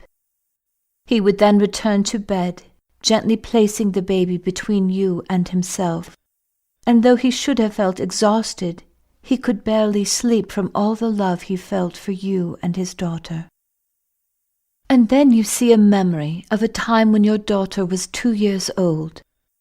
The little girl could have been your twin at the same age, angelic with her pink cheeks, rosebud lips, and eyes the shade of bluebells. Matthew commissioned a portrait of her as a cherub, complete with a halo and feathery wings, which hangs prominently in your parlour. On this particular day, Matthew was galloping two-legged through Hyde Park with his daughter perched on his shoulders, her shiny blonde ringlet curls bouncing in time with his stride. He whinnies and snorts, shaking his head like a stallion while pausing to paw the ground, as his little rider giggles in delight. You see yourself basking in the pleasure of that moment. Then all at once pain grips your entire body so intensely you double over in anguish. You then see yourself hovering above a graveyard as Matthew, numb with grief and sorrow, buries your body at the family's church in Wales. Though the daughter he so loved and cherished is crying and clutching at his leg, it is as if he is in another world and has forgotten all about her. But you can see that his daughter reminds him agonizingly of you, and he can't bear to look at her. Before the ceremony is even over, Matthew wanders away from his family and friends, leaving the churchyard in a state of silent shock. He mindlessly boards a train bound for London, but doesn't go home. Instead, he wanders aimlessly through the city streets, eating nothing, sleeping in doorways or under bridges, until at last, mercifully, he dies. But in the next moment, a new set of images come into focus, as if there is more for you to understand about who you and Matthew are to each other. From what you can tell, it seems to be the late 1800s in England. You are 17, and your father is a widower, raising you alone. Although you live in a beautiful, modest estate, your father has lost his fortune and is living off of past credit that is quickly running out. To save you both from poverty, you have agreed to marry Matthew, a wealthy landowner nearly twice your age and crippled from birth. Matthew is a capable man, but his mother has been running the estate all of his life and has decided it is time for him to marry so she can train you to eventually take her place as mistress of the estate. You watch the scene unfold before you on the day you arrived at your new home, riding in a carriage through miles and miles of property, surrounding an immense 3-story stone manor with over 100 rooms. Nearly 20 staff members are lined up in the driveway to meet you, but there's no sign of the man you are to marry, or his mother. You have no idea what to expect because you had agreed to marry him sight unseen. In fact, Matthew was so reclusive, no one outside of the estate had any idea what he looked like. And this led to much speculation and many harsh rumors amidst the elite social circuit, linked to both his physical appearance and his demeanor. You had prepared yourself for more of a monster than a man. You are ushered into a study where Matthew is sitting in a wheelchair with his back to you. But even as you approach him, you can tell he hasn't been confined to a wheelchair for long. Unlike people who have been crippled for quite some time, he seems remarkably robust, and his legs are not yet emaciated. As he turns to greet you, you're shocked. He looks much younger than you'd expected, and is quite handsome, with full lips, intensely blue eyes, and softly curling ginger hair. But even more surprising is the strange recognition you feel when you first look at each other. You both seem to recognize an inexplicable connection that exists between you. The intensity of it takes your breath away. In spite of the fact that you are about to be married, and you know it's impolite to continue staring into Matthew's eyes, yet you struggle to look away. He matches your stare unwaveringly as well. Suddenly a loud ahem breaks the spell as Matthew's mother enters the room. Matthew quickly turns away. At first you feel confused, then embarrassed, thinking you must have imagined the whole thing. And then you mistake his reaction as one of arrogance. But from your current perspective, lifetimes away from that moment, you realize that Matthew isn't being arrogant or egotistical. Rather, he is intensely shy. And then you discover you have access to his mother's thoughts, and it is clear that his mother has manipulated him from childhood as a means of maintaining control. You become aware that this woman has taught Matthew to believe that his birth defect, a minor malady which could have been highly improved if not cured over time, would cause any woman to reject him.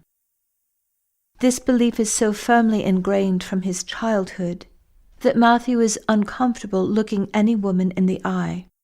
So he was as shocked as you when you held each other's gaze with unexpected recognition. Yet as you stand next to him on the day of your wedding, idly listening to the minister repeat a marriage ceremony that he had doubtlessly given until it was rote, Matthew withdraws into a lonely world of his own, without the slightest glance in your direction. Standing there, you forlornly recall your girlhood fantasies, and what you dreamed your wedding day would be like. The carriage and horses, the splendor, the dancing and royal guests. But just as quickly you banish the thought, determined to make the best of your new life. In this lifetime, you had been raised by a wonderful and loving father. You have always been kind-hearted, and in some ways Matthew seemed like one of the many stray animals you'd taken in over the years. As his wife, you felt you'd have the opportunity to love him, and that he'd soften.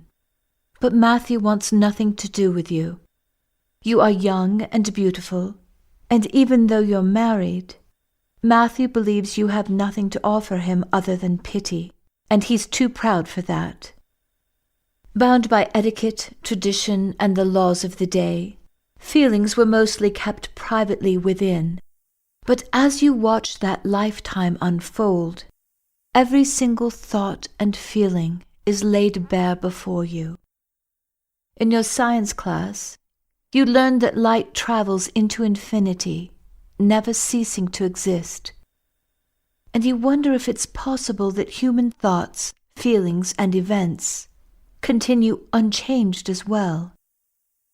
It's both strange and disturbing to think that your own thoughts you believed were completely private, might be accessible in the future, and that you couldn't lie or try to make up a good story, because the truth would still be there somewhere, amidst all the other infinitely shining light.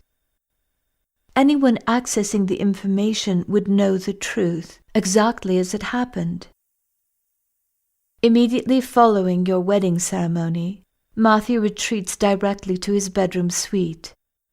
You are assigned a room at the opposite end of the house, and Matthew's mother wastes no time as she proceeds to instruct you in regard to your duties as mistress of the estate.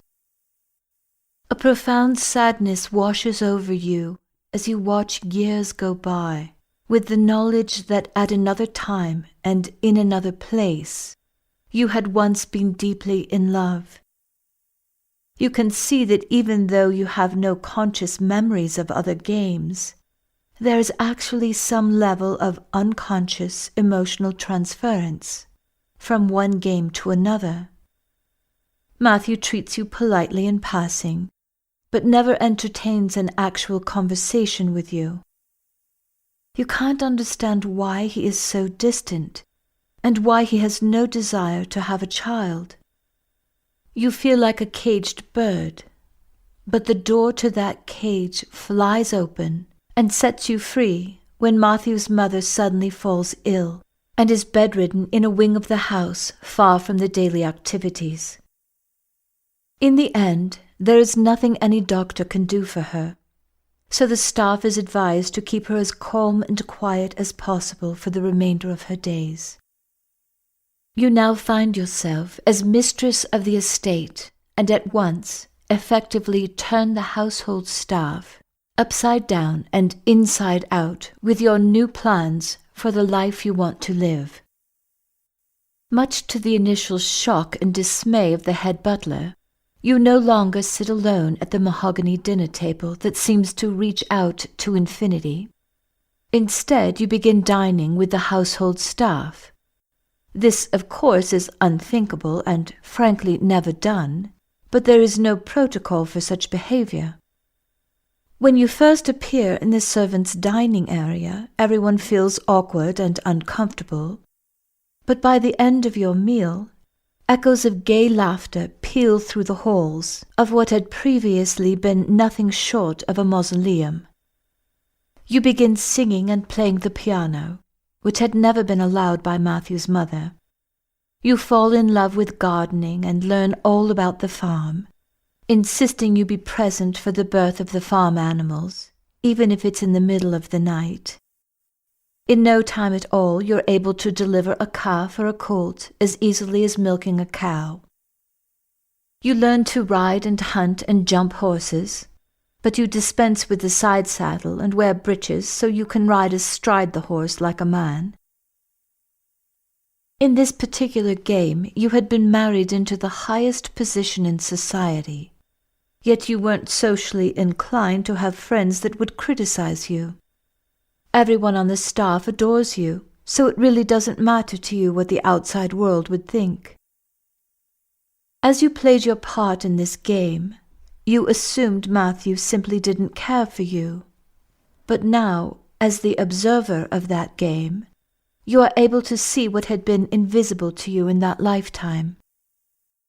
Every night, Matthew ordered his meal to be delivered to his room, but he would secretly sit at the top of the stairs in his wheelchair, listening and smiling as laughter erupted from below. He swore the staff to secrecy as he moved from room to room, watching you as you worked in the garden or as you rode the horses or played with the young farm animals. He would close his eyes and listen with delight as you played the piano and sang. In truth, he adored you and longed to be part of your life, but he was afraid to show his true affections, for fear that you would find him repulsive and that he would lose you in the end. As the years progress, you watch as your desire to love Matthew and have his child transposed into love for the farm animals and nature. Every spring you poured love out to all the new babies on the farm, and spent the summer and fall delighting in their growth. even though you had become quite content to finally let go of what you thought your life was supposed to be. You felt a profound sadness that Matthew never opened his heart and allowed you to love him. And then, one beautiful summer day, Matthew becomes extremely ill. The doctors predict he will die within a week, but you sit with him resolutely day and night. You eat your meals in his room, and though he is unconscious, you read poetry and prose and sometimes sing songs. Believing he is unable to hear you, you share everything you hold in your heart. You speak of your favorite flowers blooming in the garden, and describe how the sunlight magically glitters on the pond as you watch the swans sail elegantly throughout the day. You tell him charming stories about the staff members and all the animals on the farm. Then one day, his eyes flicker open, and for the first time he smiles at you. His smile is weak, but it is genuine, and love fills his watery eyes as he says, "You've been with me all this time. I heard every word and I felt every beat of your heart." You dissolve into tears and lay your head on Matthew's shoulder as he reaches out tentatively to stroke your hair. Miraculously, he's in remission. You don't know how long you'll have together, so you make every moment count. You share poetry and painting. Matthew joins you in the garden in his wheelchair, and for the first time you eat your meals together. At night you lie in bed next to Matthew with your head on his shoulder and your arm across his chest as he strokes your hair. Then, one morning upon waking and feeling his hand gently resting on your shoulder, you see the light in Matthew's eyes flicker as he gazes upon you with unfathomable love, and in the next moment, he is no longer there. "I'll do it! I'll go!" you say in tears as you reach out for Delilah. The moment your hand touches Delilah's, you are instantly standing in a place with very little color. The sun has already sunk below the horizon, and looming gray clouds hang heavily overhead. Ill-nourished flowers, faded and sickly, are here and there in the midst of parched yellow patches of grass. Everywhere you look, the countryside surrounding you is in a gradual state of deterioration. As you continue on, the sad-looking vegetation gives way to barren rocks. The light steadily diminishes, and everything surrounding you appears in dismal shades of gray. Even your clothing looks gray. Before you, a rocky pathway winds its way downhill through massive boulders and on into what appears to be a land of deep, black, impenetrable darkness. Looking deeply into your eyes, Delilah says, "I can't go any further with you than this. You won't get lost. Just keep heading downhill. You will eventually come to a place that is at the very bottom of a deep crater." "And that's why Thomas sent me here? That's what he wants me to see, some crater?" "Yes, it's the place he fears above all else.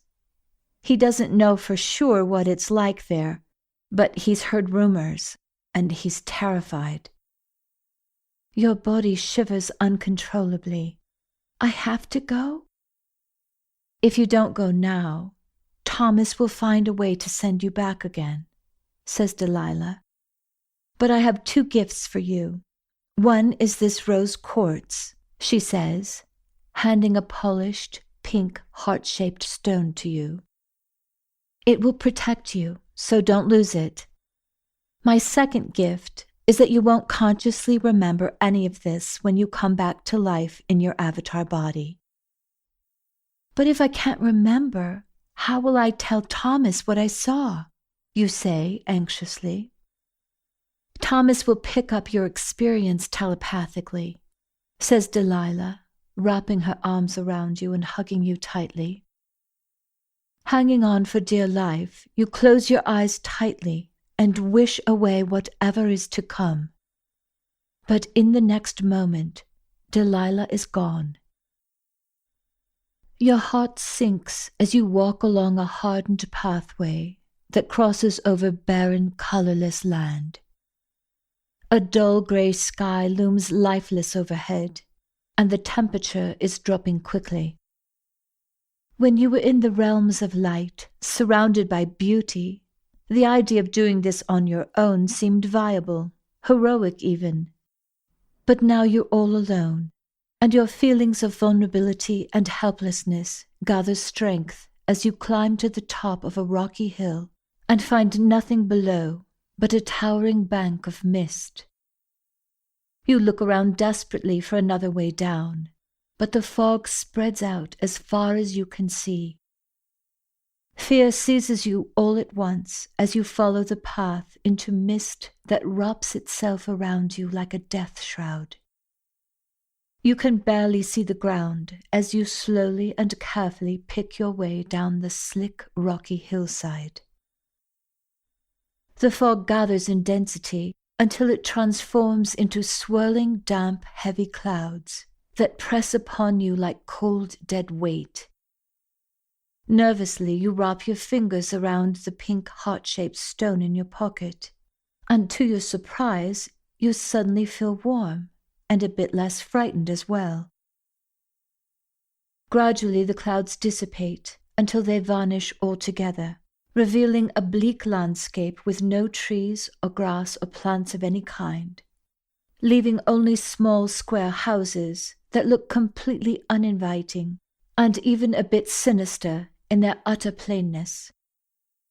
Every home stood solitary and forlorn, without a single adornment, as if each were housing people who lived in extreme poverty.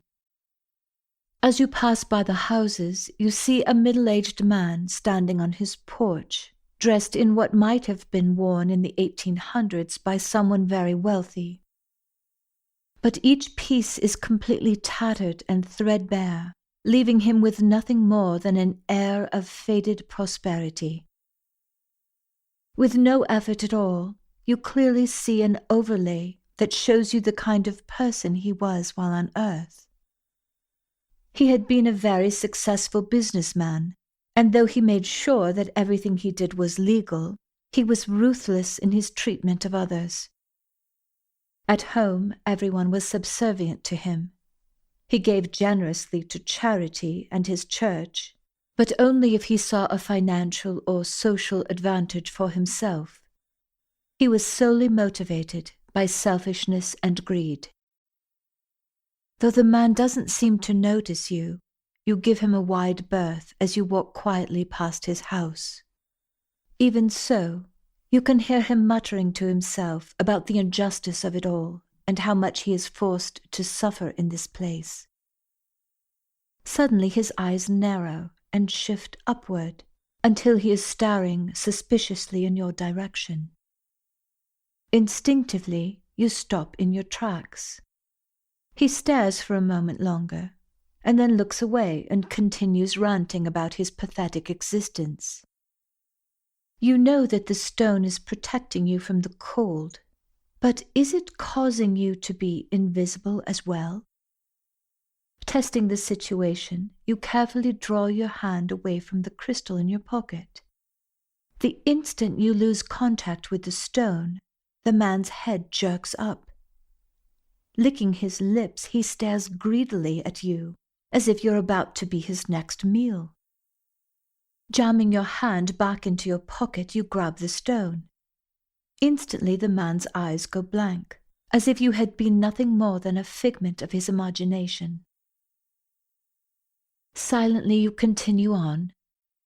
You are still unseen by the man, but you are able to hear him grumbling for quite some time.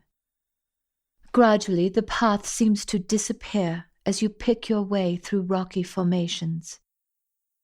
The grey light diminishes rapidly from the darkening heavy black sky. There isn't a soul or any sign of life whatsoever. Everything surrounding you is colorless and empty, as if you had just wandered into another world. Dimly ahead, you can see some dwellings as you pass through rocks and nothing else. Here and there, you see people sitting silently, their heads bowed down, filled with gloom and despair. These structures are nothing more than shacks, so utterly worn down and disheveled, it is distressing just to look at them. But it's infinitely more unsettling that these repulsive places are the end result of someone's lifetime on Earth. You jump as a man suddenly appears out of the darkness and speaks to you. "I'm sorry if I frightened you," He says gently. "but my dear, this isn't where you belong.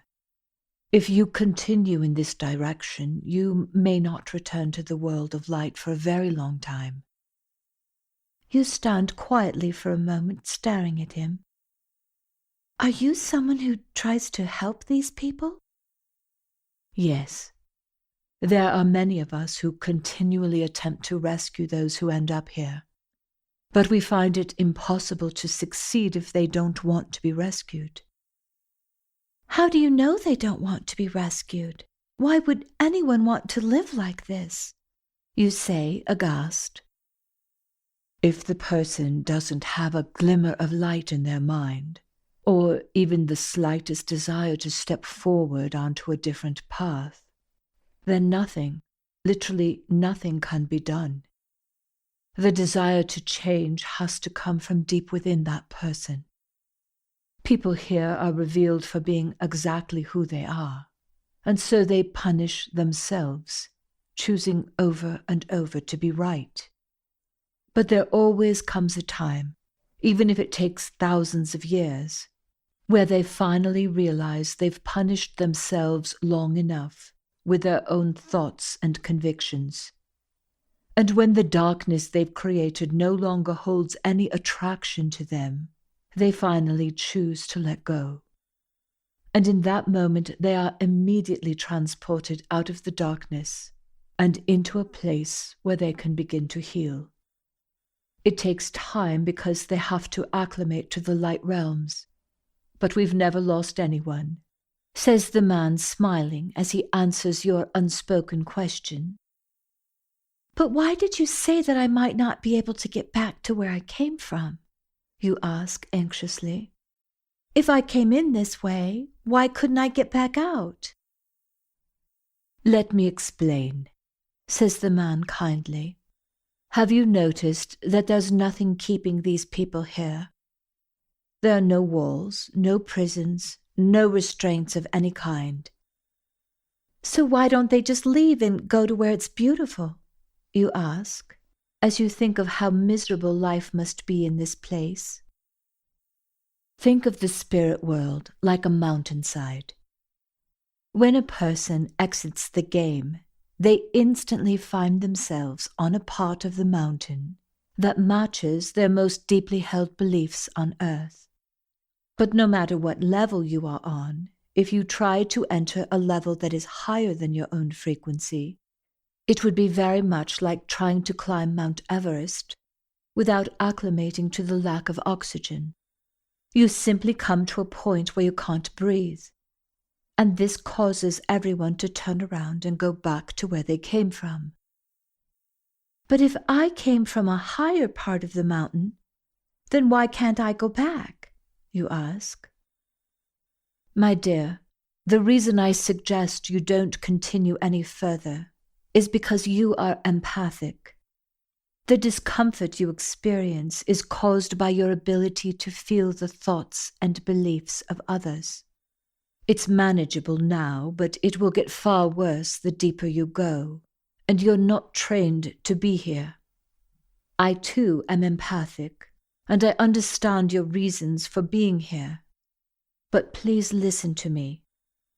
If you continue on, you will be surrounded by people who are drowning in their own misery.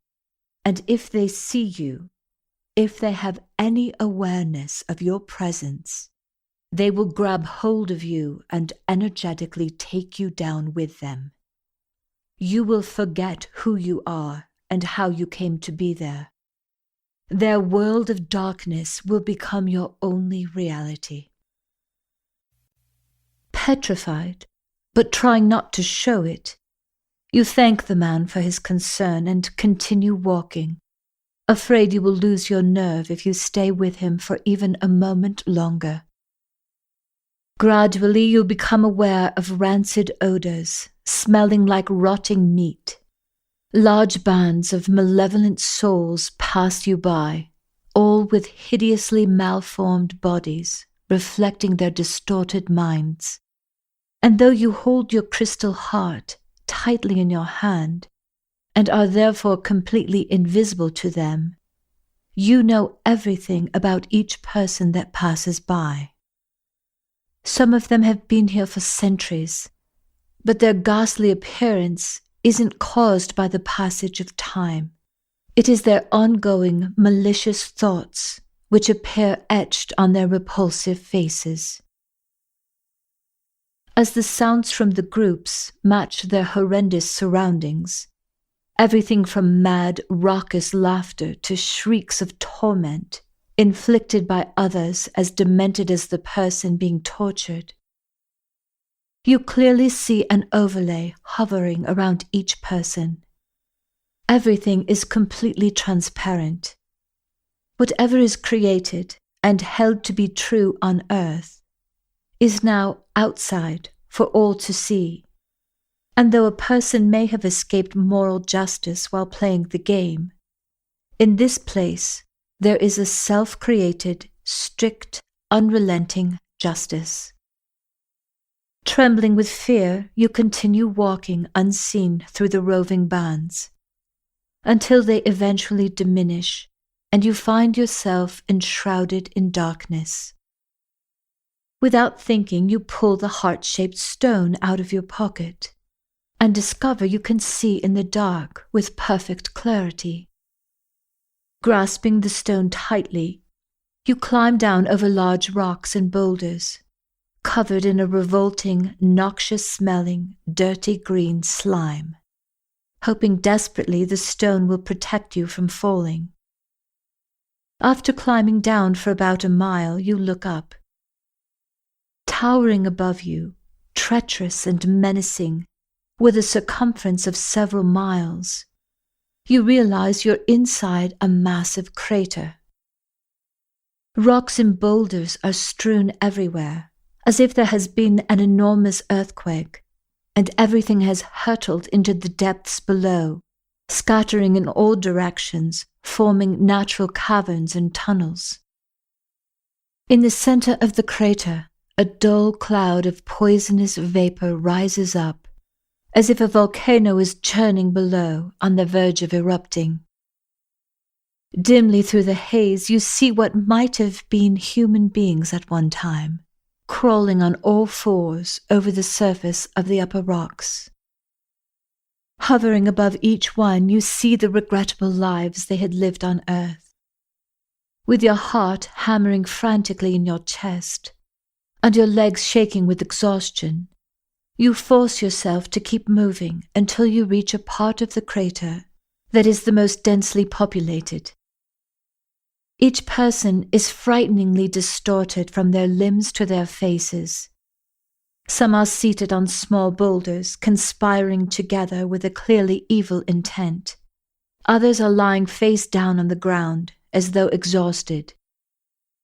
Small groups torture those who have fallen out of favor, delighted in their victims' unbearable shrieks. Everywhere you look, there is unspeakable cruelty, and you are not yet even at the bottom of the pit. Horrified, you step back, trip over a rock, and as you fall backward, you open your hands to catch yourself.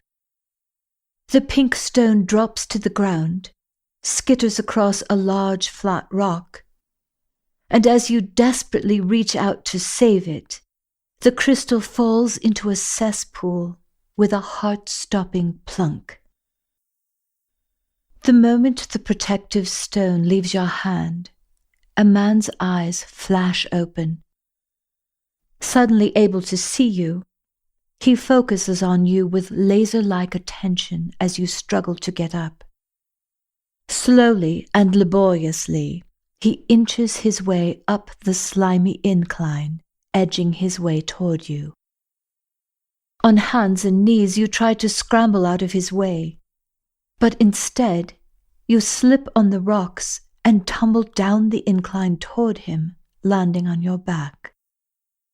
The man reaches out and grasps your ankle with a fierce, crushing grip. You scream as you flip over with your hands on the slimy rocks and struggle to pull your foot out of his grasp. But he is unbelievably powerful despite the deplorable state of his physical body. You burst into tears as unbearable pain shoots through your ankle and up your leg, as if you are bound by an iron shackle. The man looks up at you with beady, penetrating eyes peering out of a monstrous face. His repulsive mouth is more like a gaping, cavernous opening, with yellowed, dripping fangs rather than teeth. He exudes the odor of rotting flesh, and the remnant of clothing he wears is nothing more than a filthy rag, hanging so precariously from his body that you can see most of his grey, lifeless-looking flesh.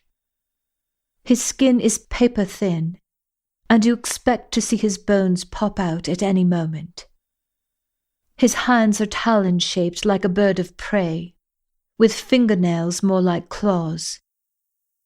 Everything about him is so distorted and malformed, he seems barely human. Screaming and yelling only make the man more powerful, so you do your best to stay calm and quiet despite the lightning pain shooting up your leg. Though you try not to look at the man, you can't help but see images of the mental and physical torture he had caused, hovering all around him, floating in the mist. You can see that every crime he committed against others, he is now experiencing himself, living daily with the indelible memory of everything he had done, while feeling all of the pain and anguish he had callously caused, both directly and indirectly. His body and spirit are the visible expression of cause and effect. Yet even with all the pain he suffers daily, it is also clear that given the strength and opportunity, he will continue torturing others, yourself included. His mind is creating a self-fulfilling prophecy over and over again. Desperate to escape, you try to grasp the slick-coated rocks beneath you, while attempting to gain some leverage to help you stand, but your fingers slip through the festering slime. Although the man is lying on his belly without the strength to move any further, it seems he has the ability to channel all of his strength into and through his hand, and there is nothing you can do but fight back the terrifying feeling that you will never escape, and no one will be coming to save you. You try to remember what you've been taught, and take a deep breath, only to gag on the putrid air weighing you down, constricting your breath, and causing a terrible squeezing pressure in your chest. Tears well up in your eyes from the searing pain in your ankle. "Let me go!" you yell with as much authority as you can muster. A hideous sound gurgles out of the man's throat, and you realize he is laughing. It's been so long since I could touch and taste and suck the life out of one as innocent as you. Rare birds like you never land in a place like this. Anger and disgust twist through you, and even the smallest movement on your part sends needles of pain searing into your ankle as the man tightens his talon-like fingers, digging his claws into your flesh. Laughing at the expression of intense pain on your face, the man says in a deep, ominous tone, You think you're such a little lamb, don't you? You don't even think you belong here. But even lambs lose their innocence. Sooner or later they're taken from their mothers and slaughtered. For you, it came sooner. That's why you're dead. That's why you're here. Furious, you hiss, You're wrong! I'm not like you! I don't belong here! I came here for a reason! A sputtering laugh erupts from the man's throat as green mucus dribbles from the corner of his ghastly mouth. You are what you see. All of this is you, He says, indicating your disgusting surroundings with a slight nod of his head. A swollen, nauseating wave of grief and anger threatened to overtake you. What if this repulsive thing is telling you the truth? How long will you be doomed to stay here? But then a thought flickers through your mind. Thy will be done. No! You scream. You're wrong! I don't belong here! No. You're saying you don't hate the man who killed you? You don't despise him for what he's done to you? All that he's taken from you? Says the man with a monstrous, satisfied grin. Oh, wait. He says, as if reading your mind. Don't tell me you believe that you are a multi-dimensional being, capable of playing within multiple avatars at once? That's such an amazing con. If you were really playing the part of your opponent, then what if you are me and I am you? Isn't that a horrifying thought? He says in revolting delight. Does that mean you're not the least bit infuriated that I can do whatever I want with you? That I have the little tigress by her tail? He says, jerking your leg with such intensity you shriek in pain as your entire body scrapes along the rocky surface. Shaking and filled with rage, you bite your lip and wordlessly glare at the man, wishing he would explode on the spot. Yes, He says in a low, hissing voice. there you are. The angry little lamb. The self-righteous, judgmental little lamb. Ah, let's see the vindictive you come out. You shake your head, nauseous with anger and disgust. I'm not staying here. I only came to get information, you say vehemently. A gurgling chuckle bubbles out of the man's throat.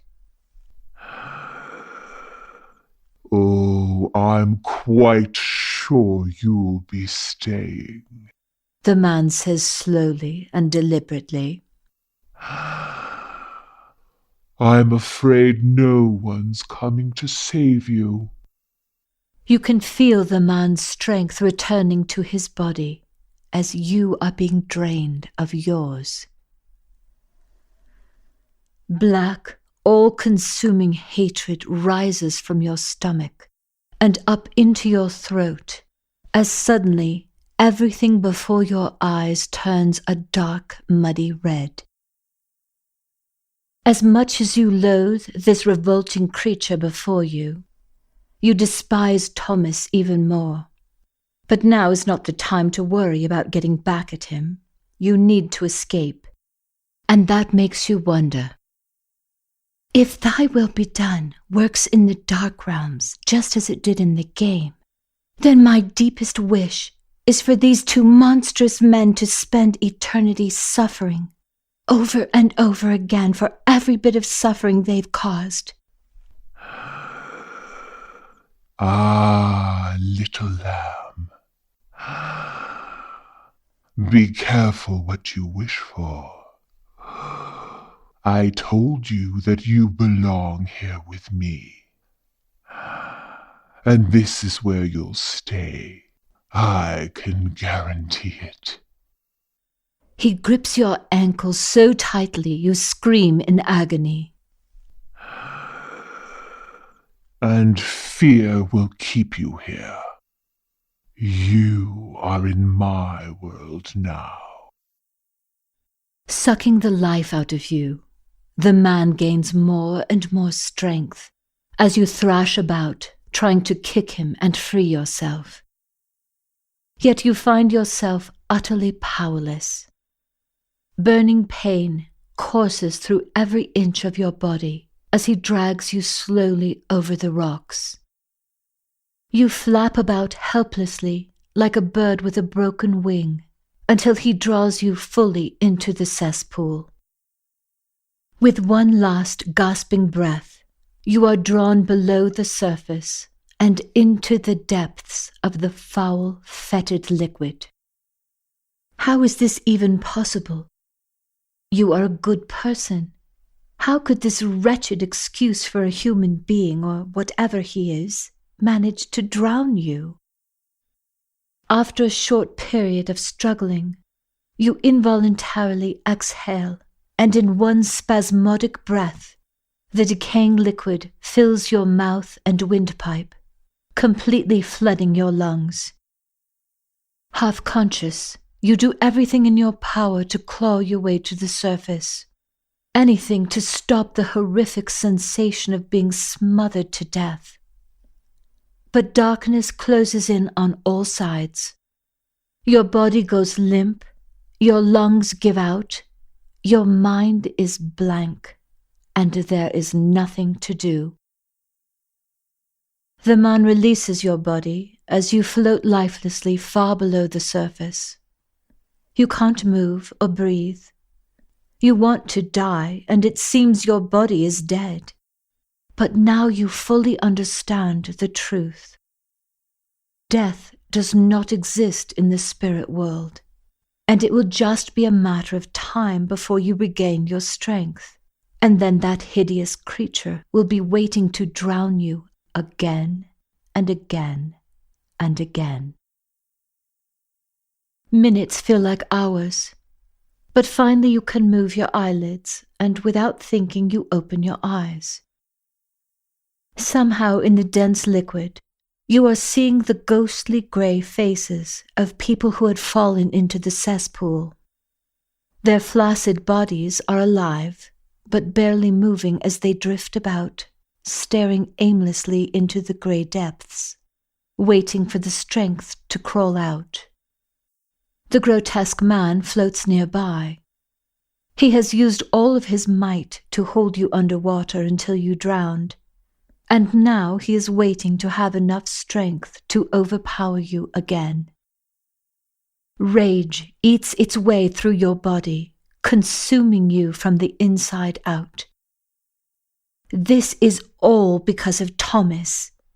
He had you killed, and he's planning to indiscriminately kill as many human beings as possible in the future. You can only imagine the Machiavellian schemes he has been responsible for in the past. Thomas knows he's the one who deserves to be here. This is his hell, not yours, but he sent you instead. Apparently, he thinks he can avoid this place. But you do feel a certain satisfaction, knowing there will come a day when Thomas will no longer be able to hide behind his power, position, or politics, and he will suffer like this for eternity, if you have your way, and you will happily watch. A woman drifts by underwater with a hungry look in her eyes, as if she is craving the anger exuding from your body, hoping to suck in the sensation while she waits until the time is right. You close your eyes tightly. You can't breathe. You can't think. A grey mist clouds your mind, and yet somehow you know you have to remember something. What is it? How have you come to be in this place? Remember, remember, remember. You feel nothing but dark, dank liquid surrounding you and filling your lungs. You barely remember your own name, but you know one thing for sure. You are powerless to change anything. Slowly, your leaden, numb body sinks through thick, murky layers until you settle on the slimy bottom, face down, arms outstretched. But you are beyond caring. Then, to your surprise, a gentle sensation pulses through two of your fingers. You press them in the direction of the warm current of water and feel something hard and small. You have just enough strength to pick it up. A soft, tingling feeling spreads through your hand, up your arm, and flows into your entire body. In the palm of your hand is the heart-shaped stone. Suddenly your mind becomes perfectly clear and alert. "Help me!" you scream silently. Instantly you see a vision, almost like a dream of yourself standing next to Thomas. But rather than seeing physical features, you see energy radiating from both of your bodies, swirling around you in muddy colors. Around your own body you see variations of dark reds and browns, and the words, angry, vengeful, hateful. Black and red light erupt from your heart as the words, guilty and vindictive, float on the surface of the colors. None of it makes any sense, so you focus instead on the dark, rusty colors that surround Thomas's head, accompanied by a strange halo of words. You can literally see words such as prideful, indifferent, demanding, scornful, floating in and out of the dark, muted colors. Blackish-brown colors envelop his body along with the words shameful, despised, miserable, humiliated. These words describing Thomas made sense, except maybe the humiliated part. But you don't understand what you're seeing around yourself. You aren't a vengeful, vindictive person. Well, perhaps a little when it comes to Thomas, but he certainly deserves to suffer for all the terrible things he has done and is about to do. Still, there is that energy of guilt flowing out of your heart. But you have no reason to feel guilty. You haven't done anything wrong. So it has nothing to do with you. Instead, you focus intently on Thomas's faults, and you know for a fact that your anger is completely justified.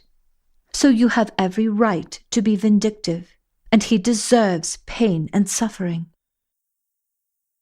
As your rage blooms, you discover that you feel better.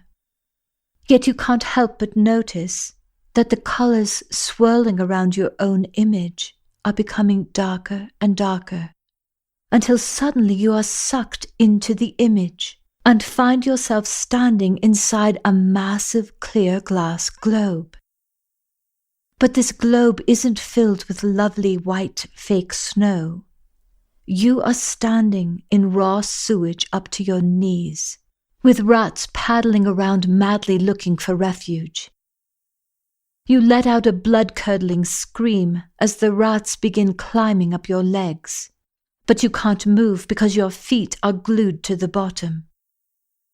Terror and rage storm through your body, shaking the globe furiously as sewage and rats rain down on you. "Please help me," you scream desperately. "Please." Instantly you find yourself standing in a blackened tunnel. Petrified, you spin around, looking for a way out, and see nothing.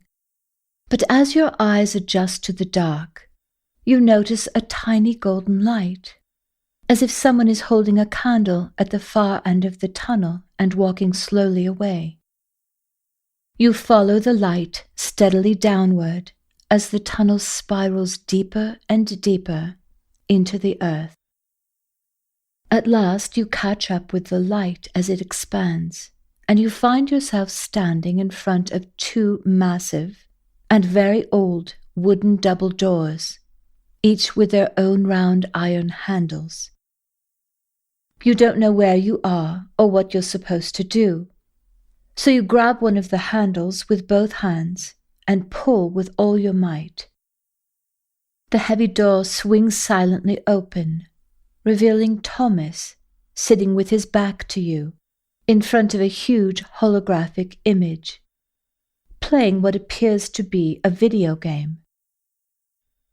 You step cautiously into the dark room, lit only by the light emanating from the hologram. You quickly realize you are invisible to Thomas, so you move closer and stand right next to him, watching as he runs a series of game programs at lightning speed. Gradually, the images slow down, and you realize Thomas is watching himself play the game through a single lifetime that somehow spans across thousands of years. It quickly becomes apparent to you that he is trying to locate and fix a problem he created in the past, because he keeps saying over and over, causal seed, as past games flash back and forth, showing different scenarios. It seems as if he is trying to achieve a different outcome by going back in time and choosing an alternate path that would take him into a parallel reality. Unable to find an answer and completely exasperated, he focuses on a moment in time prior to being born into the game. To your surprise, you watch as the spirit world flashes onto the image, a vision of Thomas walking through a gorgeous park and talking with the most exquisite woman you have ever seen. She has thick, shiny black hair that falls to her waist, and a golden light encircling her head like a halo. Her hands and feet are adorned with jeweled rings and bracelets, and she wears a long flowing dress studded with emeralds and rubies that seem to light up from within, causing the dress to sparkle and glow as she moves at a walking pace, floating just above the ground. Her face is so beautiful and luminous, it seems as if a goddess from India has come to life. Naya, I know what I want to accomplish, and in this lifetime I'm going to end all human suffering, says Thomas wholeheartedly. Shaking her head gently, Naya says softly, Thomas, I understand your desire to choose a game lifetime that has the potential for you to understand how to navigate the program. But with power comes great responsibility, and as you know, you won't remember your original intentions. There's a much better chance that your newfound power will cause you to manipulate the program rather than try to benefit mankind. And if you do, you will become irrevocably disconnected from any feelings of empathy for your entire lifetime. Do you see the problem? Without empathy, you won't care what happens to anyone else. You'll make selfish decisions from your mind, not your heart. And you could very well create the opposite of what you're now intending. But the game is an illusion, says Thomas emphatically. It's temporary. There are no victims or victimizers. There are only pre-game agreements that are fulfilled or unfulfilled. You yourself taught me that every action and reaction has a purpose. So what does it matter whether I disconnect from empathy or not? Nothing happens without a prior agreement, and even if there is unavoidable pain, suffering isn't necessary. It's always a choice. Thomas, that's easy to say from the perspective of the spirit world with light shining all around, says Naya knowingly. But as you well know, suffering doesn't feel like a choice when you are the one suffering. Well, that's true, and I should know, says Thomas. I have certainly had more than my fair share of suffering.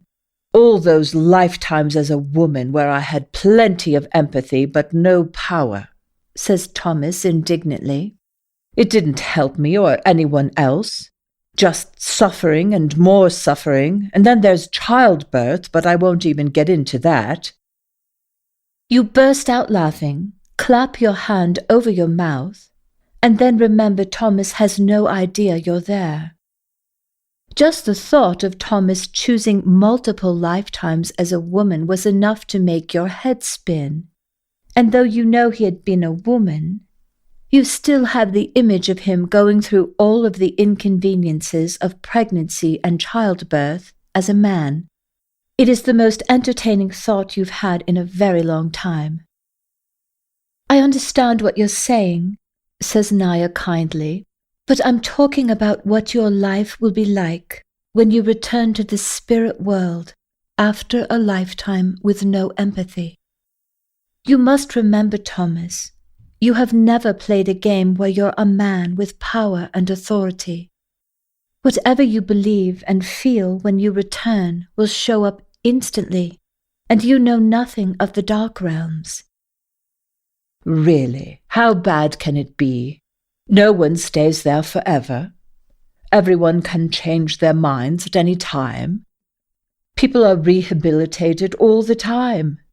There's a hospital right over there, he says, nodding to a gleaming building just across a sparkling lake at the opposite end of the park.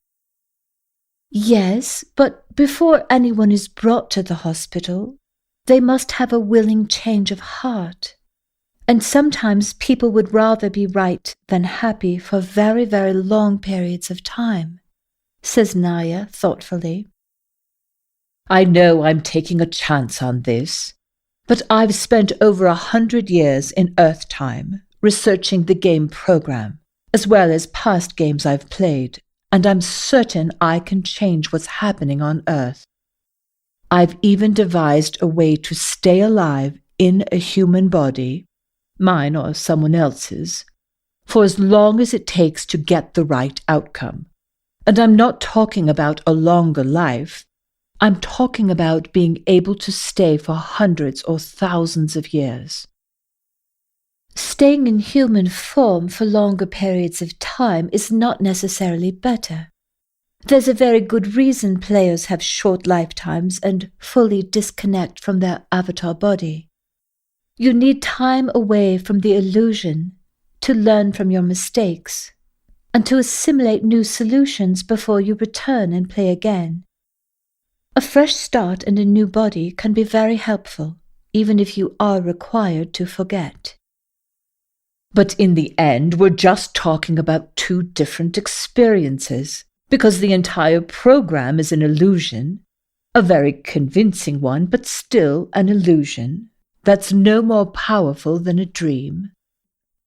Of course, most people dream unconsciously, but there are lucid dreamers who know how to wake up inside the dream, and then they use their thoughts and feelings to manipulate what's happening. I'll have the ability to be fully aware that I'm living in an illusion, a waking dream, if you will. And that awareness will allow me to manipulate the entire program and help everyone on Earth. It's a very slippery slope, Thomas, says Naya with a penetrating gaze. Well, isn't the whole idea behind the game to sally forth where no man has gone before, while making colossal mistakes along the way? Says Thomas jovially. How else will everyone in the universe be able to sit back, watch the games we play, and know what not to do? How else will they come up with answers if we, the game players, don't create new problems to be solved? My idea is to find a way that we can create and solve problems without suffering. It takes a moment for you to fully connect with the idea that this is Thomas talking. He is funny, light-hearted, and to your amazement, joyful. More like a person planning a trip to a theme park than someone contemplating a lifetime on Earth. I agree with you, Thomas, and many players share the same sentiment. But this brings us full circle back to the original problem. You will have a full mental understanding of the program, but you will lack empathy. It isn't just a matter of what you will do for others. What happens to you is just as important, especially when you exit the game. I know I'll probably lose my ability to feel empathy, but I'll be able to feel love. And combined with my knowledge, I think there's a very good chance I can create a world without suffering. Thomas, you have never managed to do that for yourself in any of your lifetimes. Remember rule number 1. If it doesn't work, stop doing it. What makes you think you could accomplish this for everyone playing on Earth when you haven't even managed it for yourself? Well, we know that the program causes energy to slow down and appear as matter, according to the feelings of each player, which means each player creates their own world, their own reality, says Thomas. The illusion only exists when players see energy moving very, very slowly and perceive it as physical reality. However, perception is not the truth. There's a greater truth that's not subject to perception, and it runs the program. You see, most computer programs have a back door created by the architect, but the game program is just the opposite.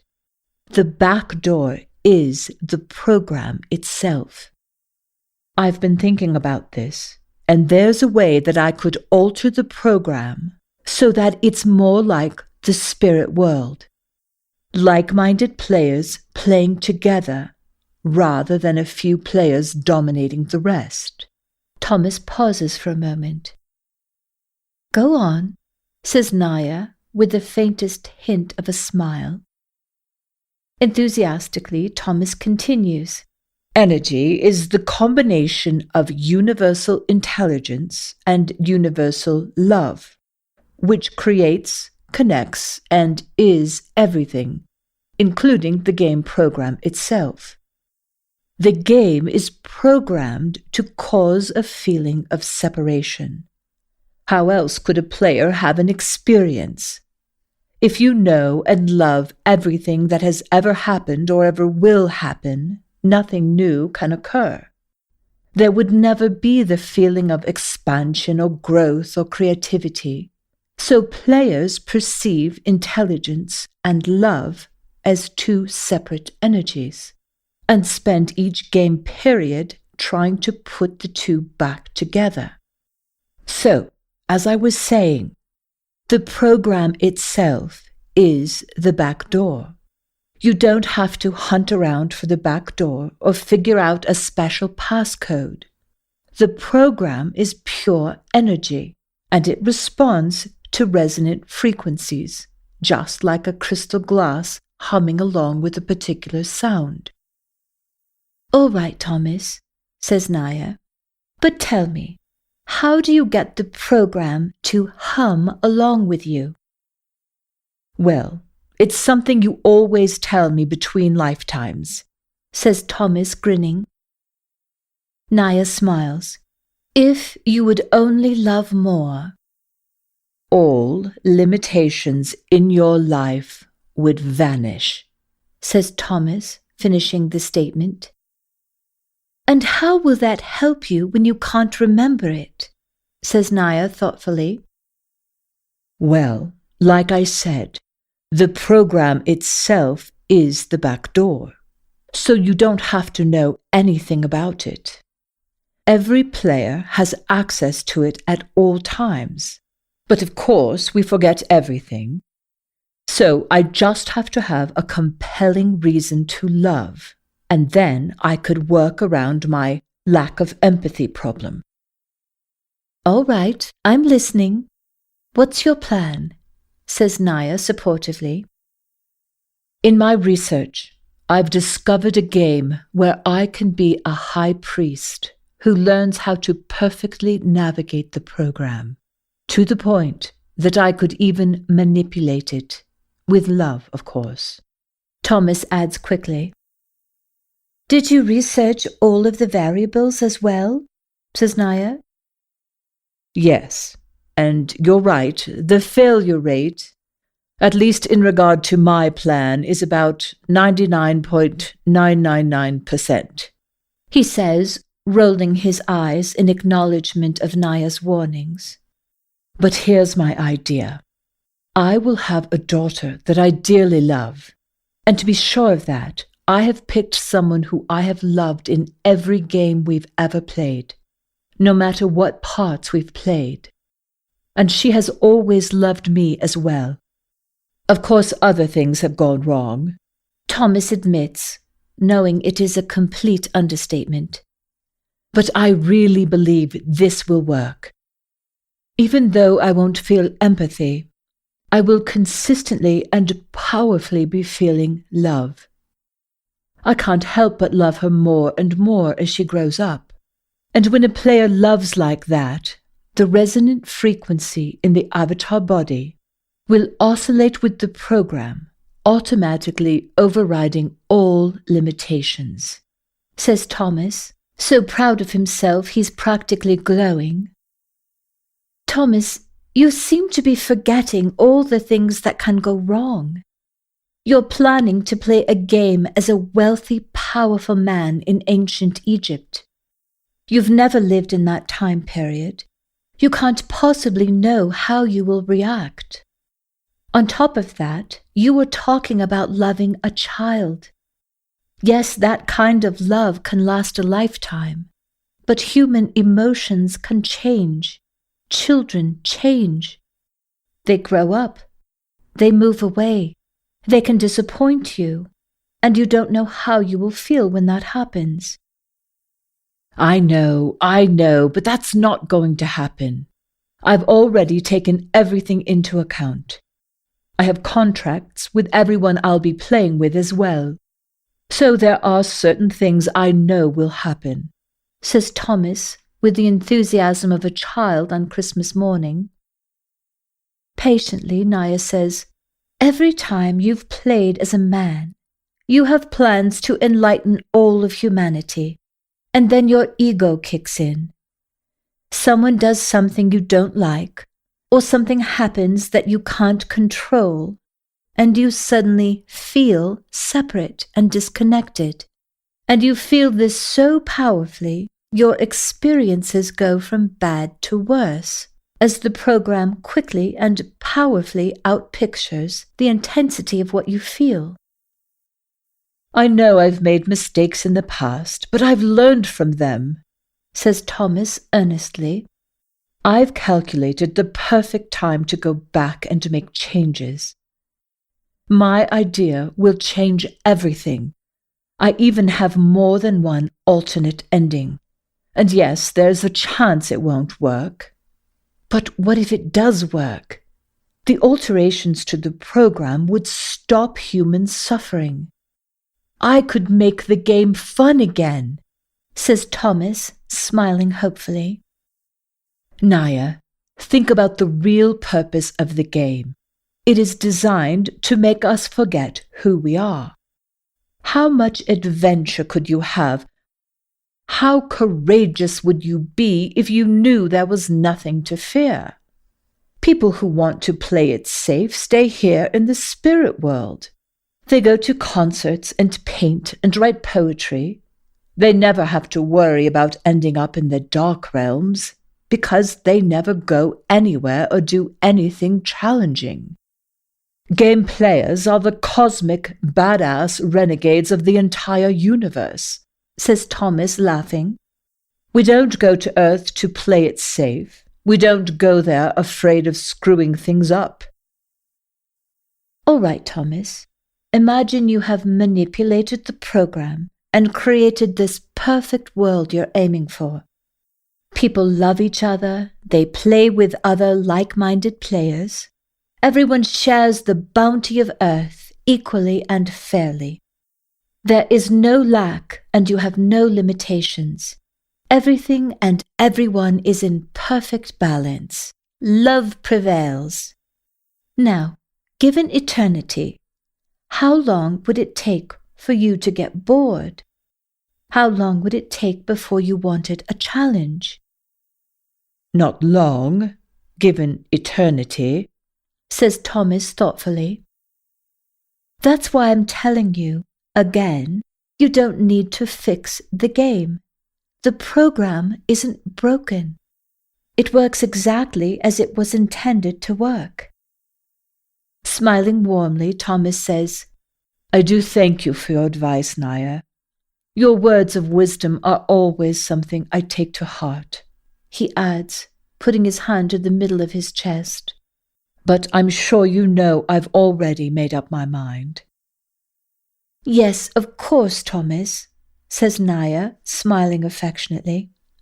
You are indeed a cosmic renegade, and you have a beautiful, kind, and strong heart. As you can see, she admits graciously, I am one to stay securely in the spirit world and give advice. I'm happy to leave all of the audacious experience to badass adventurers like yourself. Instantly, the scene disappears. Thomas is back in his chair contemplating what he had just seen. Then a holographic image appears as if responding to his thoughts and shows Thomas playing out the lifetime he has been so eagerly anticipating. Everything goes as planned. As predicted, his ability to feel empathy is no match compared to his desire for power, but that is not unusual for an imposing high-born man in ancient Egypt, and clearly it doesn't slow down his progress. He is rich, brilliant, charismatic, and very well connected. After his marriage, and with their combined fortunes, Thomas becomes one of the wealthiest, most influential men in Egypt. When his young wife dies in childbirth, just 9 months after their wedding, she leaves him with a healthy, beautiful baby girl, and that is all he really wanted. He doesn't remember why he wanted a daughter so badly, nor does he question his utter devotion to her. Standing quietly next to Thomas, you watch as the years pass quickly, and though you don't focus upon any specific point in time, you can see the energy exchange between Thomas and his daughter, and it is just as loving and pure as he had predicted. His life is going better than he could possibly have planned, and you wonder if maybe he's right. Maybe there's something his daughter can teach him about loving and caring for others. Then the images slow down, and you see Thomas's teenage daughter, Juliana, standing on a balcony looking out over the ocean. She is a tall, stunningly beautiful and graceful young woman with vivid green eyes and long wavy auburn hair. And then a sudden, shocking recognition sweeps over you as you realize you yourself had played the part of Juliana in that lifetime. You adore Thomas, and he couldn't love you more. He continually gives you anything and everything you want. So when you fell in love with your father's champion chariot driver, you weren't the least bit concerned, because even though the object of your desire is low-born, he has brought the attention of Egypt's most elite families to Thomas's door, and consequently more money, power, and prestige has come to your own family. So Thomas loves this handsome chariot driver like a son, and has promised to help him rise up through the ranks to the highest position possible, given his birth. In the meantime, there have been offers for your hand in marriage, but Thomas is in no rush to lose his beloved and only child. You take advantage of this by convincing your father to let you choose the perfect man, who will not only make you happy, but also add to the status of your family. That left Thomas more than content to build a palatial home next door for you and your future husband. Though you know your father is, at least on the surface, looking for acceptable suitors, you also know that sometimes parents would surprise their offspring with the happy or not so happy news that an engagement has been arranged. You think arranged marriages are barbaric, and much closer to your father's breeding program for his racehorses than the way a young woman should be expected to enter into marriage. Besides, you are already madly in love, so you decide to take matters into your own hands. Early one evening, after the horses have been fed, and while no one is paying any attention, you sneak out of the house and wander through the barn until strong arms surround you and pull you into an empty stall. You throw your arms around a devastatingly handsome young man in his 20s, with dark eyes and hair, angular features, curly black hair, and a muscular tanned body. Though Juliana has no idea she's playing a game, you instantly recognize that Matthew is the soul inhabiting the avatar. As Juliana, you know that if you tell your father you want to marry Matthew, your father would say no, and there's a good chance that you would never see Matthew again. But if you tell your father how much you love Matthew, and that you are already pregnant with his child, your father could hardly say no. He had never said no to you, ever. Besides, your father is in a position to elevate Matthew's standing in society and could easily allow you to marry. And then, of course, you would simply move into the house next door. Your father would happily spoil his grandchildren, and you would have the best of both worlds. Your father's love and the love of the man you desire more than anything in the world. So you and Matthew became secret lovers, regularly meeting in deserted places or swimming naked in the ocean whenever you can sneak out in the middle of the night.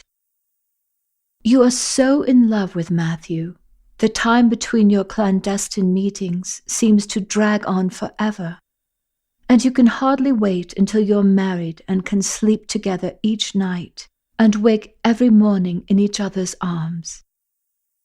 So you are completely thrilled when you discover you are pregnant. But this is the moment when Naya's predictions begin to play out. When you reveal your pregnancy and plans for marriage, You expected that your father might be a bit surprised, maybe even temporarily upset. But never in your life would you have considered the possibility that your own father, your hero, and the person who had loved you unconditionally from the day you were born, would treat you in the most horrendous way. Thomas is in such a rage and so humiliated, he has you locked in your bedroom. But from your current perspective, you can see that he has done this because of his pride and lack of empathy, and that he will never see or speak to you again for the rest of your life. You are also able to see everything that happens to Matthew. Matthew is hauled into the streets and publicly beaten to death. But rather than going to the spirit world when his soul essence left his avatar body, Matthew returned to find you. He quickly discovers it's impossible to communicate with you, because even though he can see himself and hear his own voice, he may as well have been in a different world. Gradually, he realizes he's living in some kind of strange parallel existence. He is as close to you as his own breath, but he can't make his presence known to you. He can see the future, but nothing good is coming, and he is powerless to change any of it. Then one night, as he is sitting watching you sleep, you pop out of your body, and for the first time you are actually able to see him. Bursting into tears, you throw your arms around his neck, and to Matthew's complete and total astonishment, you can physically feel each other. That night, you make love all night long, but in the morning, when you awaken, you burst into tears when you realize it was only a dream. Your heart is breaking all over again. From your current perspective, you can see that though Matthew is invisibly present with you all day long, he decides it is best to leave your room after you fall asleep. And despite the fact that he wants nothing more than to be your lover again, he doesn't want to upset you, knowing that you would wake up in more pain than ever, thinking it was all a dream. So on this particular night, he drifts down to the local tavern, where inside it is business as usual. Prostitutes clinging to men who have the means to pay for their services. Some patrons are gambling, while others begin raising their voices as they become progressively more inebriated. However, being out of body, Matthew sees everything from an entirely new and strange perspective. Hovering around the men in the tavern are dark entities, those who had once inhabited human avatars, but who now are more shadow-like versions of who they had been prior to their deaths. As Matthew takes in this scene, it appears they are waiting for something to happen, as if they are dark moths who have been drawn to a flickering flame inside a lantern. In spite of their relentless efforts, they aren't able to get close due to an ethereal egg-shaped energy field surrounding each person. This energy isn't multicolored light that Matthew is now used to seeing emanating from avatar bodies. It is more like a barely visible protective shell. However, many of the shells surrounding the avatars in this place had become dull and somewhat opaque, with dark holes or tears on their surface. Matthew observes one man in particular who is becoming progressively more inebriated by the minute, as dark entities gather around him with great anticipation. The moment the man passes out, the most powerful entity among the group forces its way into his body through one of the tears in his protective shell. It is at that very moment that Matthew clearly understands the attraction. This menacing being was savoring the feeling of inebriation. And even more than that, it is able to take control of the man's body as well. When the man eventually regains consciousness, he becomes angry and mean. But what he doesn't know is that he is literally not himself. The entity is controlling all of his words and actions. By the morning, the man will remember nothing other than a pounding headache and a hangover to prove he had far too much to drink the night before. From his current non-physical perspective, Matthew has already seen what is coming for you as Juliana. He knows your baby daughter will be taken from you and given to a trusted older shepherd who will then leave the helpless newborn on a remote hillside to die. Matthew also knows there is nothing he can do without an avatar body. But that night in the tavern, he'd suddenly had an idea. And the next day, Matthew begins following the shepherd, who always has a flask of wine at his side. Every time the man gets drunk, Matthew attempts passing through a hole in his protective shield so that he can practice controlling the man's words and actions. To his surprise, passing through the shield and getting control isn't all that difficult under the right circumstances. But getting the man's body to do what Matthew wants it to is like getting on a horse and trying to ride with no experience or training. Day after day, Matthew continues practicing until he's completely able to control the man whenever necessary. But in order for his idea to work, his timing has to be perfect. The man has to be drunk enough for Matthew to project himself through the shield, but not too drunk for his avatar to function properly. And there is a limited amount of time Matthew can stay inside the man's avatar before he is automatically ejected by the program. When you give birth to your daughter, just as Matthew had seen, the little girl is torn from your desperate arms and given to the shepherd with instructions to let the child die on a hilltop far away. The man always did as he was told, but he had never been asked to do something this barbaric. Therefore he began to drink in earnest as he carried the baby along a familiar winding pathway next to a river and then climbed to the top of a distant hill. This was far enough away from human ears that no one would ever hear the baby's cries. And though he knows she is going to die no matter what he does, he gently lays the sleeping newborn on the ground as the full moon begins to rise. It is a deep, blood-red moon, and he would have walked quickly away, but he'd had too much to drink. So he sits down heavily on the ground next to the child, and in a few moments he is sound asleep. Matthew instantly shoots into the man's body, but the shepherd is so drunk he can do little more than wait for the man's head to clear. Finally, he manages to open the man's eyes, and then Matthew notices coffee plants growing nearby. So he stands up carefully, and after a few unsteady paces, he gathers some beans and returns to his sleeping baby.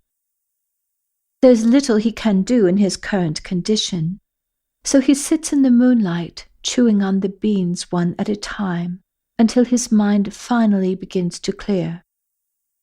The moon lights up the landscape with a pinkish glow as Matthew gently gathers his sleeping daughter into his arms and carries her carefully down the hillside. He knows exactly where to go as he follows a path along the creek and on into a dense forest. Though he has drifted along this path many times out of body, it is far more difficult being inside the body of a fairly drunk shepherd with poor eyesight and moonlight that is barely able to penetrate the treetops. So he is grateful he had the foresight to spend plenty of time memorizing the path. The trail winds its way into a clearing of ancient, slender gray stones, towering 10 to 12 feet tall. They appear to be strategically placed into a large, perfect circle, and stand looming like immense, silent guardians. In the center of this circle is a gnarled old tree adorned with all kinds of offerings, everything from flowers to food to crystals, all laid carefully at its base or in the hollows and crevices of its trunk. Matthew had been visiting here, out of body, for months on the evening of each full moon. He knew this was a sacred place, and that a small group of forest women would soon be gathering together to dance naked in the moonlight. For months, he had whispered into the mind of the most sensitive woman in the group that a baby was coming soon and would be left in their care at the next blood moon. And so when he placed his precious daughter in the center of the circle, he knew he was fulfilling the prophecy he had created. And he had already seen that his daughter would be raised with love and care in this hidden woodland world, and that she would ultimately possess a great deal of carefully concealed magic.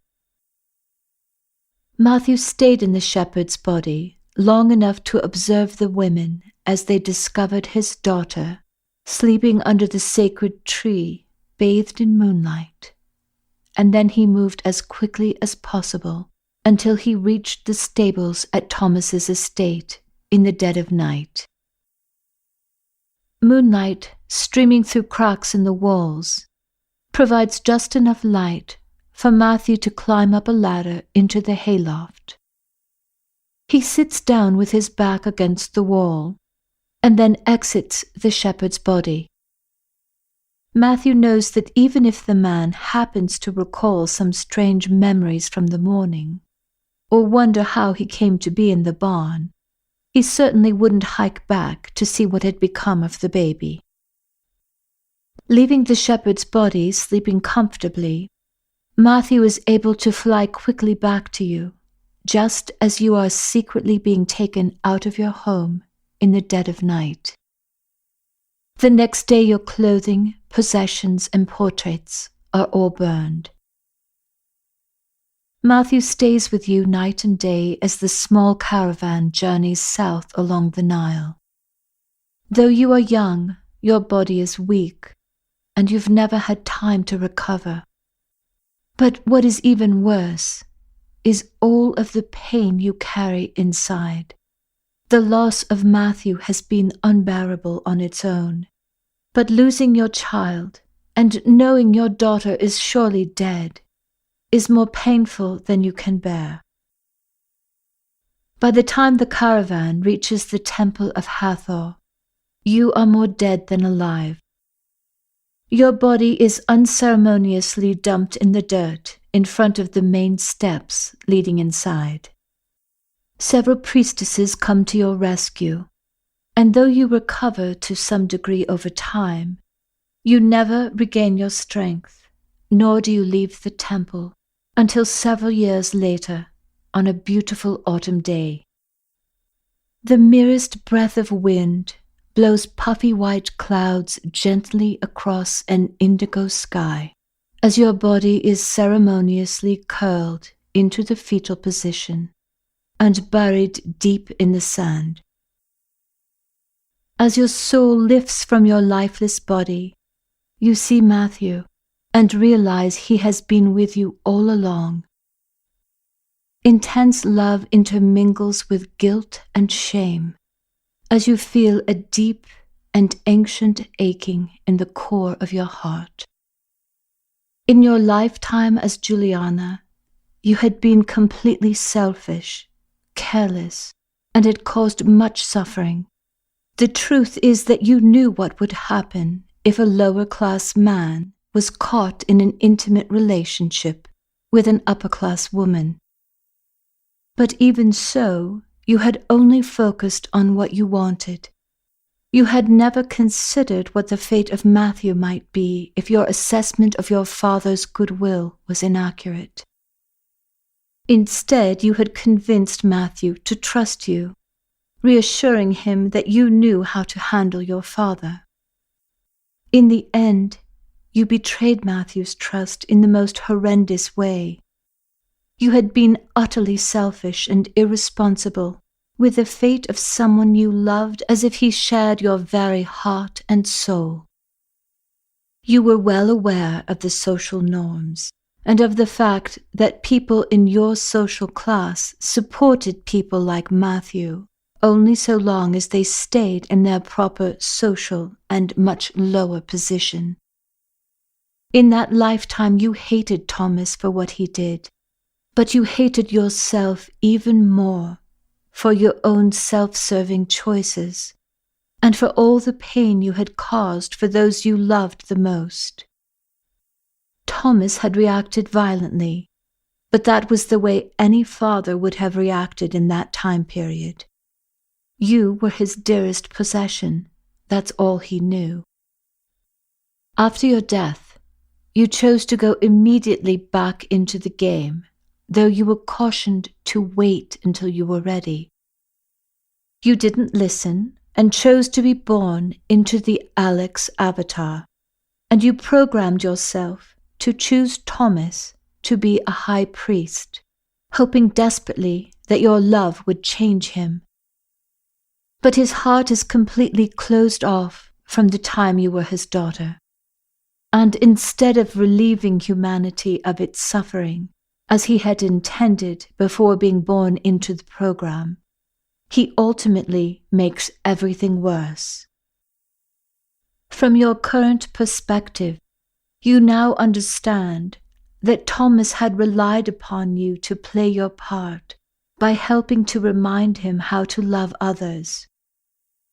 But you failed him, and whatever would ultimately happen to humanity is now your responsibility as well. Thomas had genuinely believed that he could stop human suffering. He believed that his love for you would be an antidote to his disconnect from empathy. He had convinced himself that everything was just a game, and that his choices to help or harm made no difference in the long run. You are also able to see that by staying alive for thousands of years, he had never had the chance to step away from the playing field, to observe his mistakes, or reflect upon how he might have corrected them. And suddenly the strangest feeling comes over you as you realize that you are able to feel the one thing Thomas had never been able to feel: empathy. In the beginning, he'd had all the confidence in the world. He possessed a knowing that love would prevail, and that together you would play out your parts to end the suffering of humanity, as you agreed to do before either of you were ever born. And now you begin to wonder if everyone who enters the game does so with only the best of intentions, just like Thomas had done. How could you have forgotten that everything about life on Earth is completely unpredictable? It is more like a wild and rickety roller coaster ride, where the chances are far better that a player will crash and burn rather than survive gracefully. And yet you had willingly jumped back on that ride over and over again. You suddenly feel your body moving backward rapidly, as if you are being sucked into a vortex, only this time without the putrid liquid that had been previously surrounding you. You have absolutely no control over your own movement as you feel your body race past all the realms, beginning with the darkest, and continuing on until you fly past people dressed in white. You think you see Delilah and desperately want to stop and tell her that you're okay, but you aren't able to slow down. And as you reach the outer limits of the spirit world, your mind begins to reconnect with Earth time. Although you can still see Delilah, her body appears frozen, as if you had pressed the pause button while watching a movie. You are now out of sync with time in the spirit world, and you are connecting once again with Earth time instead. As if diving from a high cliff into water, you shoot between the dimensions and back into your body, with no memory of what has happened. But just like a stone being thrown into a still pond, your entrance from one dimension to another causes a ripple effect in the program, which translates into a deep, ominous trembling in the cavern. Your eyes open. Above you looms the high priest, swaying in a trance, his unseeing eyes rolling back in his head as the drumming surrounding you intensifies into something powerful and dangerous. But suddenly the music is cut off, and a panicked roaring fills the cavern amidst anguished yelling, as a violent shaking is accompanied by stones and boulders crashing down from the ceiling above. As bones crack and bodies shatter beneath immense stone slabs, ear-splitting screams pierce through a massive surge of panicked bellowing as the shaking intensifies and torches fall from the walls, igniting those trapped below, their faces contorting in pain. Within moments, the drug-laced smoke is mingled with the putrid scent of burning flesh and hair. Amidst the chaos, Matthew's captors drop his arms and flee as the sinister celebration transforms into a sea of men running, stampeding, shoving and trampling one another, until there is nothing but an immovable wall of bodies pressed tightly together. Pushing his way past men with glistening, crazed eyes, Matthew moves in the opposite direction of the horde, climbing over rocks and stricken bodies. When Matthew is just a few feet away from you, the earthquake intensifies. The high priest stumbles backward and trips over a thick slab of rock that has fallen directly behind him. His arms pinwheel momentarily until he lands flat on his back, hitting his head with a sickening crack. His body jerks once and then goes completely still as dark red blood spreads slowly over the rock beneath him. Matthew wraps his arms around you, protecting you with his body as he helps you sit up and slide to the floor, and then under the altar for protection. "It's okay, you're all right," he says, holding your shaking body in his arms. "How did you get in here?" Your head is spinning, but you manage to collect your thoughts. "There's a hole in the wall behind that curtain," you say, pointing, "and a tunnel." When the tremor subsides, Matthew helps you stand up. Wrapping an arm around you, he steadies you as you climb over a massive rock slab and down the other side.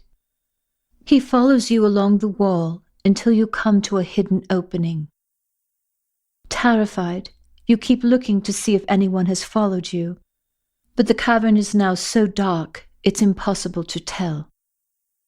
Matthew climbs up on a bench and yanks a torch from its holder. You hold the curtain open as he thrusts the torch into the tunnel and quickly moves inside, pulling you in directly behind him as the drape falls heavily back into place. "It's this way," you yell over the chaos. Matthew grabs your hand and you race along the passageway until the frantic screaming behind you gives way to silence, infused only with the sound of your own labored breathing. You both slow your pace a bit, but your entire body is still on high alert, adrenaline pulsing through you as you scan the cracks and crevices for any shapes that might suddenly materialize out of the darkness. Finally, you slow down and stop at a point where your path branches out into 3 separate tunnels. Gulping in the dank air, you know you had come from one of the tunnels, but at the time you were following the sound of drumming, and with only a small flashlight, you hadn't noticed the other tunnels coming out of nowhere. Matthew holds the torch aloft and walks slowly past the openings. But nothing looks familiar to you as each tunnel swallows the flickering light in shadow. Do you recognize anything? He says anxiously. Give me a minute, you say breathlessly. Trying not to panic, you close your eyes and take a slow, deep breath, breathing in through your nose. From one direction, you notice a musty infusion of things rotting and rodents, both dead and alive. Pointing to the tunnel on the left, you say definitively, "It's not that tunnel. We're looking for a tunnel with fresh air." You think there's fresh air down here? Says Matthew, bewildered. I know that sounds impossible, you say, but I was told to look for it, and I know it's here somewhere. You then focus on the middle tunnel as Matthew steps closer to the passageway on the right. A moment later, Matthew says excitedly, I think this is it. You move to the other tunnel and hold still for a moment. There is nothing more than the tiniest breath of air, but there is a hint of something fresh and alive. This isn't the tunnel I was in before, but I think it's where we need to go, you say breathlessly. The passageway slopes down steeply, and within a few 100 yards, you come to a dead end, in front of a massive ventilation system, at least 8 feet high, with a small vented doorway. Matthew turns the handle and opens the door. You're sure this is the way? He asks. You poke your head inside. I think so, you say hesitantly. 2 rows of tiny lights run along the ceiling. It isn't bright, but you can definitely see, so Matthew puts out the torch on the tunnel floor and pushes it out of sight in a small crack beneath the vent. Tentatively, you crawl through the small opening one at a time, and then stand up inside as Matthew pulls the door tightly shut and twists the handle securely back into place. You are already facing the direction of the breeze and say, It's this way, I'm sure of it. Do you think this could be taking us to one of those parks we saw when we first arrived here at the base? Asks Matthew pensively.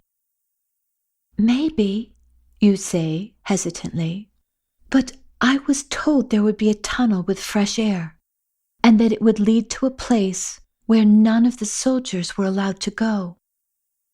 Well, if it is outdoors, let's hope we can get out when we get there, says Matthew anxiously. For now, let's walk as fast as we can. If we run, we'll make too much noise, and we need to distance ourselves from that doorway. You nod in agreement, and after walking quietly for about 15 minutes, you say, I don't think anyone's coming after us, do you?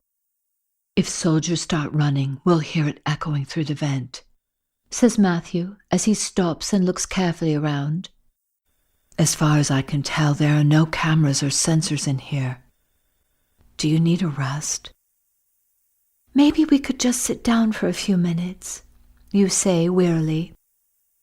Sitting side by side, Matthew holds your gaze and says softly, I thought I'd never see you again. I know, you say, blinking back hot tears. Matthew's fingertips skim across your forehead, outline your ear, trace along your cheek and down your neck. Moving onto his back, he gently pulls you down and into his arms.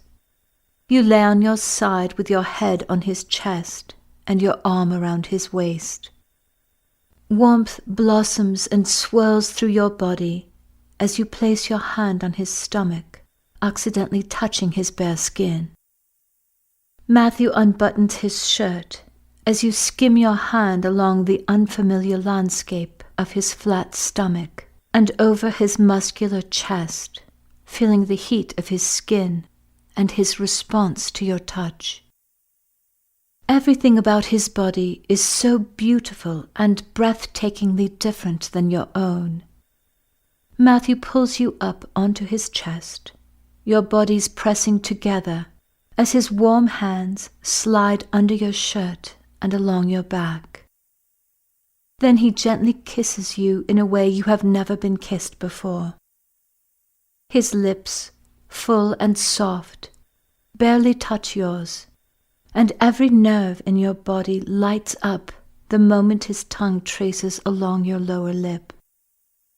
Melting into him, you return his kiss, and your heart beats as if tiny hummingbirds are fluttering through your body, transforming into light as they escape through your chest. Nothing exists but the softness of his lips pressing into yours as he holds you tightly. Suddenly, Matthew stops kissing you and pulls back. Listen, he whispers urgently. At first there is only silence, but then you hear something too. Looking at him puzzled, you say, "I'd swear it's a bird singing." are you okay to keep going? Says Matthew with concern. Smiling a bit awkwardly, you look into his eyes and say, Yeah, I'm ready. Holding your hand as you walk, Matthew says quietly, I haven't seen you in days. Where have you been? How did you end up at that satanic ritual or whatever the hell it was? Without going into too much detail, you do your best to explain everything that has happened to you, from your experiences in the Montauk chair to the moment you appeared in the cavern yelling for the high priest to stop. Of all the things I've been through, you say, the strangest thing was Asha telling me that I could imagine the world of the Vedras into reality.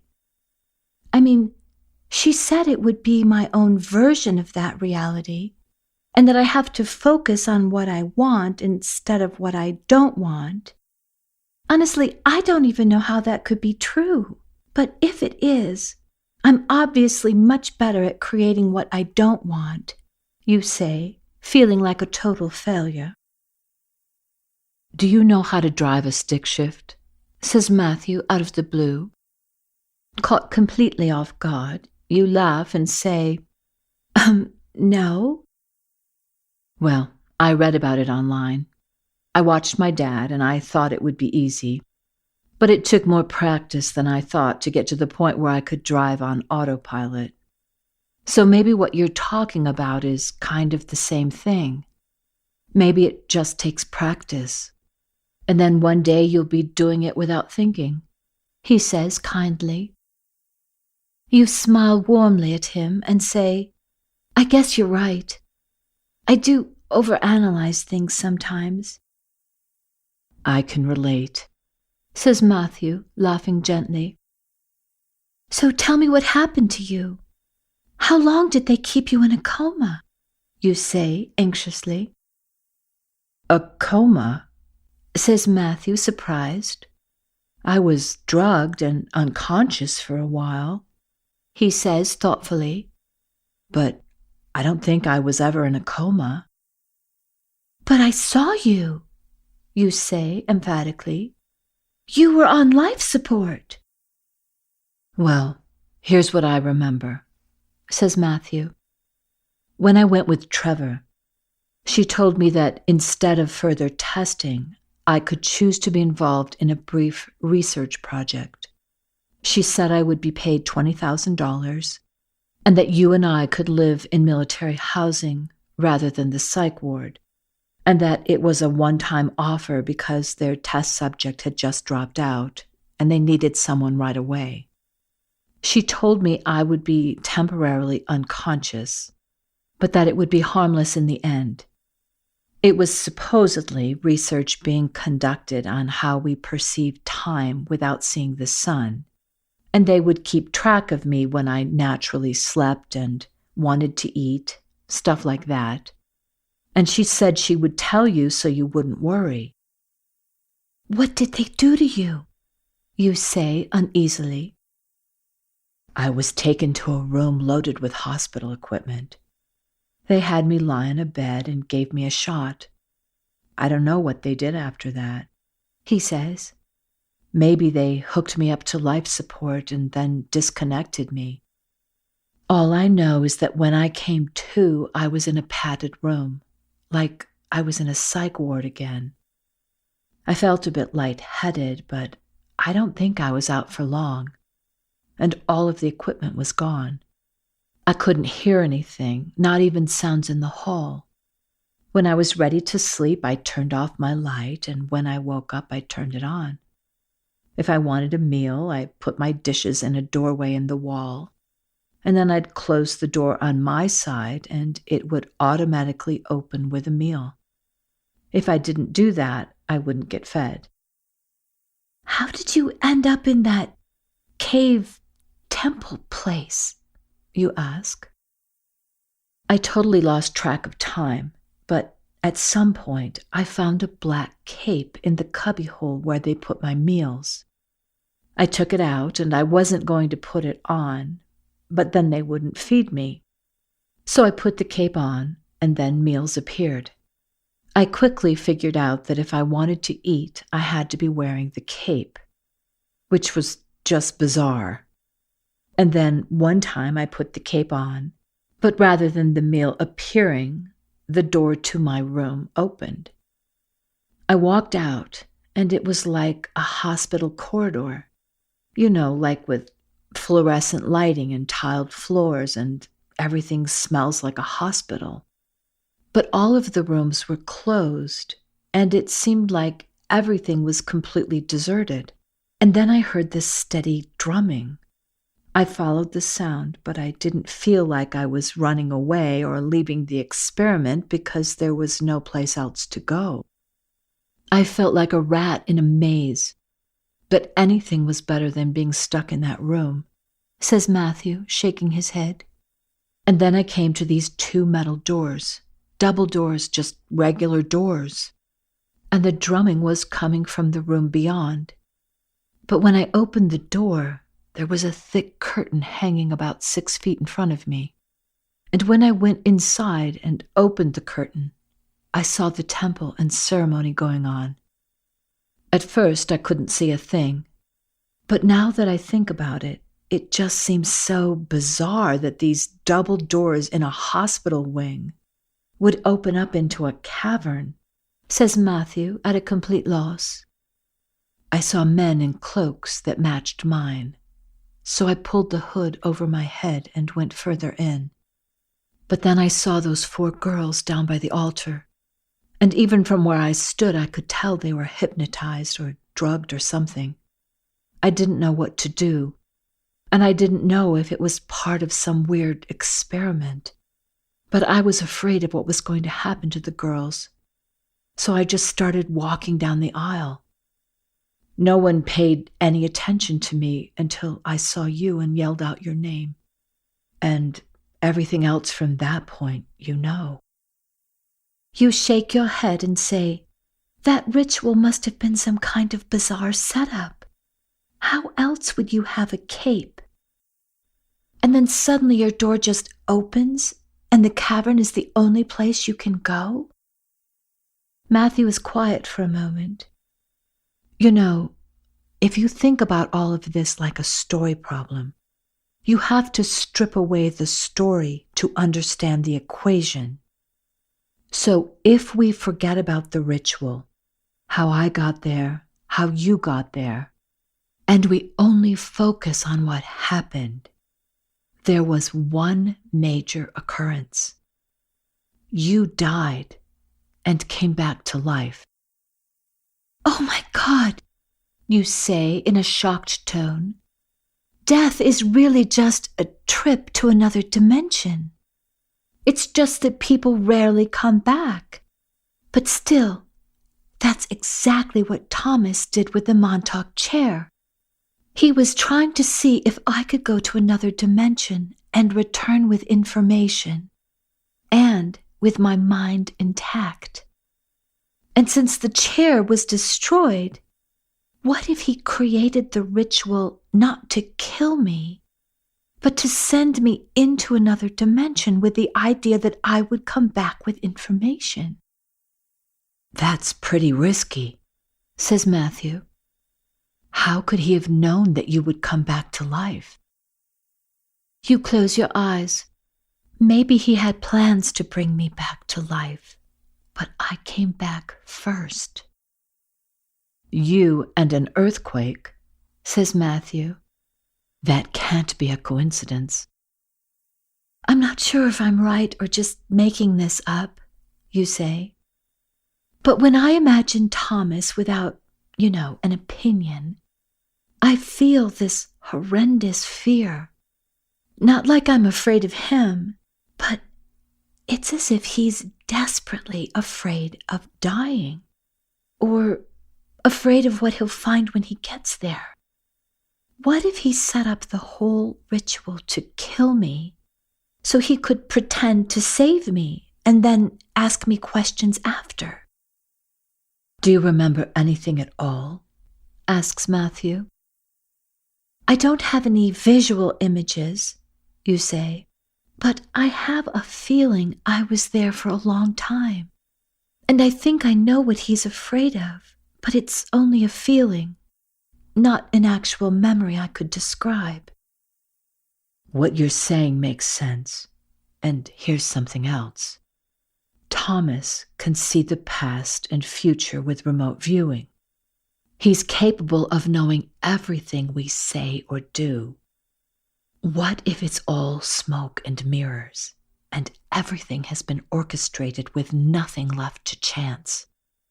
What if we're meant to think we have choices, but we really don't? It's just like you said. We're like rats in a maze, you say, freaking out. Thomas can close and open doors until we go wherever he wants us to go. And every step of the way we do everything thinking we were choosing it, when in fact we have no choice. Stopping and turning to Matthew, you say, "What should we do?" I don't know, says Matthew, shaking his head. As you stand there quietly contemplating what to do next, you suddenly hear songbirds singing all at once. Oh my God, it's not just a bird trapped in a tunnel. Those birds must be outdoors, you say excitedly. Wait, says Matthew, his head cocked, listening. Then he drops down onto his stomach, with his head turned to one side and his ear against the metal floor. Jumping up, he grabs your hand and whispers loudly, "Run! They're coming!" Weak and lightheaded, you try desperately to keep up with him. Though you can barely breathe as pain rips through your body, you race on with Matthew pulling you along. Within minutes you hear voices growing louder in the tunnel and the pounding, ringing sound of boots running on metal. Then a voice yelling, "This way!" Running full out, you and Matthew abruptly come to a dead end and are met with a vented doorway. Matthew skids to a stop and examines the door. There is no handle, so he tries kicking the door open with his foot, but it is securely bolted shut. Frantically, you spin around, trying to find another exit point, as beams of bright halogen light zigzag across the tunnel walls, dazzling your eyes. And then you see a small red glowing light on the wall next to what appears to be a dark mirror. You punch the button with your fist as the soldiers bear down on you with huge blinding lights. You know there's no way you can make it past a facial scan, But there's nothing else you can do but stand there petrified as a long, slender light moves slowly from the top of your head to your chin and back. With the commotion of at least 10 soldiers running heavily in your direction, you never hear the quiet click or realize the door is opening until Matthew yells, "Amelia, come on!" as he grabs your hand. "Halt! Halt! Stay where you are!" a voice echoes from 20 feet away. Matthew pulls you through a round portal that is in the process of spiraling open. Squeezing through the exit, you find yourselves on a narrow cliff in a world you could never have imagined. One of the soldiers, racing at top speed, beats the others to the opening, but stops dead as the portal begins spiraling closed. Though he could easily have stepped through the opening, he stands there, gradually joined by the others, as they all stare dumbfounded at the scene before them. Terrified and unable to move, you wait for the soldiers to come after you, but instead, the opening continues to close in its spiraling motion, and to your surprise, blends perfectly with the surrounding rocks and moss. "Why aren't they coming after us?" you ask, confused. Matthew shakes his head, takes your hand, and says, Come on, I see a way down. "Where are we?" you say in astonishment. I have no idea, says Matthew as he leads you quickly along the edge of the cliff.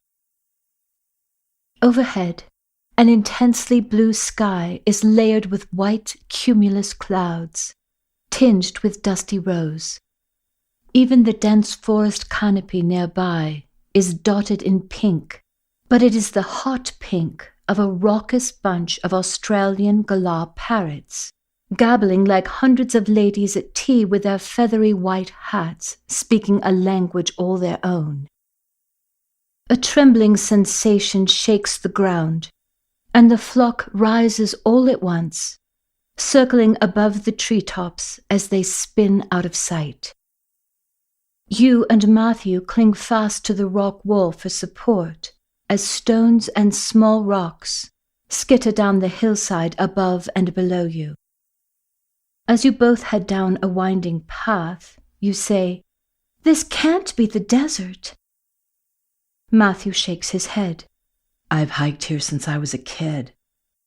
I've never seen a forest like this.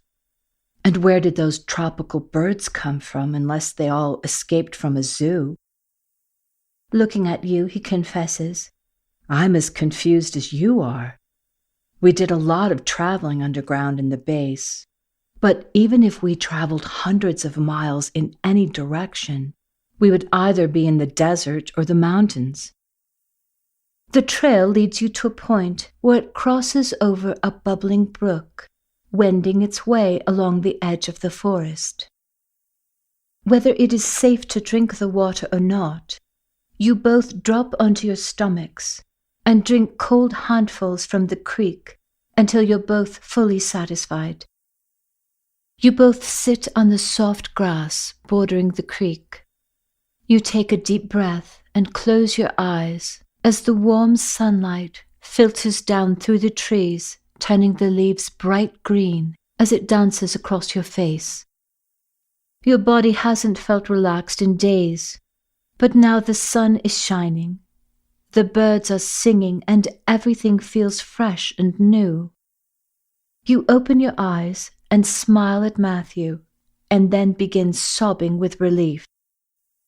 Matthew gently puts his arm around you and says quietly, Are you okay? Yes, you sniffle. I'm just so happy. You wipe your nose on your sleeve and blurt, Okay, like we're totally lost, but we're alive. And then, in the midst of your meltdown, you burst out laughing. Oh God, I'm sorry. I'm so weird. It's just that sometimes when I'm really, relieved. And then I cry. And then you laugh even harder and say, and I don't know why I laugh. It's really awkward. Matthew's eyes are glowing as he looks at you, and then he wraps his arms around you, and you both burst out laughing together. You laugh until finally you both just stretch out on the grass and close your eyes. You feel your body drifting off to sleep, when suddenly you're sitting bolt upright, fully alert. Matthew sits up too at once, as you hear the thundering sound of galloping hoofbeats. You both jump to your feet, and moments later, a pure white stallion with a long mane and tail jumps over the creek and comes to an abrupt halt in front of you. Astride the horse is a freckled-faced girl, about 13 years old, with penetrating blue eyes and long dark auburn hair, riding with no bridle or saddle. "I'm Sophia," she says, jumping off her horse. I'm Matthew." But before he can introduce you, the girl says, "Yes, I know. Father sent me to get you." Then, without any further explanation, she adds, "You're safe here. The soldiers won't come after you, but we need to hurry. There's not much time. Follow me," she says, as she walks toward the trail that borders the forest. "Where are you taking us?" says Matthew, walking quickly to catch up. "It's right down that hill," says the girl. "What's down the hill?" you ask, confused. "The settlement," says Sophia. "But we have to hurry. We've been having earthquakes, and they're not stopping. We all need to be someplace safe." "But aren't we safest being outdoors?" you say. "We're not outdoors," says Sophia, walking even more quickly. "This is a biosphere." "What?" says Matthew, shocked. "It's 150 miles in diameter. The sky is holographic, but there's a layer of rock above that, and that's why we're not safe. Hurry," she says, as her horse jogs slowly next to her. A few minutes later, the forest just sort of drops away, and before you are velvety rolling hills, bearing vast stretches of wildflowers, ranging in color from sapphire blue to the most luminous yellows stretching out before you. In the distance are dense mountain forests that seem to embrace and protect the valley below. The girl stops suddenly, pats her horse on the neck, and then with the slightest motion of her hand, the horse takes off at a gallop down a narrow grassy path. Following Sophia, you and Matthew run along the crest of the hill until you see a sweeping emerald valley complete with a languid river running through it, to a point where at last it pours itself into a sparkling clear lake. You both climb with ease down a wide path of soft grassy mounds squishing beneath your feet as you step carefully over small rocks and around colorful wildflowers. At the base of the hill you find a variety of tropical fruit trees and wild berries growing everywhere. Matthew surveys the scene and says quietly to you, "You'd have to make an effort to starve here." "If you're hungry," says Sophia, "Father will have plenty of food for you. It won't be long until we're there." You continue walking quickly for a few more minutes until you come to a settlement nestled into the valley. Widely spaced plots of land, dotted with houses, are surrounded by trees and gardens. You recognize everything you're seeing, and you wonder how the world of the Vedras has been reborn in this place. When you reach the small community, children run up to greet you, peppering Sophia with questions and staring wide-eyed at you. Sweetly but firmly, Sophia says, "Father is waiting for us. You can talk to our new friends later. Now go back inside where you're safe." Obeying her, the children run inside the nearest house. Finally, you come to a homestead at the outer edge of the settlement.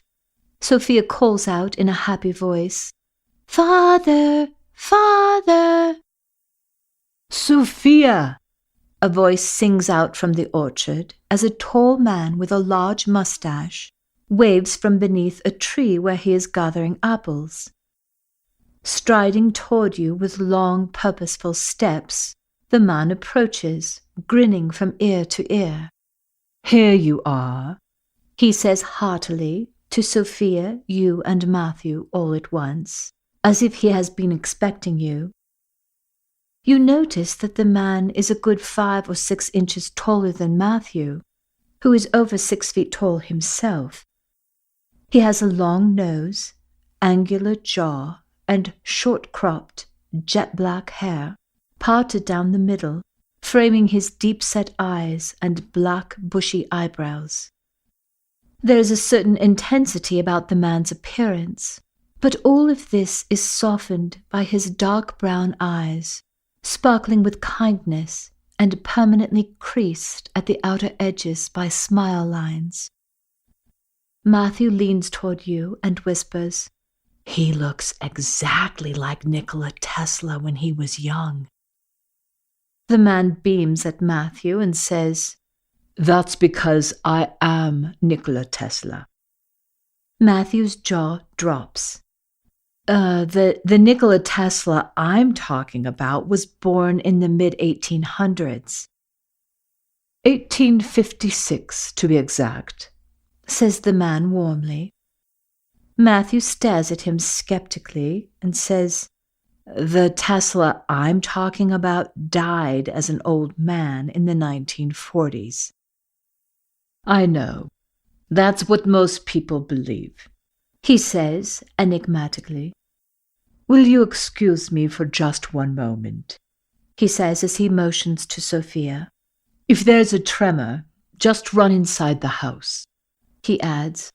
Then he begins talking quietly to the girl as they walk together to the main pathway. When they are out of earshot, Matthew says excitedly to you, "Do you know who Nikola Tesla is?" "I've heard the name, but I don't know anything about him," you say, shaking your head. "I wrote a paper on him last semester. He's one of the most brilliant men who ever lived. He's like the father of electricity," says Matthew, his voice filled with admiration. "If this man is Tesla, he's the one who invented the first radio, the AC motor, vacuum tubes, and hydroelectric generators. He developed a way to give free electricity to everyone in the world. But the funding was pulled out, and the power plant he was building was closed down before he was able to finish.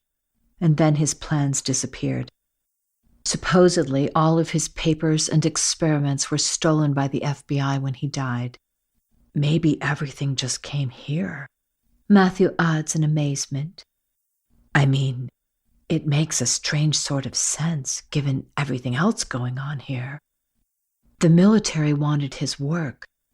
Tesla's technology and discoveries are connected with missiles, particle beam weaponry, satellites, and nuclear fission. It makes sense he'd end up here and they'd cover it up by faking his death." "Isn't he the one who created an earthquake machine?" you ask. "Apparently he didn't create it on purpose. He was experimenting with resonant frequencies and accidentally caused an earthquake, nearly flattened an entire city block." "But that doesn't explain how he could be 150 years old and look like he's 40 at the most," you say emphatically. "I know. That's the part I don't understand either," confesses Matthew. "But if he is telling the truth," you say, what could explain him becoming young? Well, Tesla won a Nobel Peace Prize in medicine, says Matthew thoughtfully. I thought he was a scientist, not a doctor, you say, now feeling even more confused. It had something to do with deep heating tissues with high-frequency alternating currents. I don't remember exactly, but I think it was all about increasing blood circulation in a certain part of the body and getting rid of tumors. Very good, says Tesla as he rejoins you. Now you can guess my secret. The truth is that your body has brand new cells replacing old cells constantly.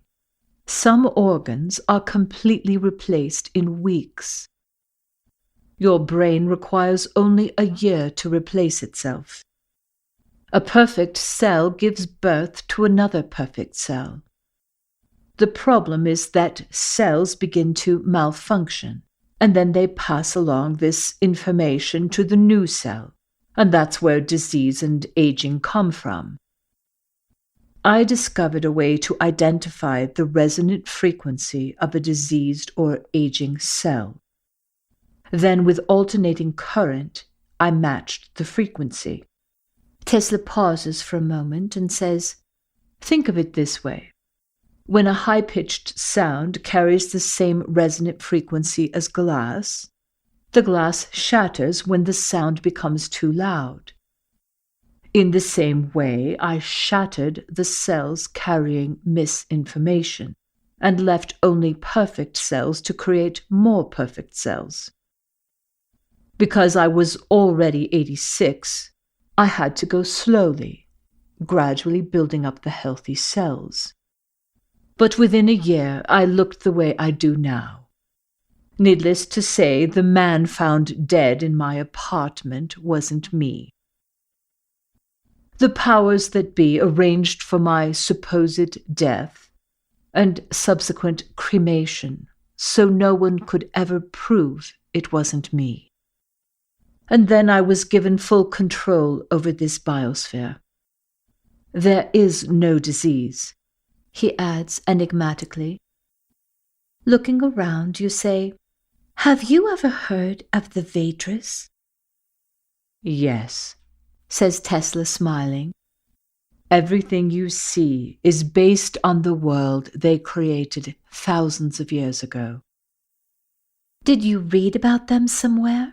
You say curiously. No, there's no recorded history of the Vedras, says Tesla. I discovered their culture quite accidentally through remote viewing.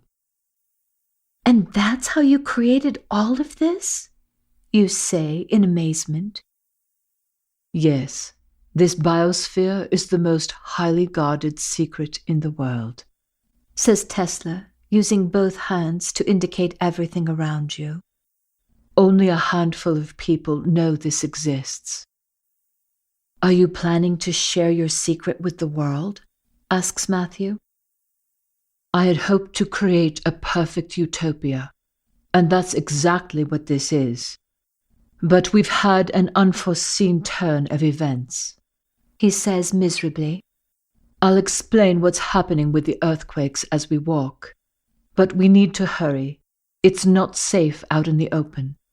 Come with me.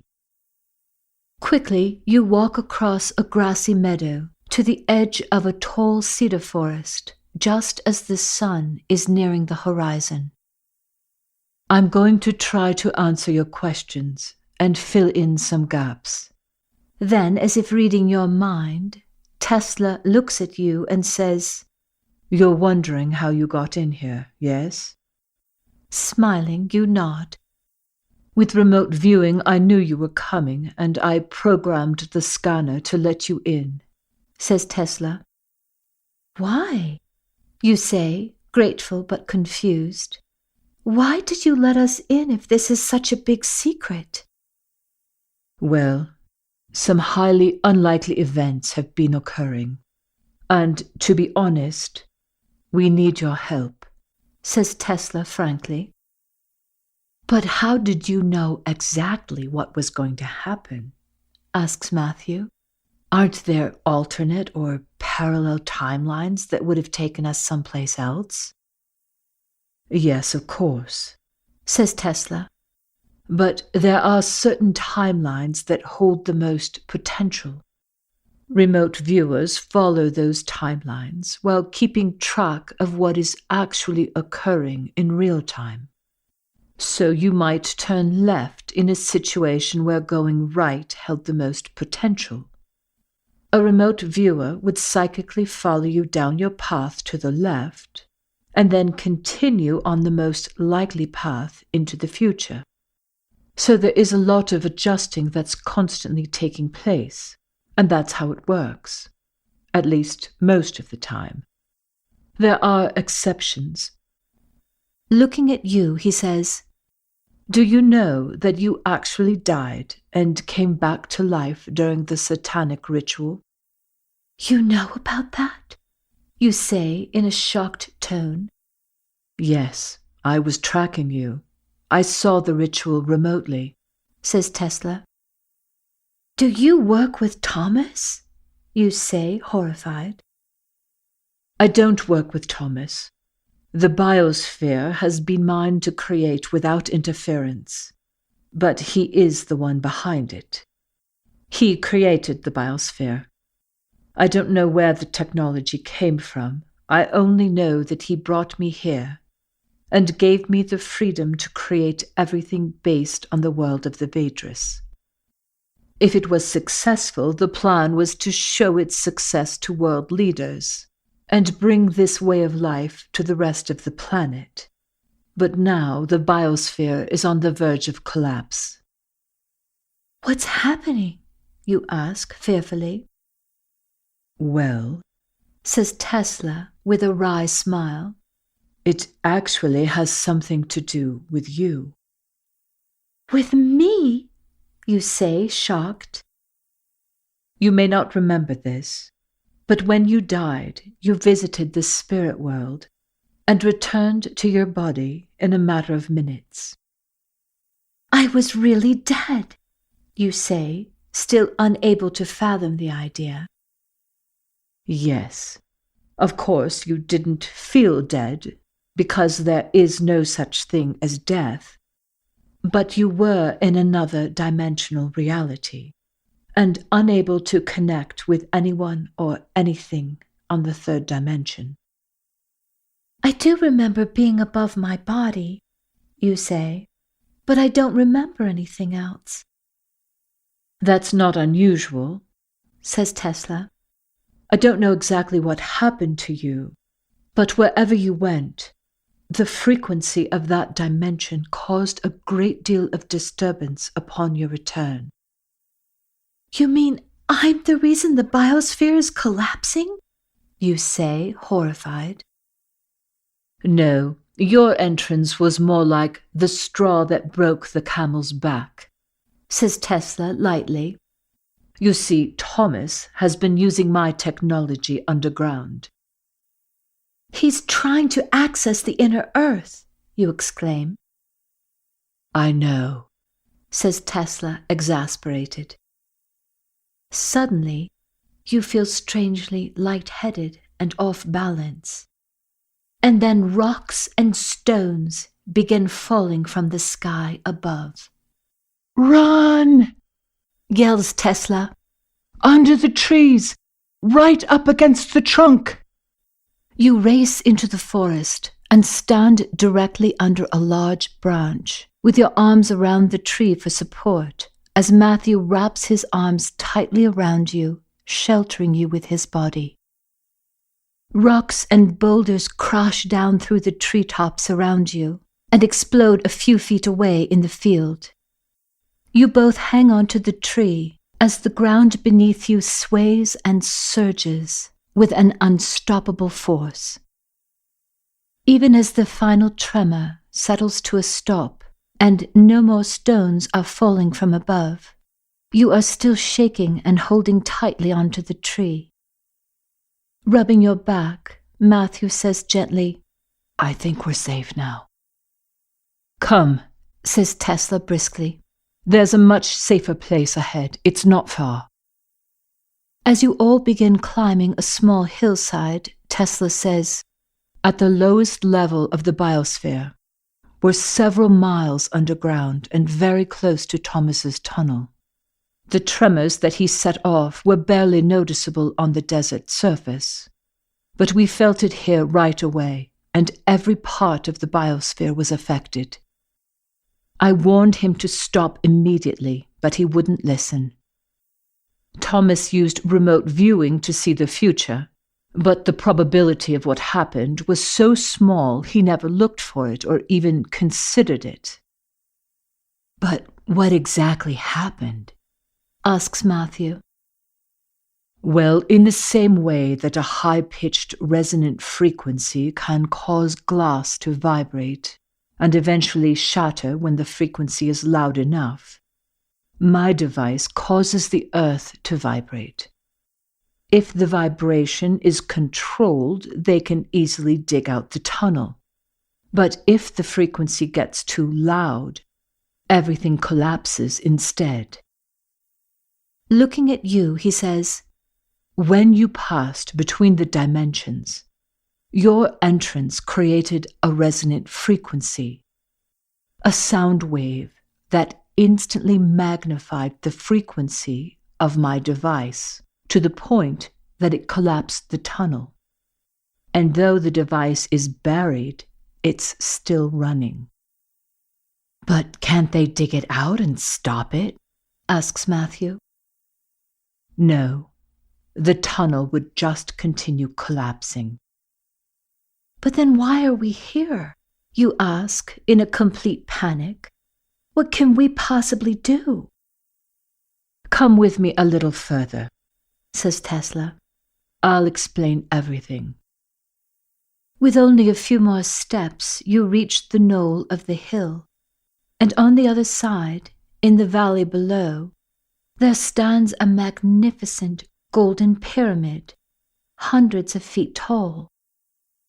You and Matthew both stop in your tracks, staring wide-eyed at the spectacle before you. Tesla looks at you and says, Thomas built this pyramid out of solid gold over 70 years ago, before I ever came to the biosphere. Everything he's accomplished, along with all his current plans, is directly connected to this pyramid. For years, he's tried every frequency known to man to activate the gold, but with no success. What do you mean? How do you activate gold? Asks Matthew. Imagine you lived in the North Pole and only knew of water in the form of ice. That would be similar to what we know of gold. Now imagine all of the things you can do with water and steam.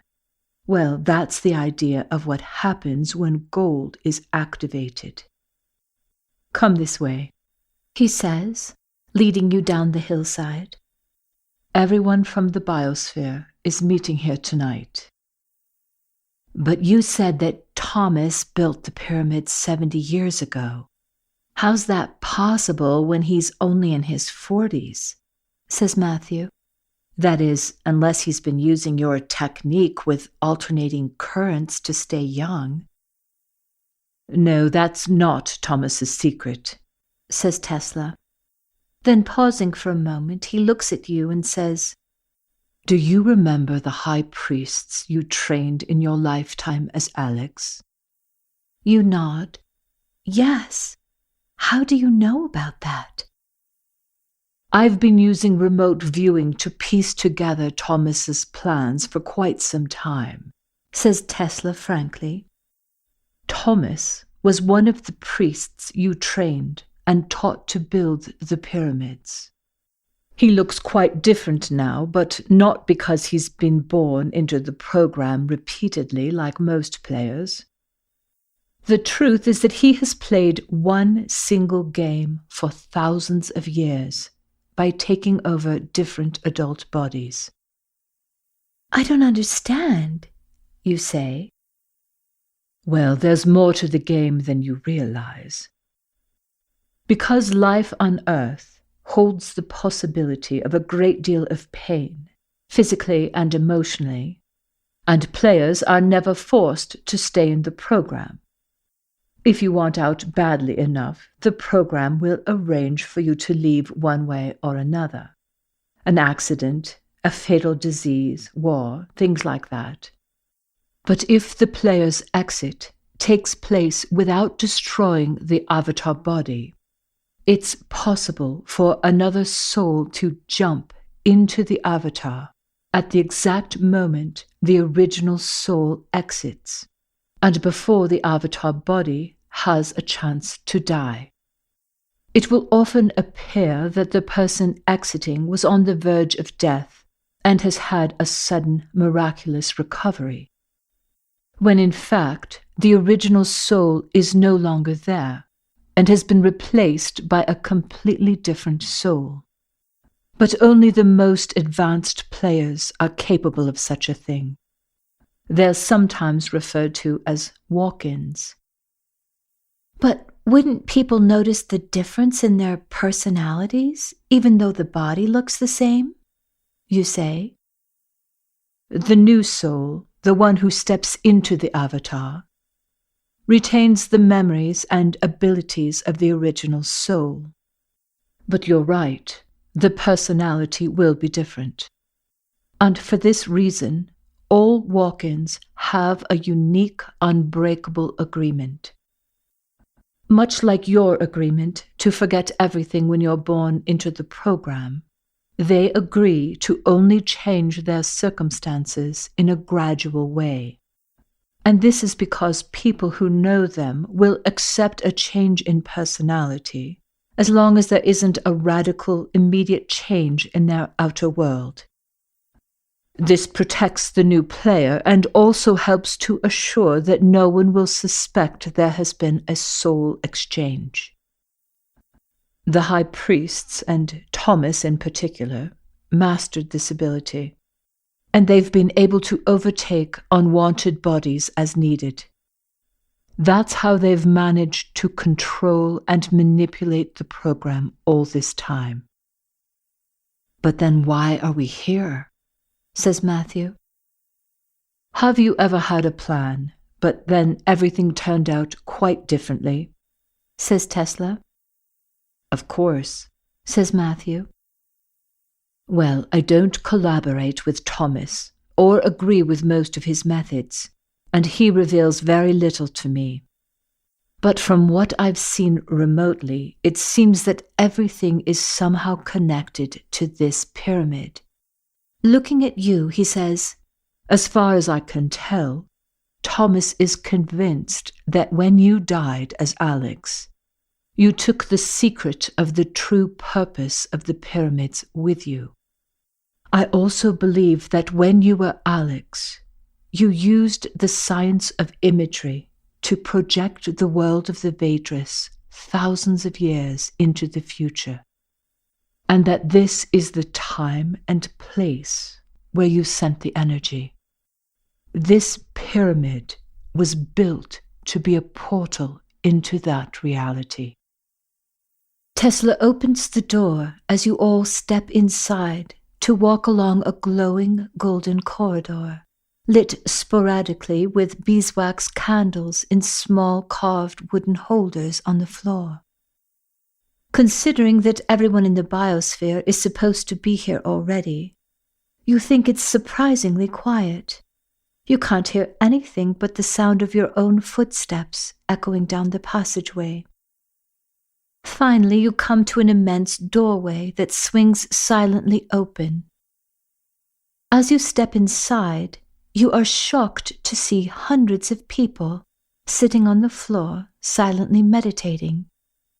But what surprises you even more is the fact that everything is glowing and light is streaming through a clear capstone at the top of the pyramid.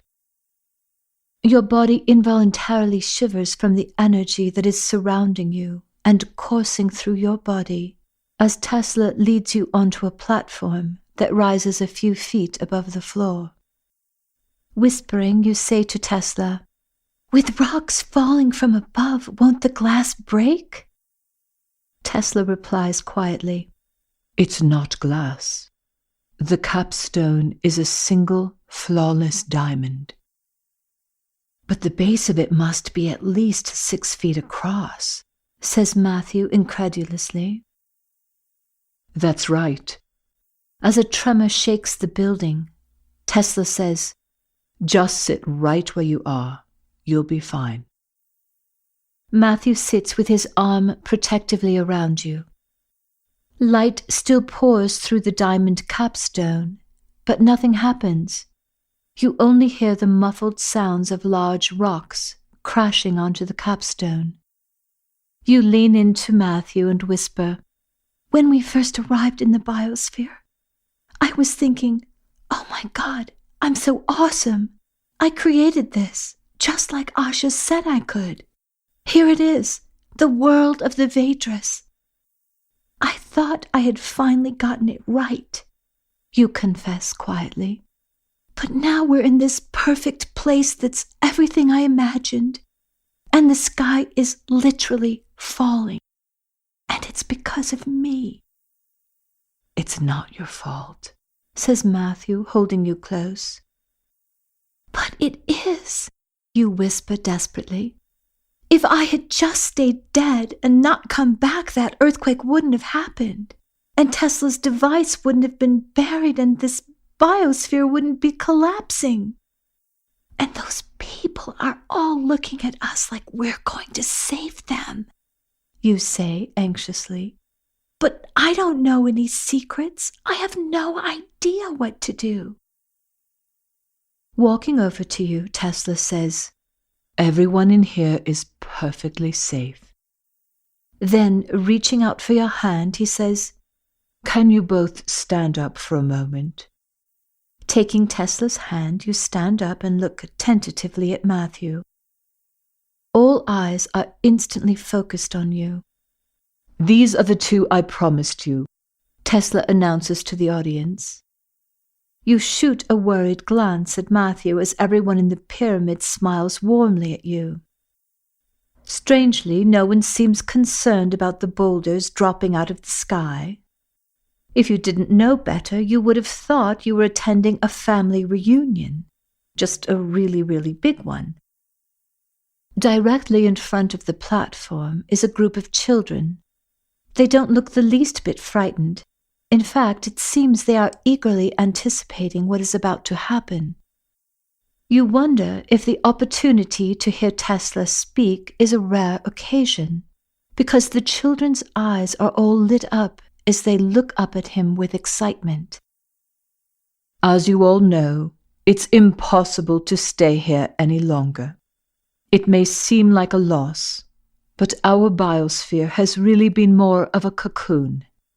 Admittedly, we didn't see this coming," Tesla concedes.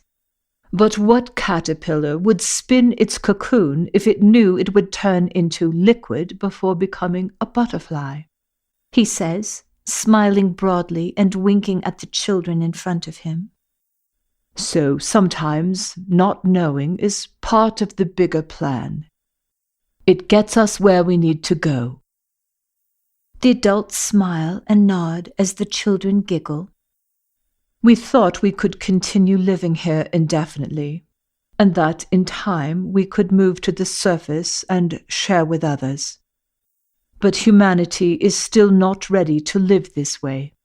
So of course you may be wondering where we'll go and what we'll do in a world that is now completely foreign to us.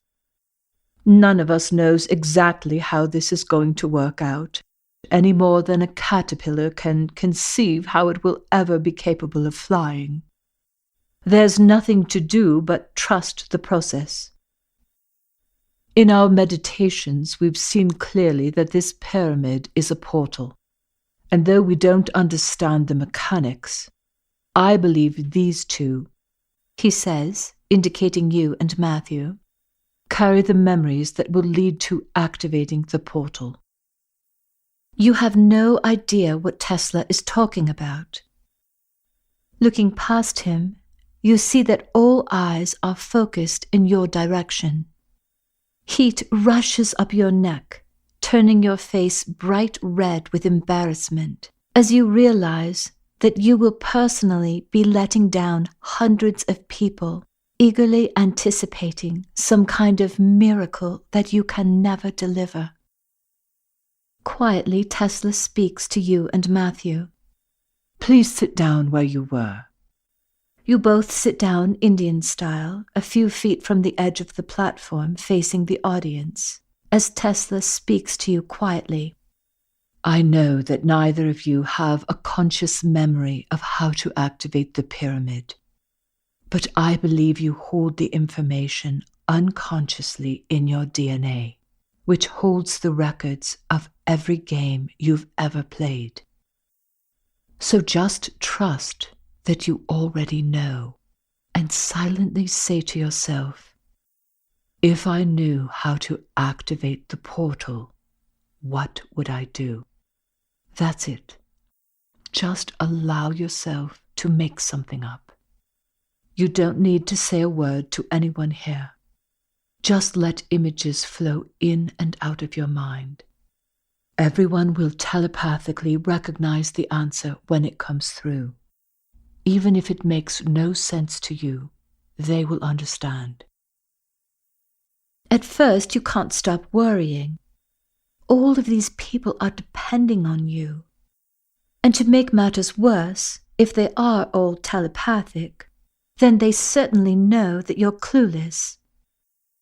Of course, everyone could survive in the pyramid when the biosphere collapses, but they'd have no food or water. Everyone would die, and it will be your fault for not remembering anything useful. Taking a deep breath, you try to remember everything you learned from Asha and Richard and the portal, but your mind is a complete blank. You try to remember the cheat code that Asha had taught you. What was it? It was so simple it probably wouldn't work, but everything else you've been thinking definitely isn't going to help. But whatever it is, the cheat code is gone. Then to your surprise, you feel Matthew slide his hand beneath yours. Opening your eyes, you see him sitting directly in front of you, gazing deeply into your eyes without looking away. At first you feel awkward and embarrassed, and then you find yourself looking steadily back into his eyes. Suddenly, it seems as if Matthew's face is shape-shifting into someone familiar, yet completely different, with deep brown eyes, smooth dark skin, and thick black hair. It seems as if he is staring at you through an opening which becomes smaller and smaller, until, to your horror, he slides a single brick into the opening and seals the wall shut. You blink. Suddenly, you remember him from your lifetime as Alex.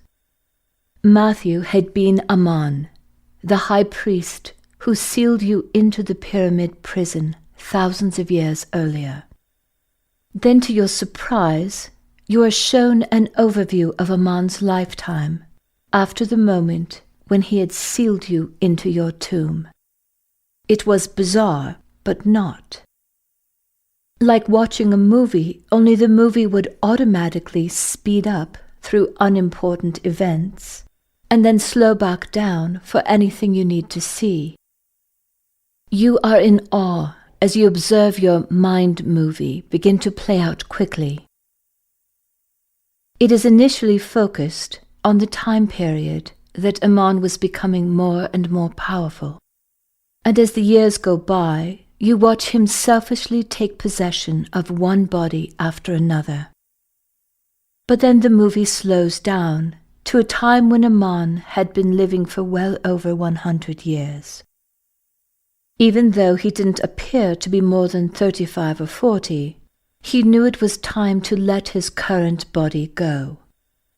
Amon desired the closest genetic match possible, so he waited patiently for a son who would possess the qualities he desired. And when that son was ultimately born, he made him heir to his entire fortune, leaving everything to him exclusively. However, he was unable to take over his son's body unless his son's soul wanted to leave voluntarily. So Amon waited until his son was deeply in love, then covertly brought about so much emotional devastation. His son refused to eat or drink and was waiting longingly at death's door to be released from his broken spirit and heart. Amon made a tremendous show of begging God to take his own life, so that instead his son might live. And that is exactly how it appeared to the general public. But in reality, his son did die, and as the young man's soul left his body, Amon's soul stepped in to his son's place. To those looking on, Amon appeared to be dead, while his son miraculously came back to life, inheriting all that had been his father's. But in truth, Amon simply carried on with his life, only now it was in his son's body, and for this reason Amon was never close to his sons. The women he married were chosen for a specific purpose, and nothing more. Love had nothing to do with it. But this time, when Amon took over his son's body, he had devised an extraordinary plan. Over a span of hundreds of years, the 6 priests sent out their minions to sow the seeds of fear and obedience to authority into the minds of mankind. And though they eventually accomplished this, no matter what they did, they could not influence the minds of the Vedras. Alex had taught them well, even as he taught the priests themselves. Amon telepathically scanned the future until he saw a window of opportunity. He had waited over 100 years for this opening, and now, having his son's young, healthy body, would make the event he had planned even easier. Using his psychic abilities, Amon was able to witness the battle between the Vedras and the Roman army. He saw Sasha and knew she would tend to the wounds of the Roman soldiers. Amon's son was extraordinarily handsome, so the fact that Amon had taken possession of his son's body gave him even more confidence in his ability to attract Sasha's attention. But the moment Sasha looked into Amon's eyes, something happened that he had not expected. A feeling arose deep within him. Sasha reminded him so much of Alex that even though Alex had been dead for hundreds of years, Amon felt pain rip through his soul as if he had been stabbed in the heart. He had never wanted Alex to die. Alex had been his teacher and mentor for years. They had different desires, and Alex stood in Amon's way from time to time, but he never ever wanted Alex to die. It was only a ploy to manipulate information from a man facing death. Sasha had Alex's eyes. Amon couldn't take his eyes off of her, and he knew that at some unconscious level, she recognized him too. He followed Sasha as he had planned. His idea was to infiltrate the Vedras by marrying you and having a child together. Amon knew you would be capable of reading his energy, and this was the very reason he took his son's body as his own. Amon's face and body prior to his death exuded cold detachment. But in his son's body, the look in his eyes still carried the vibration of one who knew what it was to be deeply in love, something Amon had never experienced. The plan Aman had projected across his window of time unfolded exactly as he expected it to. You fell deeply in love with him. He had successfully kept his true thoughts and intentions from you. But in pretending to be part of your world, Aman never expected that he would fall in love with you and the world in which you lived.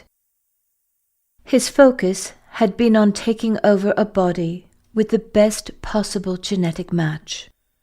But his son's heart was full of love for his beloved, and that feeling of love continued without abating, even after his son's soul had left his body and Aman had taken over. The beautiful simplicity of your world and the depth of your love for him astounded Aman. He had infiltrated the enemy camp only to discover that his own life and ambitions were meaningless. He had no desire to go back. On your wedding night, you asked Aman if he would like to have a son. He smiles warmly at you, knowing that he would never decline any wish that you put before him. The next morning, Aman felt as if he was floating above the ground. He kept looking down to assure himself that his feet were still planted solidly on terra firma. As he remembers kissing you the night before, the most extraordinary feeling takes over. Although he tried, he wasn't able to stay in his body, and as he rose up into the night sky, you rose with him, radiant like a star. A blur of light shot toward you both, and materialized as a young boy who looked exactly like his son did in Egypt. Aman instantly felt the horror of what he had done. He was responsible not only for his son's broken spirit, but for the death of the woman his son had loved so deeply. For the first time in his life, Aman wanted to apologize. He wanted his son's forgiveness. But before he could say anything, his son spoke. "Father, do not fear. Love has its own plan. I see it more clearly than you do. If you and Mother will invite me to be your son, a new star will light up in the heavens, and as we live together, our combined light will go up to our star on the wings of love and be reflected back to everyone on earth.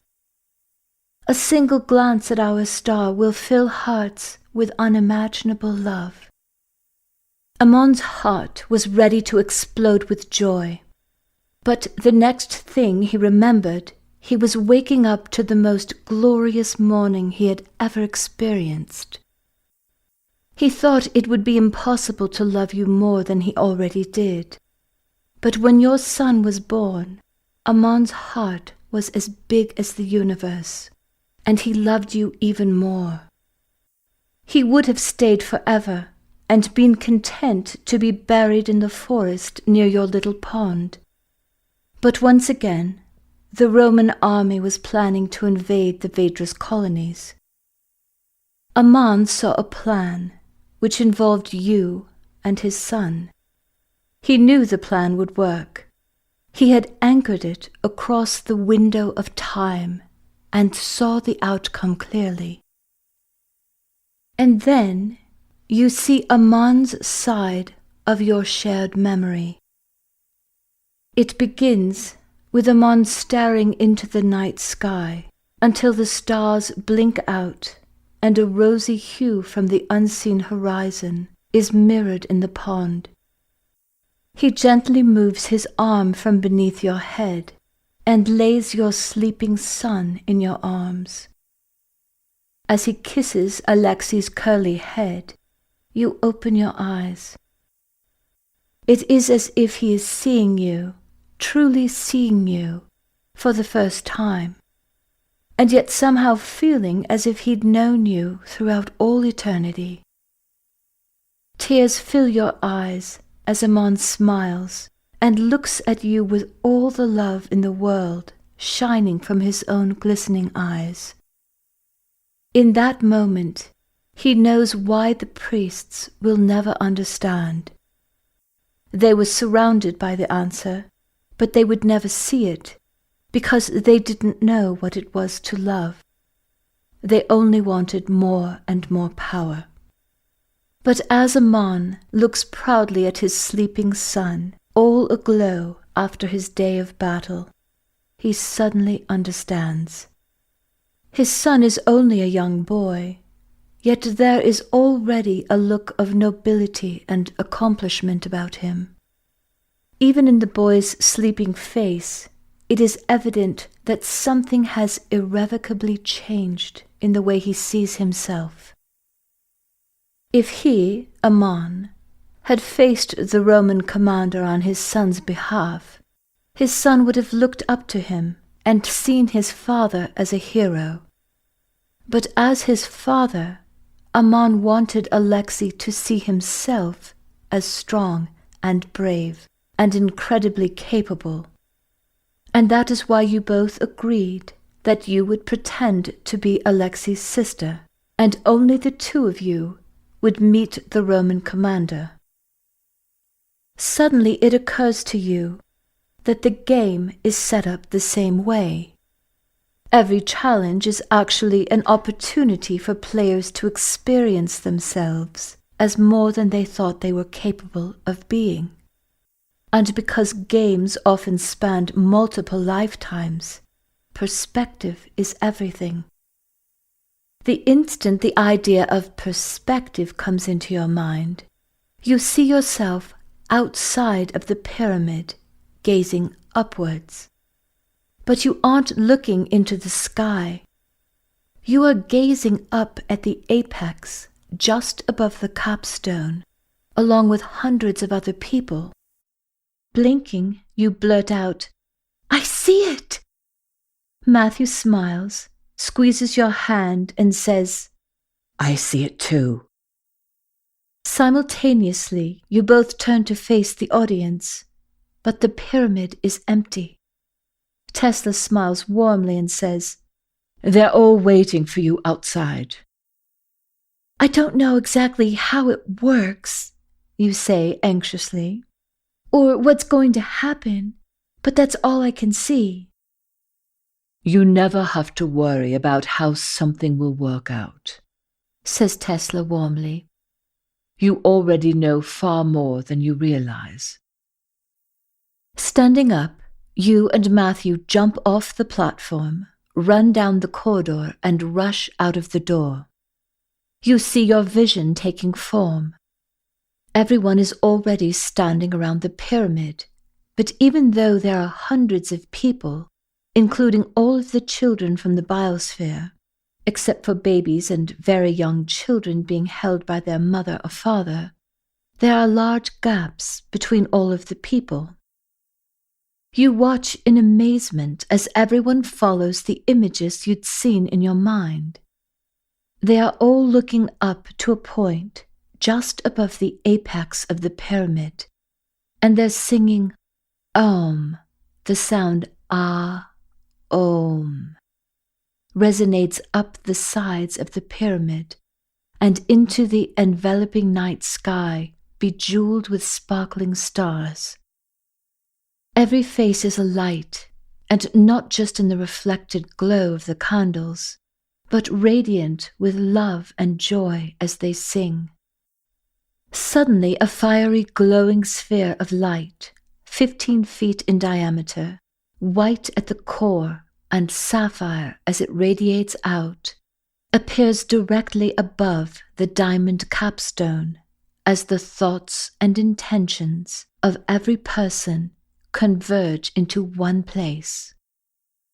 The energy is so powerful you feel lightheaded and a bit dizzy, yet you continue staring at the glowing ball as it grows in size and intensity. In your mind you hear the words, union of opposites. You need opposite modes of thinking.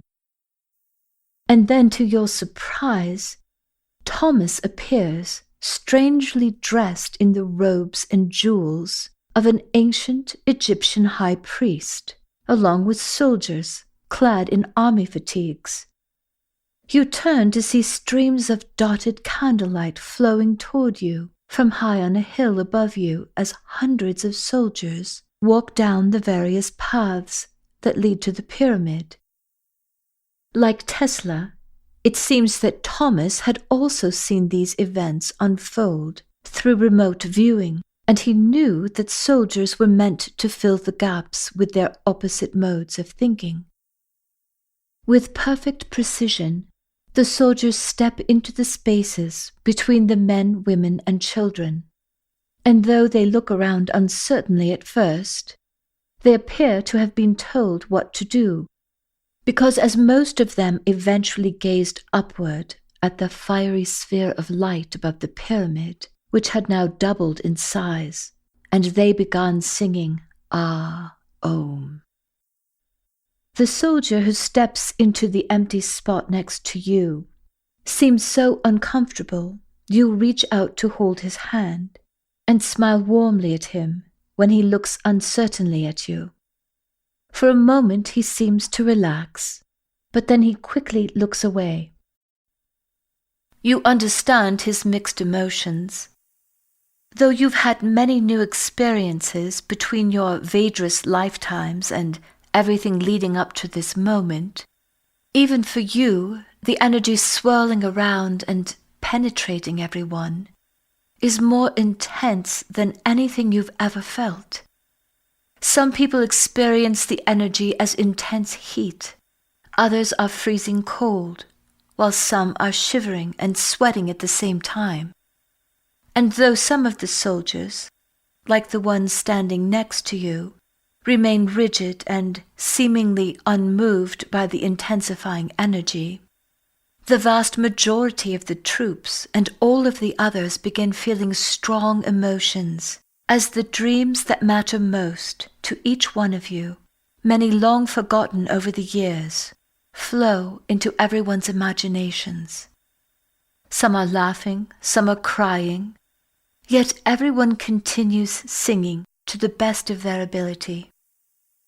As you all stand shoulder to shoulder, one of the soldiers, looking into the intense glowing light above the pyramid, is so completely overwhelmed by the energy that now flows through and seems to radiate out from his body.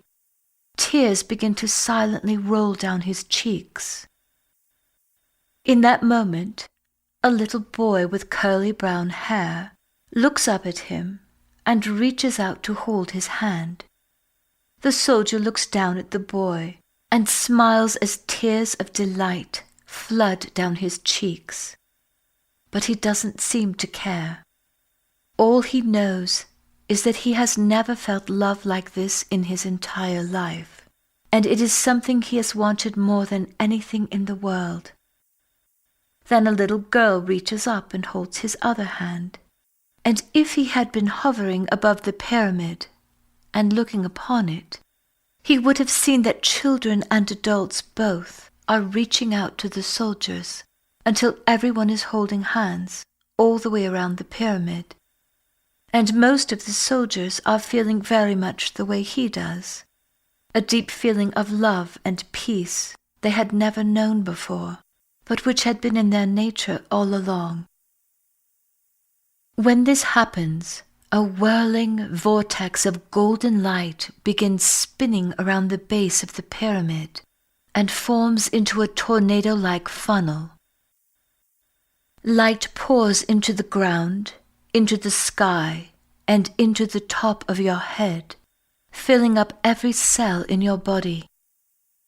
The energy then explodes out of you as radiant golden light.